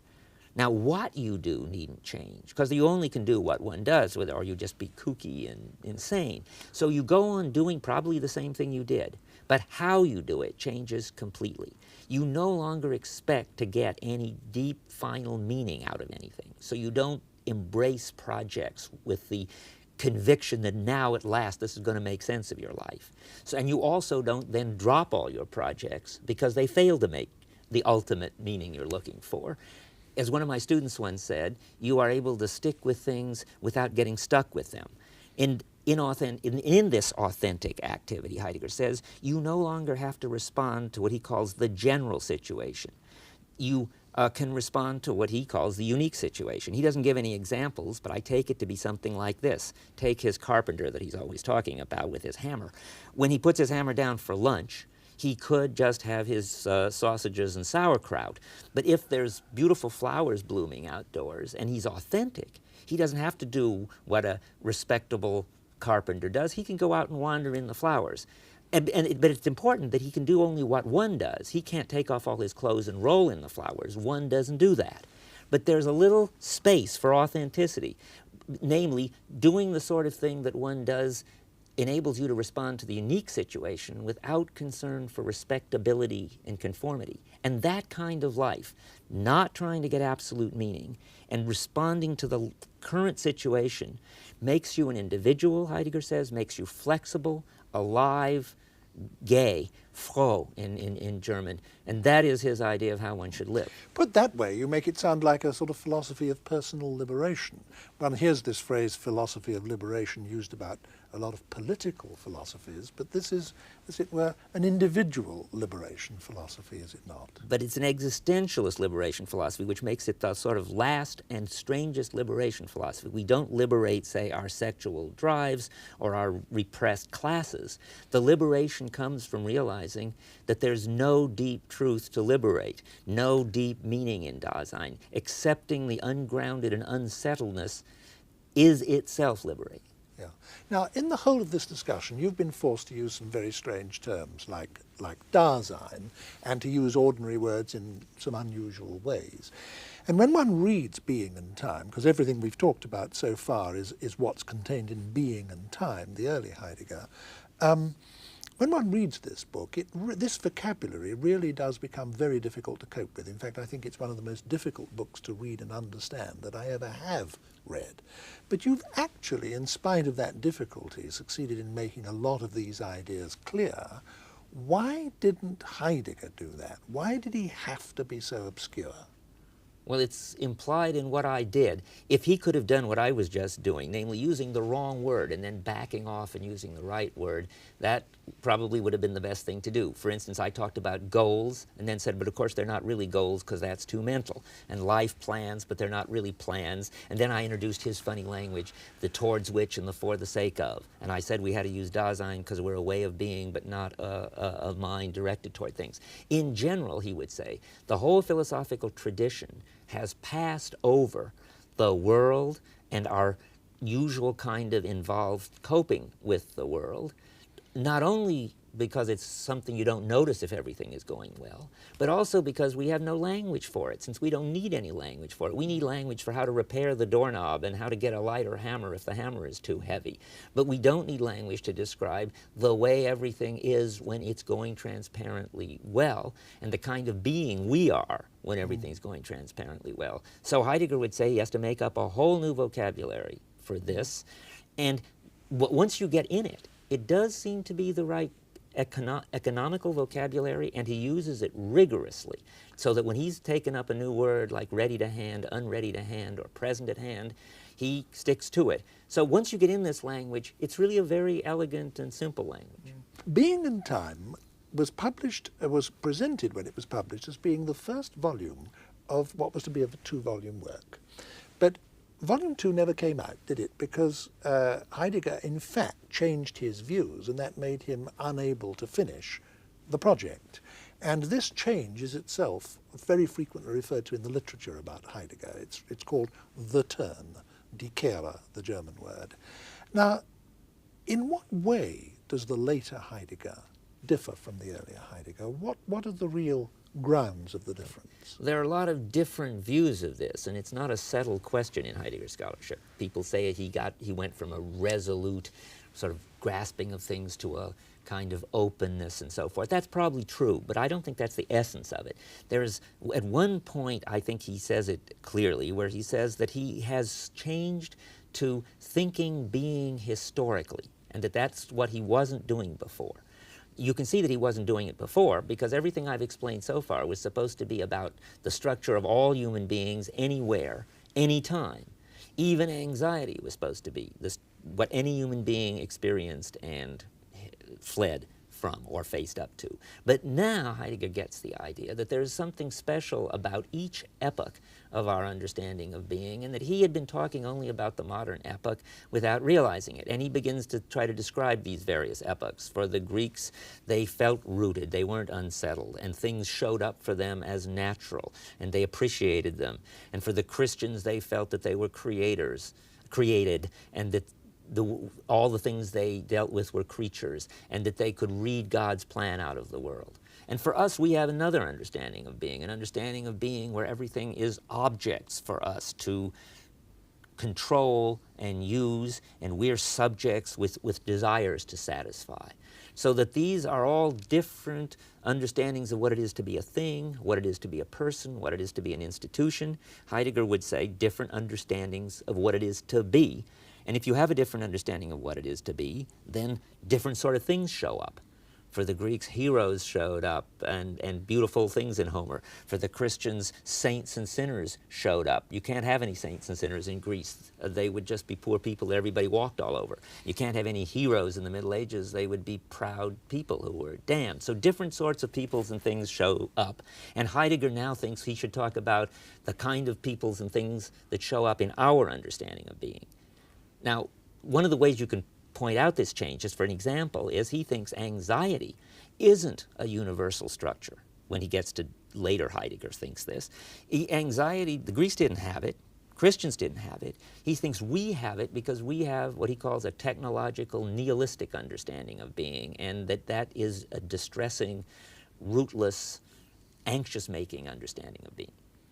If he's moving from something which is perennial, or at least which he regards as being a perennial, universal in human experience, to considering something which he regards as being, as it were, topical to our age, and for that reason ephemeral, so that in 200 years' time, when we're all dead, this will all be past history and something else will be the case. Isn't his philosophy ceasing to be concern itself with the permanent and just concerning itself with the superficial? Well, if this were any old culture, or even any old stage of our culture, he would say yes, and what he was doing would then be soon passé, as you're saying. But he thinks that this is a very special culture and that we're in a very special stage of this very special culture. It's a special culture for him because we're the only culture that has history. I mean, in any culture, events follow one after another. But only in ours does the understanding of being change from the Greek to the Christian to the modern. And that's historicity in Heidegger language. And we happen to stand in a special place in our culture. An understanding of being that started with Plato 2,000 years ago has gone through all sorts of philosophical and practical transformations until it is now finished in Heidegger terms. That means all the philosophical moves have been tried and played out, completed, and now it's done for. It's a sort of pun on finished. He gets this idea from Nietzsche, who influenced him a lot. We have reached a stage of planetary technology where we are now taking over the whole planet. Our understanding of being is dominating every understanding of being. And our understanding of being has come to a dead end, which Heidegger calls nihilism. One aspect of the late Heidegger, which we haven't touched on, and we must, I think, before we move on to the thinkers after Heidegger, is his concern with language. The later Heidegger is not just concerned with language, he's almost obsessed by language, isn't he? Why is that? Well, we're in a way set to see that, because since there's no way the world is in itself, language isn't there to correspond to reality, nor is language there just to be made up arbitrarily. For Heidegger, a vocabulary, or the kind of metaphors one uses, name things into being. When in California somebody said that everybody was laid back, there were already people with hot tubs taking it easy and taking drugs, but now they discovered that that all fitted together and they were laid back, so there was more of it. So language is a marvelously powerful way to change the practices, focus them, and add new practices to Dasein's way of life. So it's the poets, not the philosophers or the priests or the scientists, who are the vanguard of humanity and the hope of some new understanding of being. Now, I think we've been quite right to devote almost the whole of this discussion to Heidegger, because he is far and away the most important 20th century existentialist philosopher. But I did say in the introduction to this discussion that we would touch on others, and I think we must do so now before we bring the discussion to a close. What I mentioned specifically Sartre and Merleau-Ponty. Let's take them in that order, the chronological order. How would you characterize Sartre's relationship as a philosopher to Heidegger? Well, Sartre starts out as a Husserlian and becomes a phenomenologist, writes a good novel called Nausea, which is a phenomenological description of a world breaking down. But then he read Heidegger and he was converted to what he thought was Heidegger. But he felt he had to fix up Heidegger as a Frenchman and make it Cartesian. So he starts with the individual subject and tries to get and to talk about death and guilt and all the things that Heidegger talks about. But that's a disaster, because if this story that we've been telling is right, that's what Heidegger was trying to free us from. In fact, when I went to visit Heidegger, he had Being and Nothingness on his desk in German translation, and I said, "Oh, you're reading Sartre?" And he said, "How can I even begin to read this muck?" His word was dreck. And that's pretty strong, and I think that's accurate, because what happens if you treat Heidegger as if he were talking about subjects is you really push him back to Husserl. It's difficult to believe, actually, that Sartre will survive as a philosopher at all, though he might survive as a novelist and a playwright. What's your view of Merleau-Ponty? I'm very much more impressed with Merleau-Ponty. I think he's a great philosopher and will survive. His great contribution was to bring in the body as our way of being in the world. There are two big gaps in Being in Time. One of them is that Heidegger never talks about the body, or even about skills or practices. I put all that in to explain the ready to hand and the understanding of being. Now, Merleau-Ponty, because he does talk about the body, and it's the body that acquires skills, he answers Sartre, for one thing. He says we're not free. We're restricted by having the same sort of bodies everyone has, and by the fact that what we do becoming habits in our bodies and skills in our bodies, which we're not arbitrarily free to change. And this both answers Sartre, and in a way, oddly enough, Merleau-Ponty, answering Sartre, who was like Husserl, reinvents Heidegger, but filling in the gaps. The other gap is perception. Heidegger talks about perception as if it was just staring at things. And that is unfortunate, because it does seem as if we spend a lot of time not only using things, but seeing things. But Merleau-Ponty has an analysis of perception as a embodied activity in which we move to get an optimal grip on things, which makes it more of the ready to hand, thereby completing the Heidegger picture. Now, all of the four named philosophers that we've been discussing, Husserl, Heidegger, Jean-Paul Sartre, and Merleau-Ponty, they're all dead. Sartre only recently dead. Do you regard this whole tradition of philosophy that we've been talking about as something that's now closed, or do you regard it as very much an alive and ongoing enterprise? I think it's very much alive. Even the phenomenology, the Husserl side, which Heidegger was trying to kill off, is very much alive. The Husserl is alive in two ways. One is that if you want to describe the phenomena, what it's like to listen to music, what it's like to have sexual desire, any phenomenon, Husserl gives you a license to do it and a method for doing it. And we have young philosophers in Britain who are doing precisely that sort of thing now. And in the United States, too. Yes. The other side of Husserl is, if anything, even more alive and active. Namely, he was interested in the structure of the intentional content of that in the mind that enables us to refer to things. Now there's something called cognitive science, actually trying to investigate empirically the structure of our mental representations, as they would say. And Husserl has laid down the general guidelines that anybody doing that investigation will follow. Or if you're trying to build a mind, as people using computers and artificial intelligence are doing, Husserl is also the father of artificial intelligence. Many of his ideas that the mind follows hierarchies of strict rules are now being cashed out into computer programs. So Husserl's doing fine. Heidegger's doing fine, too. Early Heidegger, Being in Time, is not perhaps as much followed now as it should be.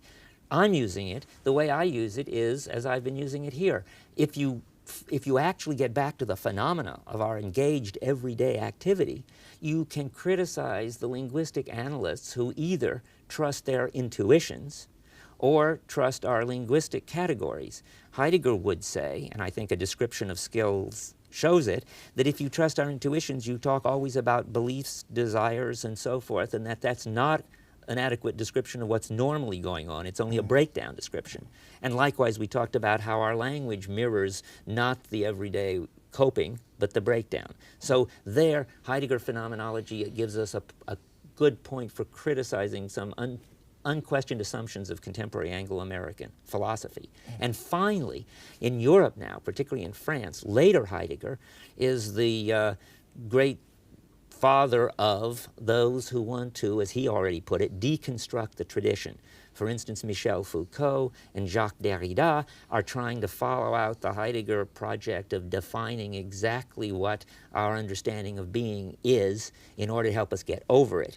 So I would say that there is hardly any area of intellectual activity these days in which the concerns of these thinkers don't play a large role. Well, thank you very much for that, Professor Dreyfus. In philosophy, as in so many other respects, it's now the United States rather than Britain that is the chief centre of activity in the English-speaking world. But there's been American philosophy of international importance for 100 years now. In fact, Bertrand Russell, in his autobiography, describes the Harvard School of Philosophy as having been the best in the world during the late 19th and early 20th centuries. American philosophy of that period is represented above all by three figures who have since attained classic status: C.S. Peirce, William James, and John Dewey.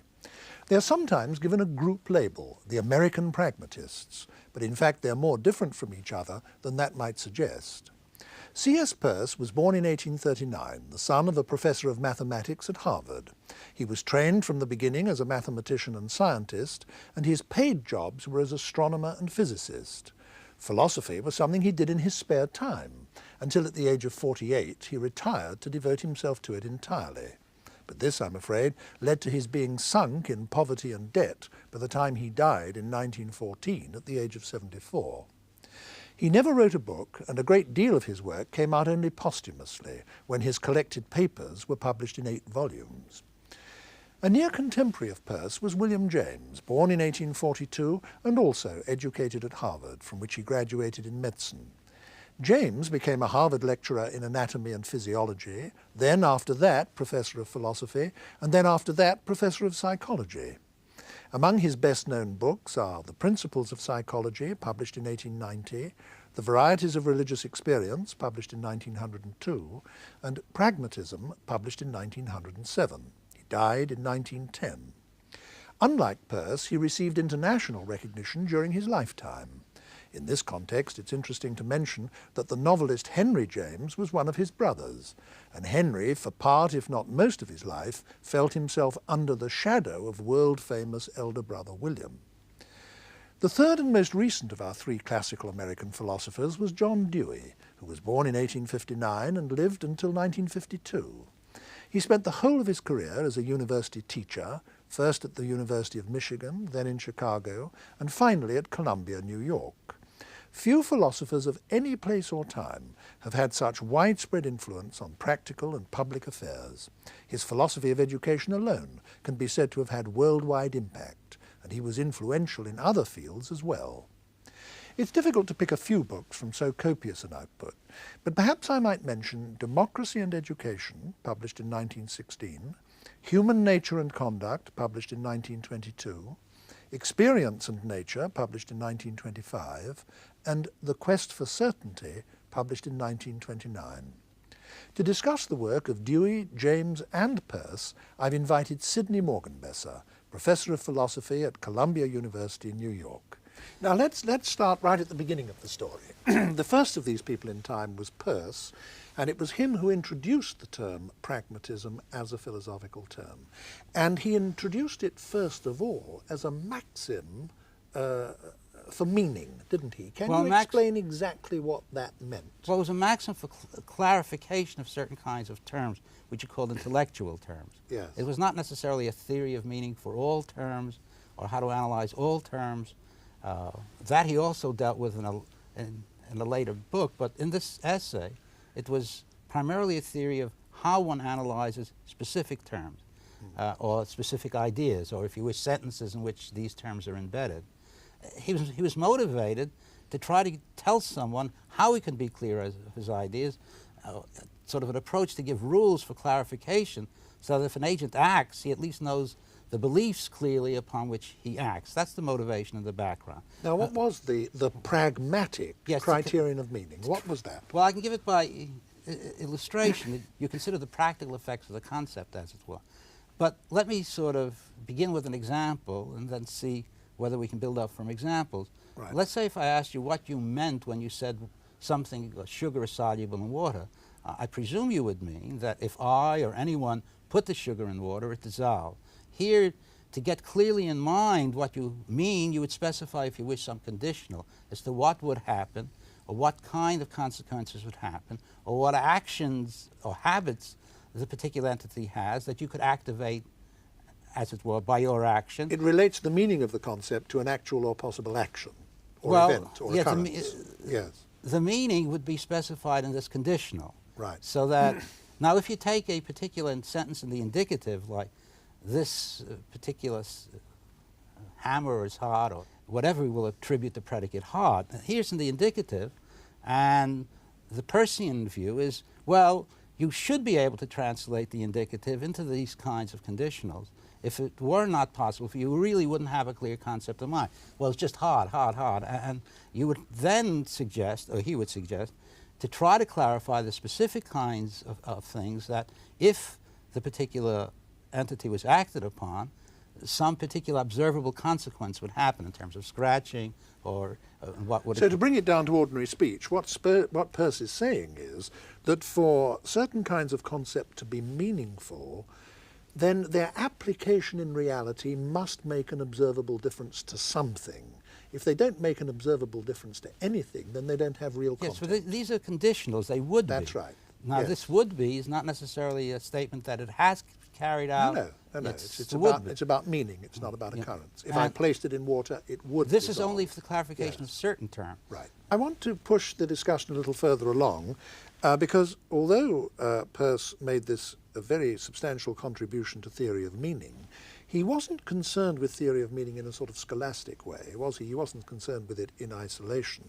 For him, it was all part of a much more general concern with science. I emphasized in my introduction to this discussion how Peirce the man was all his life a working scientist. That's what he was, and he was a logician, and he was concerned to clarify concepts, clarify statements, clarify beliefs as part of a much wider scientific enterprise whose aim was to understand the world and to acquire new knowledge, wasn't it? Yes. Can you put it in that context for us? Well, first I'll amplify some of the remarks about the meaning that you suggested. He said he learned these habits in the laboratory. That's how a scientist gets clear about his terms. And yes. In the 20th century, some people thought that one clarifies terms in that way, which are called operational definitions. You know when to apply. If certain things are done by you, then these and these would be the observational consequences. But that's the background, and we now go to the other topic you've introduced, the notion of inquiry. Right. And I think we could begin first with Peirce. And by inquiry, of course, you simply mean finding out about the world, both in common sense terms and more organizedly in scientific terms. Right. Yes. And sort of testing the hypothesis in a suitable way, collecting the hypothesis in a suitable way, having certain rules to tell you when the hypothesis or the inference is a well-formed inference, that when the conclusion follows. It's the whole nuts and bolts substructure of science that we're talking about. But now I think one could begin first with sort of a theorist of ordinary beliefs, or the ordinary believer, and taking the notion of belief now for granted. Peirce frequently gives the following picture. I say picture because this isn't quite a full presentation, and suggests this picture to a lot of people, that normally we can sort of go along and rely on our beliefs, and then when we run into a problematic situation, one has to have a strategy for how to revise one's beliefs. And there he begins with possible strategies that one could follow. The method of tenacity, you pick some beliefs and just stick to it. The method of authority, you go to an authority, tell you what to believe. And he gives some reasons why one shouldn't rely on those methods. They're self-defeating. But now the better method is to engage in inquiry and to try to find out by inquiry which particular kind of belief, which is under test, is better than its competitors by actual testing in accord with certain principles. And now, when he does this particular view, he presents another theory of how one justifies the beliefs. Thus far, we've talked about the motivation. We engage in inquiry in order to fix our beliefs, and we have to come to a rational decision that we have a right to accept this belief rather than as competitor. In order to act on it and base further work on it. Well, to have some particular rules in the background to form well-formulated beliefs about the nature of the world, and then given utilities you act. He's not telling you what you should act for. That's part of the ethics and the aesthetics. But now, if by hypothesis one goes a little further, the following picture, once again, is frequently presented as being relevant to Peirce. While we test some beliefs, we're holding some beliefs constant. And then while we're holding some belief constants in one context, we can subject them to check in another context. And the sort of the rationality behind it is this sort of self-correcting process. And we don't have to begin with premises which are certain and indubitable upon which we sort of build our knowledge. Like mathematics, in fact, you can always start an argument by assuming something, and then the conclusions follow by valid argument from the assumptions. We're talking about right. sort of inductive reasoning yes. or empirical justification. Yes.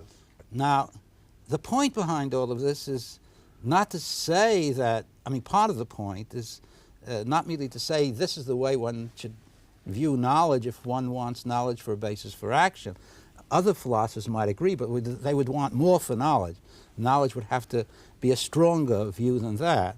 And to counter that stronger view, he sometimes talks that we can't get certainty, and the Cartesian arguments for getting certainty don't actually support the conclusion that some philosophers thought it does. So it was a picture of how knowledge and justification could go on. It was a claim that other pictures not merely are not needed, but they can't be, for a variety of reasons, maintained, and therefore it turned out that very people identify Peirce with some theory of fallibilism. Everything is revisable, there's nothing fixed, etc.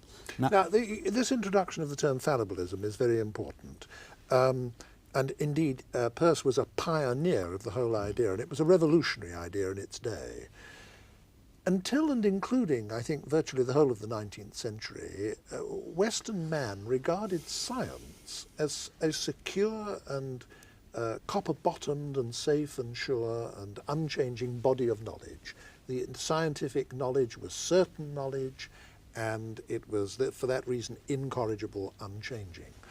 Peirce introduced, and was one of the very first people, if not the first person, to introduce the notion that this is not so, that all science is corrigible, all science is fallible, that we use scientific theories for as long as they work, but we must be prepared to replace them if we come up against difficulties with them.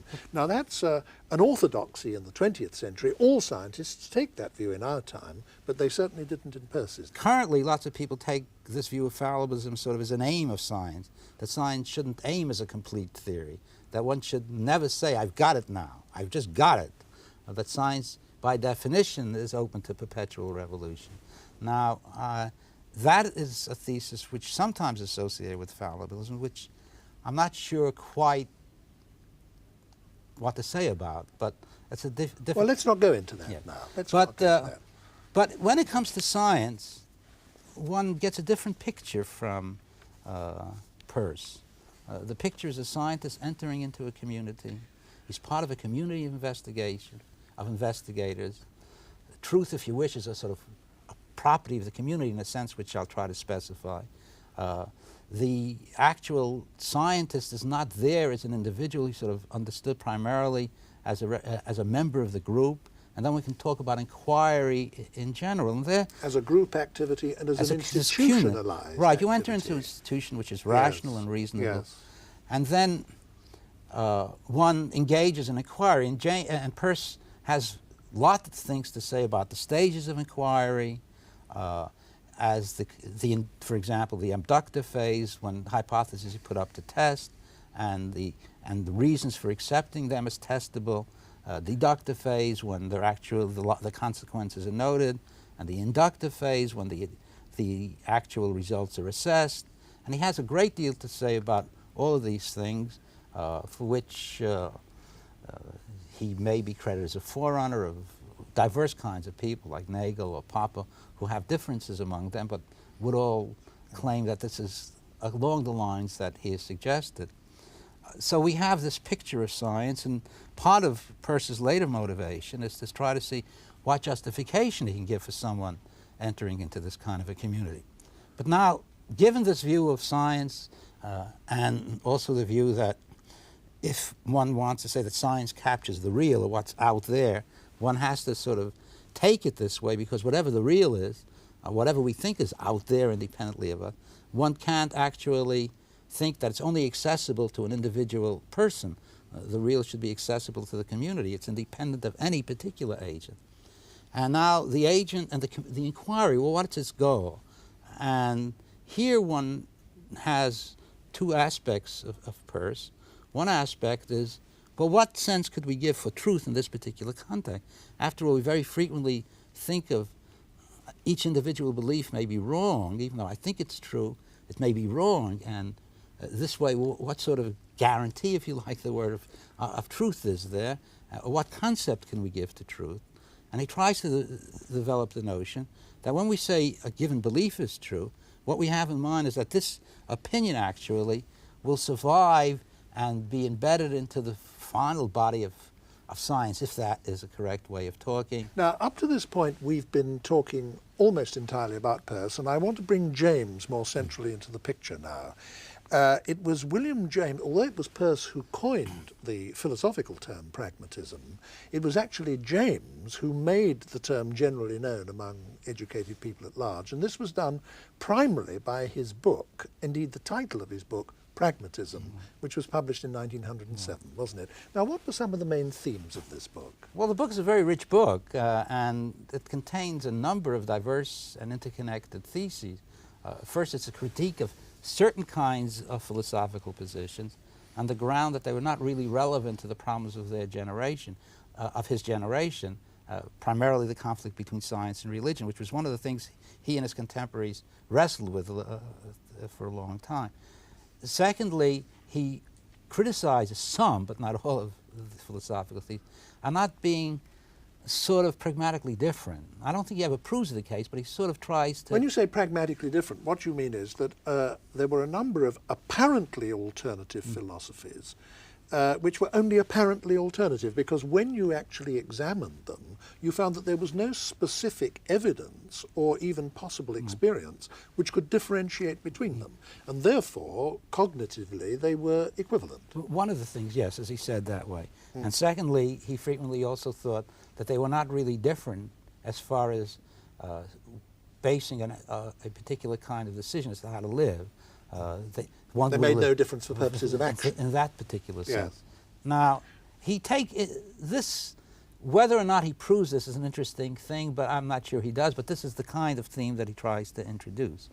The second kind of theme that he tries to introduce is that one looks at a lot of these traditional metaphysical pictures, one should sort of look at them as pictures, and that his own view is, of a lot of the metaphysics, even his own, is sort of one which is based not merely on the evidence, but in terms of sort of bias for looking for certain kinds of things, certain personal preferences, and he gives his own, and he asks his other colleagues to do so as well. Well, the whole notion of a picture and how one justifies or looks a philosophical thing, some, once again, just some. Yeah. The reason I'm hesitating is because the book is dedicated to John Stuart Mill, and he's not sort of saying pragmatism comes in and it's completely novel. As a matter of fact, and all other philosophy goes out of the window. He's not saying that. He's saying it's a continuation of some already familiar modes of thinking. Yeah. Now, the other theme that he introduces, for which he's been actually both criticized and lauded, is his approach to knowledge, conceptual schemes, and truth, and that he also deals with them in other books, but this is central things in this particular book. Now, I'd like us to take up the last of those, because only a moment ago you were giving us quite a long but very interesting exposition of Peirce's theories of meaning and of truth.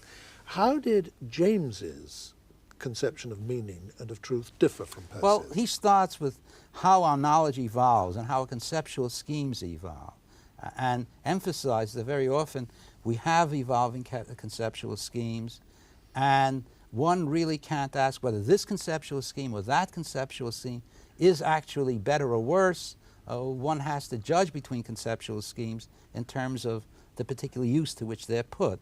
Now, that's one particular thing, the sort of pragmatic justification, not of the notion of truth, but the notion of conceptual scheme. There's also a deeper thing as to whether or not he actually wants to say, and he does want to say, that we can't give an account of our conceptual schemes as sort of merely statements about how the world is independent of us. The way we classify the world is actually constitutive of what we think the world is. We're sort of always thinking from within with our conceptual scheme. But now let's assume we have a conceptual scheme. All these problems about... We've got a view of the world. Well, a framework, I say I'm not sure framework. one has to do it in terms of a total conceptual scheme, but particular things. There is a lot of work going on by people influenced by James on this as to whether one looks at one description as incompatible with another, and one looks at sort of descriptions, and that descriptions, whether or not they're contraries. All of these things are being worked on. But now let's assume that we have some notion of a local conceptual scheme rather than a whole total scheme, because it may be pointless. You don't necessarily have to be talking about a view of the world in general, but of some particular area of inquiry. Yeah, it's very difficult to know whether a clear notion can be given to a total... Yes. All right, now, then let's say we fix our language, and we want, then the question of truth can arise. After, then partly he seems to be asking himself the following question: what actually is the difference between saying that a particular sentence like this table is brown and adding this table is brown is true? And often maybe he can be interpreted as saying, well, prima facie it's puzzling, nothing seems to be added. And to say that a sentence is true is to do no more than a certain sentence. Yeah, well, in a way, I mean, this may be a misleading way of putting it, but it's sort of like you can take a theory that way and then ask, well, what is added? And James seems to be suggesting that what is added is some sort of commendatory use or evaluative use, that to talk about its truth is to sort of say about the sentence that actually it's worthy of belief or it's good to believe, and these kind of evaluative predicates. And then he tries to work it out, and he tries to work it out either in terms of verification or in terms of satisfaction. So sometimes he gives some view that the truth can be identified with the verifiable, or the exhaustively verified and verified by an action. One has a belief, one acts on it, and then it leads to satisfactory results. So this actual criticism of James on this point is his use of satisfaction is misleading. It has really nothing to do with truth. It may have something to do with the rationality of action. A person may be rational in believing something, even if it isn't true, but that's a different, maybe agreed to talk about the rationality of action, and for that one doesn't need certainty. But the particular issue under consideration, whether this is an illuminating notion of truth, and to many people, James is misleading how he works it out, but this general approach could be, at least in part, suggested for truth. The picture very often James once again gives is that or should give, is that in certain contexts, on certain kind of canonical conditions, if a sentence is verified, then the question of truth may actually disappear. The gap between truth and verification might disappear or be identified. Now, I wanted to interrupt you there because I want to move our discussion on to Dewey. We spent a period on Peirce, a period on James, and we must leave some time for Dewey. Before we leave James, what I wanted to do was to put in a word of commendation for his writing, his prose style. I think that James is, and it needs to be said in this program about him and others, that he is one of the great writers of philosophy in the history of philosophy. Some wag once said that when you read William James's books and you read Henry James's books, you realize that Brother William was the natural novelist and Brother Henry was the natural philosopher. And the point of that joke is that William James's writing actually contains all the qualities of great creative writing. It's imaginative, it's full of surprise, it's ingenious, it's full of striking metaphor, simile, imagery, and so on. And I do want to say before we leave him that anyone who is stimulated by our discussion to go away and read James is in for a serious pleasure. Well, may I add to your remarks? Yes, do. I mean, all these three men seem to me, but in some sense remarkable, in some sense worthy of respect. But I'd like to fill out some of the things about Peirce. He's sort of an awesome figure, the tremendous issues and the variety of issues that he dealt with, logic, inquiry, a certain kind of metaphysics. He's been called by some people the Leibniz of America. Well, when I looked him up in the current issue of the Encyclopedia Britannica for this program to check a date, I saw that it says about him that he's the greatest intellect yet produced by the Americas.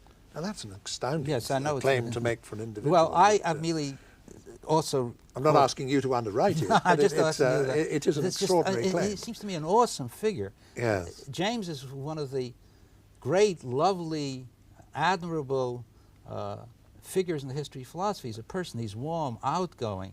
His writings range over so many topics. The Principles of Psychology itself is a classic. It's still being read and reread by a great number of people, even when they disagree with James on his specific views about psychological matters. They find him very interesting and very insightful. The other thing is also his approach to mind. He started sort of giving sort of a biological particular approach to the life of the mind, as to how one understands mental action. And Dewey, of course, was a man who was a man true to his word. He didn't merely preach that philosophers should be engaged in public life. He did, and also he didn't merely say they should be naturalists. He tried to work out the details. And his attack on all sorts of dualisms, which presumably I suppose is partly to be understood in terms of his Galilean background, he also applied this to a variety of issues, the analysis of social issues and political issues. He has this great range. He was a liberal and a kind man.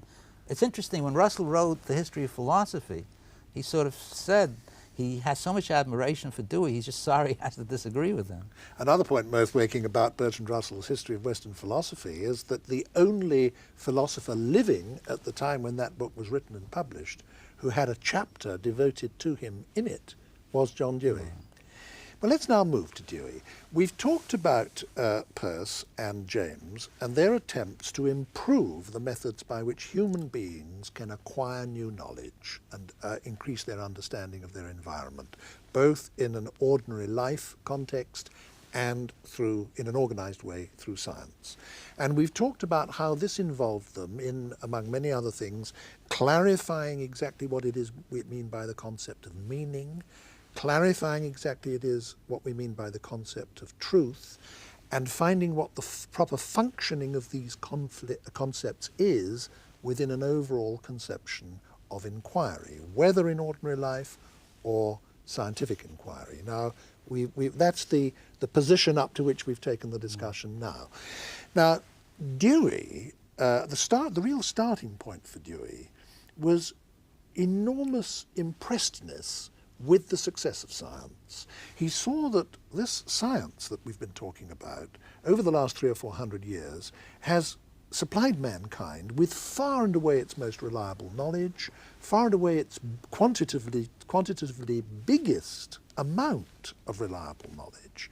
It's a huge success story, almost unprecedented in the cognitive history of mankind. Well, in fact, unprecedented. Now, thought Dewey, what is it about science that gives it this fantastic success? And is it something that we can apply to other areas of life, notably the social sciences, political life, social problems, and so on, with the same rich success? That was really his starting point, wasn't it? Can you take it up from there? He gave some reasons, if you wish, for the success of science, at least in the sense that science couldn't have been successful unless there was some possibility of continuation, and of certain science being institutionalized, its habits being institutionalized, and men and women engaged in cooperative research. So, yes, but what really struck Dewey about the successfulness of science wasn't due to its institutionalization, was it? It was due to its method. Yeah, but the method is institutionalized. You think the institutionalization is part of the method? Well, in a way, okay. Yes. I mean, yes. No, part of the notion, I should be clear. Part of the method is the method of drawing inference, but also the method of cooperative research and how one engages in kinds of decisions about cooperative research. So he gave some particular explanation of the social support and some particular explanation in terms of this method. Scientists could engage in cooperative research were it not this agreement on how one can adjudicate conflicting alternatives, the scientific community would not remain stable. Now, obviously, the Dewey picture or some picture like that is at best the first approximation, and one has to work out all sorts of arguments as to whether or not this always can hold, or whether it holds only in certain cases, and there's discussion about that.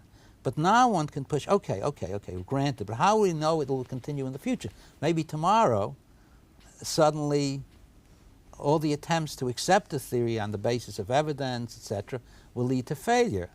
How do we know the world isn't chaotic and ultimately, or it won't change? And now, it's these kinds of questions that get puzzling, and possibly one might think of this as deeply enough as sort of a request, if one wants to talk this way, of this sort of justification of induction, relying on certain kinds of observable outcomes to project.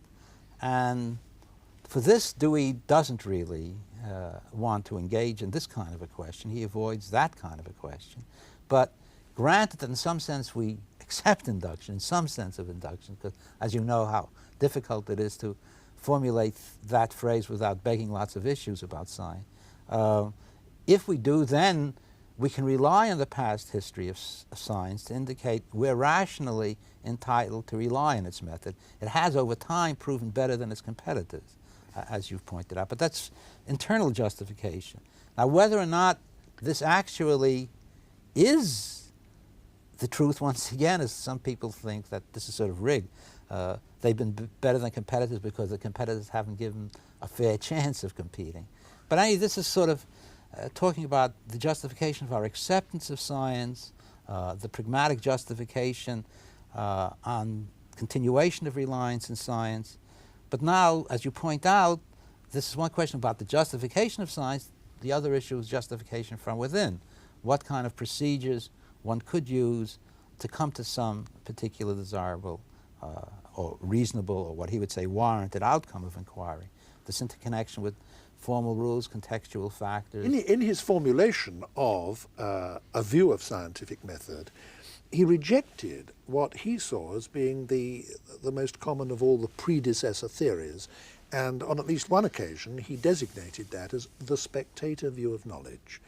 He said that Western man had made one fundamental error for hundreds of years in his philosophy by thinking of man as a spectator on the world. The world is something that we look at, that we observe, and through our observations we acquire knowledge of it.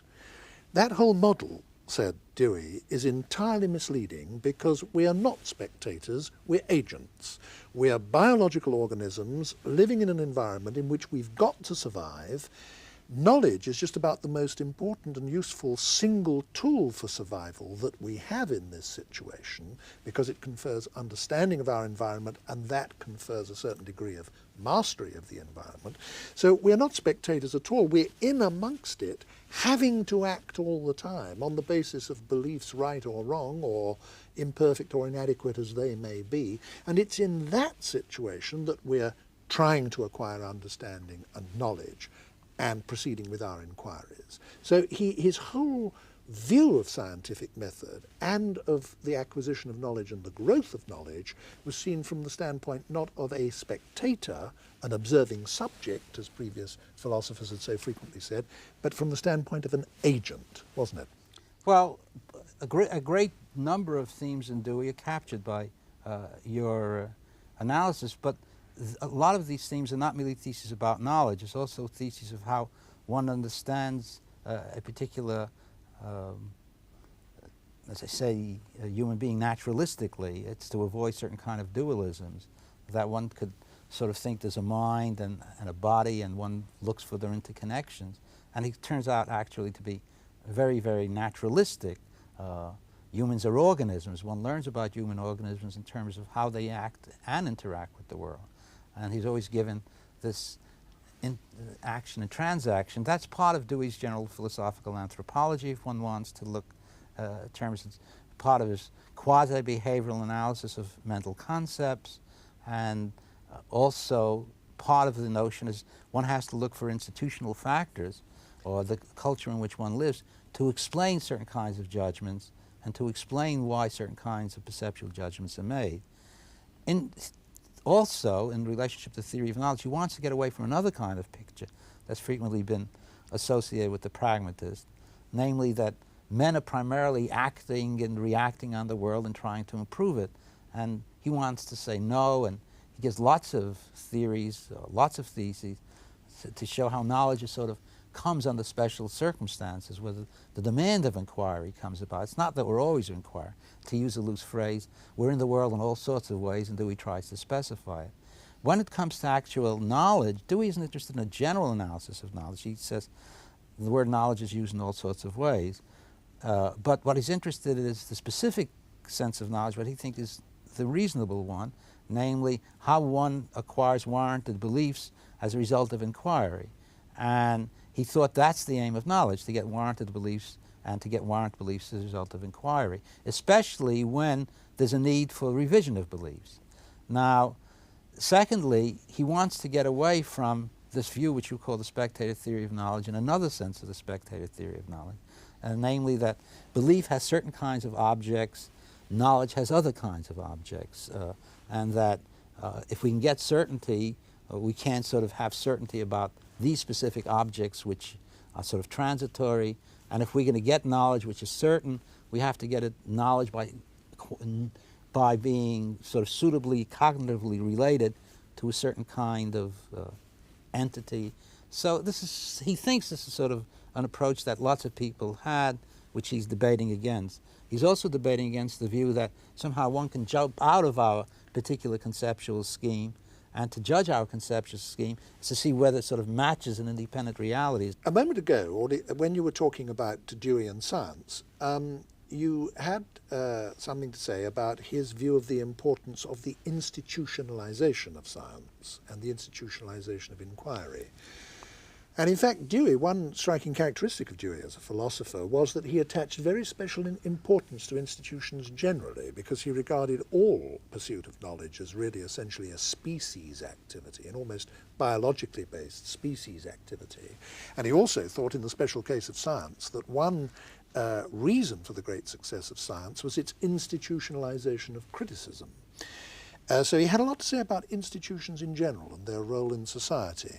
Now, his philosophy had a great impact on institutions, didn't it? And in particular, I mentioned right at the beginning of this program, he had a special impact on educational institutions throughout the world, not only in the United States.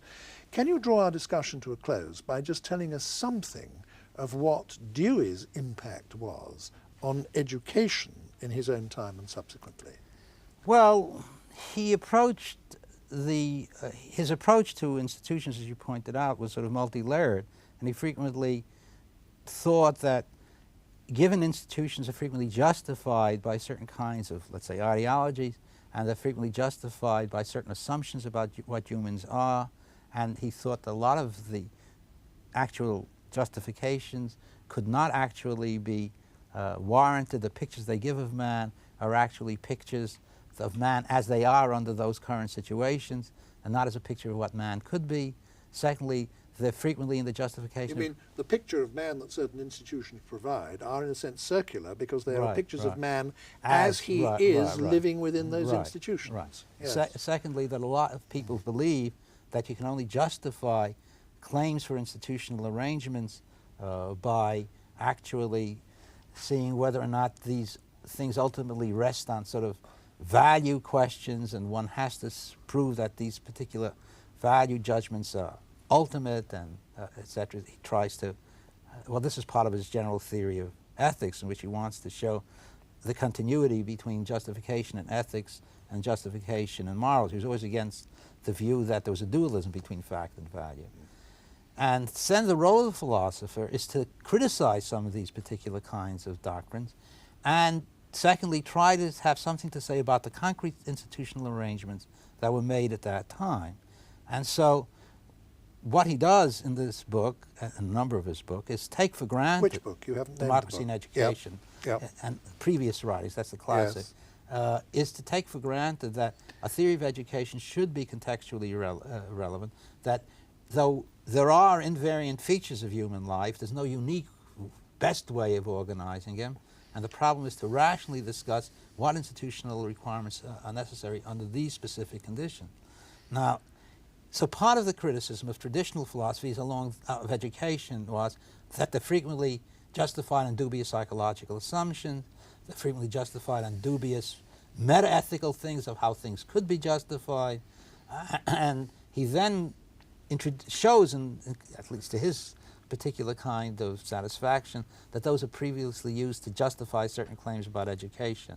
Also, they're based on dubious psychological theories about effort, about emotion, about discipline, and doing those, he introduces his own positive theories as to how discipline comes from being involved in the activity rather than necessarily the reverse. He was a pioneer opponent, wasn't he, of the old-fashioned idea of education that saw it as something imposed on the child by discipline, by almost force majeure from without, and saw the essence of education as being something that had to go along with the growth and development of the child, had to be from within, had to have the child's interests and energies, so to speak, flowing with it and working for it. Thank you very much, Professor Morgenbesser. Thank you.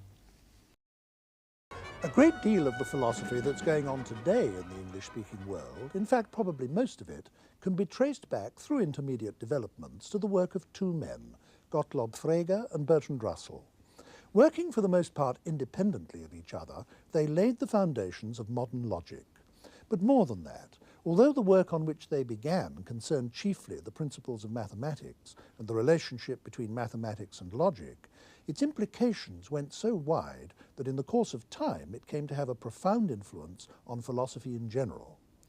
Exactly the same happened with the philosopher who most obviously and directly followed on from them, namely Wittgenstein. Wittgenstein started by developing Russell's and Frege's work in mathematical logic, but he ended up acquiring an influence at large on 20th century philosophy which is second to nobody's. In this programme, without going into any of the technicalities of mathematics or logic, I want to give some indication of how Frege and Russell came to have this enormous influence on 20th century thought, and to say a little about some of the more recent individuals and groups who've come under that influence. But first, a word about the individuals themselves. Frege, a German, was born in 1848 and spent his entire working life in comparative obscurity in the mathematics department of the University of Jena. Not until after his death did his name become known at all widely, even among philosophers. His first major work, published in 1879, was called Begriffsschrift, and I'm afraid even the English translation keeps the German title because there's no satisfactory English for it. It means something like the putting of concepts into notation, and we'll begin to see later what that's about. His next major work, published in 1884, is called in English The Foundations of Arithmetic. He went on producing important and original work, most notably in 1893 and 1903, 2 volumes of a projected larger work called in English The Basic Laws of Arithmetic. But it was all of such depth and difficulty that his work in general remained very largely unknown until Bertrand Russell drew attention to it in 1903. Russell was a totally different sort of person, grandson of a British Prime Minister, from whom he was later, via his elder brother, to inherit an earldom. He was always prominent on the political and social scene as well as in philosophy, in fact a famous public figure all his life. He did a tremendous amount of popular writing and journalism and broadcasting, which influenced social attitudes among successive generations of British people. I think this has obscured for many the fact that the true foundations of his fame as a philosopher lie in contributions to mathematical logic of a highly professional and technical character. He was born in 1872 and lived till 1970, and was politically active almost to the end, though the great bulk of his philosophical work was done by the 1920s. Here to discuss the work of these two men and some of its influences down to our own day is one of the most famous philosophers of our time, A.J. Ayer, who has written a great deal about Russell, including the best short introductory book on Russell's work. Professor Ayer, let's start with Frege as being the earlier figure. When he began, what was it he was trying to do? Well, he was trying to make up what he thought were the deficiencies in arithmetic. He thought that mathematical statements, as they were expressed in his day, were not sufficiently precise, and that mathematical proofs were not sufficiently rigorous. And so he began by trying to develop a notation, the Begriffsschrift you referred to, in which this would be remedied. And the notation was to show exactly what mathematical statements stated and exactly what their proofs consisted in. It was supposed to make it obvious how one step in a proof succeeded another. And this was a deficiency in mathematics in his time, applying even to Euclid, where there were assumptions not made explicit which were required for the proofs to be valid. Wasn't one of the points involved that every argument, including a mathematical proof, has to have premises, and what those premises are often creates problems, and he tried to show that all mathematics was ultimately derived from pure principles of logic. Exactly. Both he and Russell did this, and this involved two enterprises. First of all, defining mathematical concepts in purely logical one, and secondly, showing that mathematics, arithmetic anyhow, not all mathematics, but arithmetic was deducible from purely logical premises. And this was achieved, the first part was achieved fairly simply. I think a fairly simple illustration will show how it was done. If you take, let's say, any couple, let's take Tom and Jerry, then you can define them as a couple by saying that they are both members of the set, and anything which is a member of the set is identical with one or other of them. Then you define the number 2 as a set of such sets, a set of couples. And you do this for all numbers. And there are certain complications about infinity, but in this way you can define a cardinal number in purely logical terms, is what he did. And then also, by generalizing logic, which hadn't hitherto been done, Aristotelian logic, which had prevailed from ancient times until the 19th century, was not wholly general. He was able to state premises from which most arithmetic was deducible. It was shown later by somebody, by another logician, the Austrian Gödel, that in fact this couldn't be completely done, that arithmetic couldn't be completed, but that insofar as it could be completed, Frege showed a method of doing it. Wouldn't it also be true to say that before Frege, the laws of logic had been regarded as laws of thought, that's to say, as something to do with human mental processes, but Frege realized that this couldn't be so, that the validity of a proof couldn't depend on our psychology. Oh yes, this was very important. This was one of the most important things that Frege did, and he began by one of his early works was an attack on a book on arithmetic by a German philosopher called Husserl, in which logic was represented as a theory of judgment. And this was how it was viewed by the German idealists, and Frege insisted it was entirely objective, had nothing to do with psychological processes, but that the sets in which you reduced numbers were entirely objective things, and that logic was quite independent wasn't about psychology at all, that these were objective truths, which of course the mind was capable of grasping. They didn't depend upon features of thinking. Yeah. So the search then becomes, in a mathematical proof, for what it is that the proof conveys from step to step. That's right. That impersonally validates the conclusion, That's perfectly right. regardless of how we think. And this, in a way, accounts for Frege having a philosophical interest beyond his purely mathematical work, because he also developed a theory of meaning, a theory of meaning which would show how mathematics could be objectively valid. And he talked of the he tied up the meaning of mathematical statements, but this could be extended to statements in general, with truth conditions, with the features in them that made them candidates for truth or falsehood. I suppose the most historically influential distinction that he introduced was the distinction between sense and reference, which has to do with his theory of meaning, and one still hears people constantly referring to this. Can you explain it? Yes, it's fairly complicated. The two German expressions are Sinn, which is generally translated sense, and Bedeutung, which is translated, which is in fact the German word for meaning, but is by philosophers usually translated as either reference or denotation. And the denotation of a name is the object to which it names. I mean, the denotation of Bryan Magee is you, the actual person. Yes. Whereas the sense of the name is the contribution that it makes to the meaning. Let's say if I just say Tom, you have to say to me, who's Tom? And then I say, well, Tom is so-and-so's brother, or the person who invented such and such, or the first person that climbed a mountain. And in this way, I give you a sense, and in this way, I enable you to identify him. Now, this distinction becomes important in certain contexts. Generally, what you care about in the case of a name is what the name stands for. But there are certain cases where it's important to make a distinction between sense and denotation.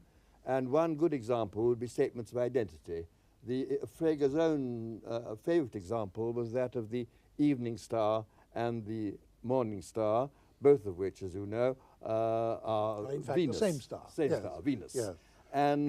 But if someone says the evening star is identical with the morning star, and one takes the reference of these two expressions to be the denotation, then he's simply saying Venus is Venus, which is a tautology and of no interest, whereas in fact the morning star and the evening star is a mathematical discovery.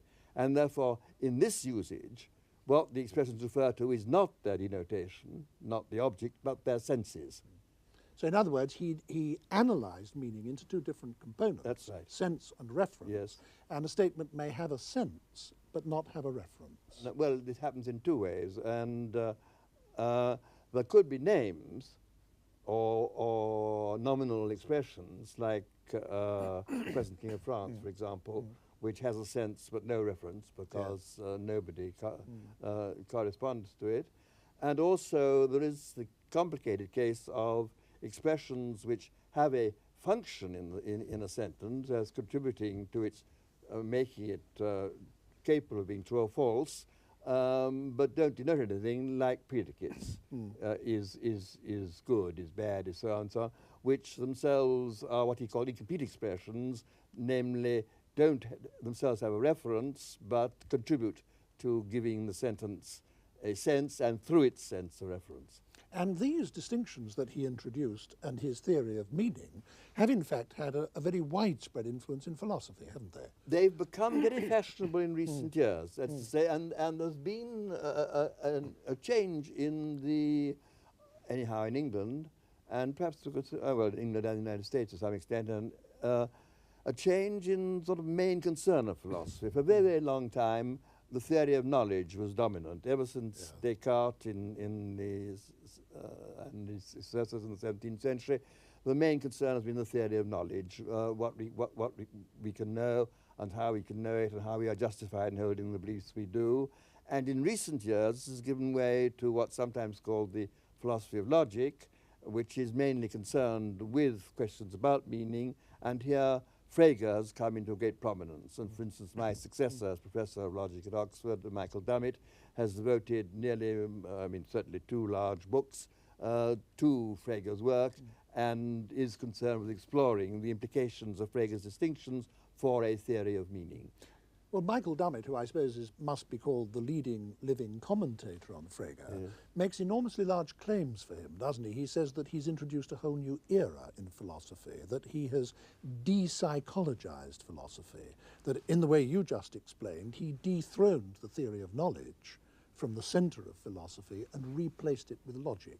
And this has changed 300 years of philosophical development. Well, I think there has been a difference of emphasis, but I think that Michael exaggerates in 2 ways. First of all, philosophers have always been concerned with meaning ever since Socrates, who went about saying what is knowledge, what is goodness, and so on, which is a way of asking what the Greek equivalents of these terms meant. So there's always been an interest in meaning in philosophy. And secondly, I don't think interest in the theory of knowledge has totally disappeared. I think that there are still people who are connected with concerned with this. And insofar as even in Michael Dummett's own work, the theory of meaning is very much bound up with questions about truth and falsehood, this also doesn't entirely take us away from the theory of knowledge, because after all, the theory of knowledge is concerned with what reason we have to suppose that certain statements, propositions, are true or false. So I think that there has been a shift of emphasis, but not the great break that Dummett insists on. Before we continue with the more recent applications of Frege's work, I want to turn to Russell for a moment. When I introduced this discussion, I emphasized the fact that Frege worked in isolation throughout almost the whole of his life. And this becomes very important when one starts to consider Russell, because poor Russell spent the first several years of his life reinventing work that Frege had already done without realizing that he'd done it, didn't he? So that should make it rather easy for you to explain to us something about the importance of Russell's very early work. Well, I don't quite know why you say poor Russell, because it is quite true that Russell did a lot of work that Frege had done before him, but Russell also exposed a fatal deficiency in Frege's system. He showed that Frege's system of logic actually contained a paradox. It's like the famous old contradiction of Epimenides, the Cretan, who said that all Cretans were liars. It follows in it comes into the category of self-defeating propositions. And although on the surface it seems to be trivial, it's not trivial, it's because not trivial. It shows that the underlying argumentation has something wrong with it. It does. It shows that one of Frege's essential assumptions led to contradiction. And Russell in I think it was in 1903, conveyed this in a letter to Frege, and Frege's first reaction was not, "Oh, I'm wrong." He was sufficiently arrogant to reply, "The whole of mathematics has been shown to be worthless."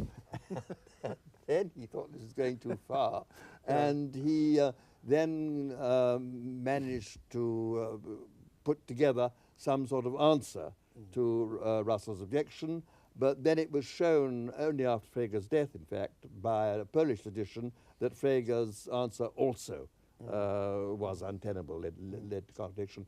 And Frege himself never recovered from this blow. After he received, after the publication of the Begriffsschrift, the Grundgesetze, you yourself said earlier he never wrote the third volume, and he simply gave up. From 1903 to 1925, his death, he never did anything, and this was the result. He thought his life's work had been demolished. Yes. So that, in fact, it's a very sad story. Yes, a tragic story. And a tragic story. And Russell then went on to meet this paradox in his own way, some complicated thing called the theory of types. It remains true, I don't want to press this point, that an enormous amount of the work that Russell had done and spent years over, Frege had already done, and Russell didn't know. Yes, that is true. But it's also true that although Frege did it first, and some experts today think that Frege did most of it better, it was through Russell that the ideas actually became famous in philosophy and influential in philosophy. That is true. I don't know why it was that Frege's work was so neglected, partly because, for an absurd reason, that interest in the new developments of logic was very much an English thing. So therefore, Frege's work wasn't taken up in Germany, because in Germany the mistaken psychological view of logic still prevailed, and wasn't taken up in England simply because of English insularity and incompetence in foreign languages.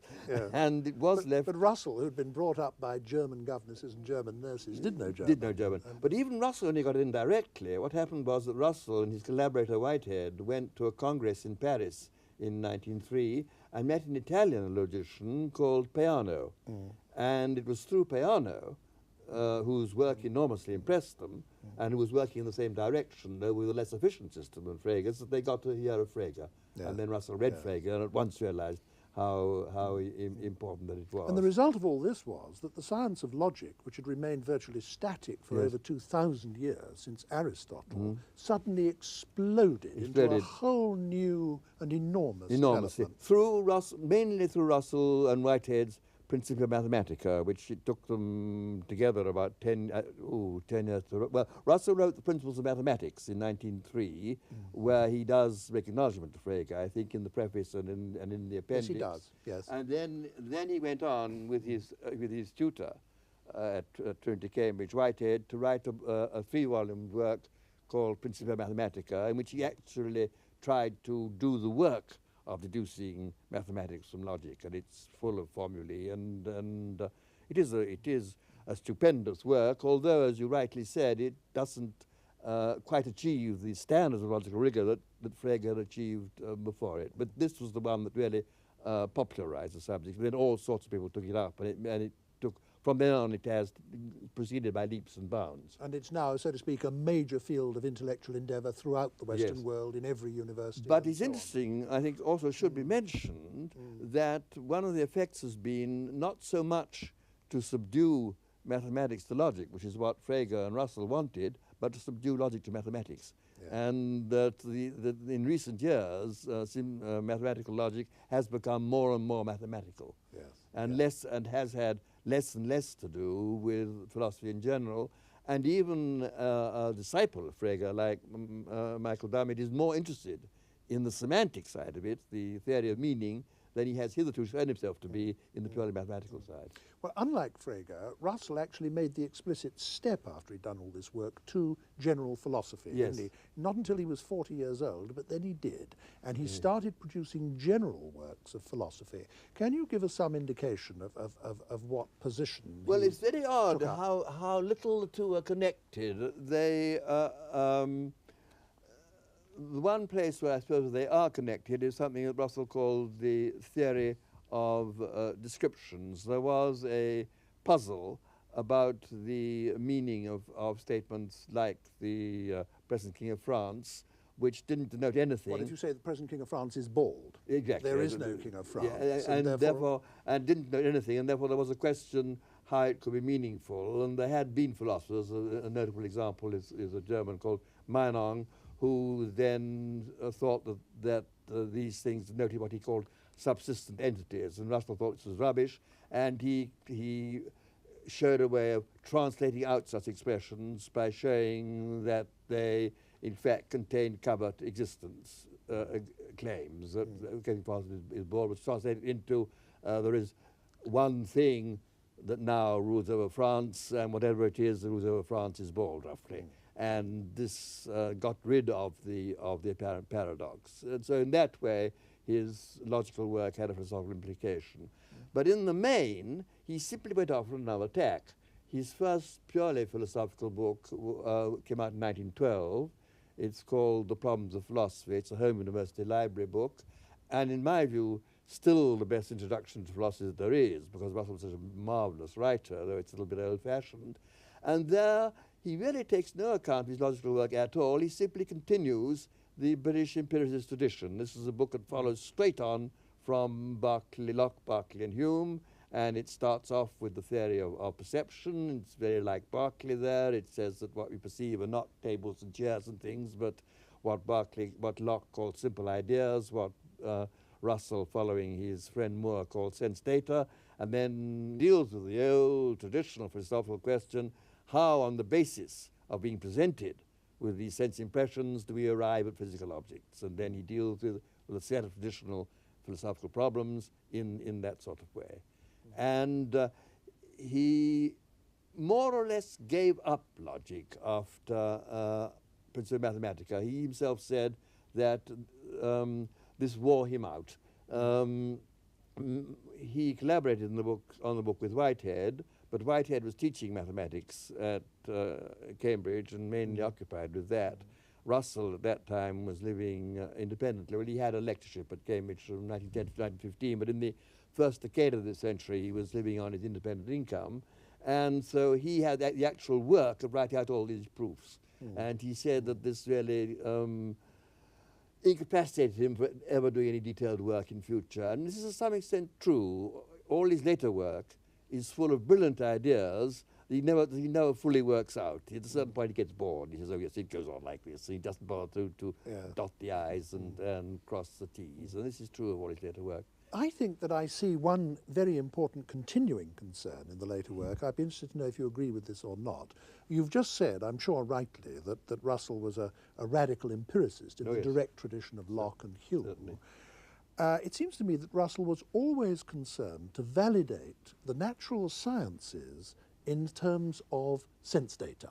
that he always wanted to show that the whole corpus of our scientific knowledge could be derived from, and was derived from, nothing but observations and our reflections on our observations. Well, not always. I think you make one very important point here, and one, in fact, that I overlooked when I was talking a few moments ago, and that is that from the very beginning, Russell's approach to philosophy was an interest in justification. There's quite an amusing story that when he was about 12, his elder brother, who was sent to school, Russell was taught at home, the elder brother Frank was sent to school, taught Russell geometry, and Russell refused to accept the axioms. He wanted to have them proved, and his brother said that they couldn't get on unless Russell accepted the axioms, so he agreed to provisionally.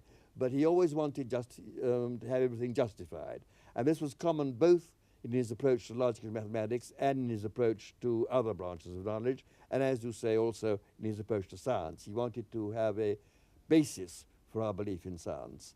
But here his views varied. In the book I mentioned, Problems of Philosophy, it's quite true that he wanted to start with sense data, but he didn't think that all scientific or even all common sense statements like that of the table, could be reduced to sensory statements. He adopted a causal theory that you could assume the existence of the physical world as the best explanation for our sensory experiences. Then he changed his view, and in the next important book that he published on the theory of knowledge, which was Our Knowledge of the External World, which came out in 1914, he did take the view you just referred to, namely he thought you could actually reduce not only every common sense statement, but every scientific statement to statements about our actual and possible hypothetical sense experiences. And this view, which is technically known as phenomenalism, and was the view of Berkeley, if you rob Berkeley of God, and also the view of John Stuart Mill, who was incidentally Russell's godfather, lay godfather, because Russell's parents and John Stuart Mill didn't believe in God, but he's lay godfather.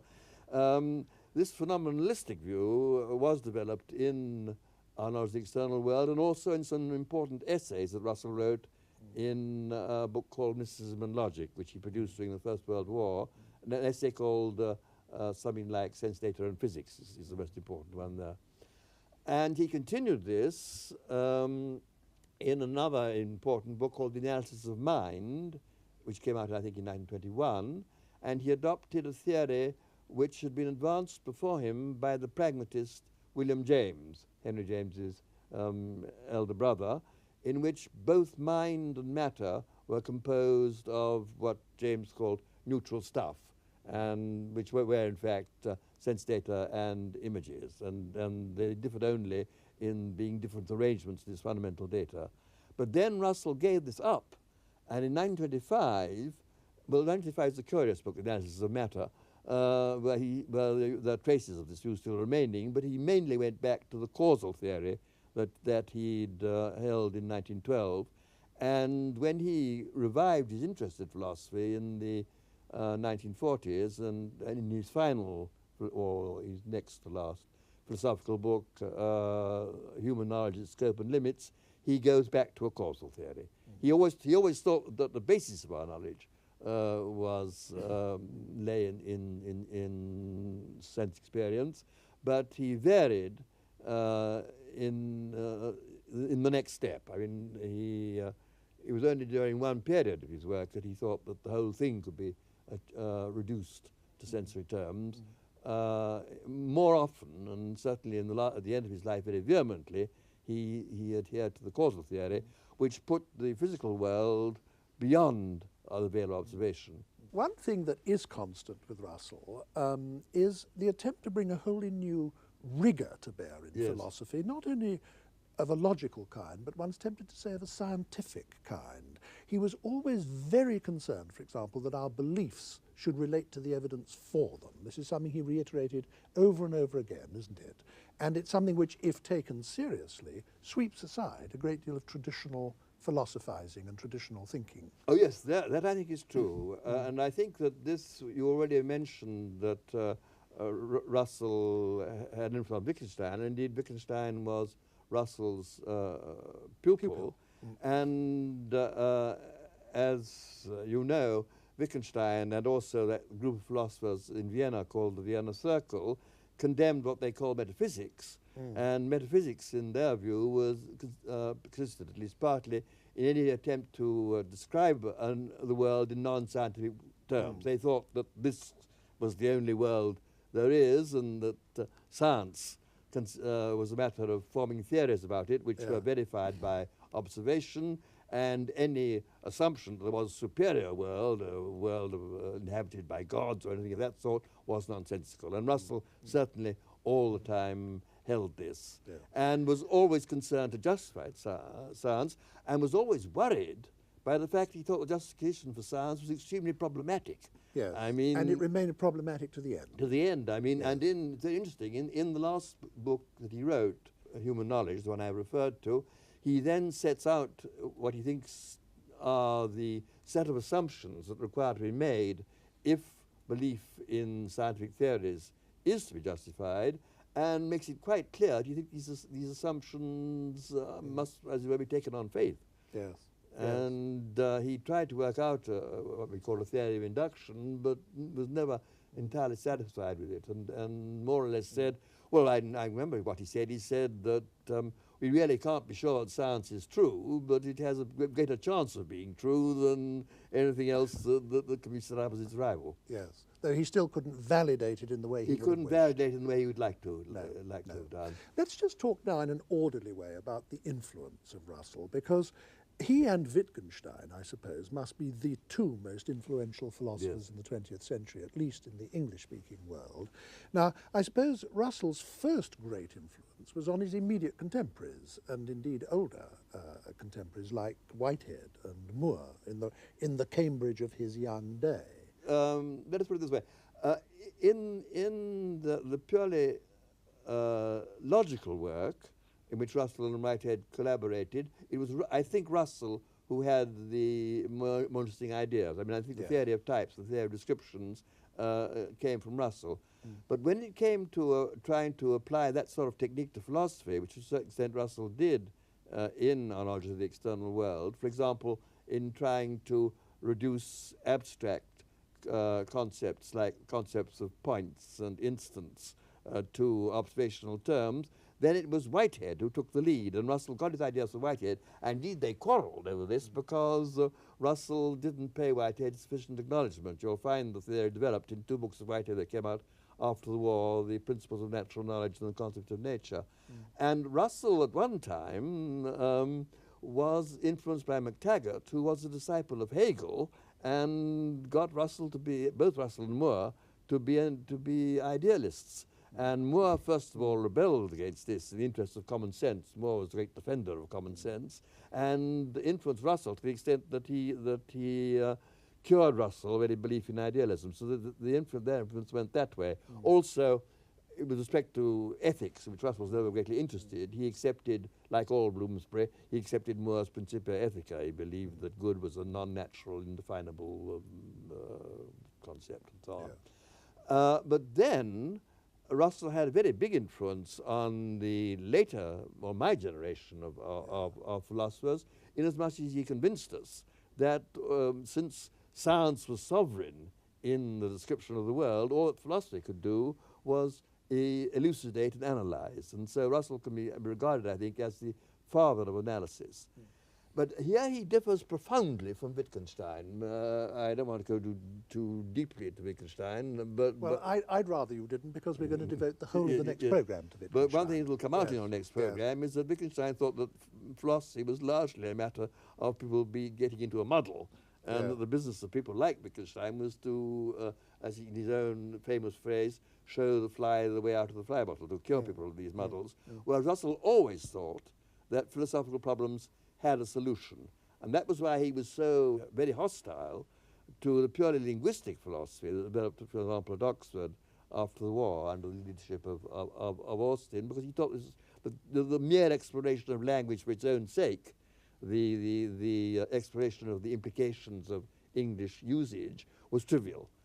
And Russell really thought that there were questions about justification of our beliefs that it was the business of philosophy to answer, and that these questions were answerable. He thought that the answers could be discovered if you worked at it hard enough. Otherwise, he didn't think philosophy was worth doing. And here I agree with him. Yes, I was going to say, I want to put a personal question to you, because all your life you have acknowledged that you yourself have been enormously influenced by Russell, and you make that very clear, and always have. So you can tell us what it's like from the inside, as it were, to have been influenced by Russell. What has its influence been on you? On me, it's been, first of all, that unlike most of my contemporaries, I still think one should start with what Russell called sense data, what I now prefer to call sense qualia. That is a technical difference, whether you begin with particulars or something more general.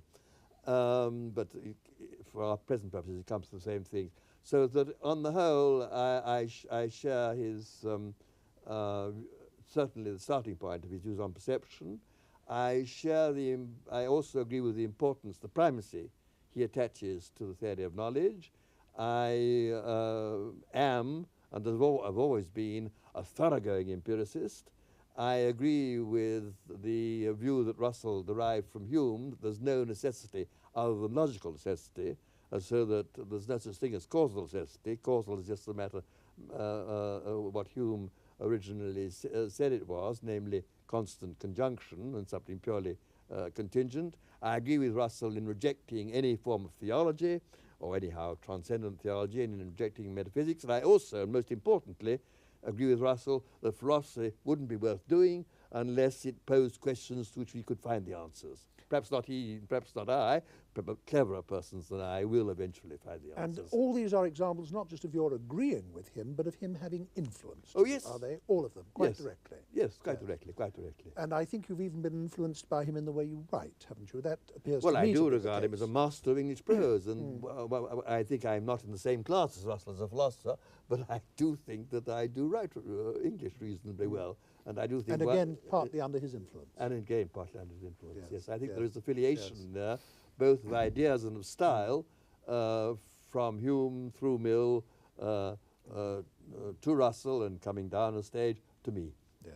Now, the philosophers that we're discussing here, Frege and Russell, have enormous effect on the living, yourself included. And I now want to talk about the revival of interest in Frege after the Second World War, so that the interest in Frege and the interest in Russell, for the first time, proceed side by side into the age that, that we now live in. It's very difficult to account for historical events, particularly in such short perspective. Yeah. And I think there certainly was, immediately after the war, a decline in Russell's influence, anyhow, in England. And this was, I think, not due to a revival of interest in Frege, but to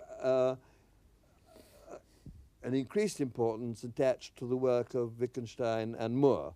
In Moore's case, though I enormously liked and respected him as a man, I think philosophically it was excessive. And I think this was two people responsible for this were partly not so much Ryle, who respected Russell, but mainly Austin, who was the linguistic philosopher in the narrowest possible sense, and had a great respect for Moore as someone who attached great importance to ordering English usages and to common sense and so on. Common sense was said by Russell, incidentally, to be the metaphysics of savages. Yes, and I think it was the upgrading of Moore that was responsible for that time for the downgrading of Russell. And this is a trend that's now been reversed, I'm glad to say. I think you go a bit too far in saying Russell was downgraded, because if one thinks back to those post-war years and thinks now who were the major philosophers in the English-speaking world, the shortest of short lists would have to include, apart from Russell himself, Wittgenstein, Karl Popper, Quine, Gilbert Ryle, yourself, and all of you were massively influenced by Russell. Yes. Perhaps yes, so you would know better than I, because you, after all, were up at Oxford in the 50s when I had already departed for London. But certainly the impression reaching us in London was that Russell was being unmarried. Now, that means you're taking an Oxford-based view, and I think that's what's mistaken about the view. That's possibly I think true, there were yes. other people around then who Yes. disparaged Russell. It's Yes. perfectly true. Yes. But their work and their influence hasn't lasted. I'm very glad to hear this. Yeah. And certainly Russell has recovered. Yes. He himself, Yes. perhaps I'm interested by the fact that he himself thought this. Yes. Because I was seeing a great deal of him at the time. I organised a little group in London that he attended, and he was certainly miffed is perhaps too mild a word, but he thought that he wasn't getting his due, and all philosophers are slightly vain, and this certainly caused him pain. But we agree in any case that he's come back. He's come back, certainly. Yes. Now, the revival of Frege is something that I really, I think, can't explain. I don't even know exactly how it happened. Probably it started in America with the development of a school of logicians led by a man called Alonzo Church, who insisted on very great rigor in logical mathematics and found it in Frege and didn't find it in Russell and Whitehead, though of course they did find it elsewhere. They found it, for example, in Hilbert, though they disagree with Hilbert for other reasons. And in England, it seems to have been, the first evidence I can find of it is in a book published fairly late, about 1960, I think, by William and Martha Neal, which is a very impressive history of logic, in which very great importance is given to Frege. He's put on a level with Aristotle. These are the two great names. And You've jumped over one thing. I've jumped over one thing. Yes. Now you suddenly Yes. remind me there was a translation in the early 50s. 1950 itself. 1950 itself, was it? Yep. Made by Austin of Frege's Grundlagen, wasn't it? yes. And then there was also a translation made 2 or 3 years later by Max Black, an Englishman working in America, and by Peter Geach, of two of Frege's very obscure but important semantic essays, one of them called Sense and Reference and the other called Function and Concept. And so there was in the early 50s this sudden interest in Frege, but I'm not quite certain what led to it, or indeed what consequences it had. Well, a lot of very bright younger people took it up, didn't they, and were influenced by it. Whether that'll last or not, I don't know, but it certainly seems to me to have been going on recently. I find very little influence of Frege in current philosophical work, apart from the work of Dummett. If you look at for example, I think now perhaps some of the most interesting work being done is being done in America, and if you look at the work of people like Quine and Putnam and Thomas Nagel and Donald Davidson in particular, you don't find so strong an influence of Frege, except perhaps in Davidson's case indirectly through the work of the Polish tradition Tarski on truth, which in a sense links up with Frege as much as Frege linked meaning and truth. Are you confident that the influence of Russell will last? Yes. You are. Why? Why so? Because I think because that is the view I take of philosophy. I think that the questions he asked are the important philosophical questions, and I think that his answers to them, whether right or wrong, will always need to be taken into consideration. And if I'm right about you too, you also think that his approach to his conception of what philosophy is the right conception. Yes. That it consists of clarification, therefore analysis, and justification, therefore argument, of our important beliefs. Written in straightforward English prose. Oh, well, not necessarily English, but written in... in straightforward prose. In straightforward prose. Yes. Thank you very much, Professor Eyre. In philosophy, as in most other fields of human activity, the merits of the living are much more controversial than those of the dead. If you took a worldwide poll today among professors of philosophy on the question, who is the best living philosopher, I'm pretty sure no candidate would get an overall majority. So any list of the so-called great philosophers can only end with the latest of the generally acknowledged dead. And today, for us, that is Wittgenstein. Ludwig Wittgenstein was born in Vienna in 1889. His father, from whom he was to inherit a fortune, was the biggest steel magnate in Austria. Wittgenstein was fascinated by machinery from boyhood, and his education was strongly weighted in the direction of mathematics, physics, and engineering. After studying mechanical engineering in Berlin, he spent 3 years at Manchester University as a postgraduate student in aeronautics. During this period, he became absorbed in fundamental questions about the nature of mathematics. Bertrand Russell's book, Principles of Mathematics, inspired him to give up engineering and go to Cambridge to study the philosophy of mathematics under Russell himself.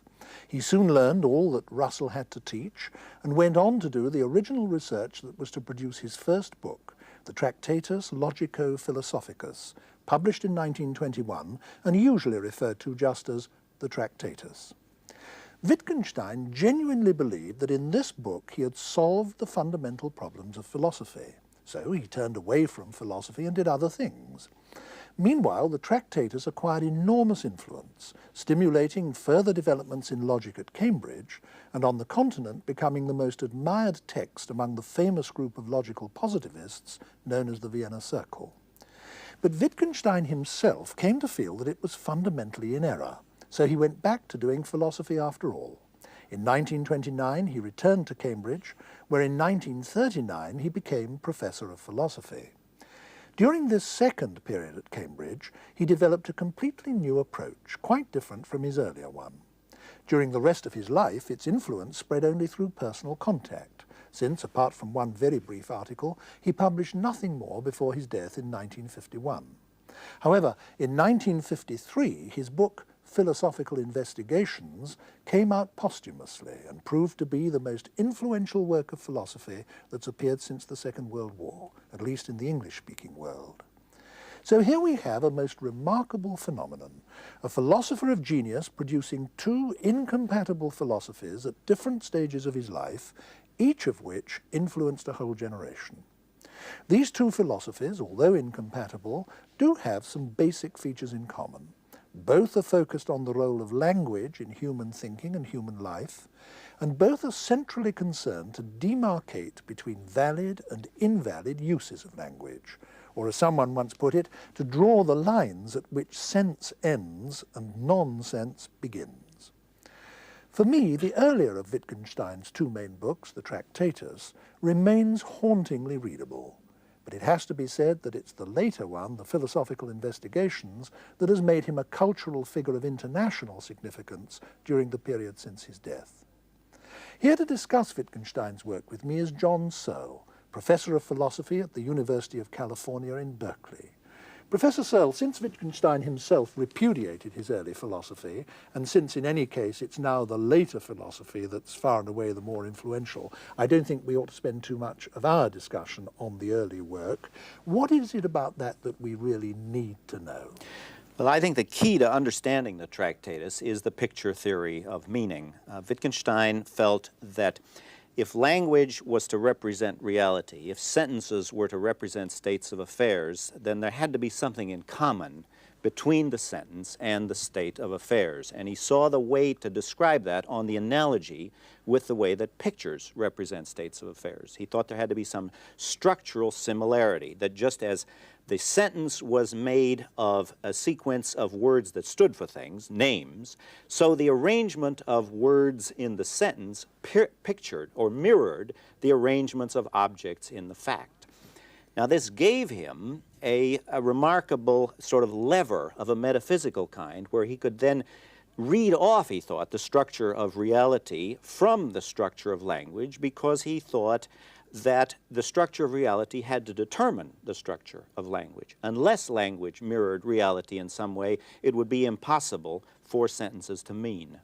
So the crucial point here is that we are able to talk about reality not just because we use words that stand for things, but because those words have a relationship to each other within the sentence that corresponds to the relationship that things have to each other in the world. Right. No. So that's what he called the logical structure. Right. And the world and sentences have that structure in common. Right. But it's important to emphasize now that we're not talking about ordinary ordinary language of the sort that you and I are discussing, which he thought concealed the logical structure. He thought if we took ordinary sentences and did an analysis of how they mean, we would get down to the ground floor sentences, what he called the elementary sentences, and there would be this strict picturing relation between the structure of the sentence and the structure of the fact. Now, he inherits from Frege the idea that the fundamental unit of meaning isn't the word, but the word only functions, the name only means in the context of the sentence.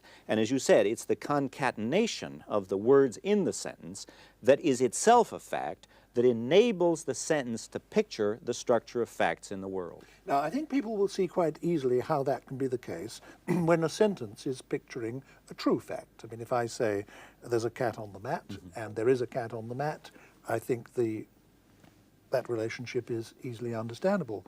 But suppose I say there is no cat on the mat. How can that sort of sentence be said to be picturing something? Well, Wittgenstein thought that words like not, and or, and if, the so-called logical constants, that they actually didn't picture. They were not part of the picturing relationship. As he says, my fundamental idea is that these logical constants don't themselves represent. They're ways we have of stringing pictures together. And it's not so unrealistic if you think about it. For example, across the street from my house in Berkeley, there's a little park, and there's a picture of a dog with a line through it. Now, I take it that's not supposed to pick dogs that have stripes painted on them. The line is the negation sign, and it's a Wittgensteinian sort of picture. That is, the not symbol there is a way of operating on the picture, but it isn't itself part of the picture. So he thought that what we say about the world can be analyzed down into basic sentence structures, basic sentences, which picture the world and are linked together or negated by particular operators. By the so-called logical constants. By the logical constants, yes, which have this function. Right. Now, in my introduction to this discussion, I said that throughout his career, Wittgenstein was concerned to demarcate talk that made sense from talk that didn't make sense. How was that demarcation done in the early philosophy? Right.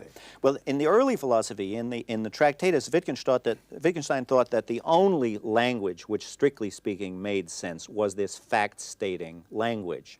Now, unlike the positivists, he didn't relish that. He didn't think that was wonderful. He thought that the really important things were unsayable, were unstatable. He thought that ethics, religion, aesthetics were in the realm of the unsayable. And he once said about the Tractatus that the really important part of the Tractatus is the part that's left out, the part that's not there at all.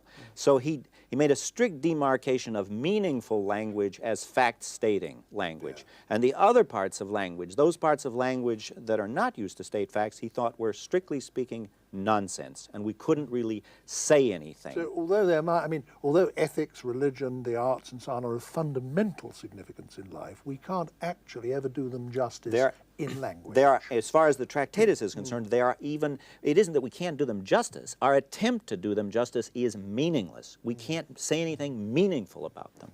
Now, you've made the point very clearly that the central to the early Wittgenstein is this picture theory of meaning. How did the later Wittgenstein depart from that? Well, again, though Wittgenstein's ideas are very complex, there's a rather simple answer to that question. He moved away from the picture metaphor of the nature of meaning to the tool or use metaphor as the correct conception of meaning. He says, think of words as tools, and the way to understand language, the way to get a correct conception of how language functions is to look at how words are used. He says for most cases, not all, but for nearly all cases, the meaning of a word is just its use in the language. Now this, just as the Tractatus gave him a certain metaphysical conception of the world derived from language, so by changing from the picture metaphor to the tool metaphor, he turns that metaphysics upside down. Now, instead of saying that the structure of reality determines the structure of the language. Now what he says is that the structure of the language determines what we think of as reality. We can't think of the world, we can't discuss the world, we can't have a conception of the world independent of the conceptual apparatus that we use for that purpose. Now, you've raised a lot of very fundamental concepts here, and I think we ought to take them one at a time for the sake of clarity. Let's begin where you began, with the distinction between a picture theory of meaning and a tool theory of meaning. The later Wittgenstein is no longer saying that that words or sentences picture what they're about.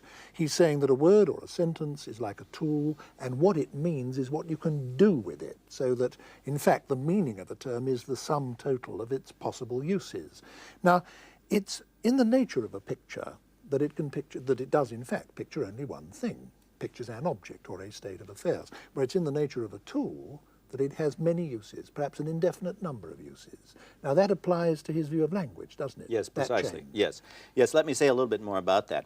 Wittgenstein is anxious to insist in the investigations that language is indefinitely extendable, and that there isn't any single thing that binds all uses of language together, that there isn't any single essence that runs through all of language. And indeed, for particular words, there needn't be any particular essence that marks the definition of that word. That he says words have a family resemblance of their uses, so that, I mean, he gives the example of game. He says, if you ask yourself, what is it that all games have in common? And he keeps insisting, don't think what they all have in common, but look and see if you can find anything. And then he says, if you consider board games, Olympic games, gambling games, games played with balls on fields and so on, what you find is that there isn't any single essence. There isn't any single thing that all games have in common. There's not even the fact that they're pastimes or diversions, no, because some people play them professionally. Pretty grim, right? Do them for a living and a career. If you've been to Las Vegas, it isn't that those people are just amusing themselves. It's a pretty grim business to watch them at the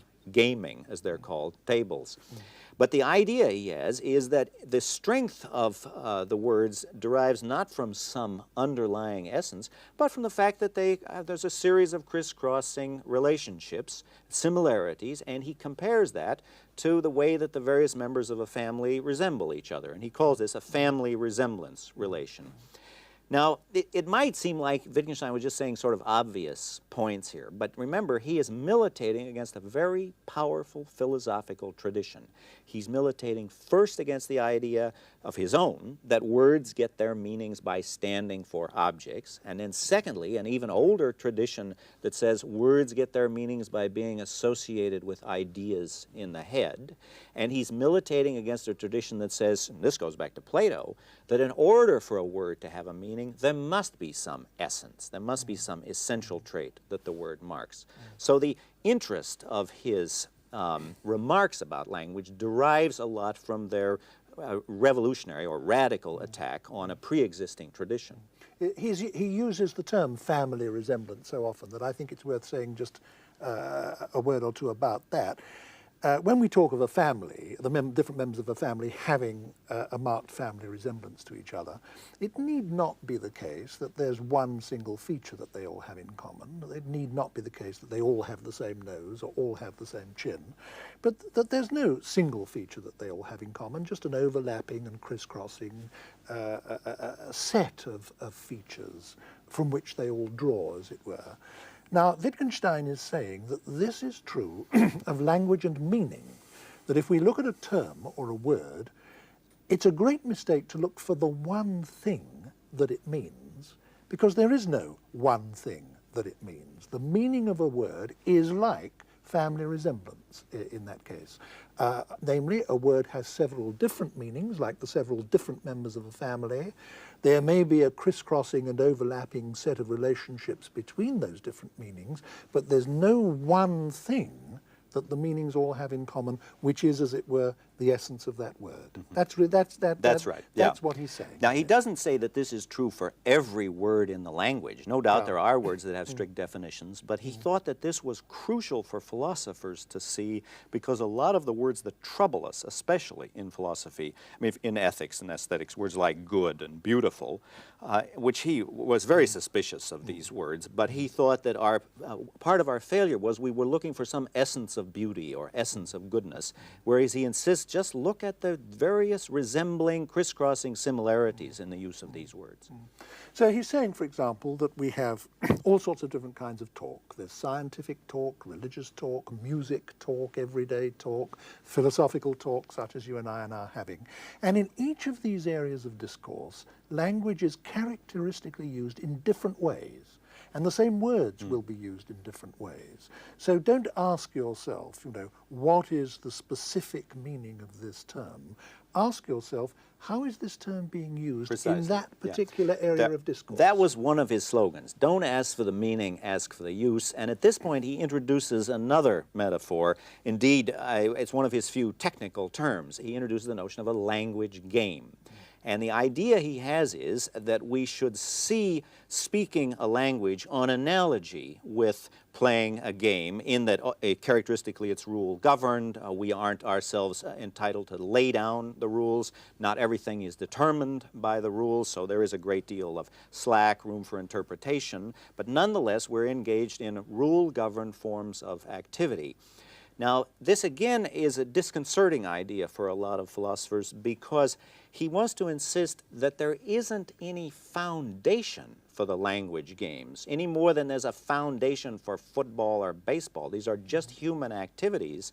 And so he wants to get out of the idea that these language games, where the word has its home, where words get their meaning from their role in the language games, he wants to get out of the idea that there must be some transcendental justification or foundation for the language game. No, the language game has to look after itself. We play a language game of ethical discourse, of aesthetic discourse, of fact-stating discourse, a language game with the word cause, a language game of identifying spatial and temporal relations. So he's anxious to insist that there are these sequences and series of human activities where the use of words is tied up with the rest of our lives in a regular, ordered, but not in any way predetermined fashion. And that's really the task of the philosopher, is to describe, not to justify or give a foundation for, but to give just a description of how the language game is played. I must say I think it's something of a disaster that he fastened on this term language game, because it sounds as if what he's talking about is something frivolous. And in fact, it even feeds a certain prejudice against philosophers that exists outside philosophy, that they're all just playing with words, or that they're somehow superficially concerned with language. This isn't so at all, is No, it? I mean, no. he used the word game for serious intellectual reasons. Right, and let me just hammer home the reasons for the analogy. First of all, it's an activity. It isn't something sublime that just goes on in our heads. And it isn't an abstract set of relationships. It's an ongoing human activity. And secondly, it's conventional. It's regular. There are rules involved. And those are the features that he wanted to get, that we should look at language in action, and we should see it as part of regular, rule-governed behavior. But and that sounds, I think, pretty uncontroversial, at least to us. But there is a more radical aspect to this that I want to bring out, and that is, Wittgenstein thought that there isn't any point of view outside of language where we can, so to speak, stand back and appraise the language game from a non-linguistic point of view. He thought there wasn't any Archimedean point from which we could get away from operating inside a language game, stand back and appraise the success or failure of language in representing reality. He thought that was impossible. We're always operating within the language game. We're always operating within some language game or other. There's no conception that we have of appraisal or of getting at the world apart from operating within a language game. Part of what he's saying is that for me to be able to see this as a hand, or that as a table, I must be in possession of the concepts hand and a table. And therefore what I see reality as being is constituted by a whole conceptual structure that I have, which can be articulated in language. That is a great deal of it, but I think in a way it goes even deeper than that for Wittgenstein. Wittgenstein really thinks Wittgenstein is part of the movement in the past 100 years. It is part of, it's a characteristic feature of the 20th century that we no longer can take language for granted. Language has become immensely problematic to us, and it has moved into the center of philosophy, and Wittgenstein is one of the great leaders in that movement. So he would certainly agree with what you just said, namely that reality divides up the way we divide it, that because we can only think of this as a hand or that as a table because we've got the relevant concepts, the relevant words. But the point is deeper than that. The point he wants to make is there isn't any such thing as thinking. There isn't even any such thing as experience as human beings have, adult, full-grown human being experiences. That cannot exist apart from language. Language permeates that at every point. Now, a moment ago, you were saying that every language game has to be understood from the inside.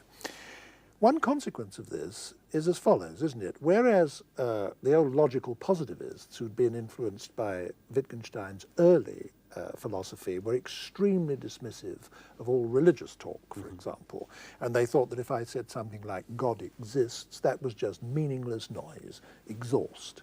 The later Wittgenstein would have not been intolerant in the same way. He would not have dismissed religious talk as being empty of meaning. What he would have said is, well, let's first of all examine how words are used in a religious context, how they function. Let's look at their use. Let's, as it were, get inside the religious language game, as he would have put it, and see how these terms are being used, and then we can judge whether they're being used legitimately, not legitimately, or whatever it might be. Well, you have to be very careful about that last bit. You see, because what Wittgenstein would say is it's not our task as philosophy to appraise the success or failure of the religious language game. All we can do is describe how it's played. And the important thing is to see that it isn't played like the scientific language game. It's ridiculous, he thinks, that we should take religious utterances as if they were sort of second-rate scientific utterances for which there was inadequate evidence. And he was always anxious to insist, well, we ought to look at the role that religion and religious utterances play in people's lives. That's the meaning of these utterances, to see what sort of a role they actually play in people's lives. And he disliked the idea that we should over-intellectualize this and make it into some kind of a theoretical enterprise where what we were concerned to was to criticize this and see if the evidence for the existence of God was up to snuff by scientific standards. He didn't like that. W.G. Grace once jumped on a chair in a meeting and said something Wittgenstein really approved of. He thought this was wonderful. Grace said something like this. He said, God doesn't want a head. Any old cabbage will do for a head. What God wants is a heart.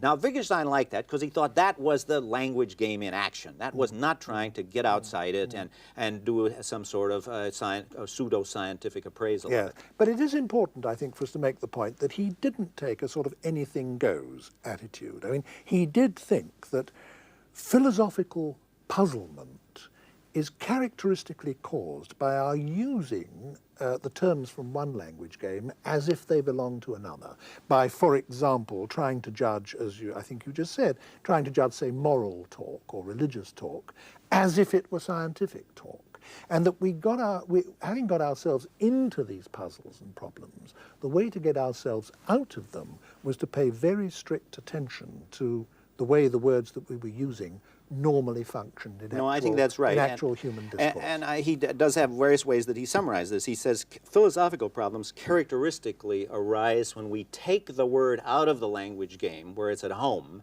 and then try to think of it as something sublime. We want to inquire into the nature of the good, the true, or the beautiful instead of just looking at how these words are actually used in the language game where they get their meaning. A few minutes ago, we were talking about this analogy that Wittgenstein makes between games and the use of language.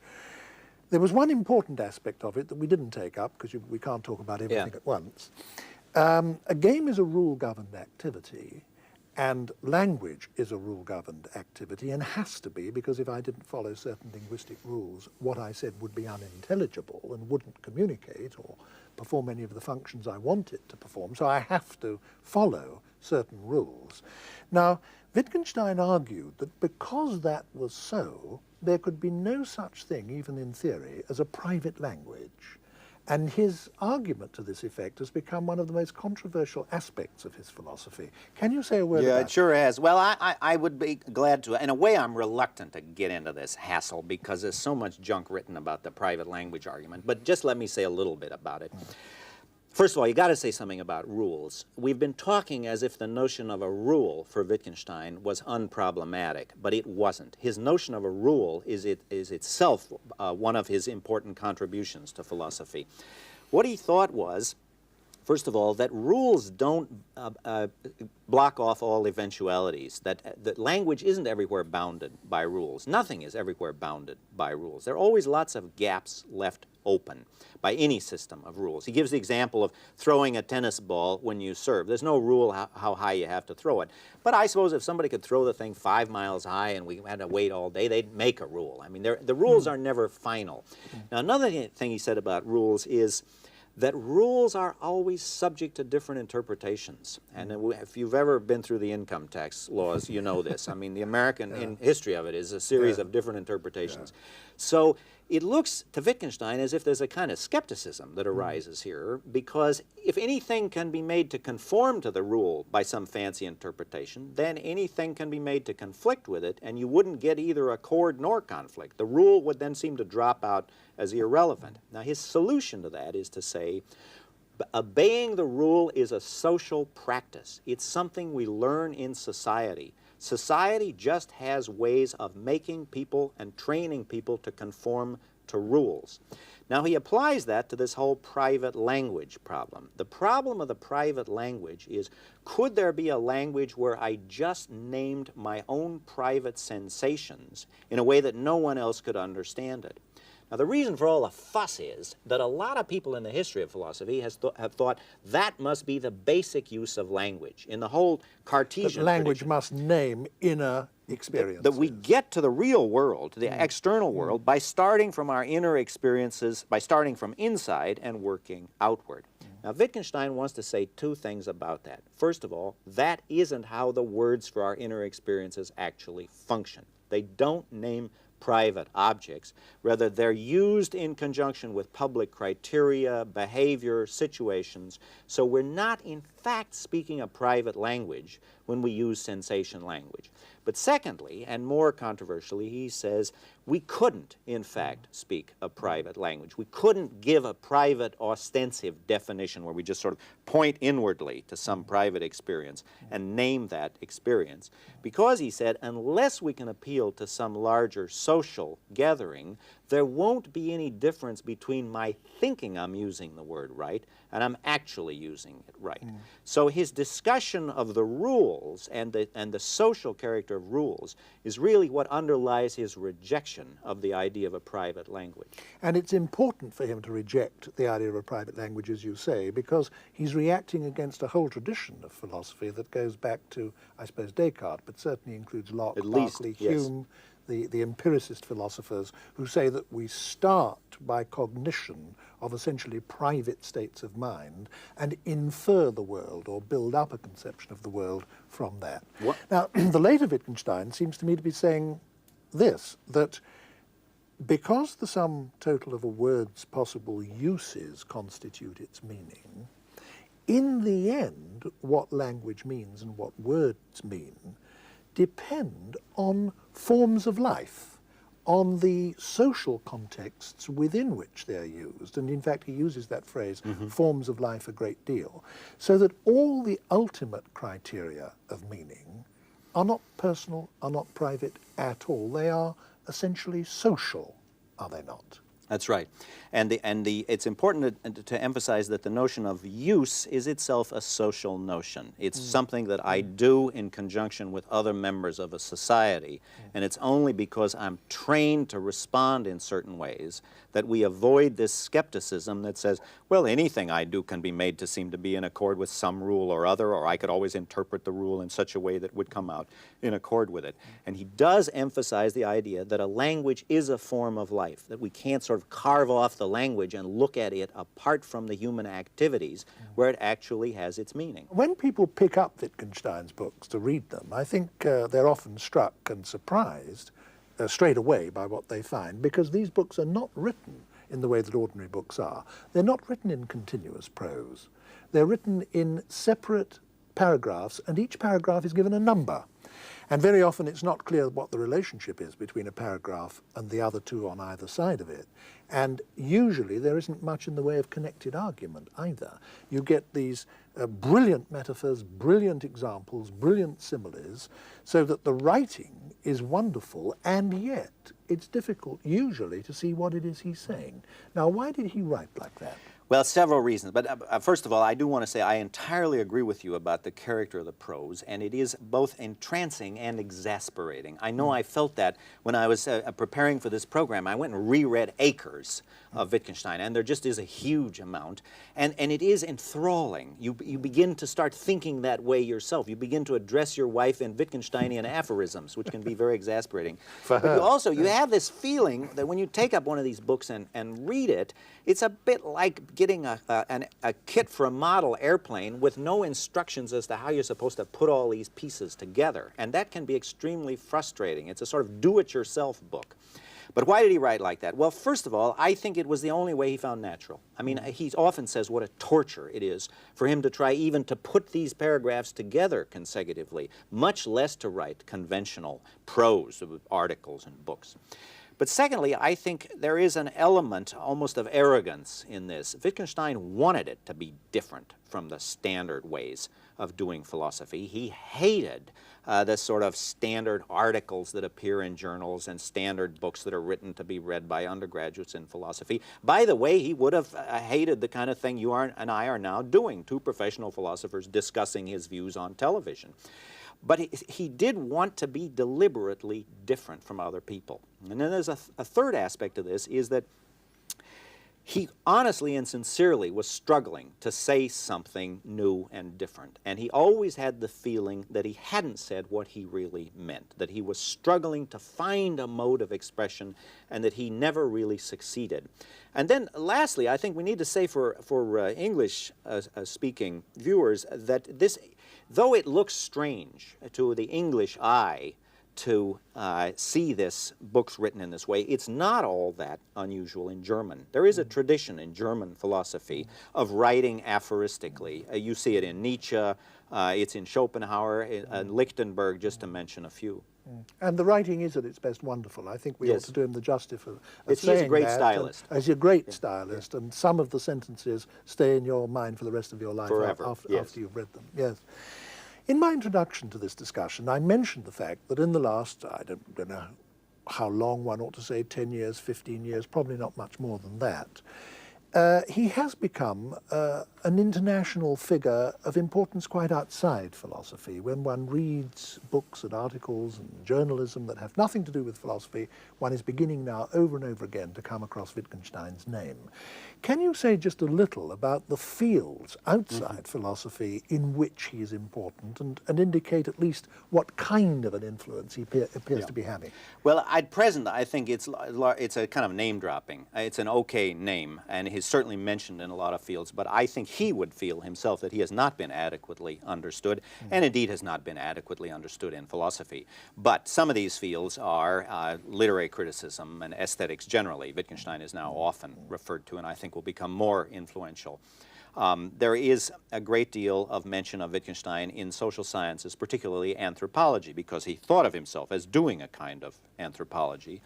There is books written about the importance of Wittgenstein for political theory. So it's what the French would call the sciences of man that Wittgenstein has been most influential. Paradoxical in a way, because he wrote so much about the philosophy of mathematics. But most of his influences now are outside of philosophy, are in the social sciences. And it seems that the structuralists who are so fashionable or have been fashionable for so long, seem to be claiming Wittgenstein for their own, do they Well, not? it's the post-structuralists, I think, that probably misunderstood him the worst. Post-structuralists, but that's is it? another Yes, program. Yes, yes. Well, right. Well, then we won't get into that. But I think the point is worth making that, for example, if you read serious literary criticism now, you are going to come across constant reference to Wittgenstein. What is your personal evaluation of all this, of Wittgenstein as a philosopher? Well, actually, I feel so strongly about this as I've been restraining myself all along, just trying to say what the guy meant and not what I actually think about it. But let me start out negatively, and then I get to end on the more cheerful note. There is a kind of exasperating feature of Wittgenstein that I want to highlight, I want to emphasize, and that is the anti-theoretical bent in Wittgenstein, the idea that we mustn't have a theory, that we can't have a theory of language, we can't have a general theory of language or of the mind. Now, when somebody says to me, when some guy says you can't have a general theory of speech acts, or you can't have a general theory of intentionality, of how words, or how thoughts relate to reality, my natural instinct is to go out and write a general theory. We'll just see if we can't have a general theory. And in fact, I have tried to make general statements in both of these fields. I think it's premature of Wittgenstein to say we can't have general theories of language of a philosophical sort or general theories of how the mind functions. We won't know if we don't try. And the sheer diversity of the phenomena should not by themselves discourage us. I mean, think of physics. If you think of Niagara Falls and a pot of water boiling and an ice skating rink, it looks like very diverse phenomena, and we could go on and on with the diverse forms that water takes. But in fact, we've now got a pretty good general theory that can account for all of that, and I don't see why we shouldn't seek general theories in philosophy, in particular in the philosophy of language and the philosophy of mind. I almost think sometimes that Wittgenstein thought since he had failed to get a general theory, since the Tractatus failed, then any general theory must be impossible. Roughly speaking, if I can't do it, nobody can. And a lot of people, probably what he actually believed. A lot of his disciples have said to me, oh, well, since you reject this anti-theoretical bent of the investigation, you must believe in the Tractatus, as if those were the only two options. And I want to suggest there are lots of other options. Now, tied in with this aversion to theory is a kind of waffling that goes on in certain crucial areas. Let's take religious discourse just as an example of this. We were mentioning this earlier. See, Wittgenstein himself obviously had a deep religious hunger.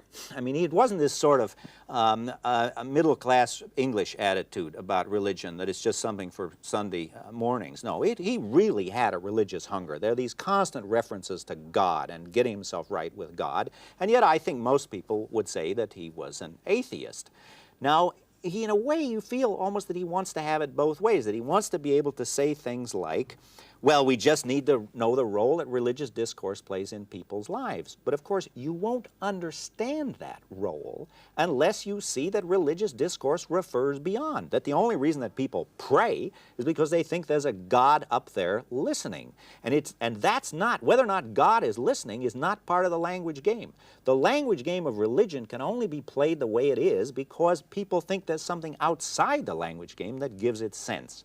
Okay, now that's for the bad part. Let me say what I think is really terrific in Wittgenstein. Well, first of all, I think most philosophers, what I'm going to say right now is kind of contemporary orthodoxy. Most philosophers would agree with this.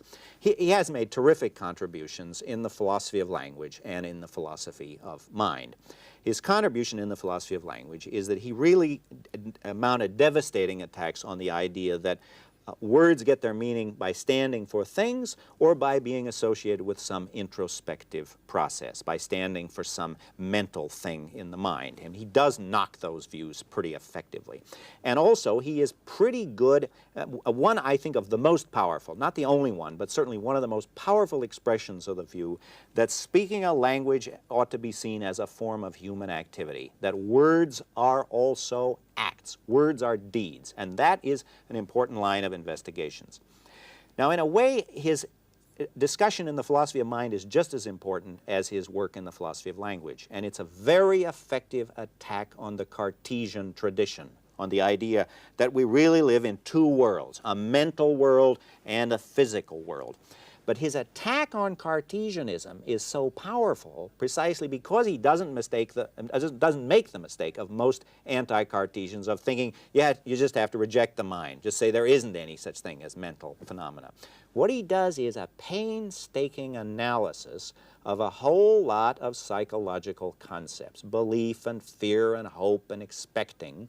And he goes through these, and what he shows you is that the deep grammar of these expressions is quite different from what you would think just looking at the surface, where we have nouns like mind and body, and where it looks like there are these two different things, minds and bodies. What he does is, by carefully describing these language games, he gets you to see that things like hope and fear and expectation and belief are grounded in situations, that we actually use these words in such a way where we're not inclined to think there must be some deep Cartesian divide. We say things like, he's been groaning and in pain for the past 2 hours. And we don't feel there, oh my gosh, he's mixed categories, the physical groaning and the mental pain. It's just a perfectly natural way of talking. And he shows us that our natural way of talking does not lead to any kind of Cartesianism. However, the most powerful part of Wittgenstein, from my own personal point of view, is not his work in the philosophy of language and mind, but it's an idea that really begins to acquire momentum in his last work. It also appears in his earlier work, but in his very last work that he wrote when he was dying, On Certainty. And it's a rather subtle idea, but it's this. We have, in the Western intellectual tradition, going back to Plato, we have the idea that any meaningful human behavior must somehow be the expression of a theory, an implicit theory that we hold. That if you understand me and I understand you, it can only because we each have a theory of the other. Or, as you say, an implicit theory. An implicit theory. Yes, Chomsky yes, thinks this, that there's an unconscious yes, theory of language. yes. And artificial intelligence is based on this presupposition, that there are these unconscious theories. Now, there's some truth in that, but Wittgenstein is anxious to emphasize that a great deal of what we do is both socially and biologically primitive. It's a way of responding. It's a way of acting. We just act. We don't need to appeal to the idea that there's some implicit theoretical structure that enables us to act. And as usual, he gives very good similes. He says, look, think of squirrels storing nuts for the winter. Now, do they do that because they think Hume's problem of induction has been solved and we now know that the future resembles the past? No, they just do it. Now he says, think of yourself and putting your hand in the fire. Is the reason you don't put your hand in the fire, is it because you think you've refuted Hume? Or you think you've got very good inductive evidence? No, you just don't do it. You couldn't be dragged into that fire. And he says a great deal of our human activity has to be seen like that. We're just responding in ways that are both biologically and culturally conditioned. But his ground floor statement, he keeps repeating this, is we just act. That's the way we do it. And this goes against a whole tradition where we try to think, well, we can only do what we do because we've got an implicit theory. Do you think there's still a lot of juice in this, or do you think that Wittgenstein himself has made all of the really importantly creative and constructive use of these ideas that can be made? Oh, no, I think there's a great deal more to be said on this. To put it very bluntly, I think Wittgenstein only scratched the surface. Thank you very much, Professor So.